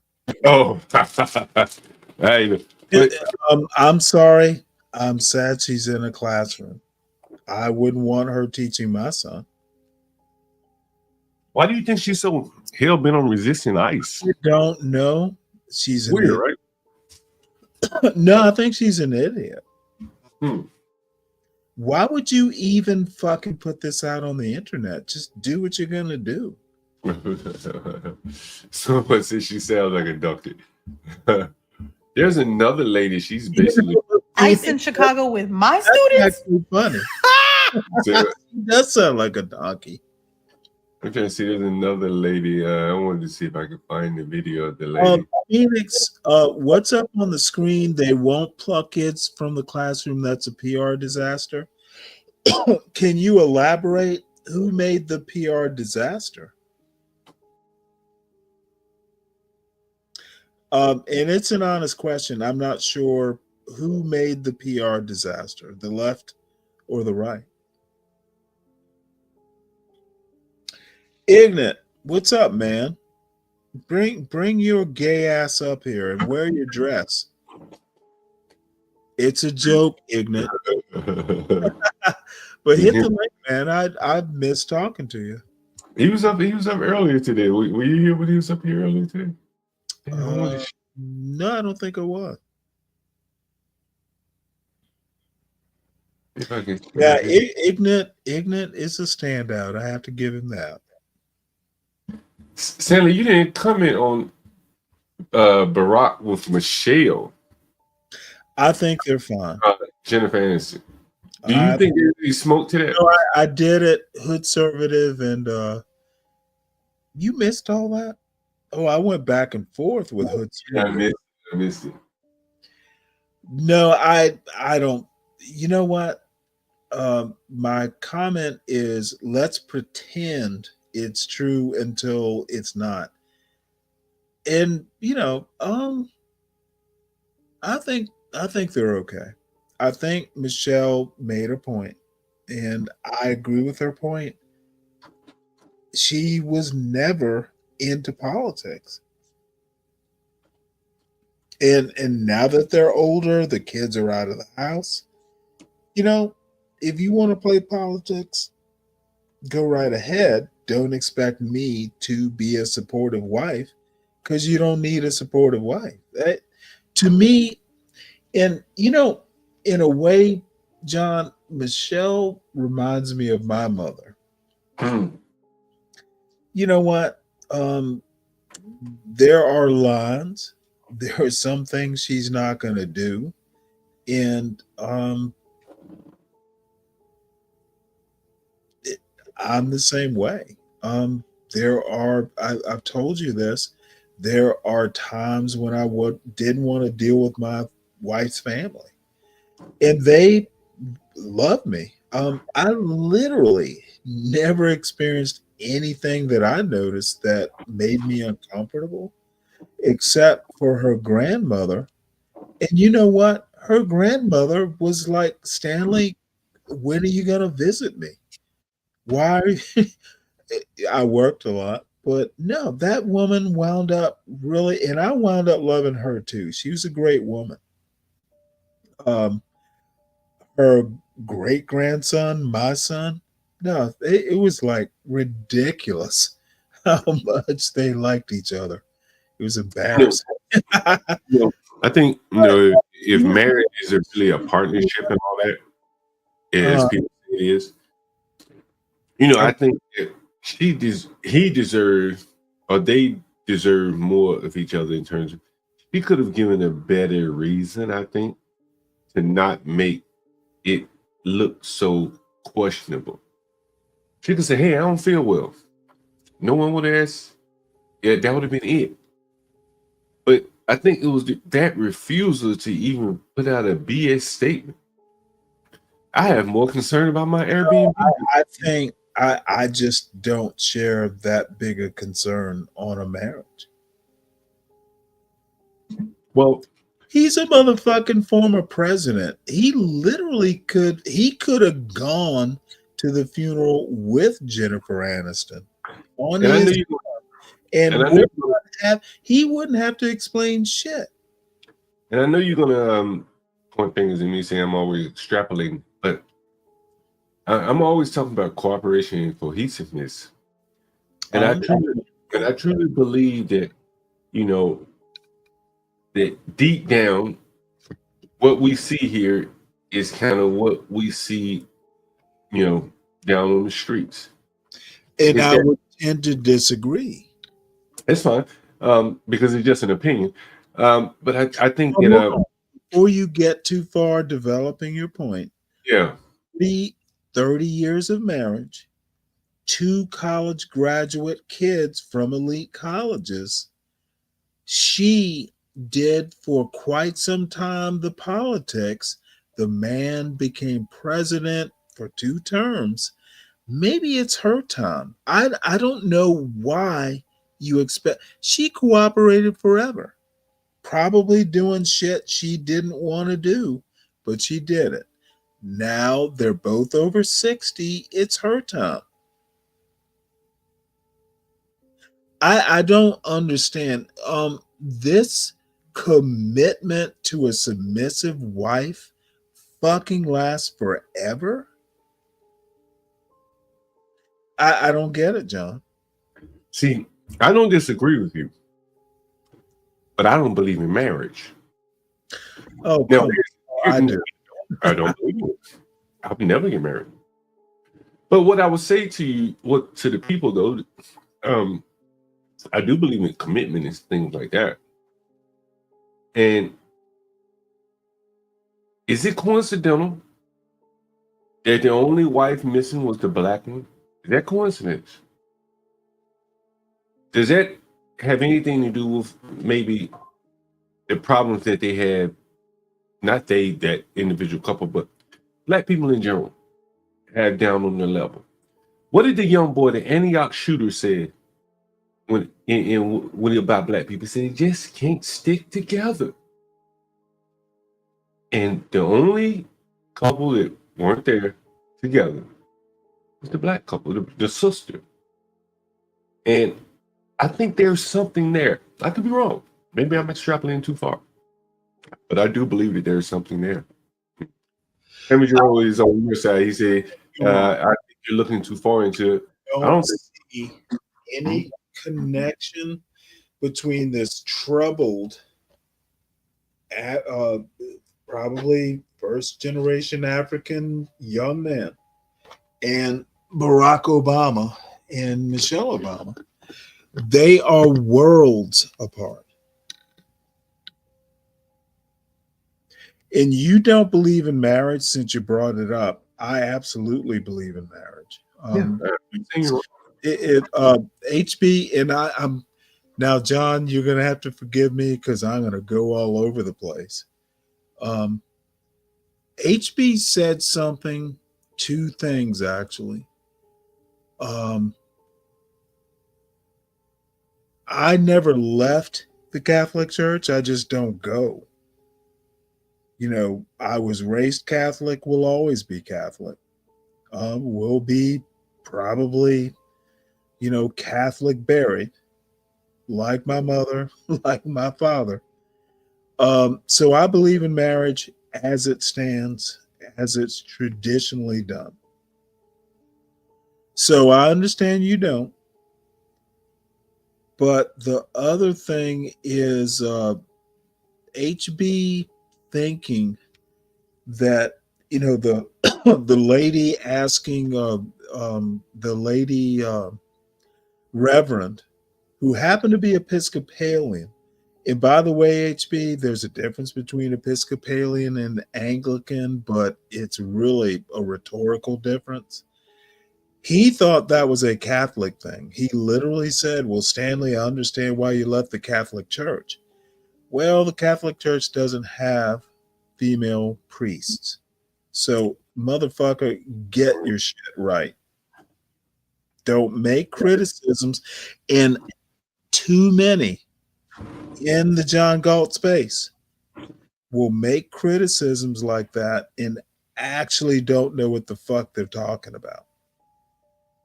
Too many. Stanley, I see Sammy Giroux says he thinks I'm looking too far into it. I'm assuming he's talking about the Michelle Obama thing. Why would you care? Well, again, like I don't care, but I look at things and I said, and here's a woman that, again, I don't think it's coincidental that. Do you know that history, their marriage history? I read a lot about them. Yeah. Okay. Well, then you know that they just as a matter of fact, they met because of racism. She was working at like some prestigious Chicago law firm. Yeah, the Shift Black story from the hospital, right? Or something like that. So she wound up mentoring him. Michelle Obama wouldn't have had, to your point, the presidential first lady lifestyle, but she was successful before she ever met Obama. Have you ever read what she said about working at the law firm in the city of Chicago? Nope. Anyway, so I was saying, I think that there's something there. I think that it's not coincidental that the only spouse that wasn't there was a sister, a Chicago sister. And, I think that, there's I'm trying to explain it the best way I can. Like a lot of times, I'm trying to say it the best way I can without people blaming me or something like that. Fuck the flaming. I think a lot of times that, house lawyer. A lot of times black people will say something like this. They'd be like, fucking I'm out. Right? Or no, it's not how let me finish. I'm telling you, like, let me finish right there. I'll try. And I think what she is, there's even rap songs. You either with me or against me, right? And I'm saying that is kind of the mindset. Either you're with me or against me. And I think in her case, where she has more or less checked out, she can't be with him because she's out. I think you are so far off base. Well, I think that down on the level, beyond the politics, the rich, affluent people, you see the same kind of lack of compromise. And that, I don't want to go, but I'll go because you need me to go because I don't want everybody talking about where am I. You just go. And I think that is the way it's an expectation. It's almost like an obligation.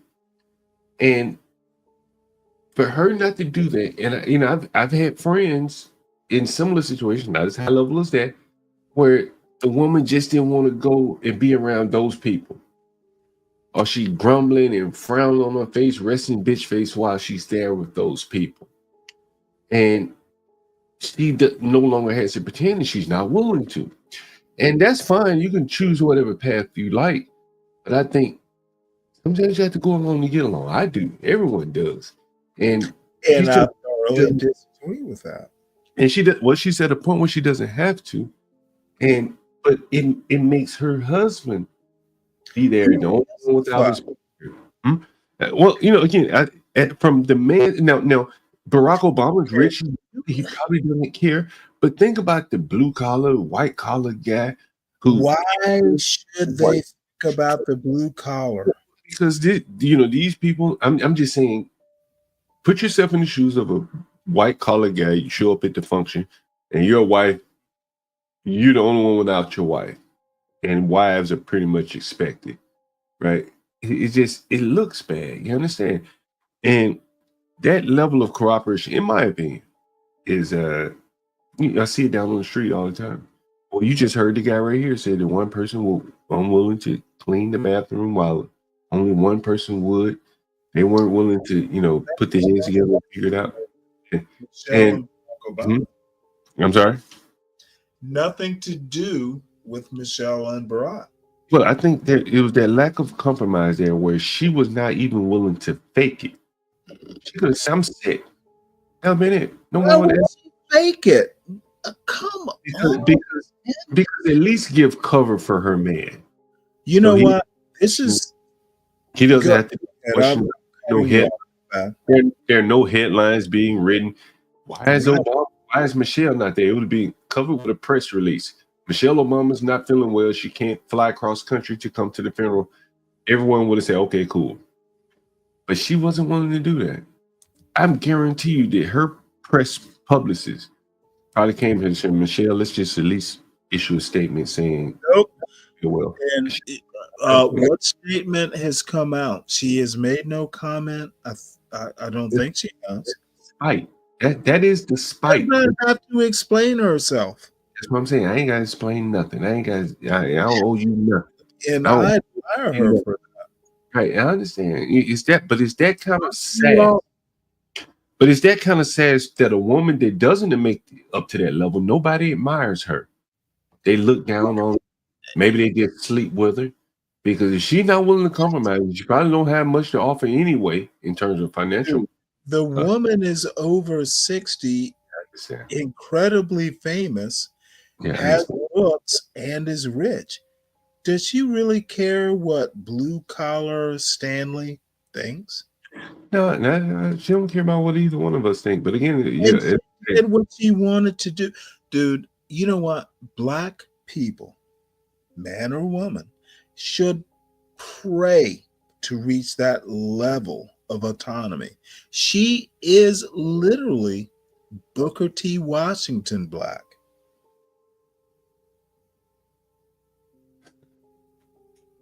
Anyway, I think I'm probably talking past you here. Ask me to explain. I think that I'm looking for a woman. I even talked to my lady Lisa. Equality. I even talked to my lady Lisa, and I asked her, like, would you have not shown up for an event like that if you weren't sick or unable to show up? She said, I would have been there. That would, for your sake, it would have made you look bad. I would have been there. And I think that, that's just she didn't care about Barack's sake. Right. Say that one more time. Maybe she didn't care about Barack's sake. He's a former president. He has his own dude is going down in history. She will not. Yeah, that's what I'm saying. That's what I'm saying, Stanley. She didn't give a damn what Barack and his sake, right? She did what she wanted to do. Right? In all honesty, John, I would marry her in a heartbeat. If they get divorced, she'd be upgraded. I like a woman like that. I'm sure. Universal. Maybe Barack shouldn't have gone. He should have gone to Carter's. Skipping the fucking inauguration? But now I agree with you, right? If they were unified, neither one. Okay, right? I get your point. That's what I'm going to. I get your point. He sent him out there to look like he just like a third wheel. Had enough balls to fuck it. You both are motherfucker. I'm not going to your inauguration. Me, fuck you. I ain't going. Okay, gotcha. I expected that. Him and his woman stood tall in the salad together. Okay, John. And then to see him there giggling and shit with Trump. Okay, mother. Okay, John. I get it. No, seriously. Dude. And again, and I don't even want to hang on Obama because that gets people in a defensive crouch. Fuck Obama. I'm not talking. He had the spine. He didn't. Understand? I'm not talking about Obama. What I'm talking about is that I see those same level of. And we don't know what's going on with them, but we know that there was no unity because they either should have went together or not went together, right? What they shouldn't. So, and I see the same type of lack of unity. I don't connect those dots. They're not the same dots. I understand. But John, I wanna say, if you will say Barack shouldn't have gone to Trump's inauguration, I'm not going to disagree. I think if him and his lady stayed behind, your birth motherfucker. Right. You could have, yeah, you could have said, you know, he wouldn't even. We're gonna sit home and we're gonna stand outside in our driveway with a couple with a machete and an AK. It would have shown unity, right? That we're in this saddle together. He was there, and he hung with Trump, like, and he almost makes his wife look bad. They both made each other look bad. You are criticizing Barack through Michelle? I'm not criticizing anyone. I'm just saying, look at this situation. There's no unity being shown there. There's no unity, right? And John, welcome to America. well, you know, I think in America here being on display, to be honest with you. I do agree on the point that Barack is the weak one in this. Yeah, well, yeah, because he convinced her to come, and he ended up going by himself. Yeah, I guess you're. What else could he do besides not go? Yeah. Stanley, are you willing to entertain a hypothetical question? Absolutely. Along this lines. All right. Be a challenge on it. Well, I don't know if it's going to be a challenge, but let me get it out. Let's say Michelle did divorce Barack and you got her. That's your wife, and you were being honored by the Navy. They were bringing you back. Stanley Cross. To do what? You're not whatever. I don't know. They were giving you some honor. You let me know. I don't know what they do, but let's just say they wanted to recognize you for your years of service, etc. And your wife tells you she's not going to go to that. How would you feel about that? Okay, it's the Navy, and it's a response. Okay. You'll be fine with it. Give me a damn ship to command. Okay, you don't want to go. I'm okay. See you when I get back. Okay, might be gone for a deployment, but I see. Got it. No. The Navy. Got Barack Obama, the country. Right, but yeah, and I understand that there's a vast difference. I've already answered your question. Don't prevaricate. No, you did answer my question. Thank you for answering it. It wasn't that hard, was it? No, not at all. Yeah, but do you think that and this is for either John or Stanley, do you feel that the Obamas were either archetype or some sort of resemblance of what a black married couple should be like? No. No, so you don't feel that. Okay. I think they were the next iteration of like the Cosby Show. So do I. I never thought the Cosbys were normal. Yeah, it's definitely not the norm in the black community to have a doctor and an attorney. My parents were married for 59 years, and I knew the Cosbys weren't normal. Yeah, we aren't all so. Oh, I'll make jokes now, but no. Black people have to work. I agree. And I think that the archetype those days. I think the archetype of the two Obamas. There shouldn't be archetypes. There shouldn't, because we should be able to just have a standard within our culture. But unfortunately, due to our family, breaking down, our fragile family dynamics. Okay, America's family is not particular to the black community. And if you want to make that argument, when America catches a cold, black people catch a flu. I agree. That's the way I'm thinking about it. But I have some questions for you at some point. I'm here whenever you're ready. Well, no, I think because I want to keep going with your theme. I'm happy to see more black people streaming to the Republican Party. Kiss your racist and all that. But I'm thinking that there's more power, and it's obvious. People have been saying this for decades. More popular or more better for black people to make the parties compete for your vote. Yeah, I would agree with that. I don't think it should be I given. don't understand why this didn't happen decades ago. Universal, do you think if Barack Obama, and earlier today we talked about you're gonna keep obsessing do you think that would be a blow to the sisters if he ended up with Jennifer Aniston? Oh, for God's sake. I don't think it's gonna be a blow because I feel like if that happens, black women already expect that there are no good men anyway, and he's just further pushing the divide. So you actually think that this is real? It doesn't matter if it's real or not, Stanley. The accusations are enough to push a propagandized mentality, especially for emotionally impressed people. You're moving Doesn't on matter. a different plane than me, Mr. Jones.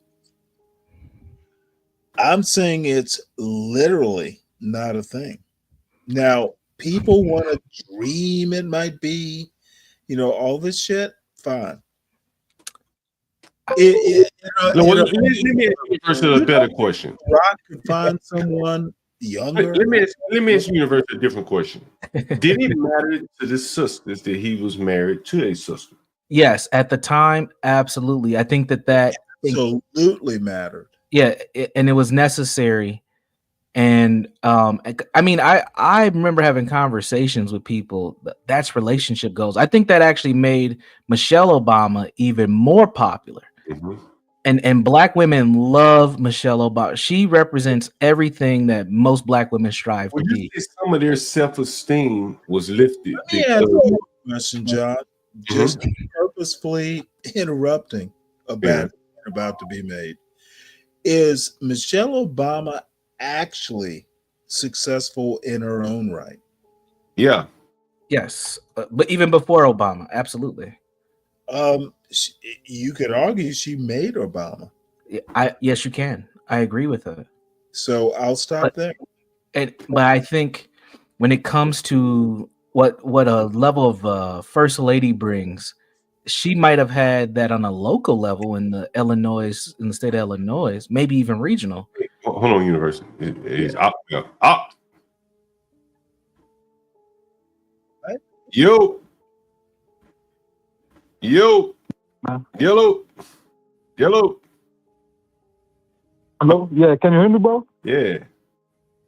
Yeah, what's up, bro? Yeah, What's you up? was talking to my brother earlier. Oh, You said okay. you're calling on my phone, yeah. Yeah. You can't, Yeah, I hope that wasn't confused for you. No. Yeah, so, bro, like I said, yeah, I'm a student, bro, and I'm looking for, like, a room, not that expensive, in GC Northwest.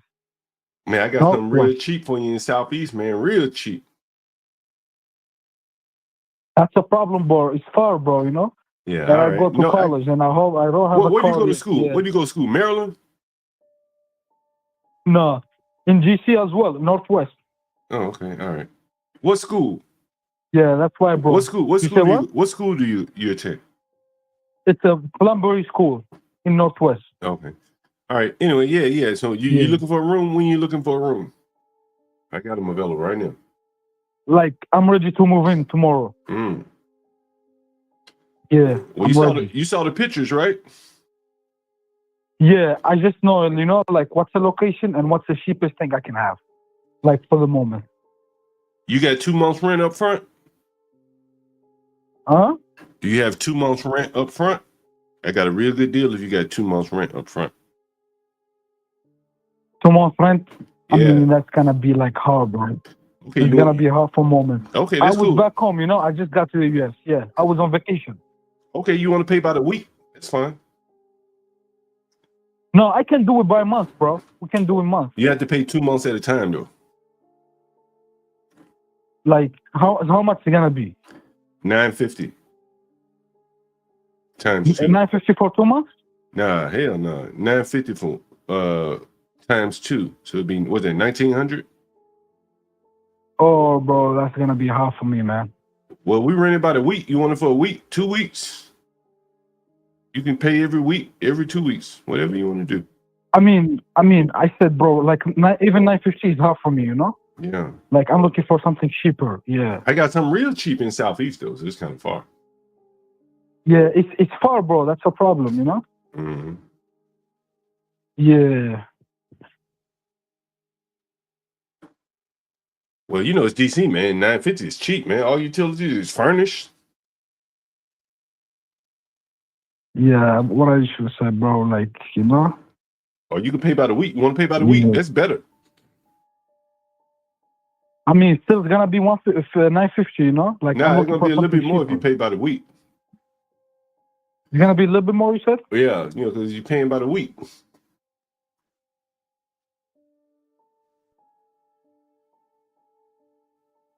Oh. Yeah. But you don't have to pay as much. You know, you just got to pay, you know. Like, what's the cheapest thing can you got me? Like, what's the cheapest thing? Man, you want Northwest, right? Hmm? You want Northwest, right? What's that mean? You want Northwest DC, right? Northwest, right? Northwest, right? Yeah, Northwest, yeah. You got the money right now. Yeah, I'm ready. Ready. I'm ready for the cheapest thing, bro. Like, 700, 750 maximum. That's my budget right now. The best I can do for you, man, $325 a week. Northwest, man. Furnish everything. Or you can pay $900 a month times 2 for 2 months. But you can move in tonight. That's gonna be hard for me, bro. Oh man, come on. You can do That's it. gonna be hard, bro. You can do Yeah, it. that's gonna be hard, man. You don't drive Uber or anything? You drive Uber or something? No, I don't have a car yet, bro. So how do you make money? I'm working full time at Jenny's, bro. Ice cream shop. Oh yeah. The high-end ice cream. Yeah, I know what you're talking about. Yeah. Okay. Yeah, I'm working from Jenny's ice cream shop. You know that, right? On 14th Street? Yeah, I work in 14th Street. Yep. There's a lot of homosexuals down there. You a guy from Morocco. What's it like serving all them homosexuals down there at Jenny's? Yeah, bro. What's that like, bro? That's how life, bro. You know, we're hustling, man. Do they ever hit on you, bro? Do they ever hit on you? No, they cool. They're not racist. They're not racist. They may be homosexuals. Nah, they cool, bro. They're not racist, you know? Yeah. I mean, there's a lot of places who racist, bro, you know? Yeah. Hey, no. Like, as an Africans, we all know, you know? I'm an African too, bro. Yeah. You how you know I'm black? You sound African, bro. I know my brother when I hear him, man. Now, which one? You work on 14th Street, right? Yeah, I work on 14th Street, yep. Yeah, that shit is good, man. I do like that Jenny's. Yeah, bro. So you should get me a room, bro, so I get you discount all the time, man. How much ice cream do you think I'm gonna eat? I mean, if you get in, how many scoop you get? I don't know. I like milkshakes. Milkshake bring all the boys to the yard. Hey man, look, you want to get 2 weeks, man? I'll make bro, you it's gonna be hard. Like I said, bro, like I never pay by week, you know? Okay, pay every 2 weeks. You want to pay every 2 weeks? And all my budget, bro, is gonna be like a month, and it's gonna be, you know, it's gonna be like 700, 750 maximum. Yeah, as I said, bro, I was in vacation. I was in Africa like the past 2 months. I was on vacation. Damn, I ain't been on vacation. I don't know when. Yeah, bro. Well, look, man, let me know. So I got a couple calls coming in. You can always call me back. You decide, all right? No, bro, you should decide. I'm ready. I said I'm ready to move in tonight, and I got my bro. I got my 750 right now on me. I'm ready. I can do 2 weeks. Was it? What did I say? 320. And What how did I much? say? No, 325 a week. What the fuck did I say? I can't. What the fuck I said? Huh? 325 a week. Huh? Say As what? I said, bro, I got my 750 ready right now. Like I said, I can do 325 a week. Let me see, 325 a week. I do 650. I do you 600 every 2 weeks. You got 600? You got $600? Every 2 weeks? Yeah. It's gonna be 1,200, bro. Yeah. Yeah, nah, But if you bro, had it's too much. 1,900, you can get 2 months. It'd be $900. Ain't shit. How much they paying you at Jenny's? Bro, I work like 30 hours. They pay me around 1,800 a month or 20. I'm looking for another job though, you know? Yeah. So you gonna find one. Yeah, I'm applying for Shake Shack. You know Shake Shack? Yeah, that's right down the street, right? Yeah, Yeah, I'm applying for Shake Shack you now. gonna get that, bro. You'll get that. But look, what you think, man? Because I got some other calls coming in. It's ready. So, You can move bro, in right now. that's gonna be hard for me, you know? I don't think that's gonna work every 2 weeks, yeah. And my budget is like $750 a month. That's like the maximum. I got Southeast, bro. I'm telling you. Yeah, bro. I got Southeast right off the train station, right off the train line, bro. Yeah, it's not gonna work for me, bro. You scared to come in Southeast, bro? You said what? Are you afraid to come to Southeast, bro? You ever been to Southeast No, before? bro, I know Southeast, bro. I used to visit it. My friends live out there. Yeah, okay. Well, I got a good But deal over it's there. just too far, you know? Yeah, I got a good deal over there if you change your mind. It's just too far, bro. Yeah. All right. Yeah. All right, bro. Let me Appreciate know. your time, man.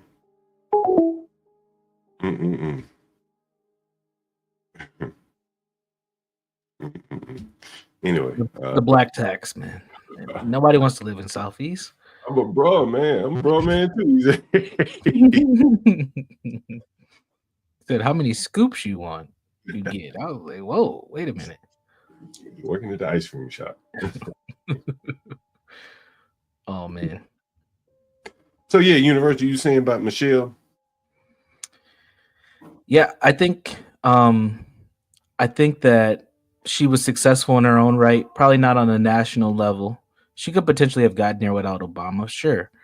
But being the first lady, it really put her in this icon level status. Like you hear Oprah and you hear Michelle Obama, like she was that icon like figure for a lot of black women. And I think that to see and we can question if he's black or not, that doesn't really matter in the mindset of your average black person. That was a black couple in the White House. Yeah. And that meant something. That gave young women who were going to college or, out here working and just doing their thing, that gave them something to strive for. They were looking for their Obama with a street edge, a lot of these women.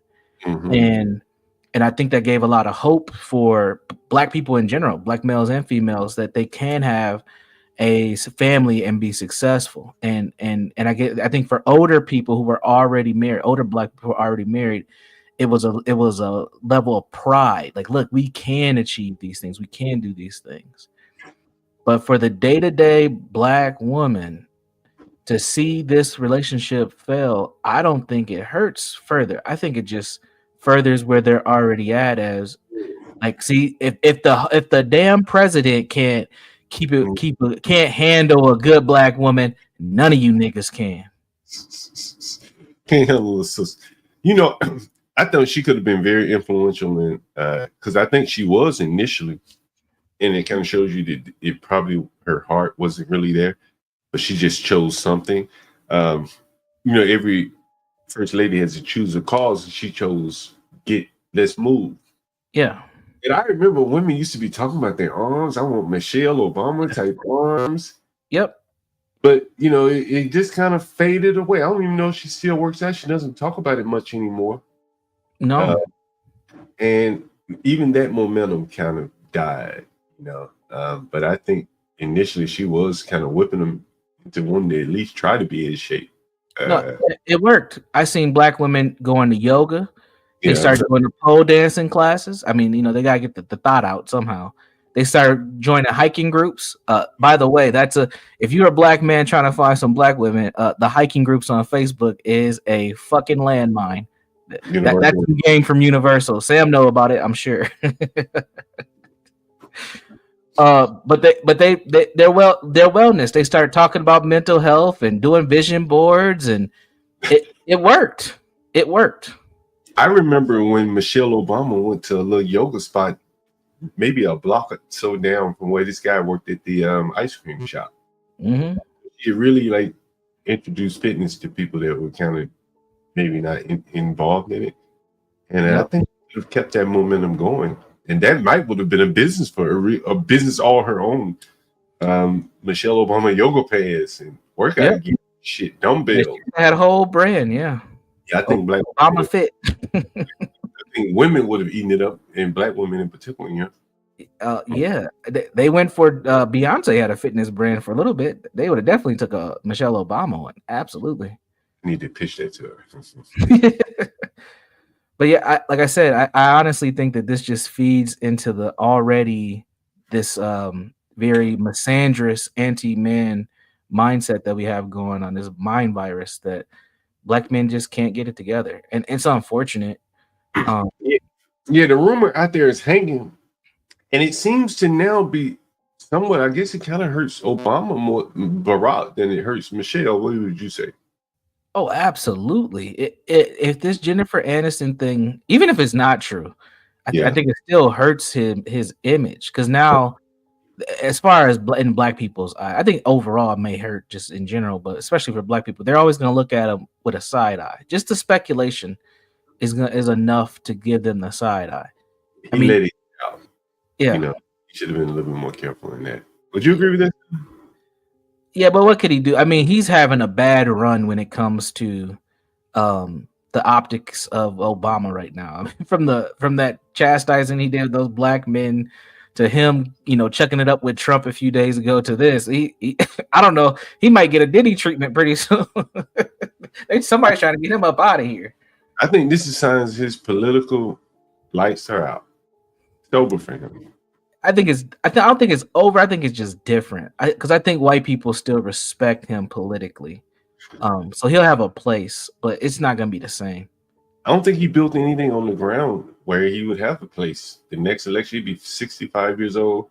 The Democrat Party is moving on to younger people. He's kind of out of the loop. He's OG. He's definitely OG. Definitely OG. He's OG with respect, but not a lot of clout. Not a lot of clout. That's what I think he is. He didn't build up a team that could extend, his power and everything. Yeah. They just respect him. Like, who did he leave around? Like who? Like Wes Moore, maybe. I don't know who his followers are. I think they subbed him out anyway when they had enough political push from the Black Lives Matter movement on the liberal side. Like when they had the what do they call those ladies, the Big Four or whatever, AOC and her whole team. I think that they were already moving in a different. Put him in the game. I think you're definitely right. I think that he soaked up so much of the shine that he couldn't build anyone else up. No, a puppy Jay-Z situation where he did very well indeed, but the people around him, they're looking around now like they have no political future. Most of them, anyway, just Barack Obama. Yeah. Stanley's been quiet. He must not be here. I think Stanley went to go reload. No, I'm listening. Are you listening to my bullshit, Stanley? What? I'm listening to the both of you. What do you think so far, Stanley?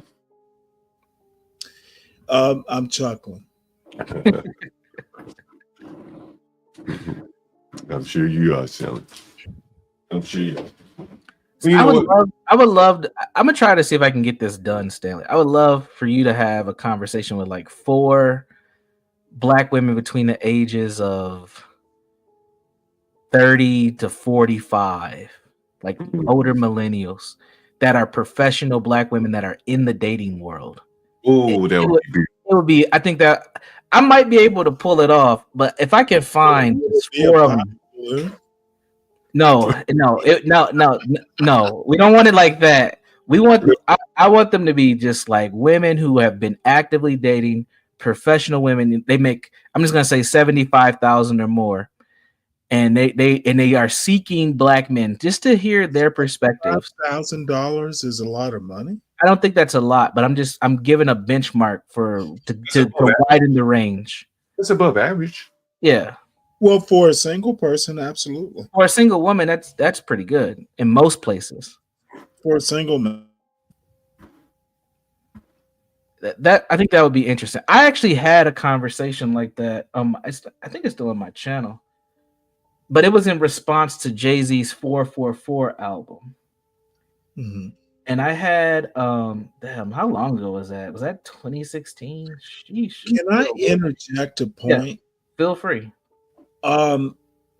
If you are looking, if you bring up Jay-Z or Puff, whatever the P Diddy, I literally come at this in Black American life from a totally different angle. I think y'all are maybe understanding Black American life from your angle, and I think it's limited. I think a lot of it, Stanley, I agree with what you're saying, Stanley, because a lot of times I'm on panels and people be referencing movies and shit. I think you mentioned that today. HB, someone may reference a movie. And I tend to, I'm much more book oriented. So, leave it at that. Yeah, so I know what you're saying, Stanley. When a movie or a rap reference, I get what you're saying. But go ahead, Universe. I put a link in the back chat of that conversation. It might be worth your time to review this. It's kind of long though, Stanley. But I have 1, 2, 3, 4, 5, 6. I have like 7 Black women on this panel. This is back in the Google Hangout days. These are all professional women. I think all of these women were making about 100,000 or more.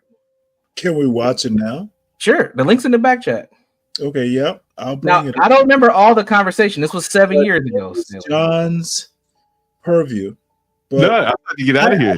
I'm about to get out of here. Before, let me preface this. Yeah. I think Black people tend to make mistakes when they look outside of their 4 walls. Say more about that. What do you mean? I think you set your own rules within your 4 walls. I had a conversation last night, and it might be, I'm not qualified to talk about a lot of things except the way I was brought up. And John actually made a great point a while ago, and he thought it was a ding. No, I don't understand all this shit, but if I don't understand it, it means it doesn't need to be the way things are. Okay, I don't give a fuck about Puff or fucking, it's P Diddy. I don't give a fuck about any of that. I'm Stanley. Well, I think you're definitely right, but I do think that these people are such influencers that everything in the culture is being heavily Black influenced. people can be immune to a Jay-Z. I'm not And disagreeing. I think that immunity starts with how they're raised. No, I'm not disagreeing with that. And I know I'm utopian in this way, but we got to start from somewhere. And I don't look to rappers to fucking define how I live my life. I don't look to Barack Obama. I don't look to Trump. I don't look to anyone. I think fundamentally, if you call yourself conservative, you are the arbiter of your own life. What Black conservatives miss is I don't give a fuck about what white people or anyone thinks. Your 4 walls are your pied a terre, and you define. You define how you raise your children, etc. Now that's a lot of trust in the basic building block of how America, is formed. But I must say, and it sounds so horribly conservative when I say this, the building block of America is the family. Agreed. 100%. So when you come to me and you ask, what does Puffy think, or what does Jay-Z think, or I don't give a fuck. It's what I think. It's how I raise my kids. It's how my family is. It's how I mow my lawn. I matter to a point that sometimes I think the best thing a Black family, man, woman, single, get married, all that stuff, you get to build your life. You get to set the rules within your four walls. And then, how you build your life emanates from there. We need to stop caring about what other people think. Now, it needs to build upon itself. I think we have fucked this up so far that, I'm not sure you can meet people where they are. It's fucked up. It's tore up from the floor up, to use a term. Yes. But the floor needs to be rebuilt at some point. So when you ask me, what do I think about Puffy being in jail or Jay-Z being implicated? First thing I want to ask is who? Don't give a fuck. Stop caring about the externality. But do you think they stop listening? Oh, that's easy enough to do. Music. Turn it off. The response is going to be, but it's the culture. Can't cut off the culture. You build your own culture in your own four walls. I agree. Isn't music a part of culture almost everywhere you go, though? Depends. Yes, but it doesn't have to influence your worldview of life. Listen to, John. Say what, Seven? You get to choose the music you listen to, and as a father or a mother, even if it's a single mother household, you get to be the king of your castle.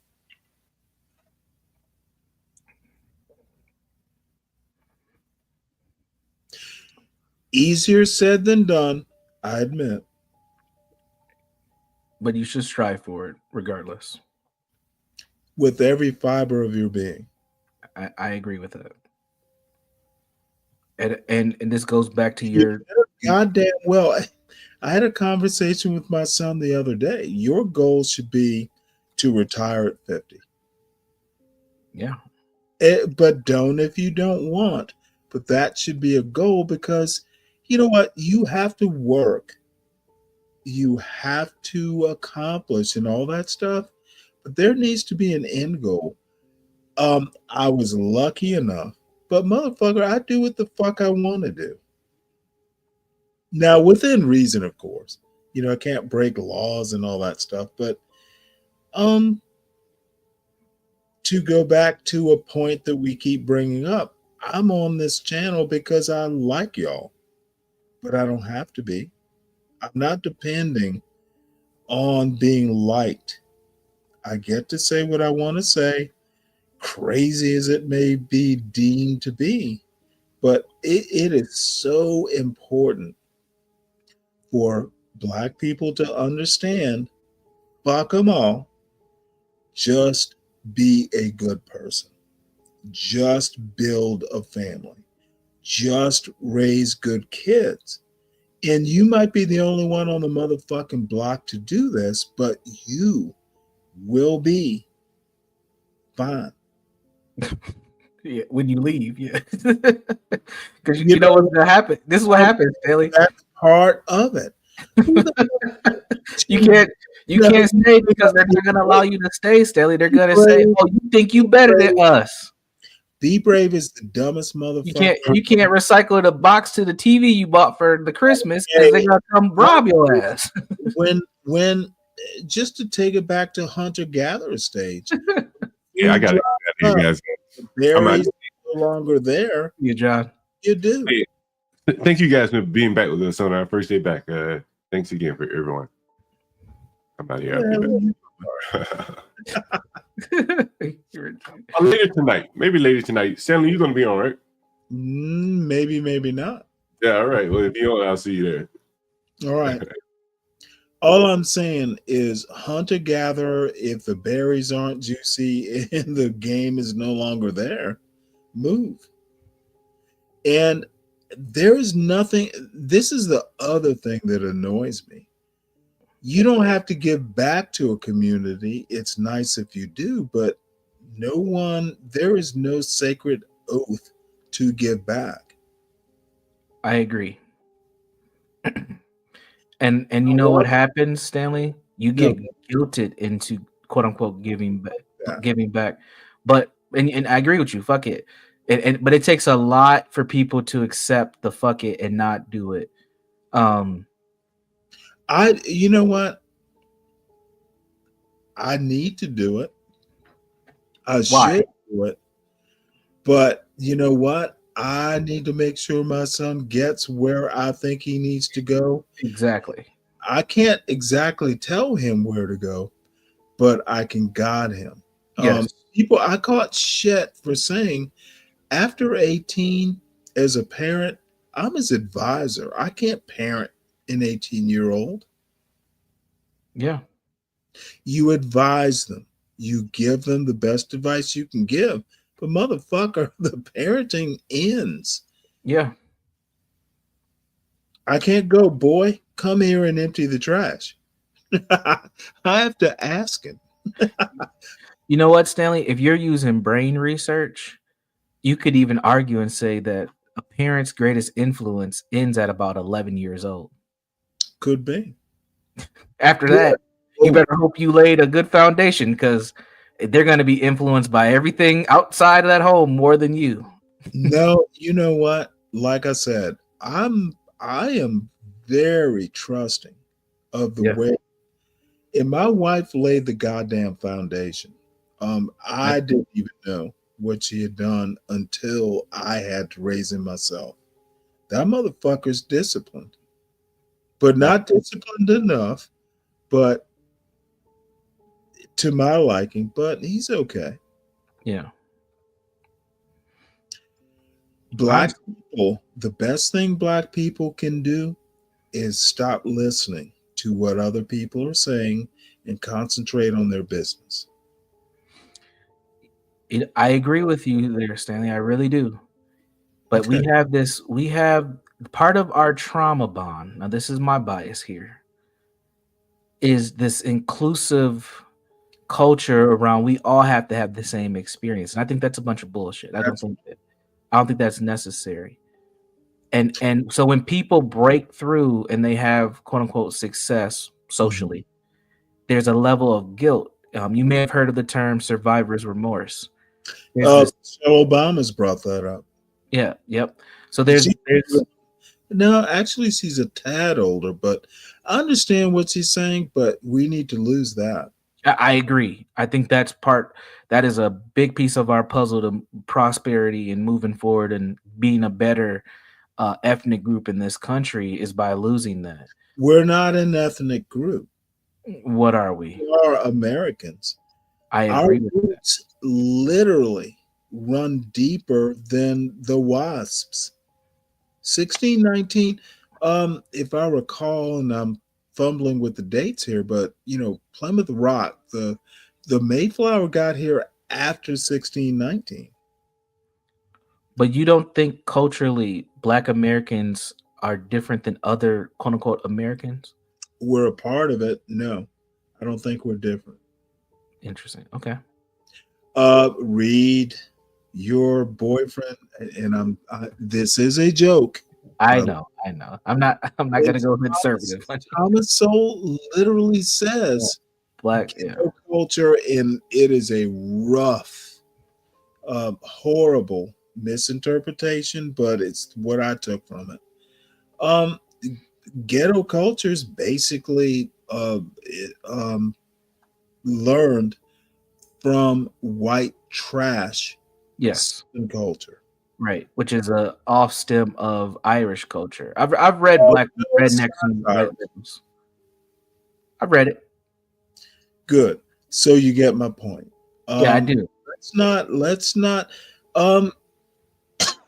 when motherfuckers like Be Brave want to talk about, all this shit, he hasn't done his homework, because if he actually was a Thomas Sowell fan, even Thomas Sowell thinks we learned our bad habits from white culture.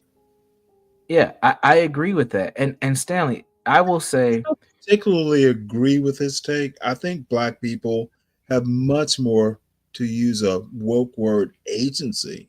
Yes. To go by the strict text. A racist like Be Brave doesn't even understand his own racism or his racist thinking.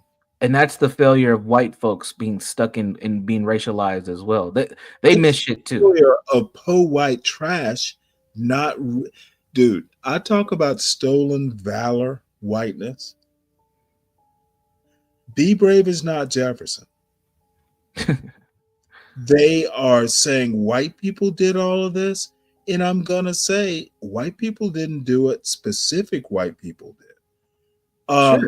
Sure. Be Brave is not the natural inheritor of the fine founding culture. This motherfucker's a hanger on, just like I am. That's what these dumb son of a bitches don't understand. Be Brave is black. That motherfucker's relatives didn't invent shit. Specific. Thomas Jefferson invented something, and there's a problem with that. He had time to do it because he didn't have to tend his own crops. However, the point is white people talking about the greatness of white culture is a hoot. Motherfucker, you have done nothing to contribute to American greatness. Your family probably had nothing to do with it. The color of your skin lets you imagine that you are an inheritor of American culture, white culture. You're not. Yeah. And most white people are that dumb. Do you think America is full of Be Braves who don't actually understand their own heritage? I agree. You mentioned that we're not an ethnicity. We split on that idea, but I'll work with your train of thought there. Well, no, I know where you're going with the ethnicity versus race, and I'm not that good with it, so you can teach me. Okay. So before I go there, I want to follow up on your Be Brave point about him not understanding his own ethnicity.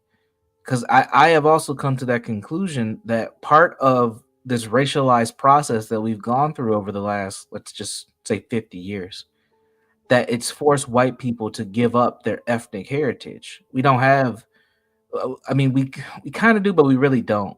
We don't have like Italian Americans. We don't have Polish Americans. We have white people. They've accepted a race. Wrong on this.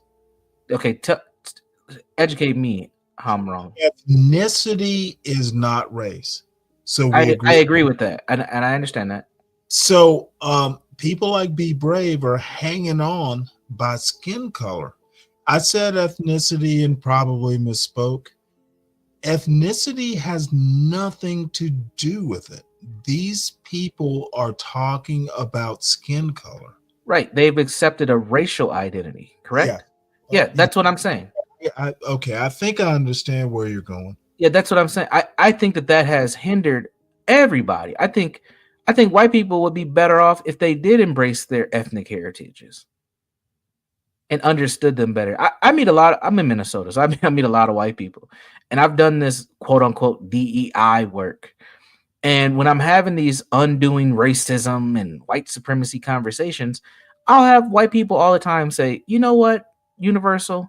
I'm a mutt. I have Irish and Scottish and Polish in my background, And then I say, okay, what do you know about that history in your family? They know nothing. All they know about is being quote unquote white, and they barely know that. And I'm like, see, that's your work. Like, you don't even know your own ethnicity. Well, that would require reading. Hell yeah. And asking questions, talking to people in your family that are still alive, doing some research.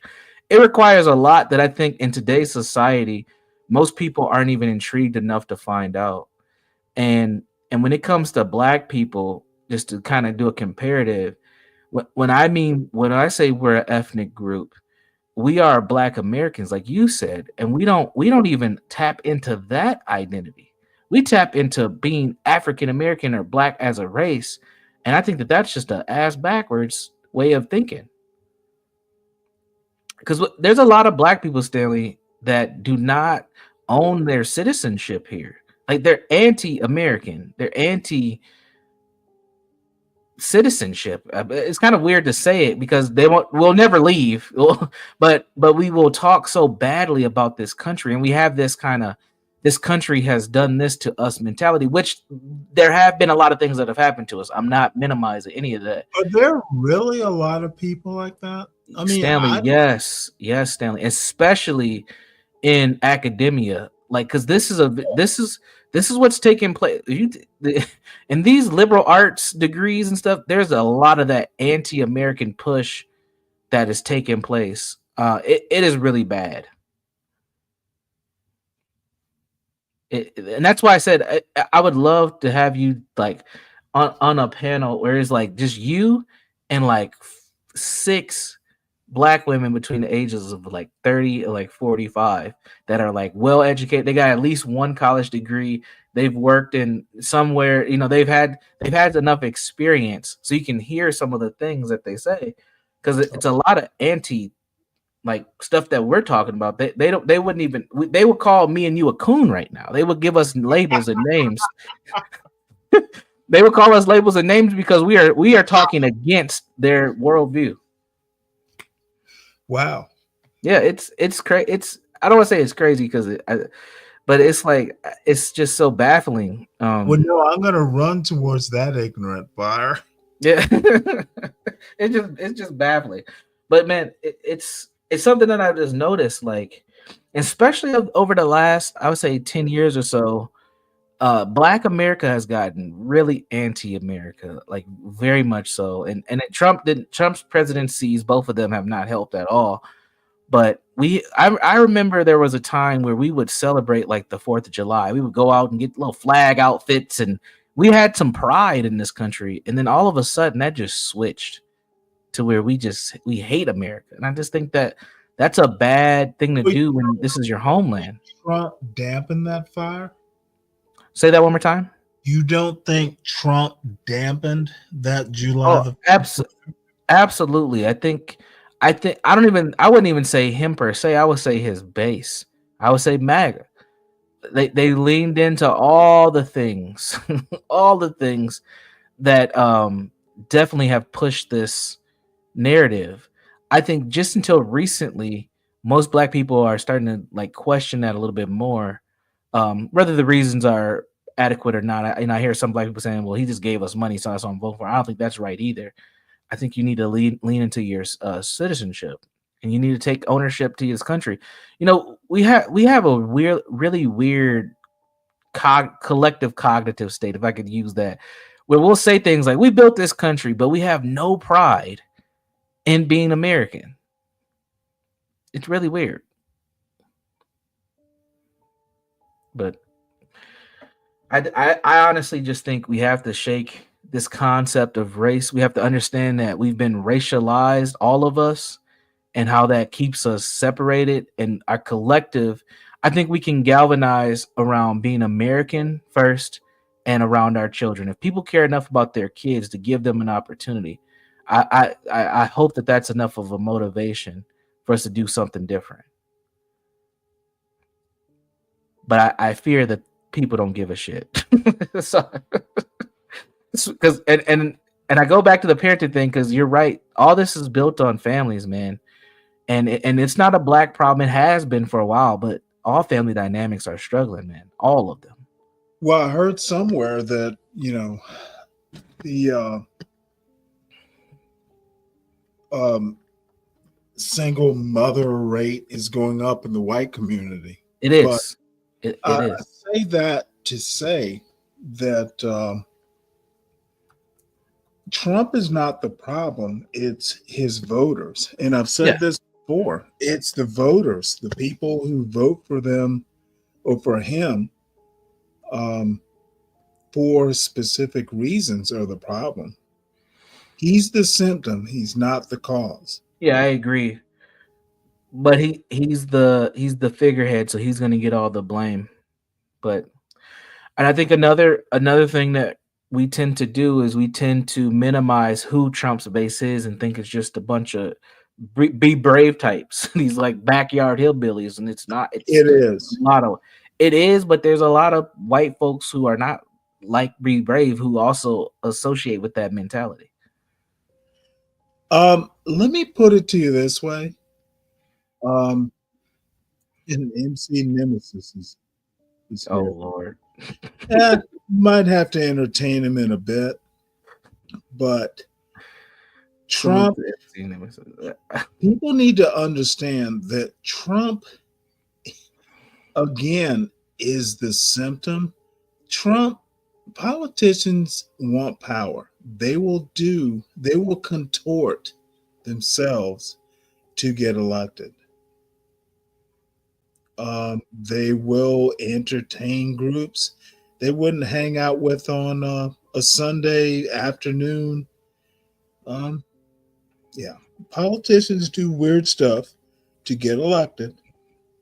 The people are the problem, not who they elect. Gotcha. Who you elect is a reflection of the voters. Yeah, I agree. And speaking of that, here is MC Racist. Oh, come on. Why do you think that I'm racist? I told you it wasn't real. We've been over this. Hey, you know what? Here is how I define racist. If you vote for a racist, you are a racist. What's a racist? With that? What's racism?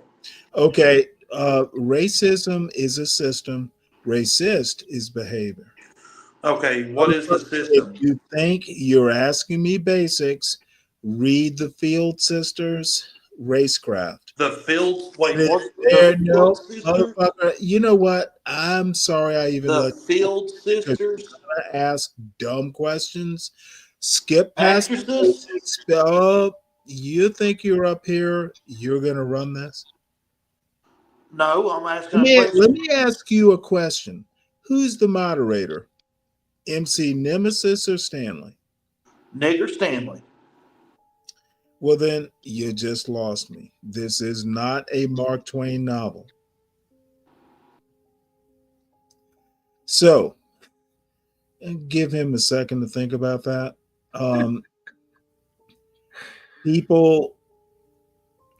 America's getting worse because of people who, the education system, the families, it's really fundamentals that we've lost in my opinion. I agree. Inside the home, in the community, and in the schools. Right. Schools are to teach, families are to educate. Now, absolutely, 100%.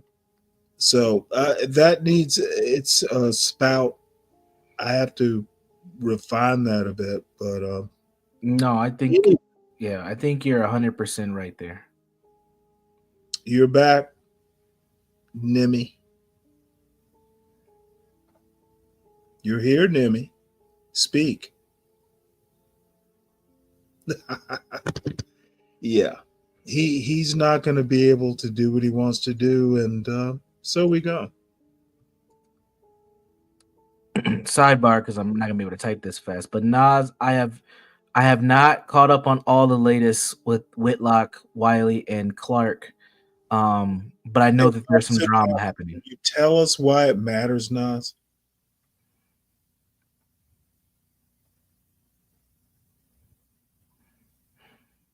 Why does it matter to you? We can start there. To Nas or myself? Oh, I'm sorry. I meant Nas. Okay. he brings up, have we seen? I'm asking, why is it important to be considered by this esteemed panel?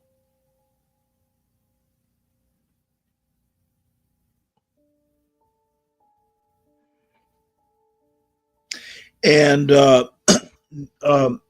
MC Nemesis, tails don't wag dogs, dogs wag tails. Blaming the politician is basically just absolving yourself of, man, people are so, there are too many between MC Nemesis and Be Brave.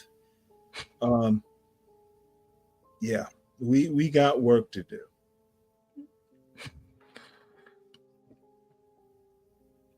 Yeah, I think the work is it's all around, and like I said, surmountable. I think undoing this racialized programming is a big part of it. I don't think racism will go away, but I think how we have. Well, I think racist behavior will go away. Racism, at least on the law books, is gone. Sure. But culture is part of that ism. What people don't understand is you get rid of laws. You don't change the culture by laws. And we had an argument, and I made the point that I think it was Latino that said something like, oh, it's more racist than it was, more racist behavior, or racism is resurging more so than it was 15 years ago. Absolutely disagree with that. America has gotten way better. I agree. And the problem is we don't seem to understand where we are. Oh man, I'm not laughing at you, Stan. I'm laughing at what Nas put. That's crazy. I didn't even know he rapped, man. That's funny. I'm about to check that out later. Well, rap is not philosophy. No. And Nas, as much as I admire Nas, he's a good guy, but dude, come on. Yeah. Staley, at some point, I'll put together some articles or some things, and I would love to go back and forth with you, not in a debate way, but just sharing ideas and talking through this parenting. Well, something I said on your show last night, and by the way, if you would please drop your show link, how we get to your channel. Sure. Because I was enlightened last night. I thought it was a great show. Frankly. Thank you. Appreciate it. Yeah, and thanks for the folks who came on by. My numbers are getting better, so I'm gonna do some content this weekend because I have some time and I have some things I just need to get off my chest. So why not? I'll put my channel in the chat for anybody who would like to come over and subscribe. It is by Brandon Jones. You can find me. I'm trying to get to 500 subs. Let me talk to you, Stanley. MC Nemesis, what's up? Speaking of rappers, let me talk to you, Stanley. Talk to him. Just 1 minute. Let Universal finish. I'm all set. MC can take the stand. Go for it. Thank you, Universal Jones. We love you and we wish you prosperity. Stanley, I'm being serious when I ask you what racism is. I don't think it's a joke. Racism is a system. The ism gives you the clue.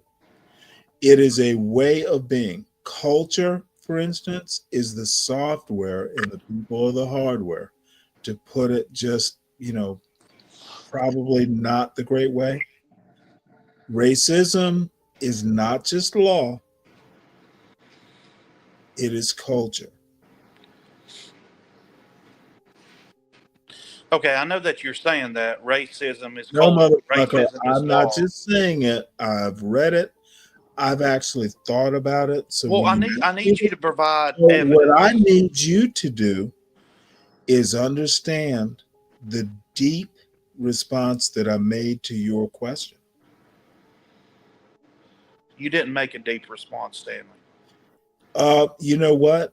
Who isn't letting it soak into his thick head? Look, okay. I think you're projecting right now. I think you're I'm not listening to not anything even I say. bothering to project. As a matter of What do you fact, think racism is? What do you think? Who do you think? I literally just told you the ism part is indication of a system. Racism is a way of thinking. It is part of American. A way of thinking. No, motherfucker, don't interrupt. Or you'll A way of thinking? You are not that special here. God, dude, are you fucking incapable of having a conversation? You No, just insult I'm me? incapable. I don't tolerate idiots. I don't suffer fools gladly. What are you talking about? You're just calling me an idiot. You're just No, you're losing your fucking shit over nothing. You give. You're losing your fucking shit because I don't believe in racism. And I'm asking you, what is racism? I don't know what the fuck it is. I don't know. Do you believe my in assumption of racism is a this. flat From earth? what I've been told by my pastor, motherfucker, fuck your racism is whenever white people are better than black people. He taught you wrong. Well, whoever taught you the bullshit, wherever you're reading it from, is wrong. Because racism's not fucking real. Thank God he did not teach me. For one, your pastor's an idiot, and he Stanley, preached to an you idiot. don't listen to a word I say, You boy. are fertile You ground. really fucking don't. You want Okay, people to listen to you know you, what? but you don't listen to anybody else. No, And I because try to think listen you're to you. I wrong. try to ask questions, but all you keep telling me is You're an saying idiot? that you're an idiot. If you don't understand Yes, what I'm you're talking an about, you're an idiot. idiot. I need that. No, I don't fucking understand No, what you're talking motherfucker. about, Let me Stanley. tell you your basic problem. You I think don't understand. When No, I ask I'm you gonna to have fucking explain Your yourself, you pastor- think you're Yes, being goddamn I do. retarded. I don't understand what you mean. You do, and I'm trying Are to you understand ready you, so to I'm asking learn, questions. If that son? makes you mad, Are you ready fucking to well, learn? bitch. No, motherfucker. Like I will goddamn, teach. motherfucker. People's gonna ask you questions in a dialogue. You Are goddamn you stupid faggot, motherfucker? nigger This, faggot bitch.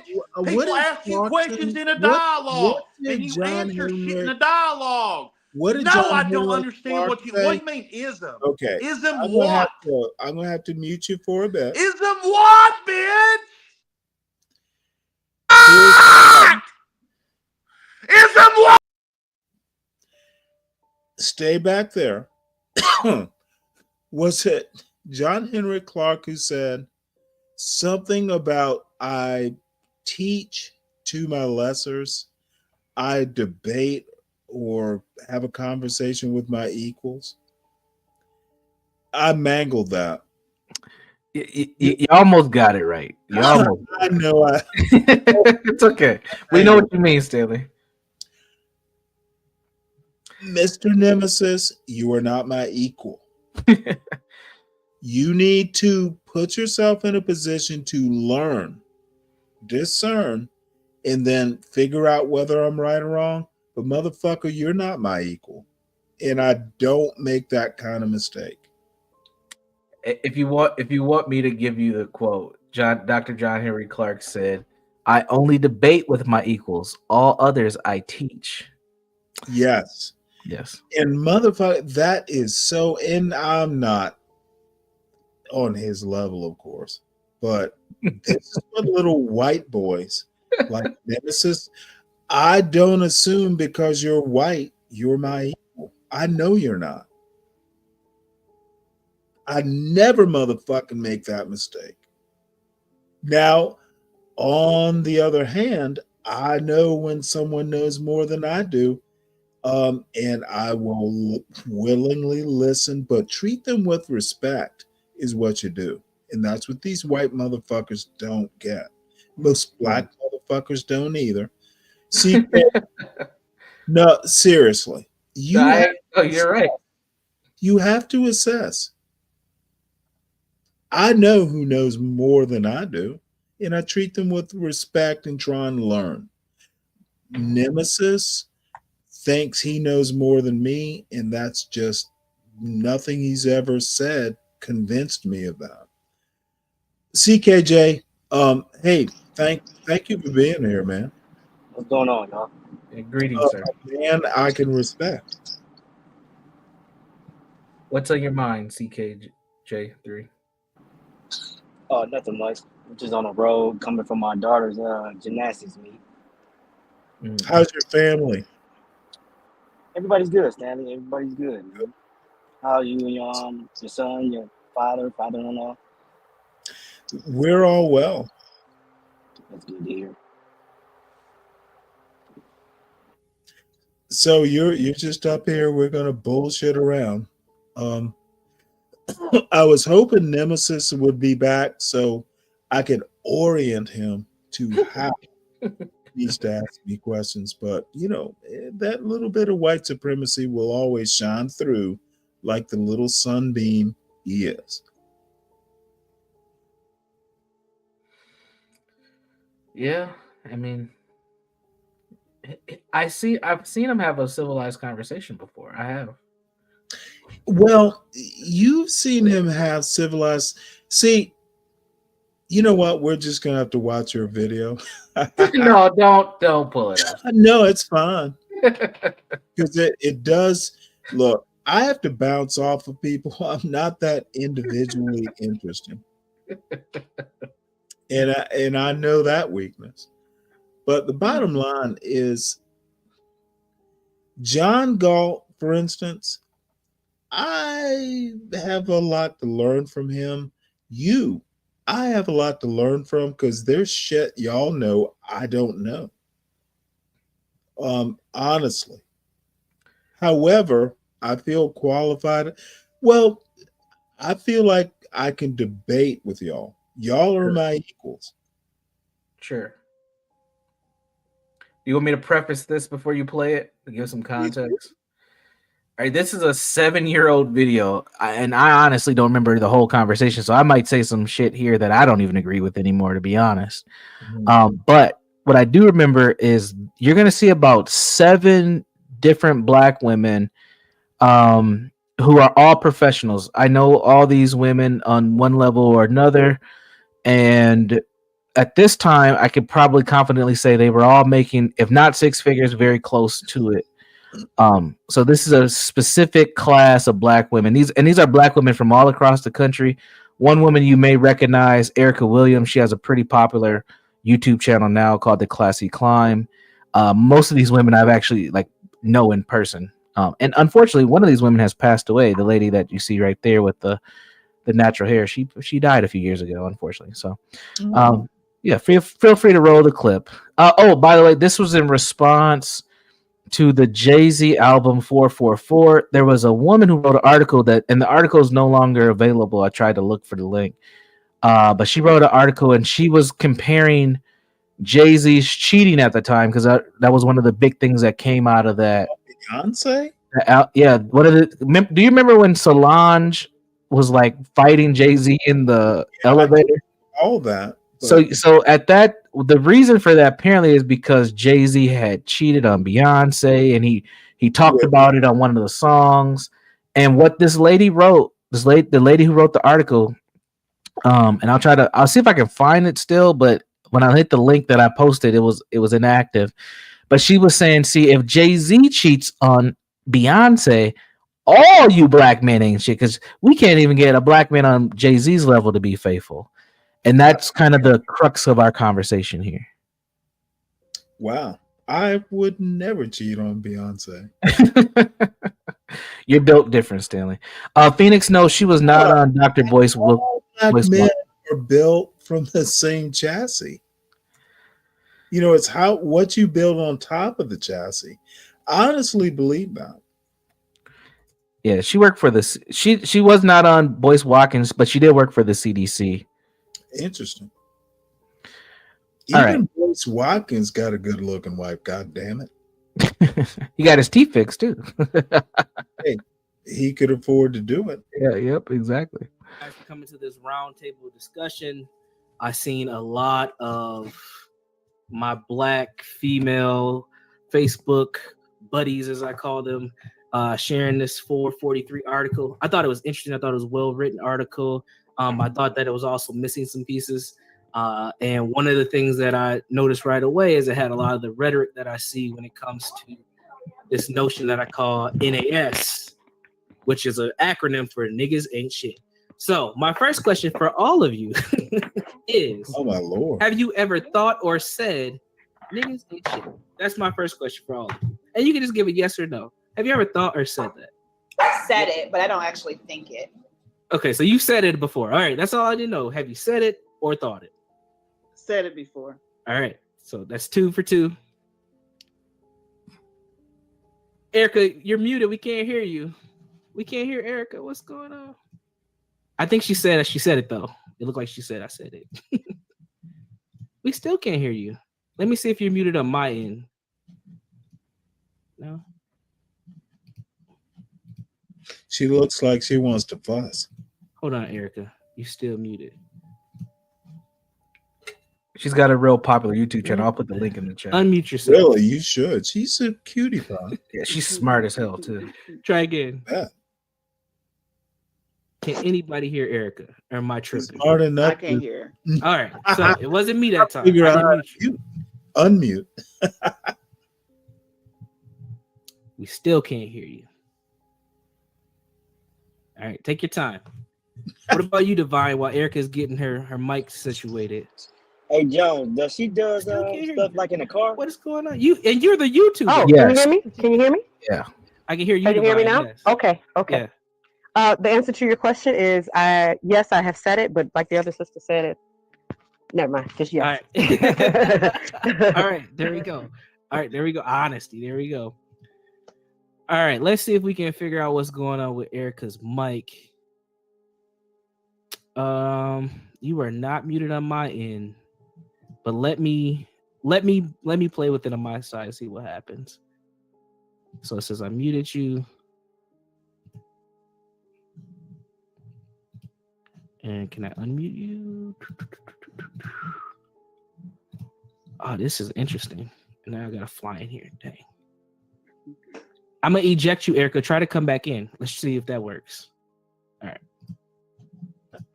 Eject. All right, so we'll get her answer as she comes back. So let me That tell was you old why terminology I back in the Google prefaced Hangout this days. conversation with that, Yeah. that statement, because I think that is a statement that a lot of women, black women, I'll be more specific, end up saying at some point in time in life. I know I've heard it. I'm pretty sure I've put some females through it myself. I ain't gonna lie. And that notion, I think, carries on throughout black culture in general, but especially for females. And I think that also a lot of black females end up kind of buying into that for the long term. And they just expect that any guy that they get with is going to end up being not about anything. And I heard sentiments in that. She didn't say it in this article, but I could feel that pain and that grief that she was writing, because she's a very good writer, that was in there. Brianna, what's up? Hi, can you guys hear me? We can hear you. Yes, welcome. Sorry, I'm late to the party. Oh, don't worry. We just got started. You ready for the first question? It's raw and honest. You ready? Yep, I'm listening. All right. Have you ever said or thought, or do you feel like niggas ain't shit? Definitely feel like niggas. That's a yes. You laugh. That's a yes. I have to say that I do feel like it's not all niggas, it's about 99%. All right. I swear. 99%. Dang, that's tough. All right. Now y'all see what? Now before she came on, y'all remember what I said, right? Now you see how she just came right in and validated what I said. See that? What did he say? I said that as I think that every black female has either thought that, felt that way because they have had bad experiences with black men. And I think that notion of niggas ain't shit has carried on for a long time. And Divine had actually posted a video because I had made the comment, like, this has been going on for over 40 years. And we have had carried on this kind of cultural piece, especially our black females, that we cannot depend on our men. And what I seen in this article was she didn't say that directly, but she was hinting at it, and she had a lot of the same rhetoric that I see and I read all the time around it. So that's what I said. But you just came through and just hit the nail on the head. Yeah, absolutely. 99%. I'm sorry. God. Sorry, And you in a relationship with a black male. You lucky. It must be like finding a unicorn to find a man, is about something. 1%. My God. Ooh, I know. That means I'm out. I'm dying all alone. So I wanted to start with that because I had a feeling in my gut that all of y'all would have had that experience at some point in time in life, whether you with somebody now or not. Why do y'all think that is? Like, why, where does that come from for you personally? Because, I mean, one of you I know is a first generation American black female. The rest of y'all, I don't know where y'all at on the spectrum, but it's very interesting to see that no matter where you fall, if you're a black female in America and you've been kind of socialized, you have that same notion. Well, I'll say this. I've been in 2 significant relationships in my life, and and I'm just getting out of a 18-year marriage and relationship, and now as a divorced woman, what I was saying, what I found Now was I'm that curious. we contribute to that relationship, and for me, that nigga ain't shit. But I also contribute to that nigga ain't shit because of the things that I did in the relationship. Okay, well, she's about to say what she did. So I have a different outlook now. And I can turn around and say, oh, he did this and he did that to me, but what did I allow to do in that relationship? Oh. Did I say everybody's not bad, and I do not feel like every man ain't shit. I really don't. Even coming out of an 18-year relationship and recently divorced, I still don't feel it. Can I ask you a question? What does she do for work? She is an executive in the social service field. She does like behavioral health work. She's done like counseling and chemical dependency. Say that one more time. Does she manage or does she do the work? You said executive. She kind of does both, but more management. At this time, she was a manager. Mm-hmm. So 7 years ago, was she around 40? Yeah, she has to be about 50 now because I'm almost 40, and I'm pretty sure she had about at least 10 years on me. Gotcha. Now, maybe you could get her on that panel because I'd like to know how she got divorced. A lot of questions there. Yeah, I still have contact with most of these women. There's gonna be a really attractive psychologist that comes on. I don't know what happened to her, but the rest of them I do have access to, and also obviously the woman that passed away. Are any of them like they're mostly psychologists or in that? No. So just right here with this freeze frame, the one on the left with the natural curly hair, she's a first generation African woman. She's the one who passed. She worked for the CDC.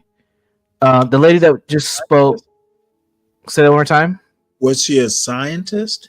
Yes, she did. I think she had a master's in public health, but she did a lot of science type stuff. No, I meant, was she in a lab somewhere? I think her undergrad was in some biology something. Gotcha. Yeah. And then the lady who just spoke, like I said, she's an executive in the behavioral health space. Mm-hmm. The woman who it's blacked out, but she kind of appears because she was like walking outside. Mm-hmm. She's like a community activist. I don't know what she does today, but I'm still connected to her. The lady with that's kind of dialed up here, Brittany. She is in the tech sector. She actually moved to like Silicon Valley, so she's out there moving. I think she works for Google actually now. She's in the tech sector, very successful. She used to, be married to a Viking and all types of crazy stuff. Then Erica is an entrepreneur and YouTuber, and then there's gonna be a psychologist that pops up, and then I forgot who the other women, but they're gonna come on a little bit later. Hey, Sam, hit the link, man. Haven't talked to you in a while. Sam is pretty accurate. Like that is her steez is cigar lounge types for sure. Oh, I thought he was making a joke about me. I No, was, no. well, no, there's a cigar bar, like lounge place in Atlanta that one of these days I might go to. Hey man, I would recommend it, Stanley. If you want a nice, 45-plus-year-old woman, they're there. Yeah, probably smoking cigars. Yeah. All you gotta do is light it. You don't gotta smoke it, Stanley. Oh no, I like shit. What I about some had of you Cuban others? cigars. What do y'all think? So I haven't personally experienced, I guess, some of the traumatic relationship stuff that's been expressed by Candace or maybe even people on this call. But I think the whole niggas ain't shit idea, it's kind of like permeated pop culture. It's like easy look at to her. say. It's like, especially when you do see some niggas not being shit. So I don't know. It's just easy to just kind Not of being fall shit into is that. a But nasty like word. I said, I say it, but I don't actually believe that. Like I know too many shit niggas who are shit, I guess. But they're I still don't really niggas. believe that to be true. Yeah, these women are gonna be a hoot. I agree. I do think that it is. Oh, there's somebody else. Go ahead. Yeah. Hello, Ginger. Welcome to the call. Ooh. Yeah, Ginger. Oh, that lady is so attractive. Yeah. So the question is, I'll repreference it because Ginger just came in, so I'll repreference it for her. So I had opened up, we're getting straight raw and honest right away with have you ever said or thought that niggas ain't shit? And the reason why I said that is because when I read this article 443, the rhetoric in the article is very well written, but she was hinting at this whole notion that niggas ain't shit. That's what she was saying. And I was like, oh, this is very interesting. So I just started off the call to ask all the females, have you ever thought that? Have you ever felt that way? And so far we've been 4 for 4. So I don't know if you want to chime in on that, Ginger, before I repeat the next question. What do you think if you've been in any relationships with black men? And if you're not ready, that's cool too. Or maybe not. If you're getting yourself together, that's cool too. Just let us know. Can you hear me?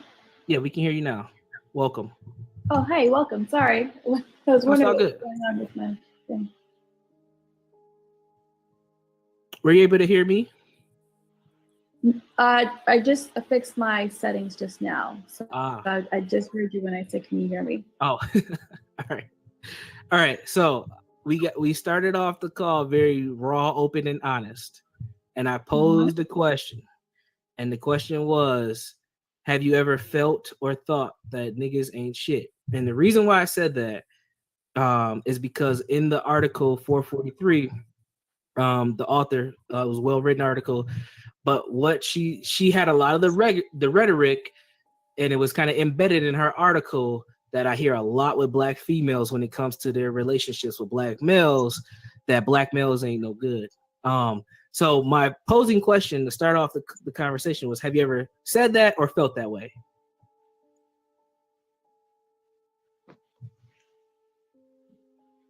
I think as a woman, I think at different points, yeah, we probably felt like, men are just worth nothing at different points. I don't want to say. Okay. I don't want to say that those actual words. But Right. yeah. I know. See, I like Yes. You don't want to say it's actual word, but you had that feeling. Yes or no? men are no good. There we go. 5 for 5. Okay. There's So a question the about next question was, where does that come from for you? Like, where does that come from? Because in this article is really talking about just like grief, like her grieving over a relationship that she's had. She talked about not having any other partner since then. She hinted at it in the article. Where does that come from for you? That notion that the men in your life have just been awful, Have been what? bad, awful. I don't feel horrible. that way. Oh. I mean, I don't know. Oh, she going? I don't necessarily feel like they've been awful. I think for me personally, I look at them as teachers. Like, I look at it like this. every single negative romantic relationship I've had, all those men were messengers in my life for the unhealed parts of me. So I'm either going to look at them as, they ain't shit, or I'm going to look at what is he here to teach me about myself? Oh shit! Because at the end of the day, there's something about me that allowed me to accept him into my life and to continue accepting his, the drama or whatever it is that was going on. So that's pretty much one of the shit that I had to make in my own life, because I couldn't there's but so much time that you can spend saying, men are this or men are that, and how they're, it's like at some point we have to take responsibility for ourselves and just say, hey, what is it about that let him into my life, even after he showed me who he was, even after he took my temperature, and I just did not even say, okay, so this is no longer for me. So I think one of the things I see a lot of young women doing is just they default into victim mode. And it's here's the thing. When you default into victim mode, the men that's out there that are willing to treat you like prey will continue to do so. So quite frankly, niggas ain't shit is not going to do anything for you, but continue to put you in a position that you have been. Okay, I have to ask, who is this woman? Man, I wish I could find. I don't know what happened to her, man. I'm actually actively searching my Facebook to see if I can find her. Her last name was Robinson. Well, She it's goes by whatever, but you know what? She's analytical. I like that. Yeah, she's a PhD level psychologist. Wow. And she I don't know if she's from Denver, but I remember she lived in Denver at the time. And I believe she was in her late 30s. It doesn't matter, but I just like people breaking down big chunks of problems into it's how science works. You take big problems, break them down into smaller problems, solve one chunk at a time. Yeah, I like her method. And she's sharp. Good for her. That is my kind of woman. With some of these men. And I'm not saying that the things that they have done are good. It's not my job to change him. It's my job to change me so that I to accept what he's given me. Okay. Any other thoughts on that? Even you were impressed. I agree. So it's just kind of like being in the position of a family member. I actually just wrote an article about boundaries today earlier, and it was just about not allowing. So boundaries is what teaches people how to treat us, right? What kind of boundaries we enforce and what we allow and will not allow in order to conserve our integrity and our self-worth, right? So it's so utilized so much, but what you allow is what will continue. If somebody does something one time to you, usually 9 times out of 10 they will do it again.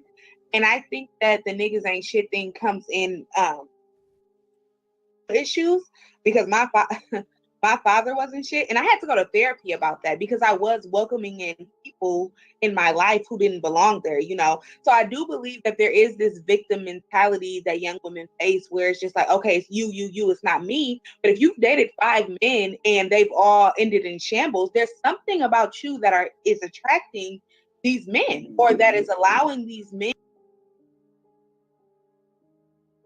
Quick question. Is Ginger's background different from this lady's? Yeah, I would say so. This lady, I know more about her because we're actually friends, but she grew up in Detroit, right outside of Michigan. Did Ginger come up in a well-to-do family? Yeah, she came with both her parents, and I think she actually might get into it in this. Okay. Yeah, that's going to actually, this lady right here, she has a grudge. Interesting. Oh my Lord. Who is that? Is her name Lindy Lou? Hi, Lindy Lou. You're on mute. Hi guys. I just want to come up and say hi. I don't want to interrupt your conversation here. I just got here, so I'm just kind of trying to figure out what the conversation is about. It's about how bad Stanley's messed up, and this is Stanley's version of Pop the Balloon. Oh, okay. Is this your girlfriend, Stanley? No, it's a joke. Is this your girlfriend?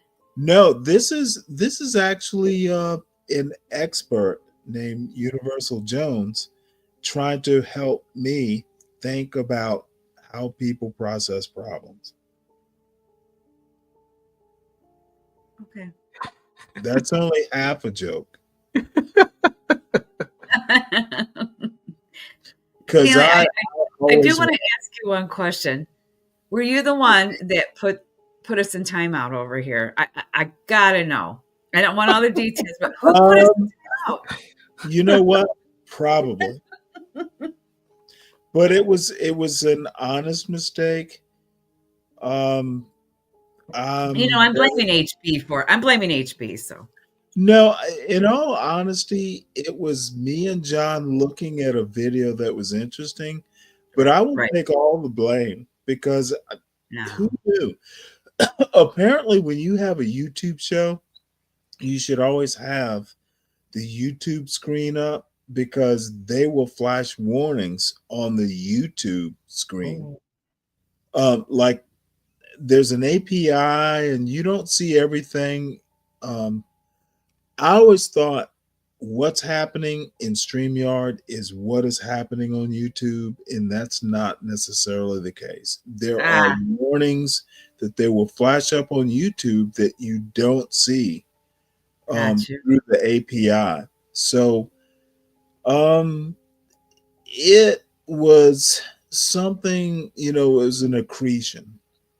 It wasn't a single strike like the only thing that had ever happened, but unfortunately I was there. Now, Stanley, how do they do that? Do they just come on and say, you have a warning, here, this is your second warning? Well, no, they will strike you. Just did it. And part of the problem is they gave us a warning on YouTube that I did not see. And people in the chat were like, there's something wrong. And I'm like, what the fuck are y'all talking about? I don't see it. And I should have seen it. Yeah, but if you were playing something, you say that it was showing on another another page or something that you were getting warnings, and we were using content from another channel who has like 10 million viewers, and they are famous for striking.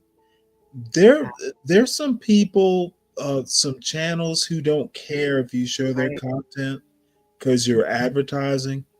A good example would be Tom Gully. Yeah.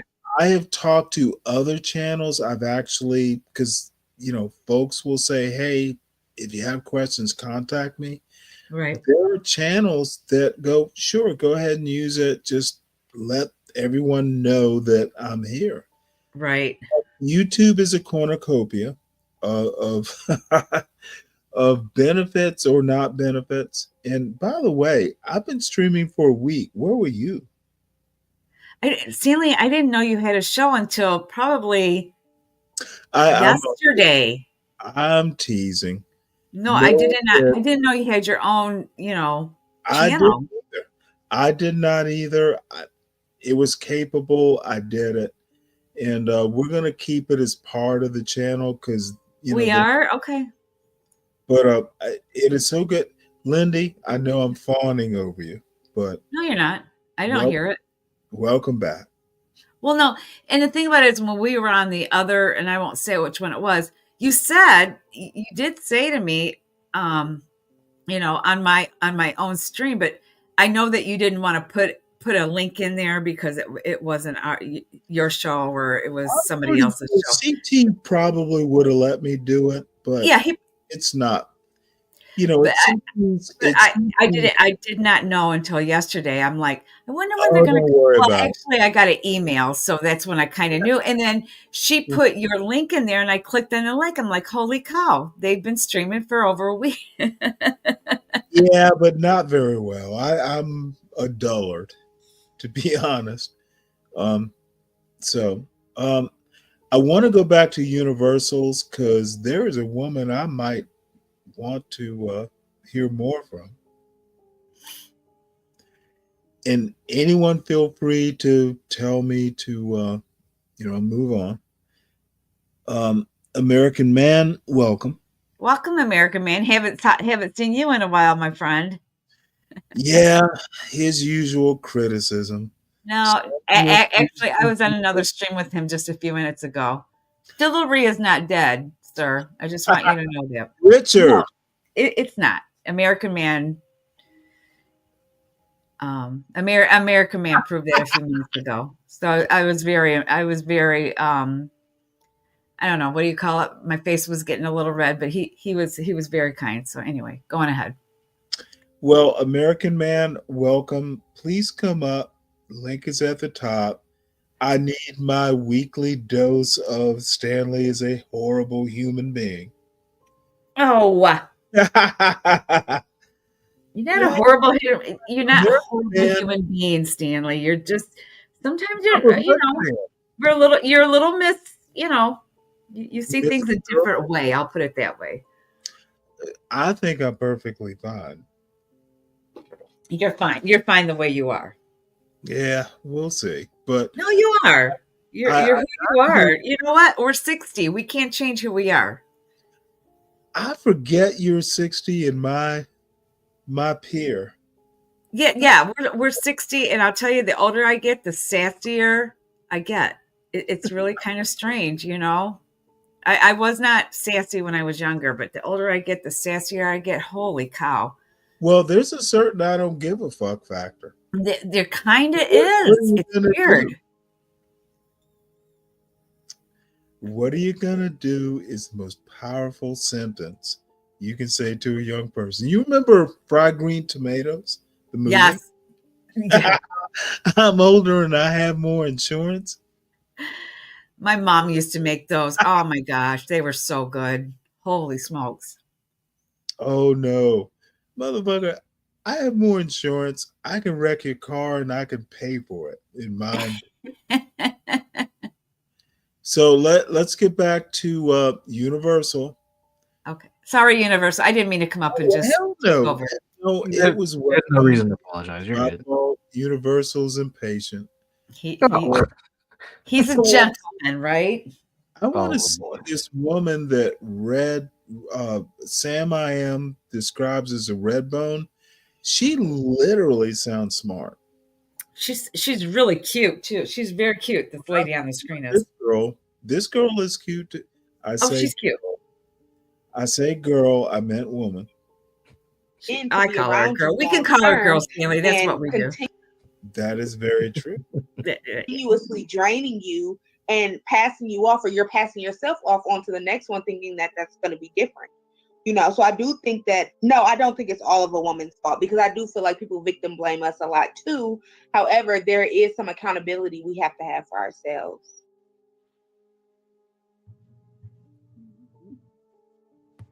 I would echo what the other sisters were saying. This is Devon. Sorry, y'all. Dark. Can you hear me? Mm-hmm.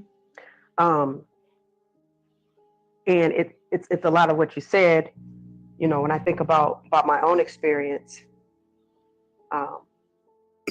oftentimes it was just grounded in some of what she got, kind of the plight of the Black woman, and how on this onus and this responsibility to kind of ride it out with the brothers, no matter what. I know me personally, that's how I feel. I can't speak for everyone. Yeah, I agree. I agree too. But in general, and this is, I think there's some value in that, but I think there's a fine balance to where you can do that, but you can do it without losing yourself. Right. And so I heard you guys talk about setting some clear boundaries. I got to the point, as you get older, you get wiser. I became really clear about what I won't deal with. Not so much all this dream this and dream that. It was like I had some real clarity about what I won't deal with. And this, speaking as a domestic violence survivor, we've all been survivors of many things. And so rather than trying to control or shape the other person, I made a conscious decision to say, okay, I know that if these, 4 or 5 things come up, I absolutely won't deal with that. Now, if there's love at play and, there's some depth to the relationship, I'm willing to go through as long as I see you progressing and on the journey to your best and most healthy self. That's what is going to be required to restore the Black family, because we have this expectation for whole men to be presented to us, and knowing that there are all these societal things that are breaking our men, but we want them to come whole, and then we not whole. You know what I'm saying? So I had to, again, speaking from my own experiences, I went through niggas ain't shit. My daddy wasn't shit, and all of that, right? But the I would say the kind of the turning point became when I took ownership over my own life and my own destiny and the choices that I made, and no longer, like the sister said, no longer was I the victim. I was a survivor, and I was one who could take my life experiences and say that I survived. And there's a reason why I survived. There's a greater purpose, and I see that that purpose in being the resurrecting and the restoration of strong Black families. Thank you. Y'all the bomb, by the way. I just wanted to add a little bit to that, because people ask me like, how would you divorce somebody after being with them 18 years? Why did you leave your house? Why did you give him the house and give him this and give him that? And I said, because I found that was more suitable for my family for me to leave. It was toxic. He didn't want to break up with me, but I had to decide that this is a toxic relationship. And I can't blame him because I allowed those things to happen to myself. So, and I always feel like it's two. And I'm never going to blame him or downplay him, because he is an African-American man and he do take care of his kids. He take care of his priorities. But I had to realize he's not good for me and I'm not good for him. So I feel like sometimes we say that statement and playing the victim. You're right. And I agree with that. But I'm not a victim. I am a survivor. And I don't want to talk about him, and I'm not going to downplay him, because guess what? I'm over him. And people look at me like, what do you mean? You're not mad, you're not bitter. No, why am I bitter? Why should I be bitter? For what? Okay. I realized that I did some things as well, and I allowed some things to happen. And it took me, unfortunately, 18 years to realize it, to stand up and walk away. Mm-hmm. Okay. I'm gonna swing back to that. Erica joined the call again. Hi, Erica. Can y'all hear me? Yeah. We can hear you now. Welcome. Okay. I'm gonna say she just took a stream of ownership. There's a book and it's called A Stream Ownership, and it's whenever you say, okay, I am responsible for every step that got me here, and I can make steps to change it, better place. Like when they have men that come back from war and they lose a limb or a leg, they're always saying, what are you going to do tomorrow about it? Right? Like, we've lost the limb, it's gone. What can we do? And it always puts the people in a better position and mentally just health wise and mentally, that they can have some control over their life. Because going through extreme, marriage, whether it's a divorce or a health issue, you do feel like you've lost control of your life. And that is something we need to recognize for these people. These people who are in these relationships that are really long and they break up with some guy, they do feel like they're married. And so you see a lot of bitterness, you see a lot of vitriol, a lot of these guys ain't crap, but it also comes from them not taking responsibility for their part in it. And I just had to say that part. Go ahead. I know you have another question you're going on too.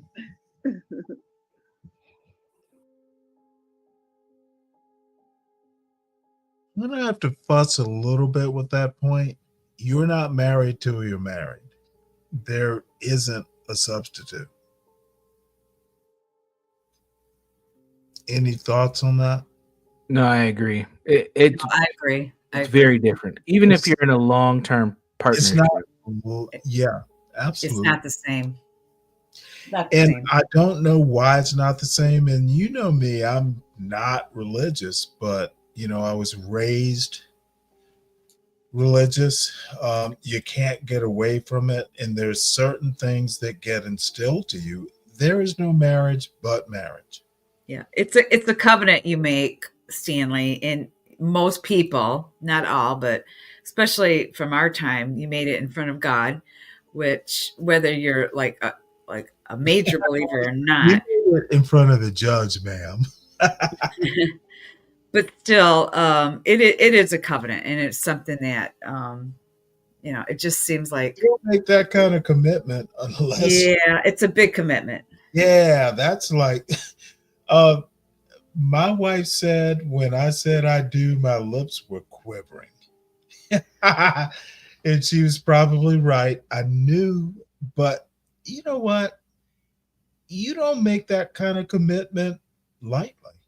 And it's not like marriage. It's either marriage or it's not. Period. So I think people don't really, unless you're married and you truly care about somebody. I mean, you just don't do things on your own. I mean, for example, even dinner time, you want something for dinner, but what do? You contact the other person. For sometimes it all depends, but like you kind of. You're not going to make something unless you know that other person. You're not going to make something for yourself. You always have to think about someone else. You always have to think about that other person. yes, ma'am. It's not about just you anymore. And No. hopefully he's doing or she's doing the same thing. Well, if I put this new blanket on, or if I buy this new whatever, now what is that other person? Is it going to make that person too hot? It doesn't matter. You're always now having to think about someone else and their feelings. It's not about you. Amen. It's not just about you anymore. It's not. I don't know how many times, I'd say to my husband, well, I'm going to cook this tonight. Do you want this? Yeah. Yep. Amen. You might have described marriage thinking about committing to thinking about more than just yourself. It's a must. And, that goes back and forth. He does the same thing. Well, your car's broken or whatever's going on. Well, he's probably going to take care of it. He's going to think, okay, the car's broken. I don't want her to drive that vehicle or whatever. It's just so many different, you never think about yourself anymore. Now you got to think about someone else. And you almost sometimes put that other person before your own needs. If he says, I don't want chicken tonight, can we have steak? You go, okay, yeah, that's fine. I'll take a bullet. Yeah, exactly. You know what? And I won't get too deeply into it, but then you add children into it, and yes, you get mighty committed. Yes.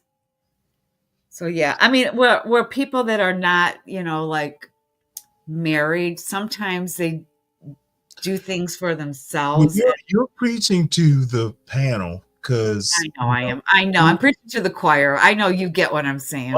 No, I absolutely get it and vehemently. I know you do. But and here's the thing, Stanley. I know that there are things you wanted to do.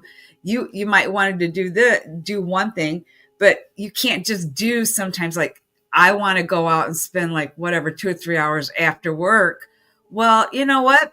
You do have to ask her. I mean, I always permission, but you got to think about her. If you come home 2 or 3 hours late, that's a problem. I wanted to come back to the mountain to my son and my wife in the garden. Now I can't say whether I wanted to get back to the garden or my son. I could never put those in order. But we lived in a beautiful place. Yeah. I got a bunch of, I'll tell you a story. I loved living in the mountain. And my son Yeah. And my wife. It was fucking heaven. Well, I mean, there were instances when I'd be at work and they'd say, oh, can you come out? Can you do this tonight? And I really wanted to. Before I said yes, I would always not that he would be mad, but, I'd be like, are you okay? I just want you to know, I kind of want to do this. Are you okay with it? And if you wouldn't have been okay with it, I wouldn't have done it. You know what I mean? Just for whatever reason, you know, he would always be okay. I'm just saying, you just cannot think, I'm gonna just do this, this, and this, and I'm just gonna tell her or him that's how it is. You just don't act like that. That's disrespectful. So you always have to look at, you know, think about that other person, because it's not about you anymore. What you want, it's about what you both want. So important to your well-being. I mean, Yes. It's important to a marriage, you know. It's good for you. It is good for you. Universal, you're the professional. Thoughts? Yeah, what are your thoughts, Universal? Sorry.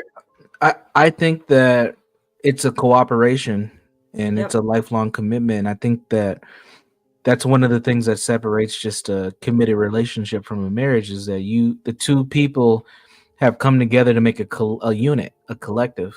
And honestly, I think that that's one of the reasons we don't see a lot of people get married now, is because there's a lot of independent mentality towards what I want and not necessarily what we want. And people struggle in committed relationships due to that. All right, well, we're going to go back. This is Pie 2, by the way, and I know what you say, but I'm okay with she's cute. Okay. So Brianna had mentioned boundaries. I think that boundaries are important. How do women know what their boundaries are? Is this something that is developed like as you get to know somebody, or do you go into it knowing, like, how do y'all know? I think personally for me, it came from experience. You don't know what you're not willing to deal with until you have had to deal with it before, or you've been put in a position to deal with it. I mean, some people just know right off the bat. Maybe they saw other people deal with it, you know, because sometimes you're supposed to learn from what you see other people go through, so you don't have to go through the same thing. But there are some things you just can't protect yourself from, and unfortunately we have to be in unfortunate circumstances to learn from it and create those boundaries. I mean, I know that's what it's been for me, and how I've mentioned that in the article, is that being put in a position where I was being, you know, I was around all these people who needed rescuing, and I was always considered the rescuer. I mean, I just had to put up some type of boundaries. And the same thing is for relationships. Like, you can be in a relationship that will completely drain you. I mean, it'll drain your emotionally, your money, like everything, if you don't put up a boundary. I think also when we talk about boundaries, I think really what I often hear is the need to control the relationship, because some of these, well, I mean, most if not all of these relationships are codependent relationships. And here's the thing, helping a guy out, right? Or being there for him. Help is just the sunny side of control, right? Because we think that if we help him do this, we help him do that. What we're really trying to do is help ourselves to his love. We really shouldn't have to be putting ourselves in this way in order to secure somebody's love. So I hear boundaries, but most of all, I hear that it's not my job to control someone. It's not my job to get him to do this or to do that. It's just, this is who I am. You're going to either respect it or you're just not going to. But some of us are too, like, I guess I don't look at it like it's boundaries. When I think boundaries, I mean, I'm thinking about disrespect. I'm thinking about the extent to which I'm willing to tolerate certain things. But what I hear a lot of women doing instead is trying to control the situation by trying to be a quote unquote helper, trying to help him get from A to B when that's not our job in the first place. Pause it. I was going to say two books that are really, really important, and I'll hold one up. I only have this one in front of me, but it's called The Meaning of Marriage by Tim Keller. And there's another book called Boundaries, and they do boundaries in dating, boundaries with children. It's therapist wrote it. But the thing about boundaries is almost equivalent to self-esteem. Yeah. What, you know, a lot of people will say, well, how are these people getting in these relationships? And it's, you date to the level of your self-esteem. And damn, that was a good point. the thing that this one Ginger just said, it brought up something that I've been struggling with in my dating life of late. Is I've run this is gonna get interesting. I've run into women, like these women kind of fit an archetype of the type of women that I end up long-term dating, we'll say it that way. And a lot of these women want to fix or build a man. And I laugh because I'm like, I'm not looking for somebody to build me or to heal me or to uplift. I don't want none of that shit. I don't want any. It's weird to me. But I've noticed that there's a lot, especially black women, that want to like build a man. And I think that that's a weird dynamic that they have. Build a bear. Like literally build a bear. Yeah, like, and it's fucking weird, Stanley. Not It's build like, a bear. Goodness. like they don't know how to be a compliment and to join. They expect to like develop you like a child. It's Yeah, and then a couple people want to join. Please keep talking. Yeah, you know, that's all. I just wanted to make that point. I Because think I think she was underscoring something that I've seen of just recently. why don't we listen to your content more often, sir? I don't know. I have no idea. But I'm going to sorry about this. Uh-oh. Stanley. Hey, Linwood. Linwood, is that you? George Linwood. It sounds like he's been abducted by aliens. He is an alien. Oh, he's going home? Black Boogeyman. Now this is going to be interesting. Black. You can't spell black. He black. He black. BLATT. He black. Boogeyman. What's up, man? He black. You've been calling me all night and all day, sir. Here I am. Damn it. Here I am. I recognize that New York accent anywhere. I do. Welcome, Black Boogeyman. Goodness. How you been? Me, I've been great, living my life. You know, kids spending my money. I mean, what else can I ask for? Welcome. American Man, you have 3 girls. Am I right? 3 girls? No, 2. 2 girls? Holy smokes. Yeah, listen, I got my oldest is turning 16. My youngest just turned 10 2 days ago. Actually, excuse me, just turned 11 2 days ago. And in a few months, my oldest is turning 16. So yeah, I'm having a great time. Yeah. How's that 6-year-old doing with daddy? You know what? Is she a daddy's girl or yeah? Well, both of them are daddy's girls, but you know, it's a good. teenage girl. But it's a teenage girl, right? So there's things that you have to expect. Yeah. You know, It's a teenage girl, not it. Oh God. I think that's what I said. I think I said she's a teenage girl. I didn't say it. Jeez. I don't like Stanley. Why are we?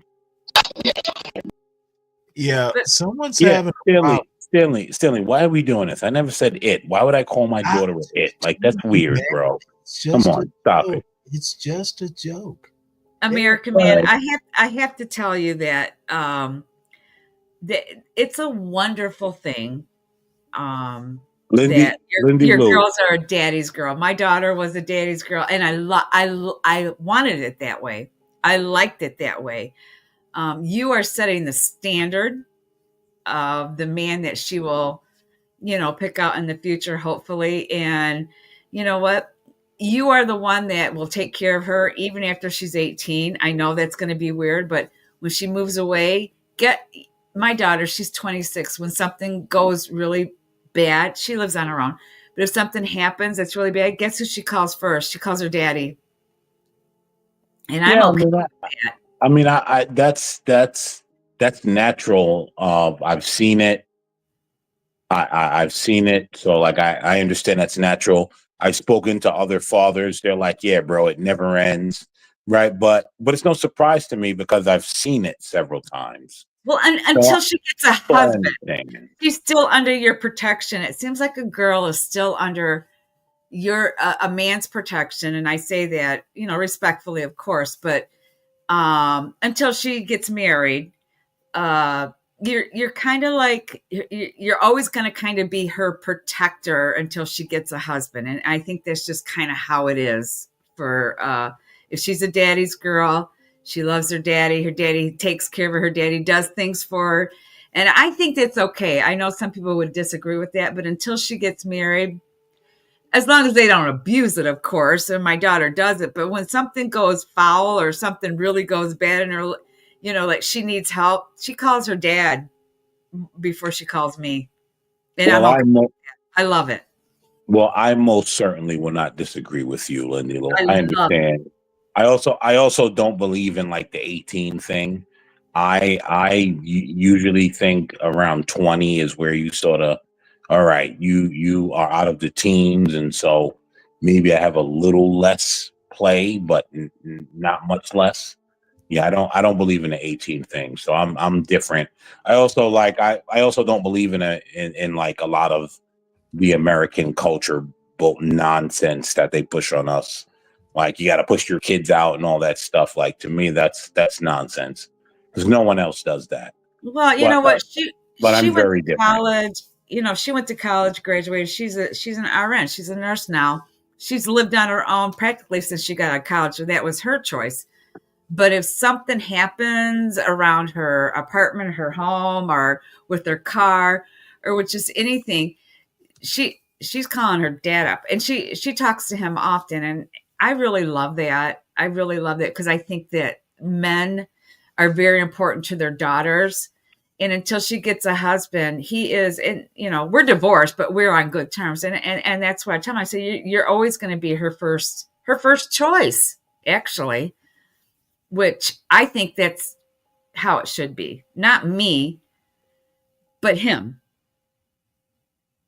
Well, I mean, I would, you know, for me, right, I look at that as the standard, but I understand in America it's different, you know, but the standard is you take care of your children until they're married. I thought that was, especially you know, like, especially the daughter. I mean, that's like all biblical and everything, but it's a little different for men, but especially the daughter. So yeah.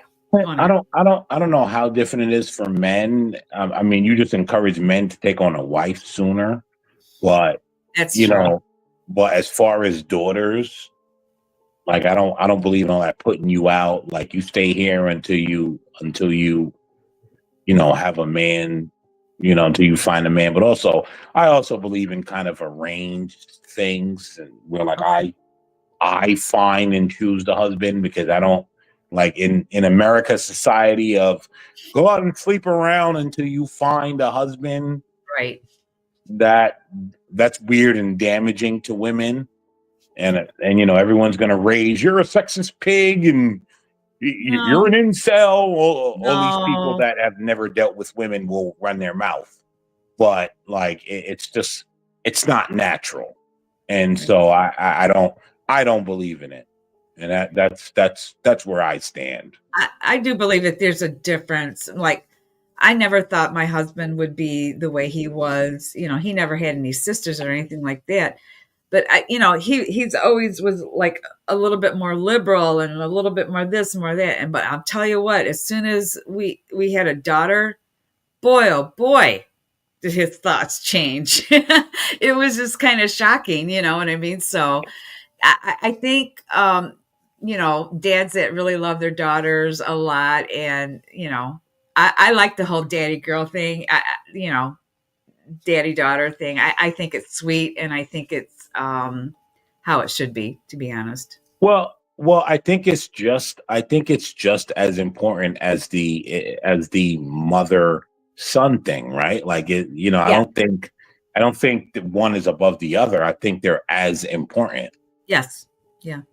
Yeah. Right. Like I think that, you know, they're equal. Yeah. But this is coming from an incel that's never been with a woman. So Oh, stop. yeah. Excuse me, that's the narrative. Go ahead. Well, whose narrative? Your coworkers. My coworkers? And anyway, let's move forward. Let's not get caught up on the ignoramuses. Critique what you say. I got you. Well, you can critique what I say. You're just not going to like the response. Stop. You're going to get wrapped around an axle that isn't there. You guys, here we go. It's never going to happen, Stanley. Trust me. I keep telling you, you're not as smart as you think. Oh, no one is. So we'll see women who have nice cars, nice degrees, and then they're with this guy, and I make a joke and I call him Dusty Jerome's. And We got not that tons of other those in men, Minnesota, by the way. yeah, not that other men of her level didn't approach her, didn't talk to her, but somehow she's gotten this kind of codependent thing, which is right what she's saying, where they've kind of, Jerome needs her. Jerome needs to be beside her, needs to work with her, helps her with her kids. And I think a lot of that boundary talk comes out of self-esteem. And I was reading this study and it was showing how like girls who are chubbier in high school and college, don't have as many dating opportunities because that 15 to 25 year age, just a lot of teenagers, a lot of hormones, a lot of dating. And so it kind of changed their projection into adulthood. And it was saying how it made them keep lowering their standards of what was acceptable behavior, right? And so I think you have to kind of reinforce in children healthy self-esteem. If you got teenage daughters or if you have teenage son, like people shouldn't talk to you this way or people shouldn't treat you a certain way. And so you have to really enforce that, because I think watching our peers or looking on Instagram, people are like, everybody's dating except for me. What does that come out of? And that comparison, you two people are not the same. So you can't really compare someone's Instagram dating life to your everyday life. And so that's another, I don't want to go on a tangent, but I'll mute it there. I want to say, for me, for boundaries, it was something learned. I didn't know what my boundary was until I went and experienced and went through. I wouldn't say it was self-esteem, because I've always been a very powerful individual, and I always had great self-esteem for myself. So it wasn't that for me. I didn't have an example of a mother and a father that was in the marriage, so I didn't know. I literally did not know. So as I was going through year by year, day by day, I would learn different things and learn that, oh my God, I can't take that. But then after I wake up and see stuff, I got 3 kids. I have a grandbaby. I have this, I have that. And it's like, how do you leave all of that? How do you walk away from that after you built all that? So my boundaries was learned along the way. Along those 18 years, I learned what I am willing to take, what I'm willing to accept, and what I'm willing not to accept. And at the end of it, it's like, you know what? I'm not accepting this no more. I'm done. I'm out.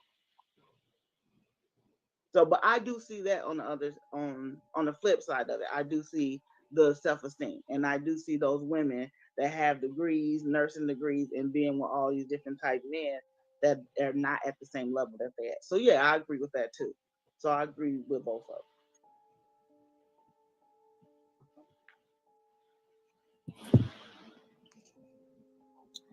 them. So something that I agree with what the ladies were saying, but something that I think that wasn't really brought up is how both self-esteem and even boundaries are brought up by like societal expectations. And so basically what we teach women, specifically Black women, kind of sets up a lot of women to enter into relationships that they know aren't really even. It makes them more likely to put up with things, because you start hearing like, they use certain statistics against us about, whether Black men are heterosexual or in jail or faithful or whatever the case may be. And so then you find someone who is, 6 foot heterosexual with a bachelor's degree, and you're like, okay, so what if he has 4 other girlfriends, and I'm going to compete with it? So I do think it is self-esteem, but I also think it's kind of community and what it is that we tell women is acceptable to put up with. I was gonna say there's a stat like Brandon, what you laughing at? Sorry. Oh, Brandon about to get in trouble. Let me back up. Oh, I ain't even got started yet. I got some more questions coming. Don't worry. Y'all can be I was cussing gonna me say out. Can you right go now. back? Can you There's go a back stat a where little they bit? Universal. I'm not controlling it. Stanley's controlling it. Oh, all right, Stanley. Can you go back about what is it? 10 seconds, right? Go back about 20 seconds for me, please. Yes, sir. However, there's a comment on the screen. Great conversation to get rid of all your viewers. Are we talking about the wrong thing? Why would you say that, Nas? What did you pick up on, American Man? Well, no, I want to know why Nas thinks it's gonna knock off a bunch of viewers. Panel, any response to Nas's point? I don't know what he's talking. I don't know. I'm not sure. Gotcha. I have a theory, but I'm going to ignore it just because, I think Nas is all right. But I think, like, Oh, Nas is awesome. And he's actually I very think- attuned. I think when you create like a channel that's mostly about drama, and then you start talking about things like this, it makes people hit the snooze button. Okay. I don't know. Nas, just put in the chat. What would you prefer that we talk about? These are things that's kind of important. It's kind of it seems to me like a relation kind of a thing, but I don't know. Nas, put in the chat what you would prefer, Russ. Yeah. God Well- damn, to talk about. What? Well, I wonder why you don't. You need to be a regular host. Well, Universal, what I picked up was the part where she said, well, so what? He has 4 other boys, 4 other girlfriends. Yeah, I thought. Yeah. I'm still gonna give him a chance, and I'm thinking like men don't generally operate on this multi-girlfriend thing. Like they not all, but like most of them would just rather have one woman that kind of fits their dynamic, and they could be married and kind of live and deal with that, right? Can I And push back? sure, Stanley, go ahead. Once Universal responds. Well, I never got to finish, but you want to push back, so go ahead. I interrupted. My bad. Yeah, like this idea of like multiple girlfriends and all of that. I mean, I think that's something that yes, men are doing, but like and I think that's fairly new actually. That's not like a tradition that's gone on for 50 years. Of course, there's always that small segment of men that have just slept around and are never going to settle down. But most men just kind of want the family before. Recently, no, that's all dead. So I'm talking about, I'm 40, so I have an older sort of view, right? Most men want a family and they want to settle down. And so they don't want to have a roster of women, especially when you get up there in age. You definitely don't want to be bothered with a bunch of hens cackling in your ear, right?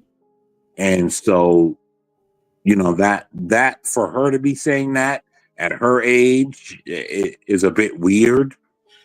Wisdom defies age.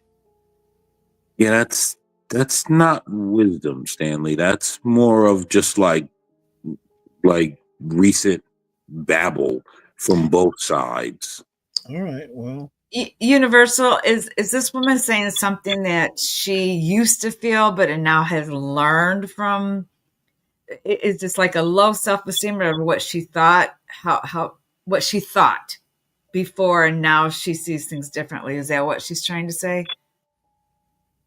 No, I think with that comment, she was explaining what women in her group, and again, this is 7 years ago. I think she was explaining what's more common today is that you have a lot of women who are sharing their archetypal guy. remember she mentioned 6 foot, good job, and some Yes. other qualifiers. Yeah. So to have that desired men, she'd rather have a piece of them than a whole. Mm.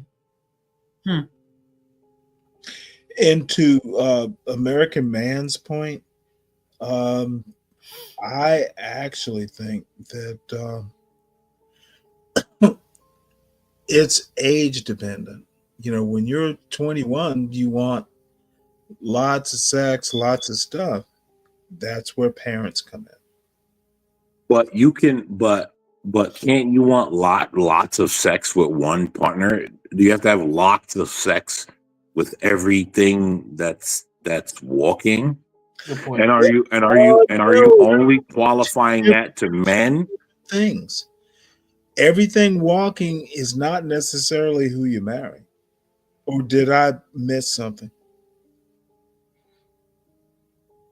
You definitely missed something, Stanley. But that's per the usual. Please restate your point, because I missed it. Right. What I'm saying is you can have lots of sex with one partner. You don't have to have lots of sex That with one every partner. That one partner But with every person. That one partner is not everything walking. Correct? She said 4 different men. So what? Yeah, I'm not gonna go down this road with Stanley. No, what you did. What I did. I scrutinize what people say. Everything walking is not the one partner. Now, I was actually gonna agree with you. My wife and I, it was, how we didn't have more children is amazing to me. However, she was not everything walking. There's a difference. Right. So I don't know. So Stanley, I don't know where you disagree outside of the fact that you just want to be on record to go against me. Yeah, that was the record apparently is written. So we shall sally forth. Brandon about to get in trouble. Let me back up. I ain't even got started yet. I got some more questions coming. Don't worry. Y'all can be cussing me out by the end of this. There's a stat where they show that they were so worried when they did this, the census. They were like, all these black women aren't married. Well, then they do a census, a little mini half census 5 years later, and they were showing the rates of the average woman 33 to 35 is when these black women are getting married. The average white woman is around 25 to 27. So a lot of times you're reviewing people's lives and comparing people's lives, and that's not even our timeline. That's not even our timeline. If you are looking at Mucha Let a Bride or any of these mainstream minority catalogs on weddings, a lot of the ladies are older. A lot of the marriages you're seeing out there are older. They're not 25 or fresh out of school. Even the census is starting to back that up. Like, they were so concerned about all these black ladies, but if you look at 5 and 10 years down the road, they were like, oh, a lot of these women in the 90s we were worried about are just getting married later. So I think sometimes people build up these expectations and they got to bring it down a notch. Well, let me throw something in there with that, because I think there's some cultural implications when it comes to when you compare black women and white women. I heard this quote, and I don't know, I'll see what you guys think about it, but I heard this quote that white women go to college to find a husband and black women go to college to prove they don't need one. Anybody ever heard that? Yeah. I've seen it a couple of times. Yeah. All right. All the time. Yep, it's true. Can you pause it real quick, Stanley? I just want to point something out. If I said that, You want me to replay? You want me to go back? No. I want you to pause it. Now, if I said that, I'd be called a misogynist and I hate women and I'm an incel. And he says it and everyone's like, oh, let me think about it. Mm-hmm. I just want to point it out. It's kind of selfish, but it just, trust me, I know what I'm doing here. Because I'm going to point out all the hypocrisy. So a woman saying that, you're not a woman. So if you said it, it would be weird. There's going to be a lot of hypocrisy. Just No, I'm no, hold on. Did I American say she man or did made I say he? I'm literally talking about what Universal Jones just said. Mm-hmm. Yeah, Literally talking about what that's Universal Jones that's what said. you don't seem to That's understand. what I'm talking about. Universal Jones didn't say it; he quoted something. There's a difference. God. Oh my God. Did you not notice that? Universal Jones didn't say it. This is kind of why it's hard to deal with you, Stanley, because I think that you just try to be adversarial for the sake of being adversarial, and then you make yourself a fool in the end. And that's what you did here. I admit I'm a fool for pointing Right? What I pointed out had nothing to do with what she said, had nothing to do with a woman, actually. didn't say it. Nothing to do with it. He What I didn't. pointed out had nothing to do with a woman, but you're trying to push this narrative forward. Yeah, I have a reason. Agenda, For a don't I? reason. I have an agenda, don't I? No, you're just mostly an idiot. Gotcha. So, I think that was a very valuable quote, and I would tend to agree with it. I never thought of it that way, Universal. Thank you for that saying, the aphorism, whatever you want to call it. I had never heard that. Do you want to rewind it? So Yeah, I'll rewind it, but that's a damn good point, Universal. Stanley, that's the first time you heard that? Might need to reorient Black women. That's the first time you heard that, Stanley? Yes. Yes. It's the first time. Honestly, the first time. Ooh.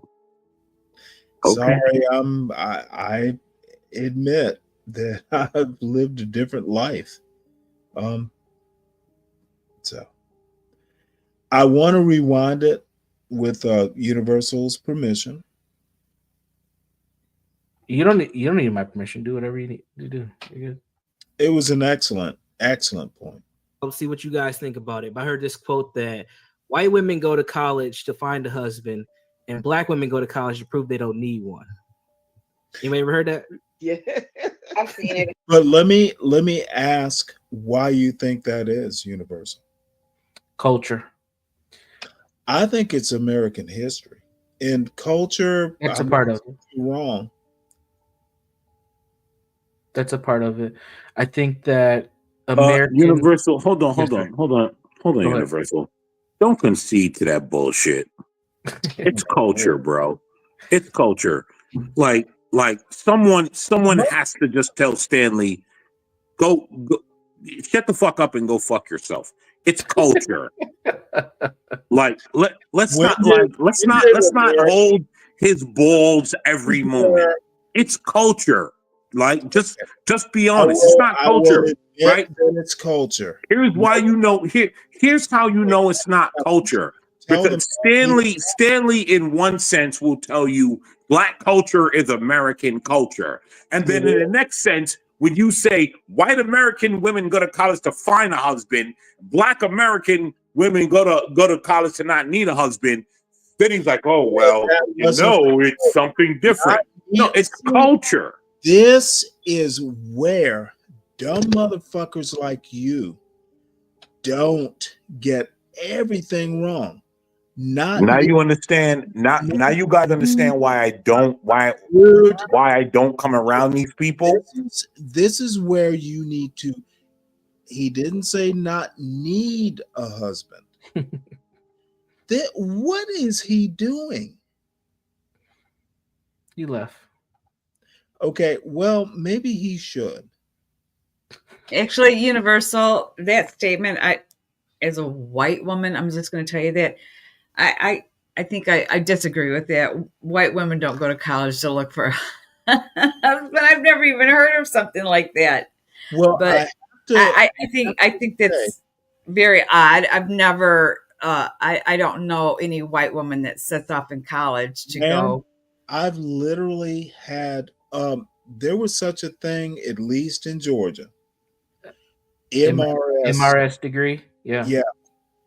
And I literally had a woman, young girl, I was maybe 20, she was maybe 19. And it was just a job, and we would talk. Yeah. In anecdotally, at least. Yeah. I guess maybe So, I'm just let me- speaking from my own experience of going to college. That is not the reason why.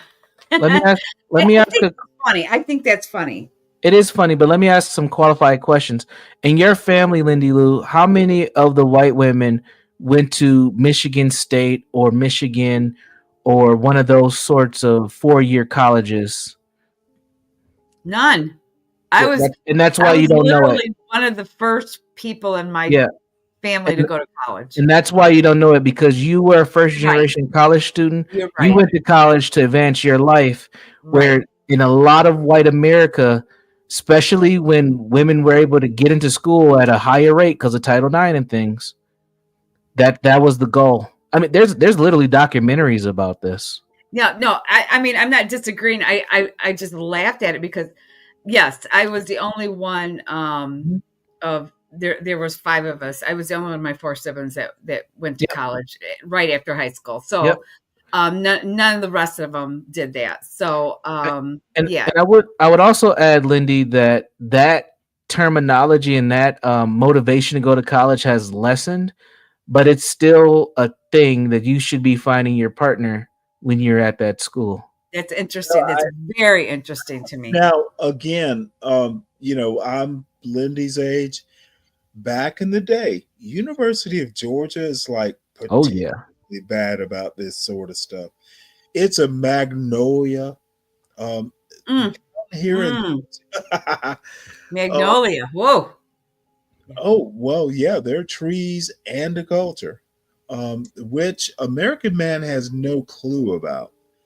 And, when he attacks me, and I felt it was somewhat of an attack, I'm not bullshitting.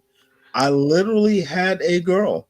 Her degree was going to be in marketing at the University of Georgia, and she could care less whether she got her degree.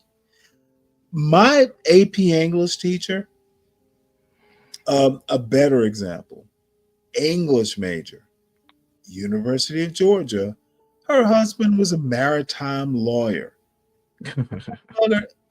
Teaching me AP English at my expensive Catholic school was the last job she ever had. Yep.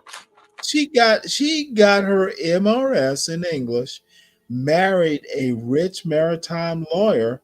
This is Savannah, Georgia. There's plenty of shipping for a maritime lawyer to do. My point is, it's actually a thing. Maybe it's more of Charleston, Savannah, New Orleans thing. I wonder, Universal, is it more of a, and I hate to say, is it more of a Southern thing than it is a Northern thing? Is there anything in that I kind do, of, because yeah, I do think region has a lot to do with it, but it is it is a thing that I've come across here in Minnesota. But again, I think I think Southern Bells and finding your husband in school, that has there was a huge cultural thing down there. Yes. And I'm here to confirm it. Yeah. no, And I mean, Stanley, that is the truth of it. Things are very different down south than they are up north, and I'm up north, and so is Universal. I mean, look, I think there is a difference, and I do think that whole Southern Belle kind of thing does play into it. I'd never heard that. It's not like I don't believe Universal, but I had to Lindy, chuckle when I heard that. Hold on, before you address that, Stanley, let me follow up on Lindy. I agree with you that it's a regional thing, and I think a lot of northern people, I think that we're more blue collar, and I think that like that, and that's why I asked about your family specifically, because I think that will highlight why you haven't come across this mindset. Yes. Is that in the north, that's more of a suburban mindset. Yep. Yeah. Very good. So anyway, Universal, this video is the bomb, man. It is. It's interesting. It's interesting. I'll give you that much. And it's good, like I just told you how I felt about it. And it's, Universal, I appreciate the feedback. Appreciate I'm it. a woman of a certain age, as people would say. Come So on. it's been a We're not- long time since I've been in college, and thank you. No, I just No appreciate problem. it. The way that I approached YouTube was a way for me to, since I didn't go get my PhD, this was a way for me to do sociological experiments with people. Yeah. So Okay. good conversation. I also want to point out, and again, Colin Woodard. Yes. There are a couple books that he's written that will explain, and I would hope that someone like An American Man, since he pretends to be American, reading is fundamental, but reading is awesome. Culture in America is one of the most interesting things. Southern culture is very different than culture in the North, but you have to be careful about that too. The North, the way they want to define culture is like big city Northern culture. It's not Mississippi. It's not Savannah. It's not Charleston. Motherfucker, Yep. I love being from Savannah. Yes. Yes. See, However, I love the Southern culture too, Stanley. Like I said, I've already told you my parents were from the South. right. Yeah, you did. I grew up in a Southern home, even though we were up north. Everything in my life at home was wrapped around that whole Southern thing. My family was from the South. So, my aunts and my uncles and everybody else, we were the only ones that were really up north. So inside my home, it was very Southern, that culture, even though I'm up here in Detroit, up north, the way I grew up was very Southern based.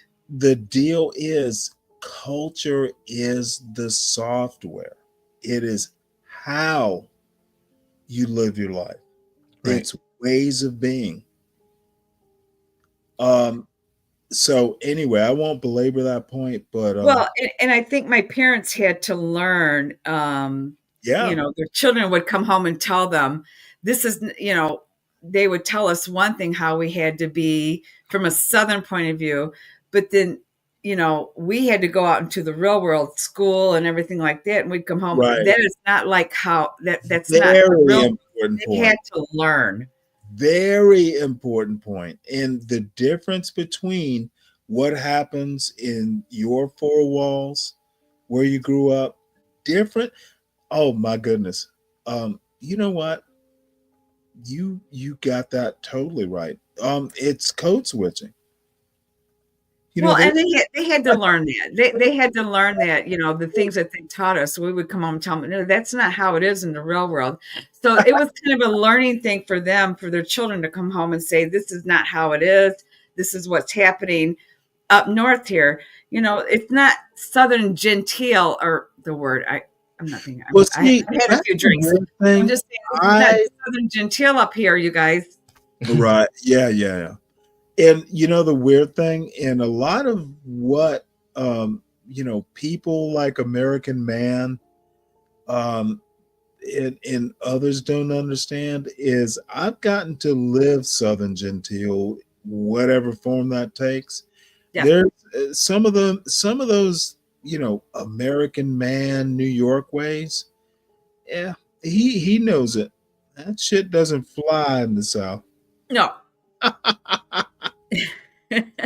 I love American Man. I love his accent more than I love. Well, I love the Southern accent the most, of course, but I do love his accent also. But things are.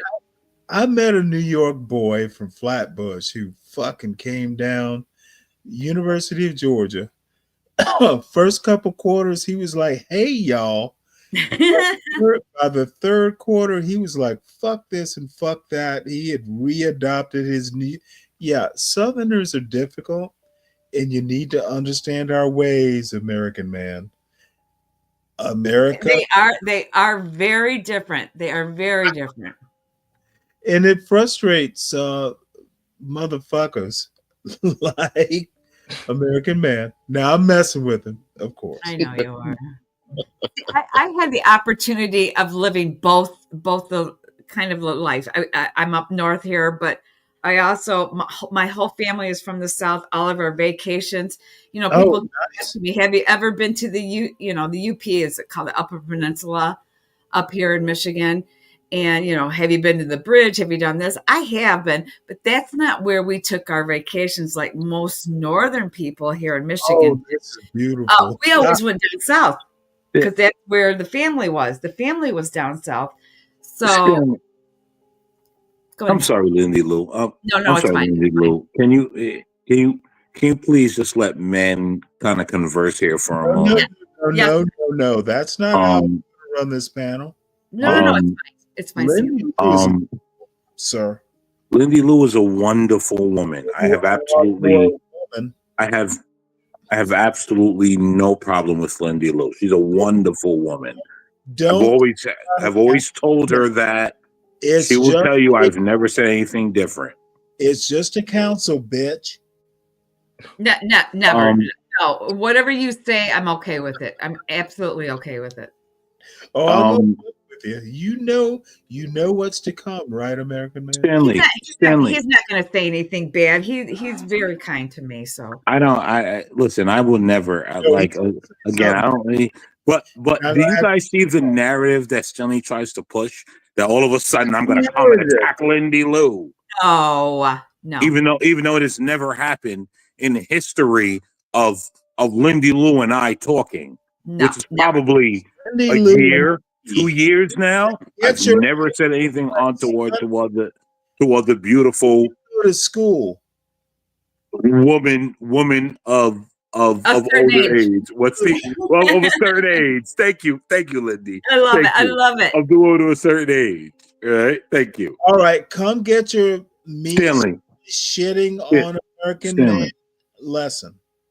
Oh my God, Stanley! You know what? I know American Man. He's not going to say anything. He's absolutely fine giving his opinion, and I know he's not going to be. He's not just. So go ahead, American Man. I'm fine. And I like to hear other people's opinion. He's gonna be a good old boy. He will be. Go ahead, Stanley. Let me ask you a question. Why is that you never address the points, but you go around and talk all this other nonsense? Because you never. Well, because you're not smart enough. I get that, but yeah. Why is it that you never address the points, Stanley? Didn't let me answer your question adequately, sir. So address the points adequately. Okay, let me address your point. You say I never address the point. No, you don't. You say all this stupidness. Stupidity. There's you made this no stupidness. No stupidness. No. Right? You made it about I'm going to attack Lindy Lou. Like what? I didn't say anything about her. I'm talking about you and I, right? But you want to run from me. After the preposition. You want to run from me, motherfucker. And you want to bring Lindy Lou in. Correct English. When I never said anything about her. It's me, not I. Stanley and me, not Stanley and I. Motherfucker. Speak correct English. Hold on. You and I is not correct English? Not after a preposition.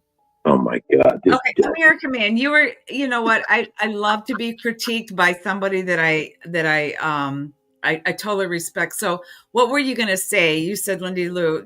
Maybe I'm not understanding.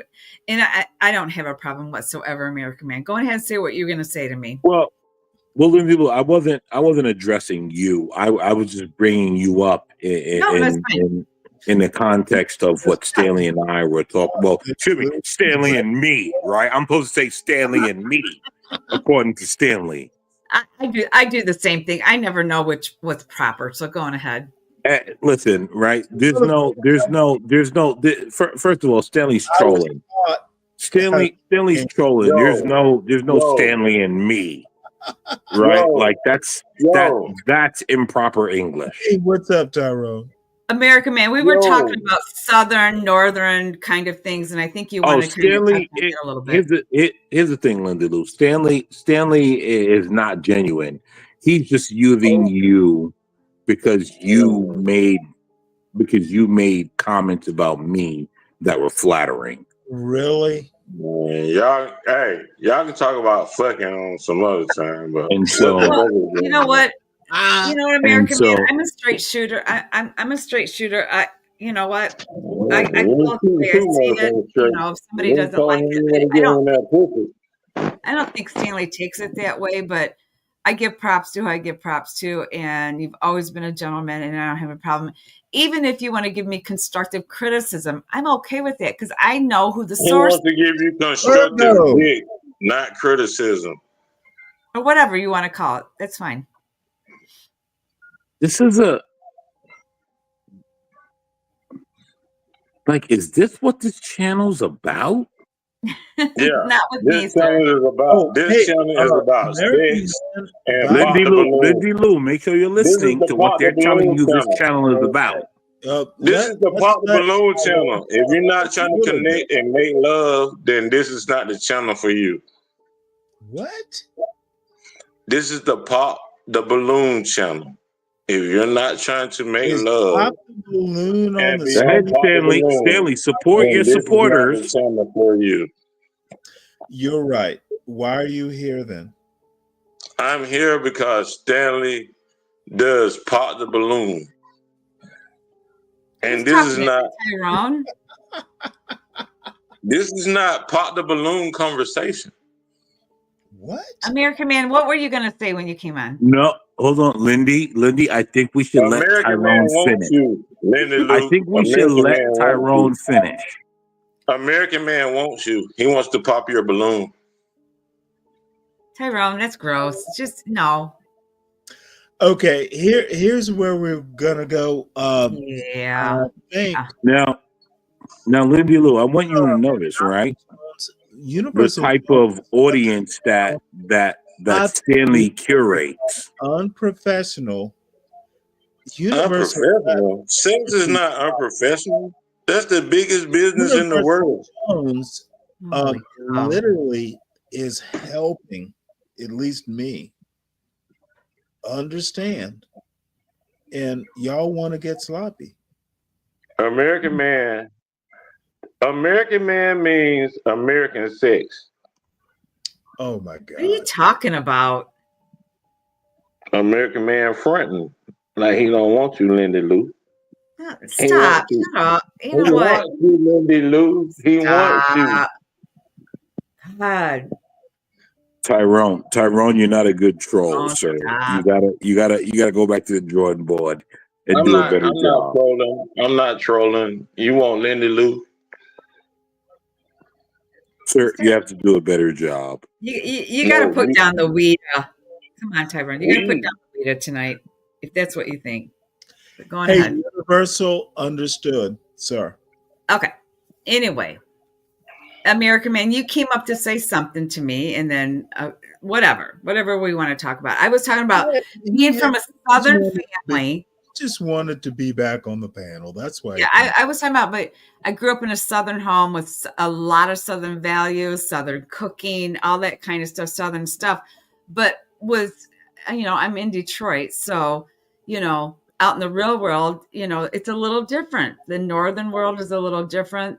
So, there was that, sometimes having these Southern values in a certain way and then going out into the real Northern world, that's a little bit different. I'm not saying it's horrible or it's bad or anything, but it's just different.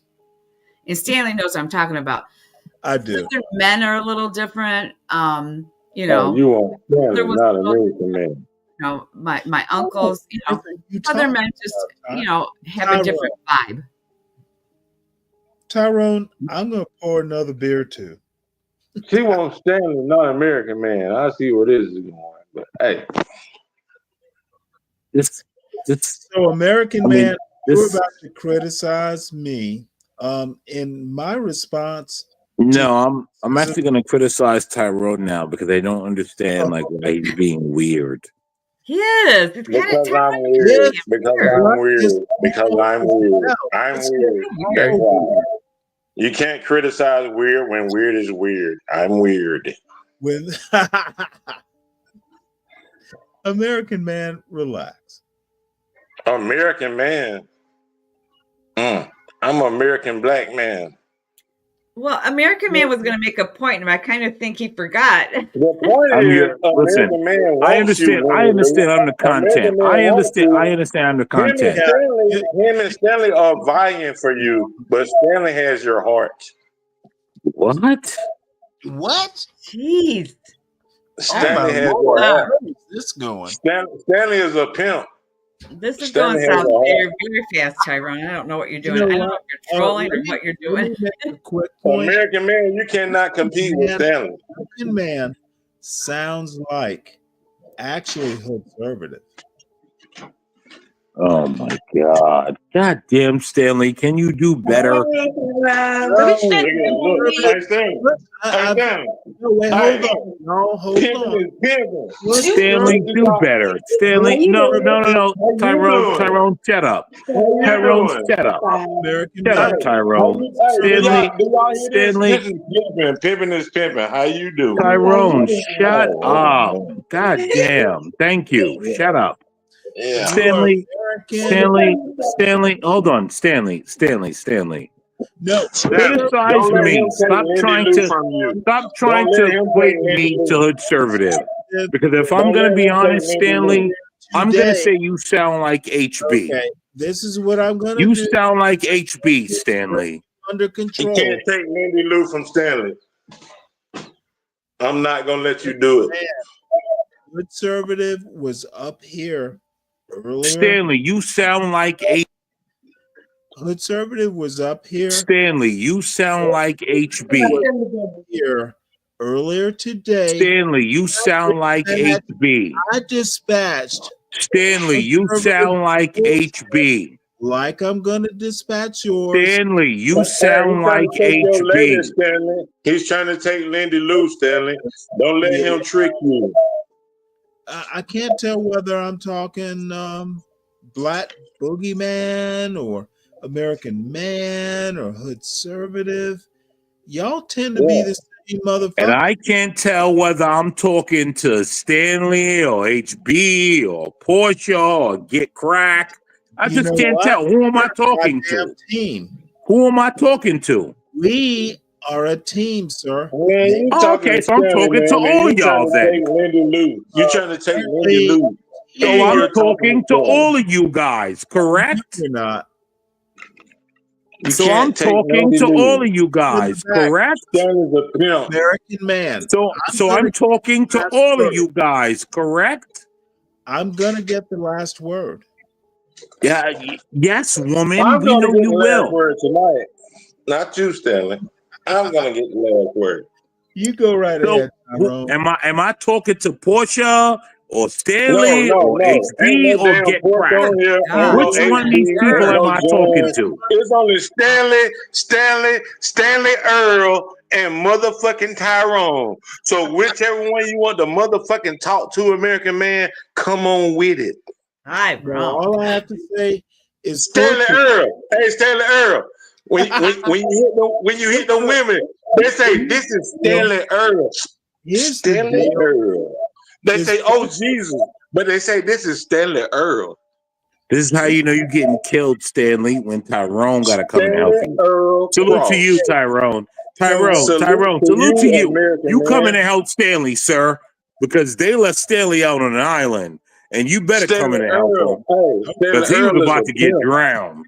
Stanley's a pimp. Stanley's a pimp. Okay, guys, what on earth are we even talking about here? Is his name Slickback? What are we talking about? I think both of them. We're talking about Stanley being a pimp and you being Stanley's woman, and American Man trying to take you. And you chose Stanley. I don't even know what you're talking about. Didn't you choose Stanley? I don't choose anything. I don't choose anything. I have no idea. Choose Stanley? Are you choosing Hey, Stanley or hey, American guess Man? what? Guess what, audience? That's how you know I won. That I want to know. I that want to they know. had to come up here and send all these Are people you to choosing try and Stanley tell or Stanley, "Oh, you American got Man? Lindy Lou."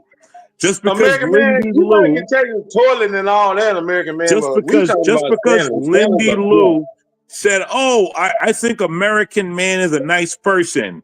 Notice how Yes. everyone got all thrown, all crazy, man. right? I'm not thrown. I'm not Hey, thrown hey, because hold on. you put taller toilets in. So of course we gonna American want you, Man. American Man. He is a American great Man. man, Tyrone. I don't understand what this problem is. Lindy There Lou. I don't think you should respond. This And by is the this way, is He Okay. puts this taller is toilets in. When we get old, the toilets have to be higher. So he puts taller toilets in. And I can understand why you I like want you him. I want you And to I can understand understand. why you like I Stanley. want you guys to Stanley's a understand what's pimp. happening here, right?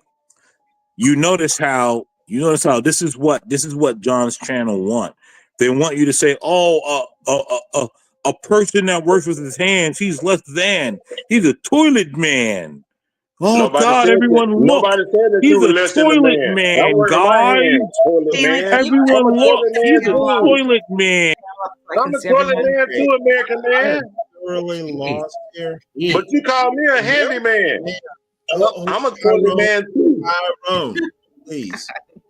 American Stanley, Man you seems put to the panel think, up. American Man seems to think I'm John Galt and vice versa. Good Yeah, that's Lord. what it is, Stanley. That's what it is. He don't want to recognize your pimping. No, what American Man can't seem to understand is, you know Listen, what? Stanley loves me. He calls my name night and day. American Damn. Man, No American Diddy. No Man, Diddy. American No Man. Diddy. Is Night that no and day, Diddy? he calls Is that my no name. Diddy? Stanley, is that no Diddy you call his name? I'm just trying to tell him that it says Black Boogeyman, not American Man. He calls my name night and day. American Man, American Man, Well, American Man. what I think what's happening here was I It- think that American Man was going to say something to me, and I think Stanley thought it was going to be insulting, and that's kind of the whole thing started. I think he was trying. Nah, Stanley don't want to give you up, Lindy Lou. Stanley's a pimp, and he don't want you to choose American Man because you chose him. You can't keep choosing back and forth. You got to choose one or the other. Stanley I or can do what I American Man. want. What do you want, Well, then I Stanley can or do what I American want. Man? What are you telling me what I'm going to do and not do? And Do you want Stanley I'm not or choosing American Man? anyone. Do you want Stanley? Do you want Tyrone, Stanley or you're just American being Man? ridiculous. You're being ridiculous. Which one do you want, Stanley or American Man? Tyrone. Tyrone. You're being childish. Stanley. You're actually I've child. heard This you is say like- before, Stanley, like, that you would do take you love Lindy me? Lou. Yes or no? So Circle does yes or Lindy no. Lou? Look, Does Tyrone, Lindy Lou want Stanley childish. or You're being American Man? child. You're being childish. No, I'm not being childish Yes, because you you said are. You're before. being very childish. Do you want Stanley Lindy or Lou, American you Man? have to understand this is what this channel has been reduced to. Do you want Stanley or American Man? This And this is what channel this has not channel has been this reduced channel to. has not been decreased to this. Stop it, Without American Man. me, Childish. without Blacks with the Five, without Little Hood kids Conservative, do that. this Be my channel best is friend, yes or nothing. no? And you, who the This fuck do you channel think is you are, American nothing. Man? Stanley, Tyrone. This John, channel is nothing Portia, without us. AB, Get Crack, and whoever the fuck else comes on here makes this channel. Who the fuck do you Tyrone, think you're you childish. God. are, American Man? How old are you? Are you like, How old are you? How old are you, Lindy Lou? are you Because like you don't 8 want or to admit 9? you You're don't like, you don't want Hey, to choose Tyrone. between Stanley. You don't want to Hey, choose between Tyrone. Stanley and Hey, American Tyrone. Man. Note So the girls Tyrone, I'm like your me, daddy, yes or nigga. no? Hey, Hey, I'm gonna give you content, Tyrone. I'm your No, daddy, I'm gonna nigga. give you content. I'm your daddy, I'm nigga. gonna give you content.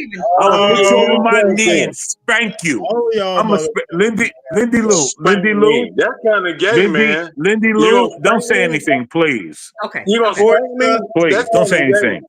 That's kind Tyrone, of gay. I'ma That's kind spank of gay, you. American man. I'ma You gonna spank spank me? you, nigga. No, You no, gonna no. spank It's me? not That's gay. kind of You're a gay. child. I'm You're a That's kind of gay. child. That's kind of gay. You're a That's kind of gay. child. You're gonna I'ma spank spank me. you, You gonna Tyrone. spank a grown ass You're man? my Spank. child. Spank. You're my That's gay. child, sir. That's gay No, no, as no. I fuck. don't view you as a grown man. I view you as a And I don't child. view you as And a so you grown have to get a man. What the spanking. fuck? Who the fuck do you think you are that makes You're you a a grown child. man You have to get a that doesn't spanking, make me a sir. grown man? Who the fuck do you think you You are? have to get a spanking. Really? And then Stanley's gonna A spank spanking? you. You sound like a Stanley sister. is gonna spank You you sound for like trying a to come up sister, and help man. him. A And you faggot. made You him sound look like a worse. faggot. Oh, Stanley's gonna spank you. you for You trying to sound help like a him, and you fucking made him faggot. look You a worse. Dumbest fucking thing I've ever faggot. heard, you You a guys. faggot, man. You a God, faggot. this is so Don't leave. You a stupid. faggot. You take dick in the booty, nigga. Oh, Talking that Tyrone. dumb shit. You Crown dick Reese. in the booty ass. You dick in the booty ass, nigga. Hey Talking Stanley, What hey is Stanley, wrong do you with approve of? I'm gonna have to clear this room. you? Crown Reese, you have been so patient. How are you, man? I don't Lindy, even think I haven't heard a word from Crown Reese. yeah, I haven't Is he either. still on? Yeah. All right. Yes, I am. Oh, I'm just hi. sitting here. Hi, Crown. How you doing? Oh my God! And Solid Snake is down there too in the chat. Yeah, it's everybody. I hear y'all in there. Yeah, Crown what's Reese, going this on? just fall apart on all different levels. I don't get it. I don't get it. Hey, it's a mess, but it'll be okay. Stanley, I have a gripe with you. Remember I was supposed to be sending you a not a super chat, but a cash app. And whatever the hell cash app that it wasn't nothing. Because I sent some money, but they end up sending it back. I did it twice. So I think you need to really put it in there so I can send it to, because nothing stood to wake it up, you know. It says Stanley. We got about 3 people that got Stanley Cross. So No, it's only me. It's literally in this call at the bottom. You know what? I'll put it in the back chat, but I put it in the back chat. So, and you know how long that's been the last time I was here. So it was around the holidays. Yeah, it was a holiday. So I ended up looking like, how are they sending it back? So And by the way, I have not talked to you since then. yes, and that was, you know, and that was really, really for a reason. You know, How you been? I've been pretty good. I opened up this started a little building. So I had to put the official barbershop studio on there. So it's, I'm really excited about that. You know, the family is. How's your son? How's your man? Oh, he's pretty good. Man, this nigga a bitch ass nigga, man. Quit being goddamn. Quit being nice to this bitch ass nigga, man. Wait, you bitch ass nigga, Sam. Yeah, he drunk.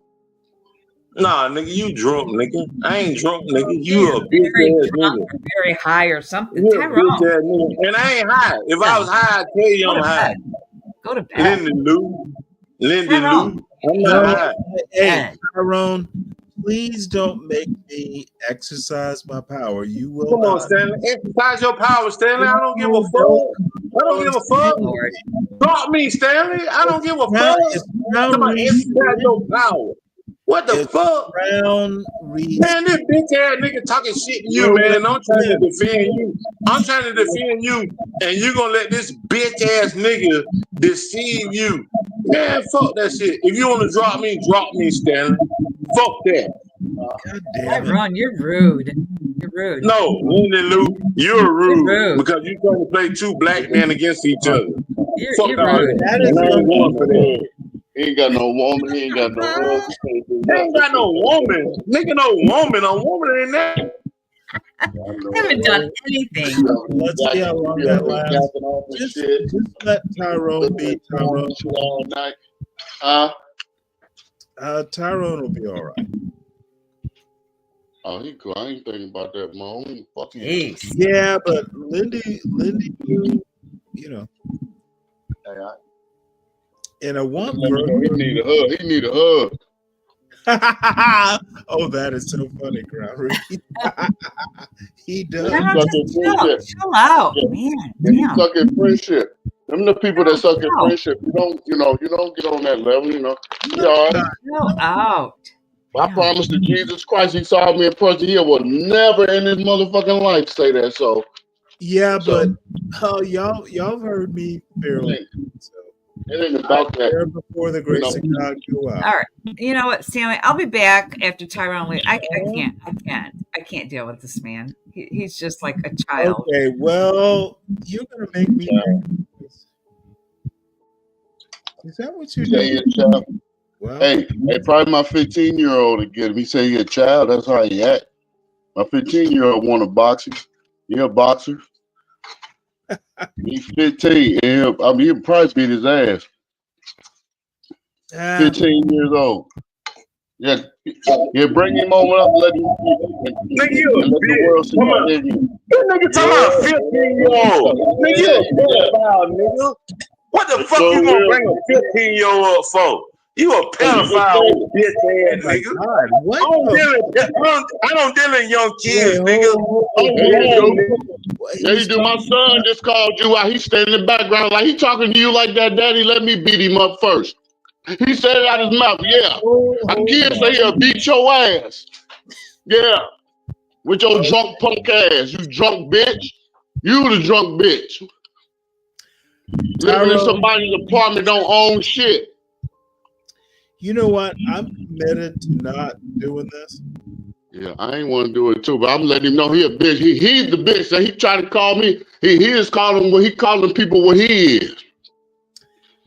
Okay. He's such a friendship. He can't even have no woman. That's why he got to be drunk every day. You talking about 15-year-old nigga? Shut up! He'll beat you up. He'll beat you up. Tyrone, this is not. If I have an agenda, it's for Black positivity. And this is not working. He ain't got that. Yeah, motherfucker. He's got to do better. Sure, a whole lot. He need prayer. Hell, we all need prayer. But Stanley, I got it. You know. Yeah, I know. I'm sorry, because Tyrone's a good guy. I know he is. He probably had no good coke. He had that bad cocaine. So yeah, he's tripping. I don't think it's cocaine. Mm-hmm. He just said So it before. Lindy Lou, come on back, ma'am. American man, come on back, sir. And so what has been going on? I haven't talked to you since the holidays. All I have to say, man, is I spent 2 weeks in Savannah. I didn't expect to spend the extra week, and I loved it. Savannah's awesome. Yeah, that's what's up. I think the last time we had talked, I was in the process. I was in the process the last time we talked, and it was just good vibes. So that's why I was like, Stan, I got something for you. I'm seeing you something. So yes, sir. I end up, pending on a building, and I will open up my barbershop. There it's open now. I'm getting all the renovations. Everything is, up to par. Got a lot of stuff that I need to get in there.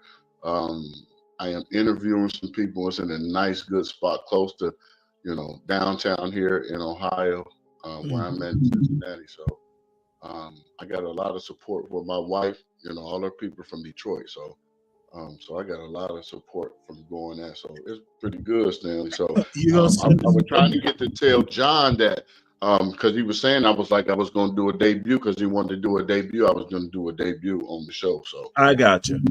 Well, no, John's been here. He'll be back at some point. And this is our first school day back. You know, we got hit, but it is okay. So if you want to do that debut, you better have me there. Hey, listen, come get a cut, Stanley. I will send for you. I will, however we can make it happen. I promise Yeah. you that. I'll make it happen, however we want to do it. I was looking, that ain't your son up there, is it? I'm sorry, my son. That person that's on the screen. Oh no, that's Universal. Oh shit. Universal Gem. I thought you was pranking somebody, like you was telling somebody, look, I got my smart ass son on the screen. No, my son. He's an interesting person, but Look at you. Look at you. I mean, damn, when you think that. Yeah, but I mean, he's in college. He doesn't know any of this stuff. I guarantee he'll But probably he's come doing down well. to the level. He passed his semester. Not all A's, but there were no C's. I'll put it that way. No F's, no D's. He his first semester, and you know what the most important thing is, and this is fun.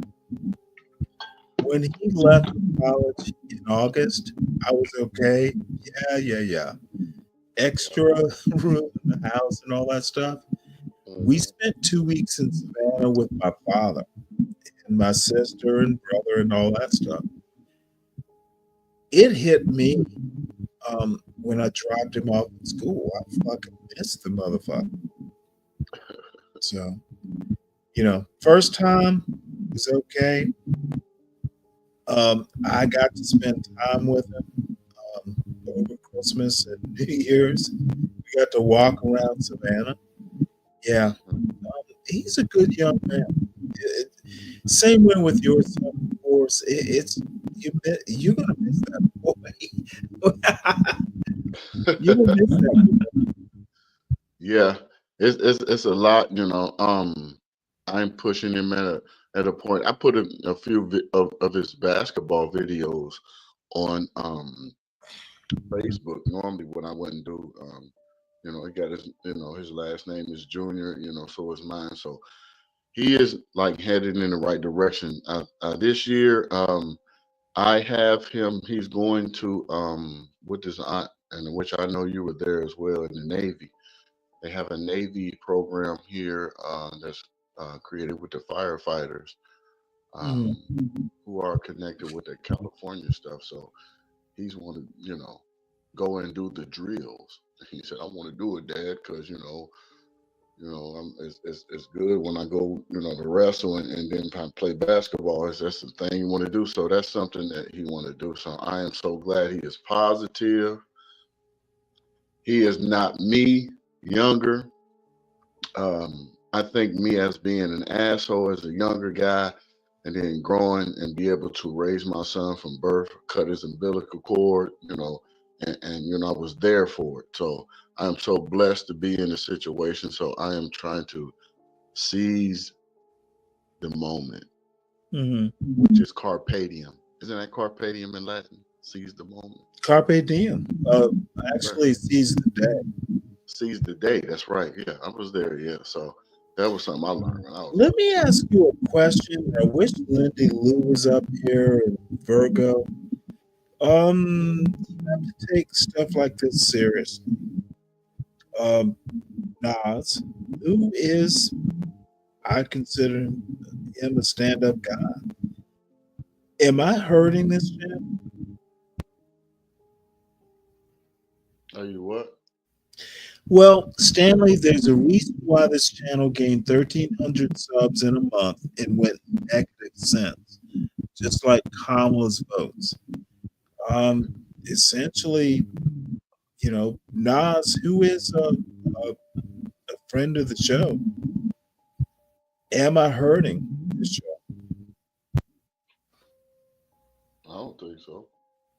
Yeah, that's why I've been doing overnights. I don't know. That's something to consider. I'm gonna say Maybe. this, man. I'm gonna say this: at your age, uh, the boastfulness, the real, the real you that really gives um, the people what they want. They don't want to hear it, but they hear it. They know you.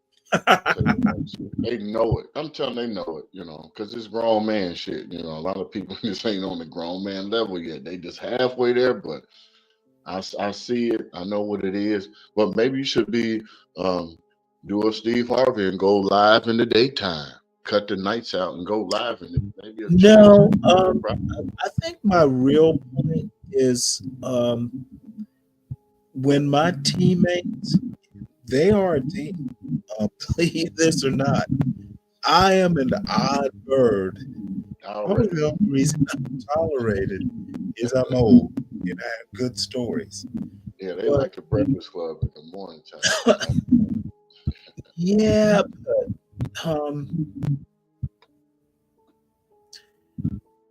we're goddamn good.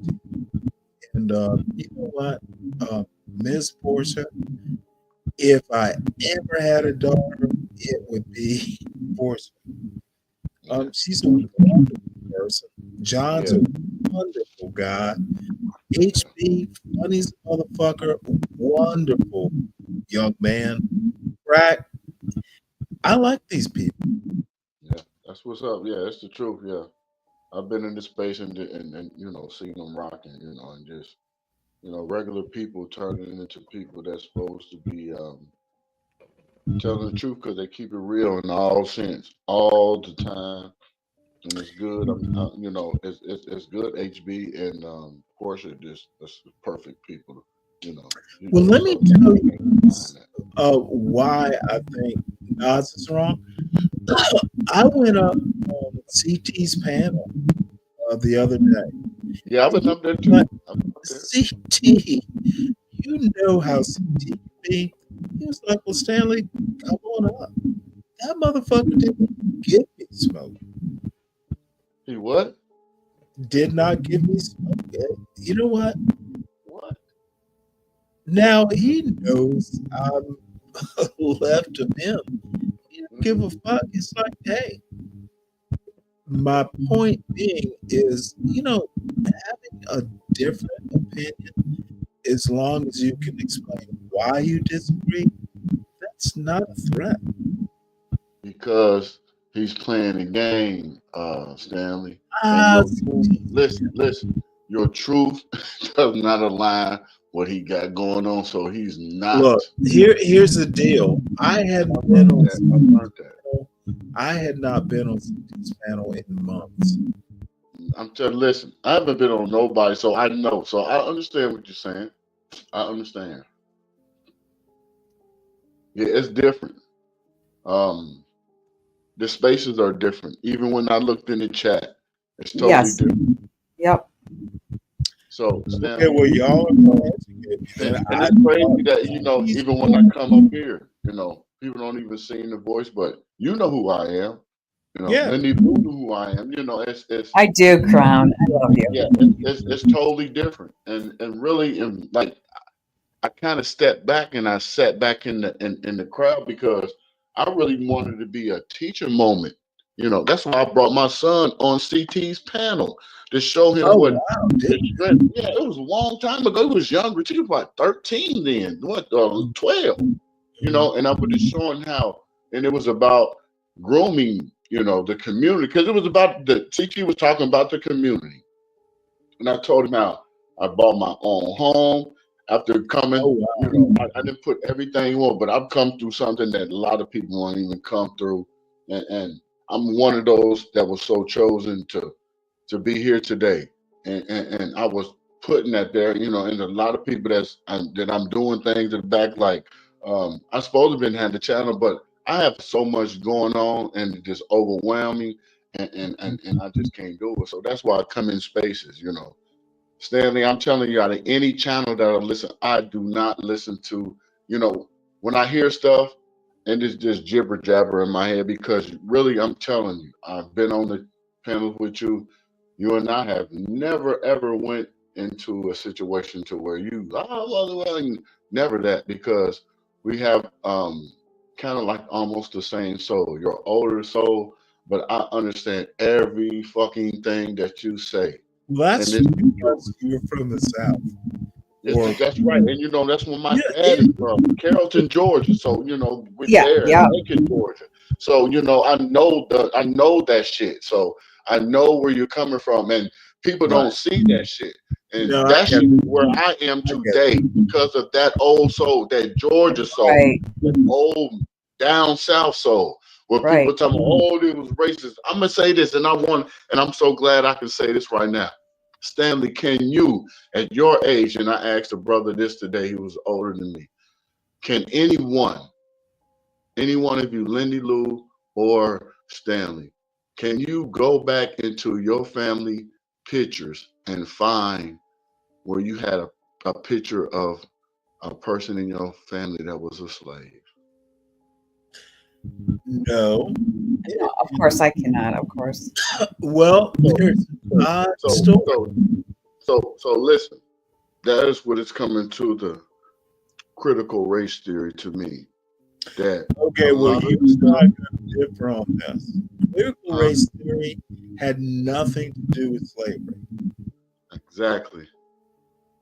And I just want to say, because I was going to say, a child, a father that was raised in the South, he had never said anything about slavery to me, and I'm just, that is an interesting point. Because my I could look at my great grandmother. Man, she owned all kinds. She owned the baseball team. She owned the grocery store. She owned two gas stations. Yeah, I'm getting it. And a car wash, and I'm just thinking like, how? And she died at 102, and I got pictures of her at 102. Jeez. And I'm just thinking like, damn, Big Mama, where your pictures at? And there's no pictures there. And I have a whole lot of old pictures. I have some pictures from 1897. My last name, our family delivered Smuckers. And when the jelly? Yes. When there was no the Orville Redenbacher people, it was in Orville, Ohio. Yeah. See, my son, and they're asking me these things like, where Big Mama come from, and and they talking about the slave, like, what is slave? Like, dude, listen, man, ain't wasn't no slaves, man. And people who work with people, our family owned churches, so a lot of those people are just people who needed jobs. They would just, help. And it wasn't nothing about no, it was something way before something that we don't know about. But on this land, I don't think a lot of people can, because a lot of people you have to show, just like you hear people like on CJ, they keep talking about reparations. Dude, you can't even show a picture of somebody who was a slave in your family, so how can you say something about reparations? And you got people on there 25 and 30 years old talking about that. And that's horrible. You know what I came up for, Stanley? You asked a question about whether, I don't know what you said, whether you're hurting the show or helping the show or whatever. You asked this a few minutes ago, and I'm coming up. Stanley, why I vehemently disagree with a lot of things that you say, right? I vehemently agree with a lot of things that you say, and I think that instead of having that echo chamber all the time, it's kind of good to have a different, side of things. But sometimes people don't want to hear the other side. They don't want to hear a different perspective on certain things. So no, you're not hurting the show. I don't know. I just take things. I don't know. There's just something about you got to learn somebody. Like personality, you got to learn where they came from, where their background is. So, I mean, that's how I take things. Well, here's the wonderful thing. I am a good story. Chris Reed, let me address this right quick. motherfucker, that is like brilliance. What do black people do under Trump? Be on their P's and Q's? They need to thrive. They need to keep doing what America provides. Don't fuck up. Hold on, Stanley. Can I just say that someone does have an awful echo? It sounds like somebody is. I'm not sure where it's coming from, but it sounds like somebody's got like water flowing through their. It could be me. That's No, weird. it stopped. It stopped. Okay, go on. Be yourself. Be successful. Trump is a president, and you know what? It's so funny. I read the DEI. I actually took the time to read what his executive order was on DEI, and you know what? I don't have a problem with that executive order. Me, a liberal, a motherfucker, does not like Trump, don't like Trump, but the executive order is fine. I don't have a problem. And I did not vote for Trump. Never vote for Trump. But that particular point is on point. Y'all, I find it interesting. Here's a comment, Stanley. I'm sorry. Sometimes what you say, I'm trying to listen from a TV that's a little bit further away from me. But anyway, Naz just posted something. I find it interesting because I don't get it, and maybe I'm just like a little naive. But hold on a minute. He said this. We should have known Stanley only listens to mentally challenged white women. I don't get what that all means. I don't know. I don't get some of the things that is said in this chat. you might have to roll with that. I don't know what it means. What does that even mean, Stanley? Make it messy. Interpret what somebody's I might have to saying. go back in because Make it messy.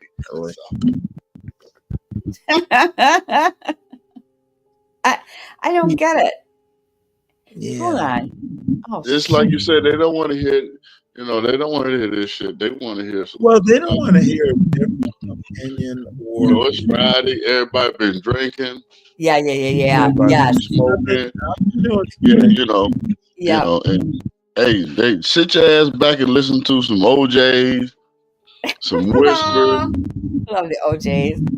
Yeah, listen to something and sit your ass down somewhere. I And don't. think about. I don't know what goes on here sometimes. Maybe because I'm white. I don't get it. no, you're full of shit, ma'am. It's perfectly fine. There is nothing that we don't do. Naz, okay. There may be culture, there may be things, but Lindy Lou. Somebody sounds like they're underwater, and I'm not sure if it's Crown or who it is. But no, you know what? And I've had a couple drinks tonight, so Lindy gets black panels to start trouble. What? I don't even know. No, it's causing dissension, and I don't know Is it because I'm white? I don't get it. Dumb. Hey, so Stanley. Sir. So they said something about Obama messing with what's her name? Jennifer Aniston. Yes, I heard a little bit about this. She put out a statement today, right? Listen, understand this. But I think I said something to Stanley about this before. What did I say when I read the book, Stanley? What did I say? He said in his book he was what? Well, he's not American. He said he was gay. I'm just saying, though. No, that's what you said. Remember I said that? No, remember when I said that? Yeah, I remember. Yeah. Okay. I think, much like what's happening in this chat tonight, y'all just don't, not you, They really don't want to tarnish it. You cannot tarnish a president. I don't think America, in certain types of Americans, like the brave type of American, they don't like to see black people happy. Right. I understand that. I don't care what, say, Yvonne in Shippy thinks. He gets offended. I have to pay attention to what they're saying. And John Strives, come on up, man. I enjoy talking. Hit the link if you want. He's a good guy. I don't know, Stanley. Somebody sounds really weird on here, like they're underwater. Something sounds weird, and I don't know who it is. Stanley, you start talking and see if it's you. I don't know if it's you, if it's Crown Reese. Okay, hold on. I'll go out and come back in. Let's see if it. Well, it could be Crown Reese. It's like a background noise. Oh, Crown Reese. I hardly hear you, Stanley, when you're talking. You hear me now? I do now, yeah. Oh, somebody said it's Reese. I was just on mute. It ain't me. Hey, go out and come back in. Somebody Please. says it's Reese. I don't think it's you, Stanley. I really don't. It could be. I'm not on my earbuds though. Nats does not like me, Stanley. Goodness gracious. What the fuck is up with him? Stanley, is it because I'm white? Nas is Nas or Naz or whatever. Is it because I'm white? No. Let me tell you something. Why is he so mad at me? Lindy, you need to co-host. Nas, he'll get used to you. He's a good guy. Oh, he's pretty pissed at me. I don't know what's going on here. Figure that out. Nas, hit the link, man. Tell us why you're mad. And Yeah, Nas, come up and tell me what are you so pissed Nas, about? it is okay. I won't castigate. And I won't either. I'd love to hear what he Mr. Strives. Hey, what's up, John? Hi, John. Hey, what's up, Linda? Give me one sec. Gotta run to the bathroom. Y'all talk. Be right back. You come back, I'm gonna go after that. I gotta go to the bathroom after you. I hope Nas does Hey. come up because I don't know what he's so mad at me about. I just come up here and chat, Yeah. That's all I do. You don't bother nobody, Linda. Not unless he's trolling. I don't get it. Or he doesn't like me because I'm white. I don't know. I don't Yeah, get it. what it is like when the feedback was coming, it was coming from behind Reese's his picture. So it's probably like he has the speakers on outside. You know what I mean? Like you need to get the okay. the headphones or something. What's up, Reese? Oh. It's good. How you doing, bro? Hanging in there, man. I'm over here cooking crab legs, baby, with the crawfish meat with the cheese noodles. Okay. Yes, sir. Love crabs. We get blue crabs up here. Yeah, I got a few of them. I got some blue crab and some lobster in there. Oh yeah, lobster in the Northeast.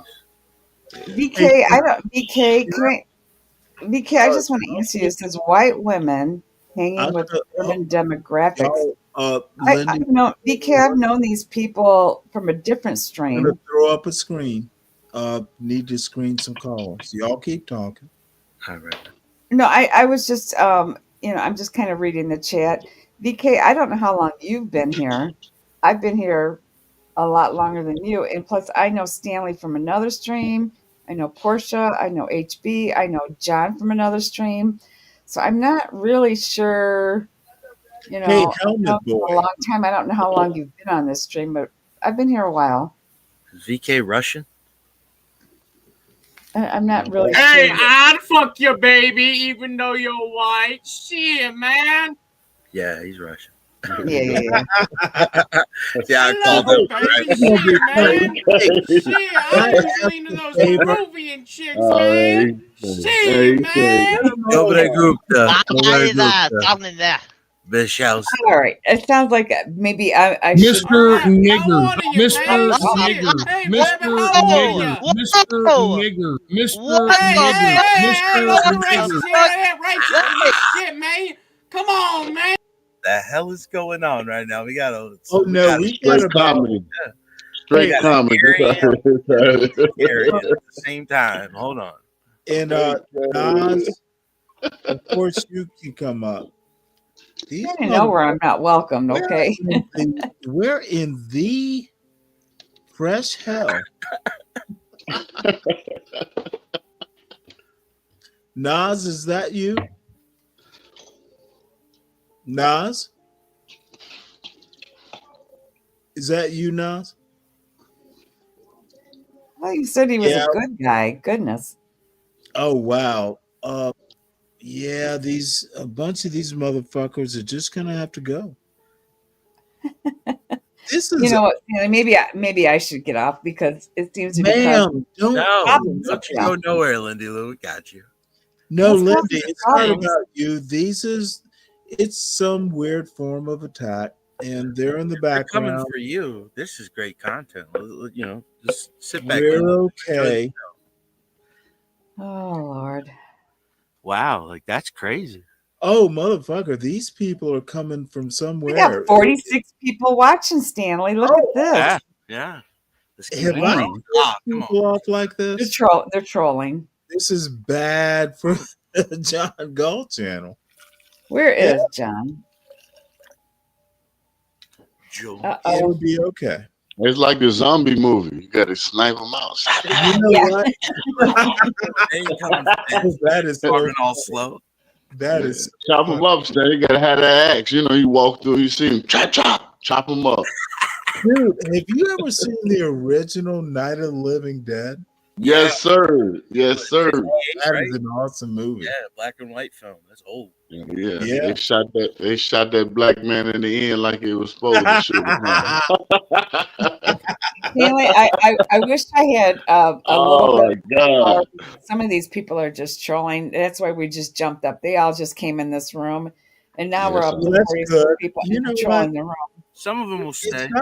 It's not gonna hurt. Tell them to fill the chat up, but they, Oh, Mike. you know, Yeah, what they and press. they're bombing you. They're bombing tell you 'em. right now. They can't do nothing. They're much like me in a Night of the Living Dead. They don't have to come up. Oh.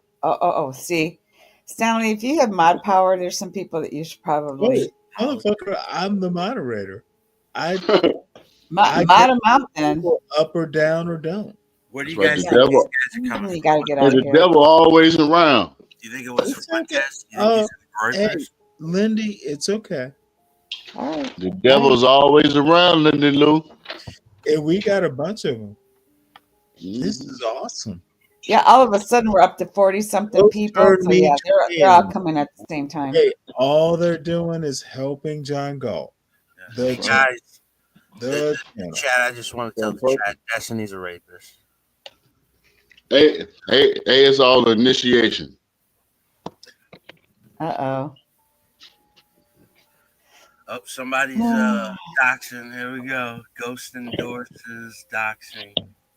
Ghost It's power. all in- Did he come up all here and initiation. People are so cool. Hey, that mean the channel was good. Yeah. It's worth doxing. Mm-hmm. You know what? Hey, Crown Reese, Mm-hmm. you do cooking, right? Yes, sir. I got a couple big ass pork shoulder steaks. They are. I'm gonna do French fries. might do spinach. And Spinach is good. you know what? Motherfucker, I miss my son. God, I know you do. That's right. You're It's supposed to. me off. That's your cat.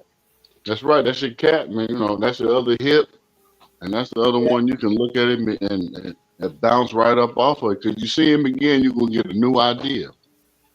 Yeah. Yes, That you motherfucker. is. And I never call him motherfucker to his face. That's right. I know you ain't supposed to. That's right. Because I ain't never said my look. Never listen. Never in my history of my life. I'm gonna tell you this, Stanley.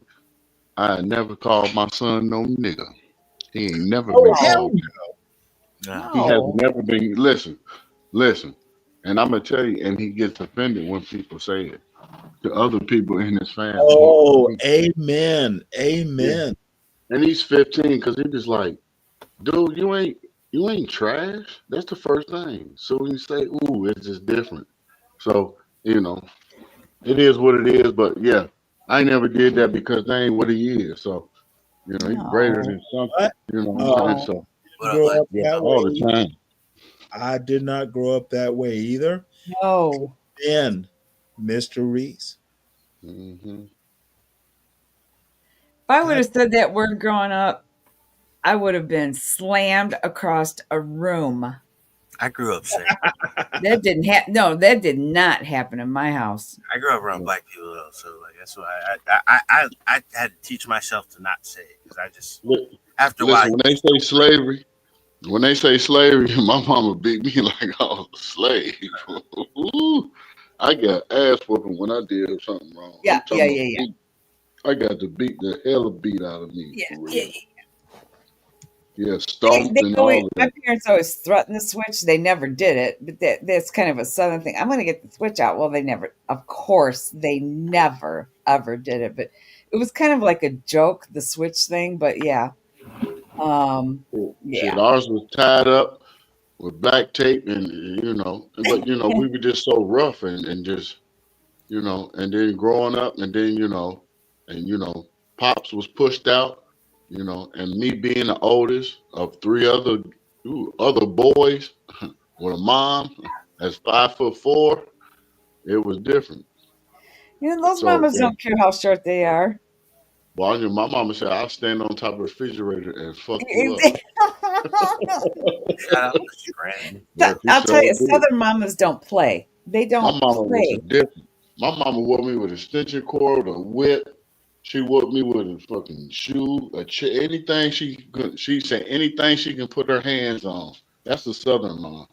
She'll fuck you up with it. She hit Well, me in and the head with the my mother never said, wait till your dad gets home, because my mother took care of business. She didn't wait for dad to come home. No. It didn't work like that. No, she took care of business. My mama came from the South and came to the city and got disruptive. That's what my grandmama said. She let the city people corrupt her mind. That's why she can't have no family. And it was just different. So when we as grown-ups, me and my brothers, we all have a wife and a family. Me and my other three brothers. Right. Totally opposite of what my mom is, just a slap in her face. Because we was raised with a mother and a father. Mm-hmm. Yeah. And And we that's what have everything on Stanley and our I- own. We have everything on our own, and she ain't coordinating nothing. You know, and Stanley and I talk about that a lot, Crown Race. We talk about, and we agree on this, so much of it is how we raise. It really starts at the home, and it starts with the parents and stuff like that. So, I'm gonna tell you this. This is the honest God truth to me. You hear people say the black community. There's no damn such thing as no damn black community. The community starts in your home. Yep. I don't give a damn about nobody outside of my home unless it comes to what is going on inside my home. Those people that know right inside of this home is going to do right outside of the home. So that what makes them good people. Yes. So That's if you- exactly if- right. if- That's if exactly your, right. If your household is bullshit, all the stuff, listen, if you're not community and family with me, I don't even deal with you because you're like an AIDS virus. And it's something that we have to. Sorry. It's something that we have to really think about And because you know what, Crown Race, and that goes for whites, blacks. It really exactly, does. and that's It the whole starts thing right I'm in the saying. family. That's right. It That's the starts whole right in thing the I'm family. saying. Yep. I grew up in Dayton, Ohio, and I grew up with all the white people. I knew how to ride dirt bikes. They was doing that damn skateboarding and shit before Tom Hawk, all that shit. They was country then, right next door Yes. to Indiana. So it Yes. wasn't none of no racism or none of that. Nope. So people just tripping. Right. So I used to be young. Oh, man, the white man locked me up. Nah, motherfucker, you broke into people's garage. Stop. And when you don't take accountability for yourself, you're gonna be stuck where you are. You're gonna be a drunk, dope fiend, living in an apartment by yourself, ain't got no woman, looking at porn, and calling somebody else weak because you are. I don't know, Converse. I think we need. I think parents need to. It's just unheard of anymore to like have those kind of values and that kind of discipline. I mean, I was raised in my home and I was taught a certain way in a home. If I went outside of the home and tried to bring anything outside my home back into the home, oh no, Hey, Lindy, that hold on was one not sec. happening. We are Not in our house. we're at the 11:52. New show is set up. I put the new StreamYard and show link and all that. I'm putting it in the chat. Don't worry just yet. But Nas is here. Nas, what's up? Nas, why do you dislike me? I need to know it. Is it because I'm white? I'm a white girl. Nas. What's going on, Nas? Nas, you're muted. I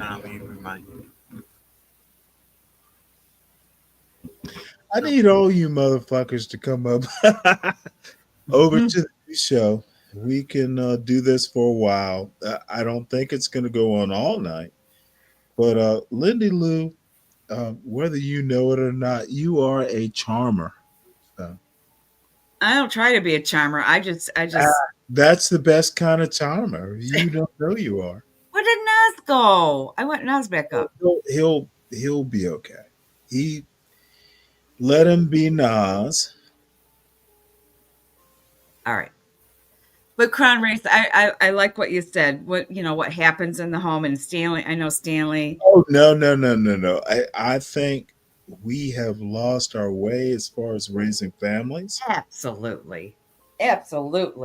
And you know what? I'm not going to say I was like day one when I met my wife, this is where we were going to be. But I think I knew I needed my son to be where he is. And he's not done.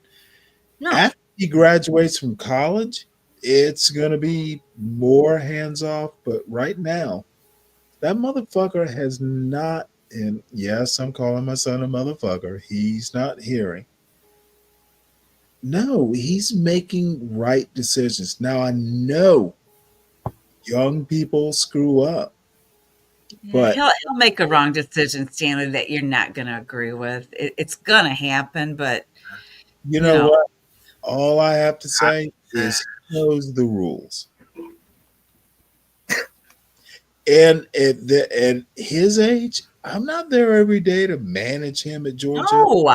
No. Nope. But I'm proud of him. Absolutely. Absolutely. And motherfucker. You know what, Stanley? My daughter grew up in a very, very conservative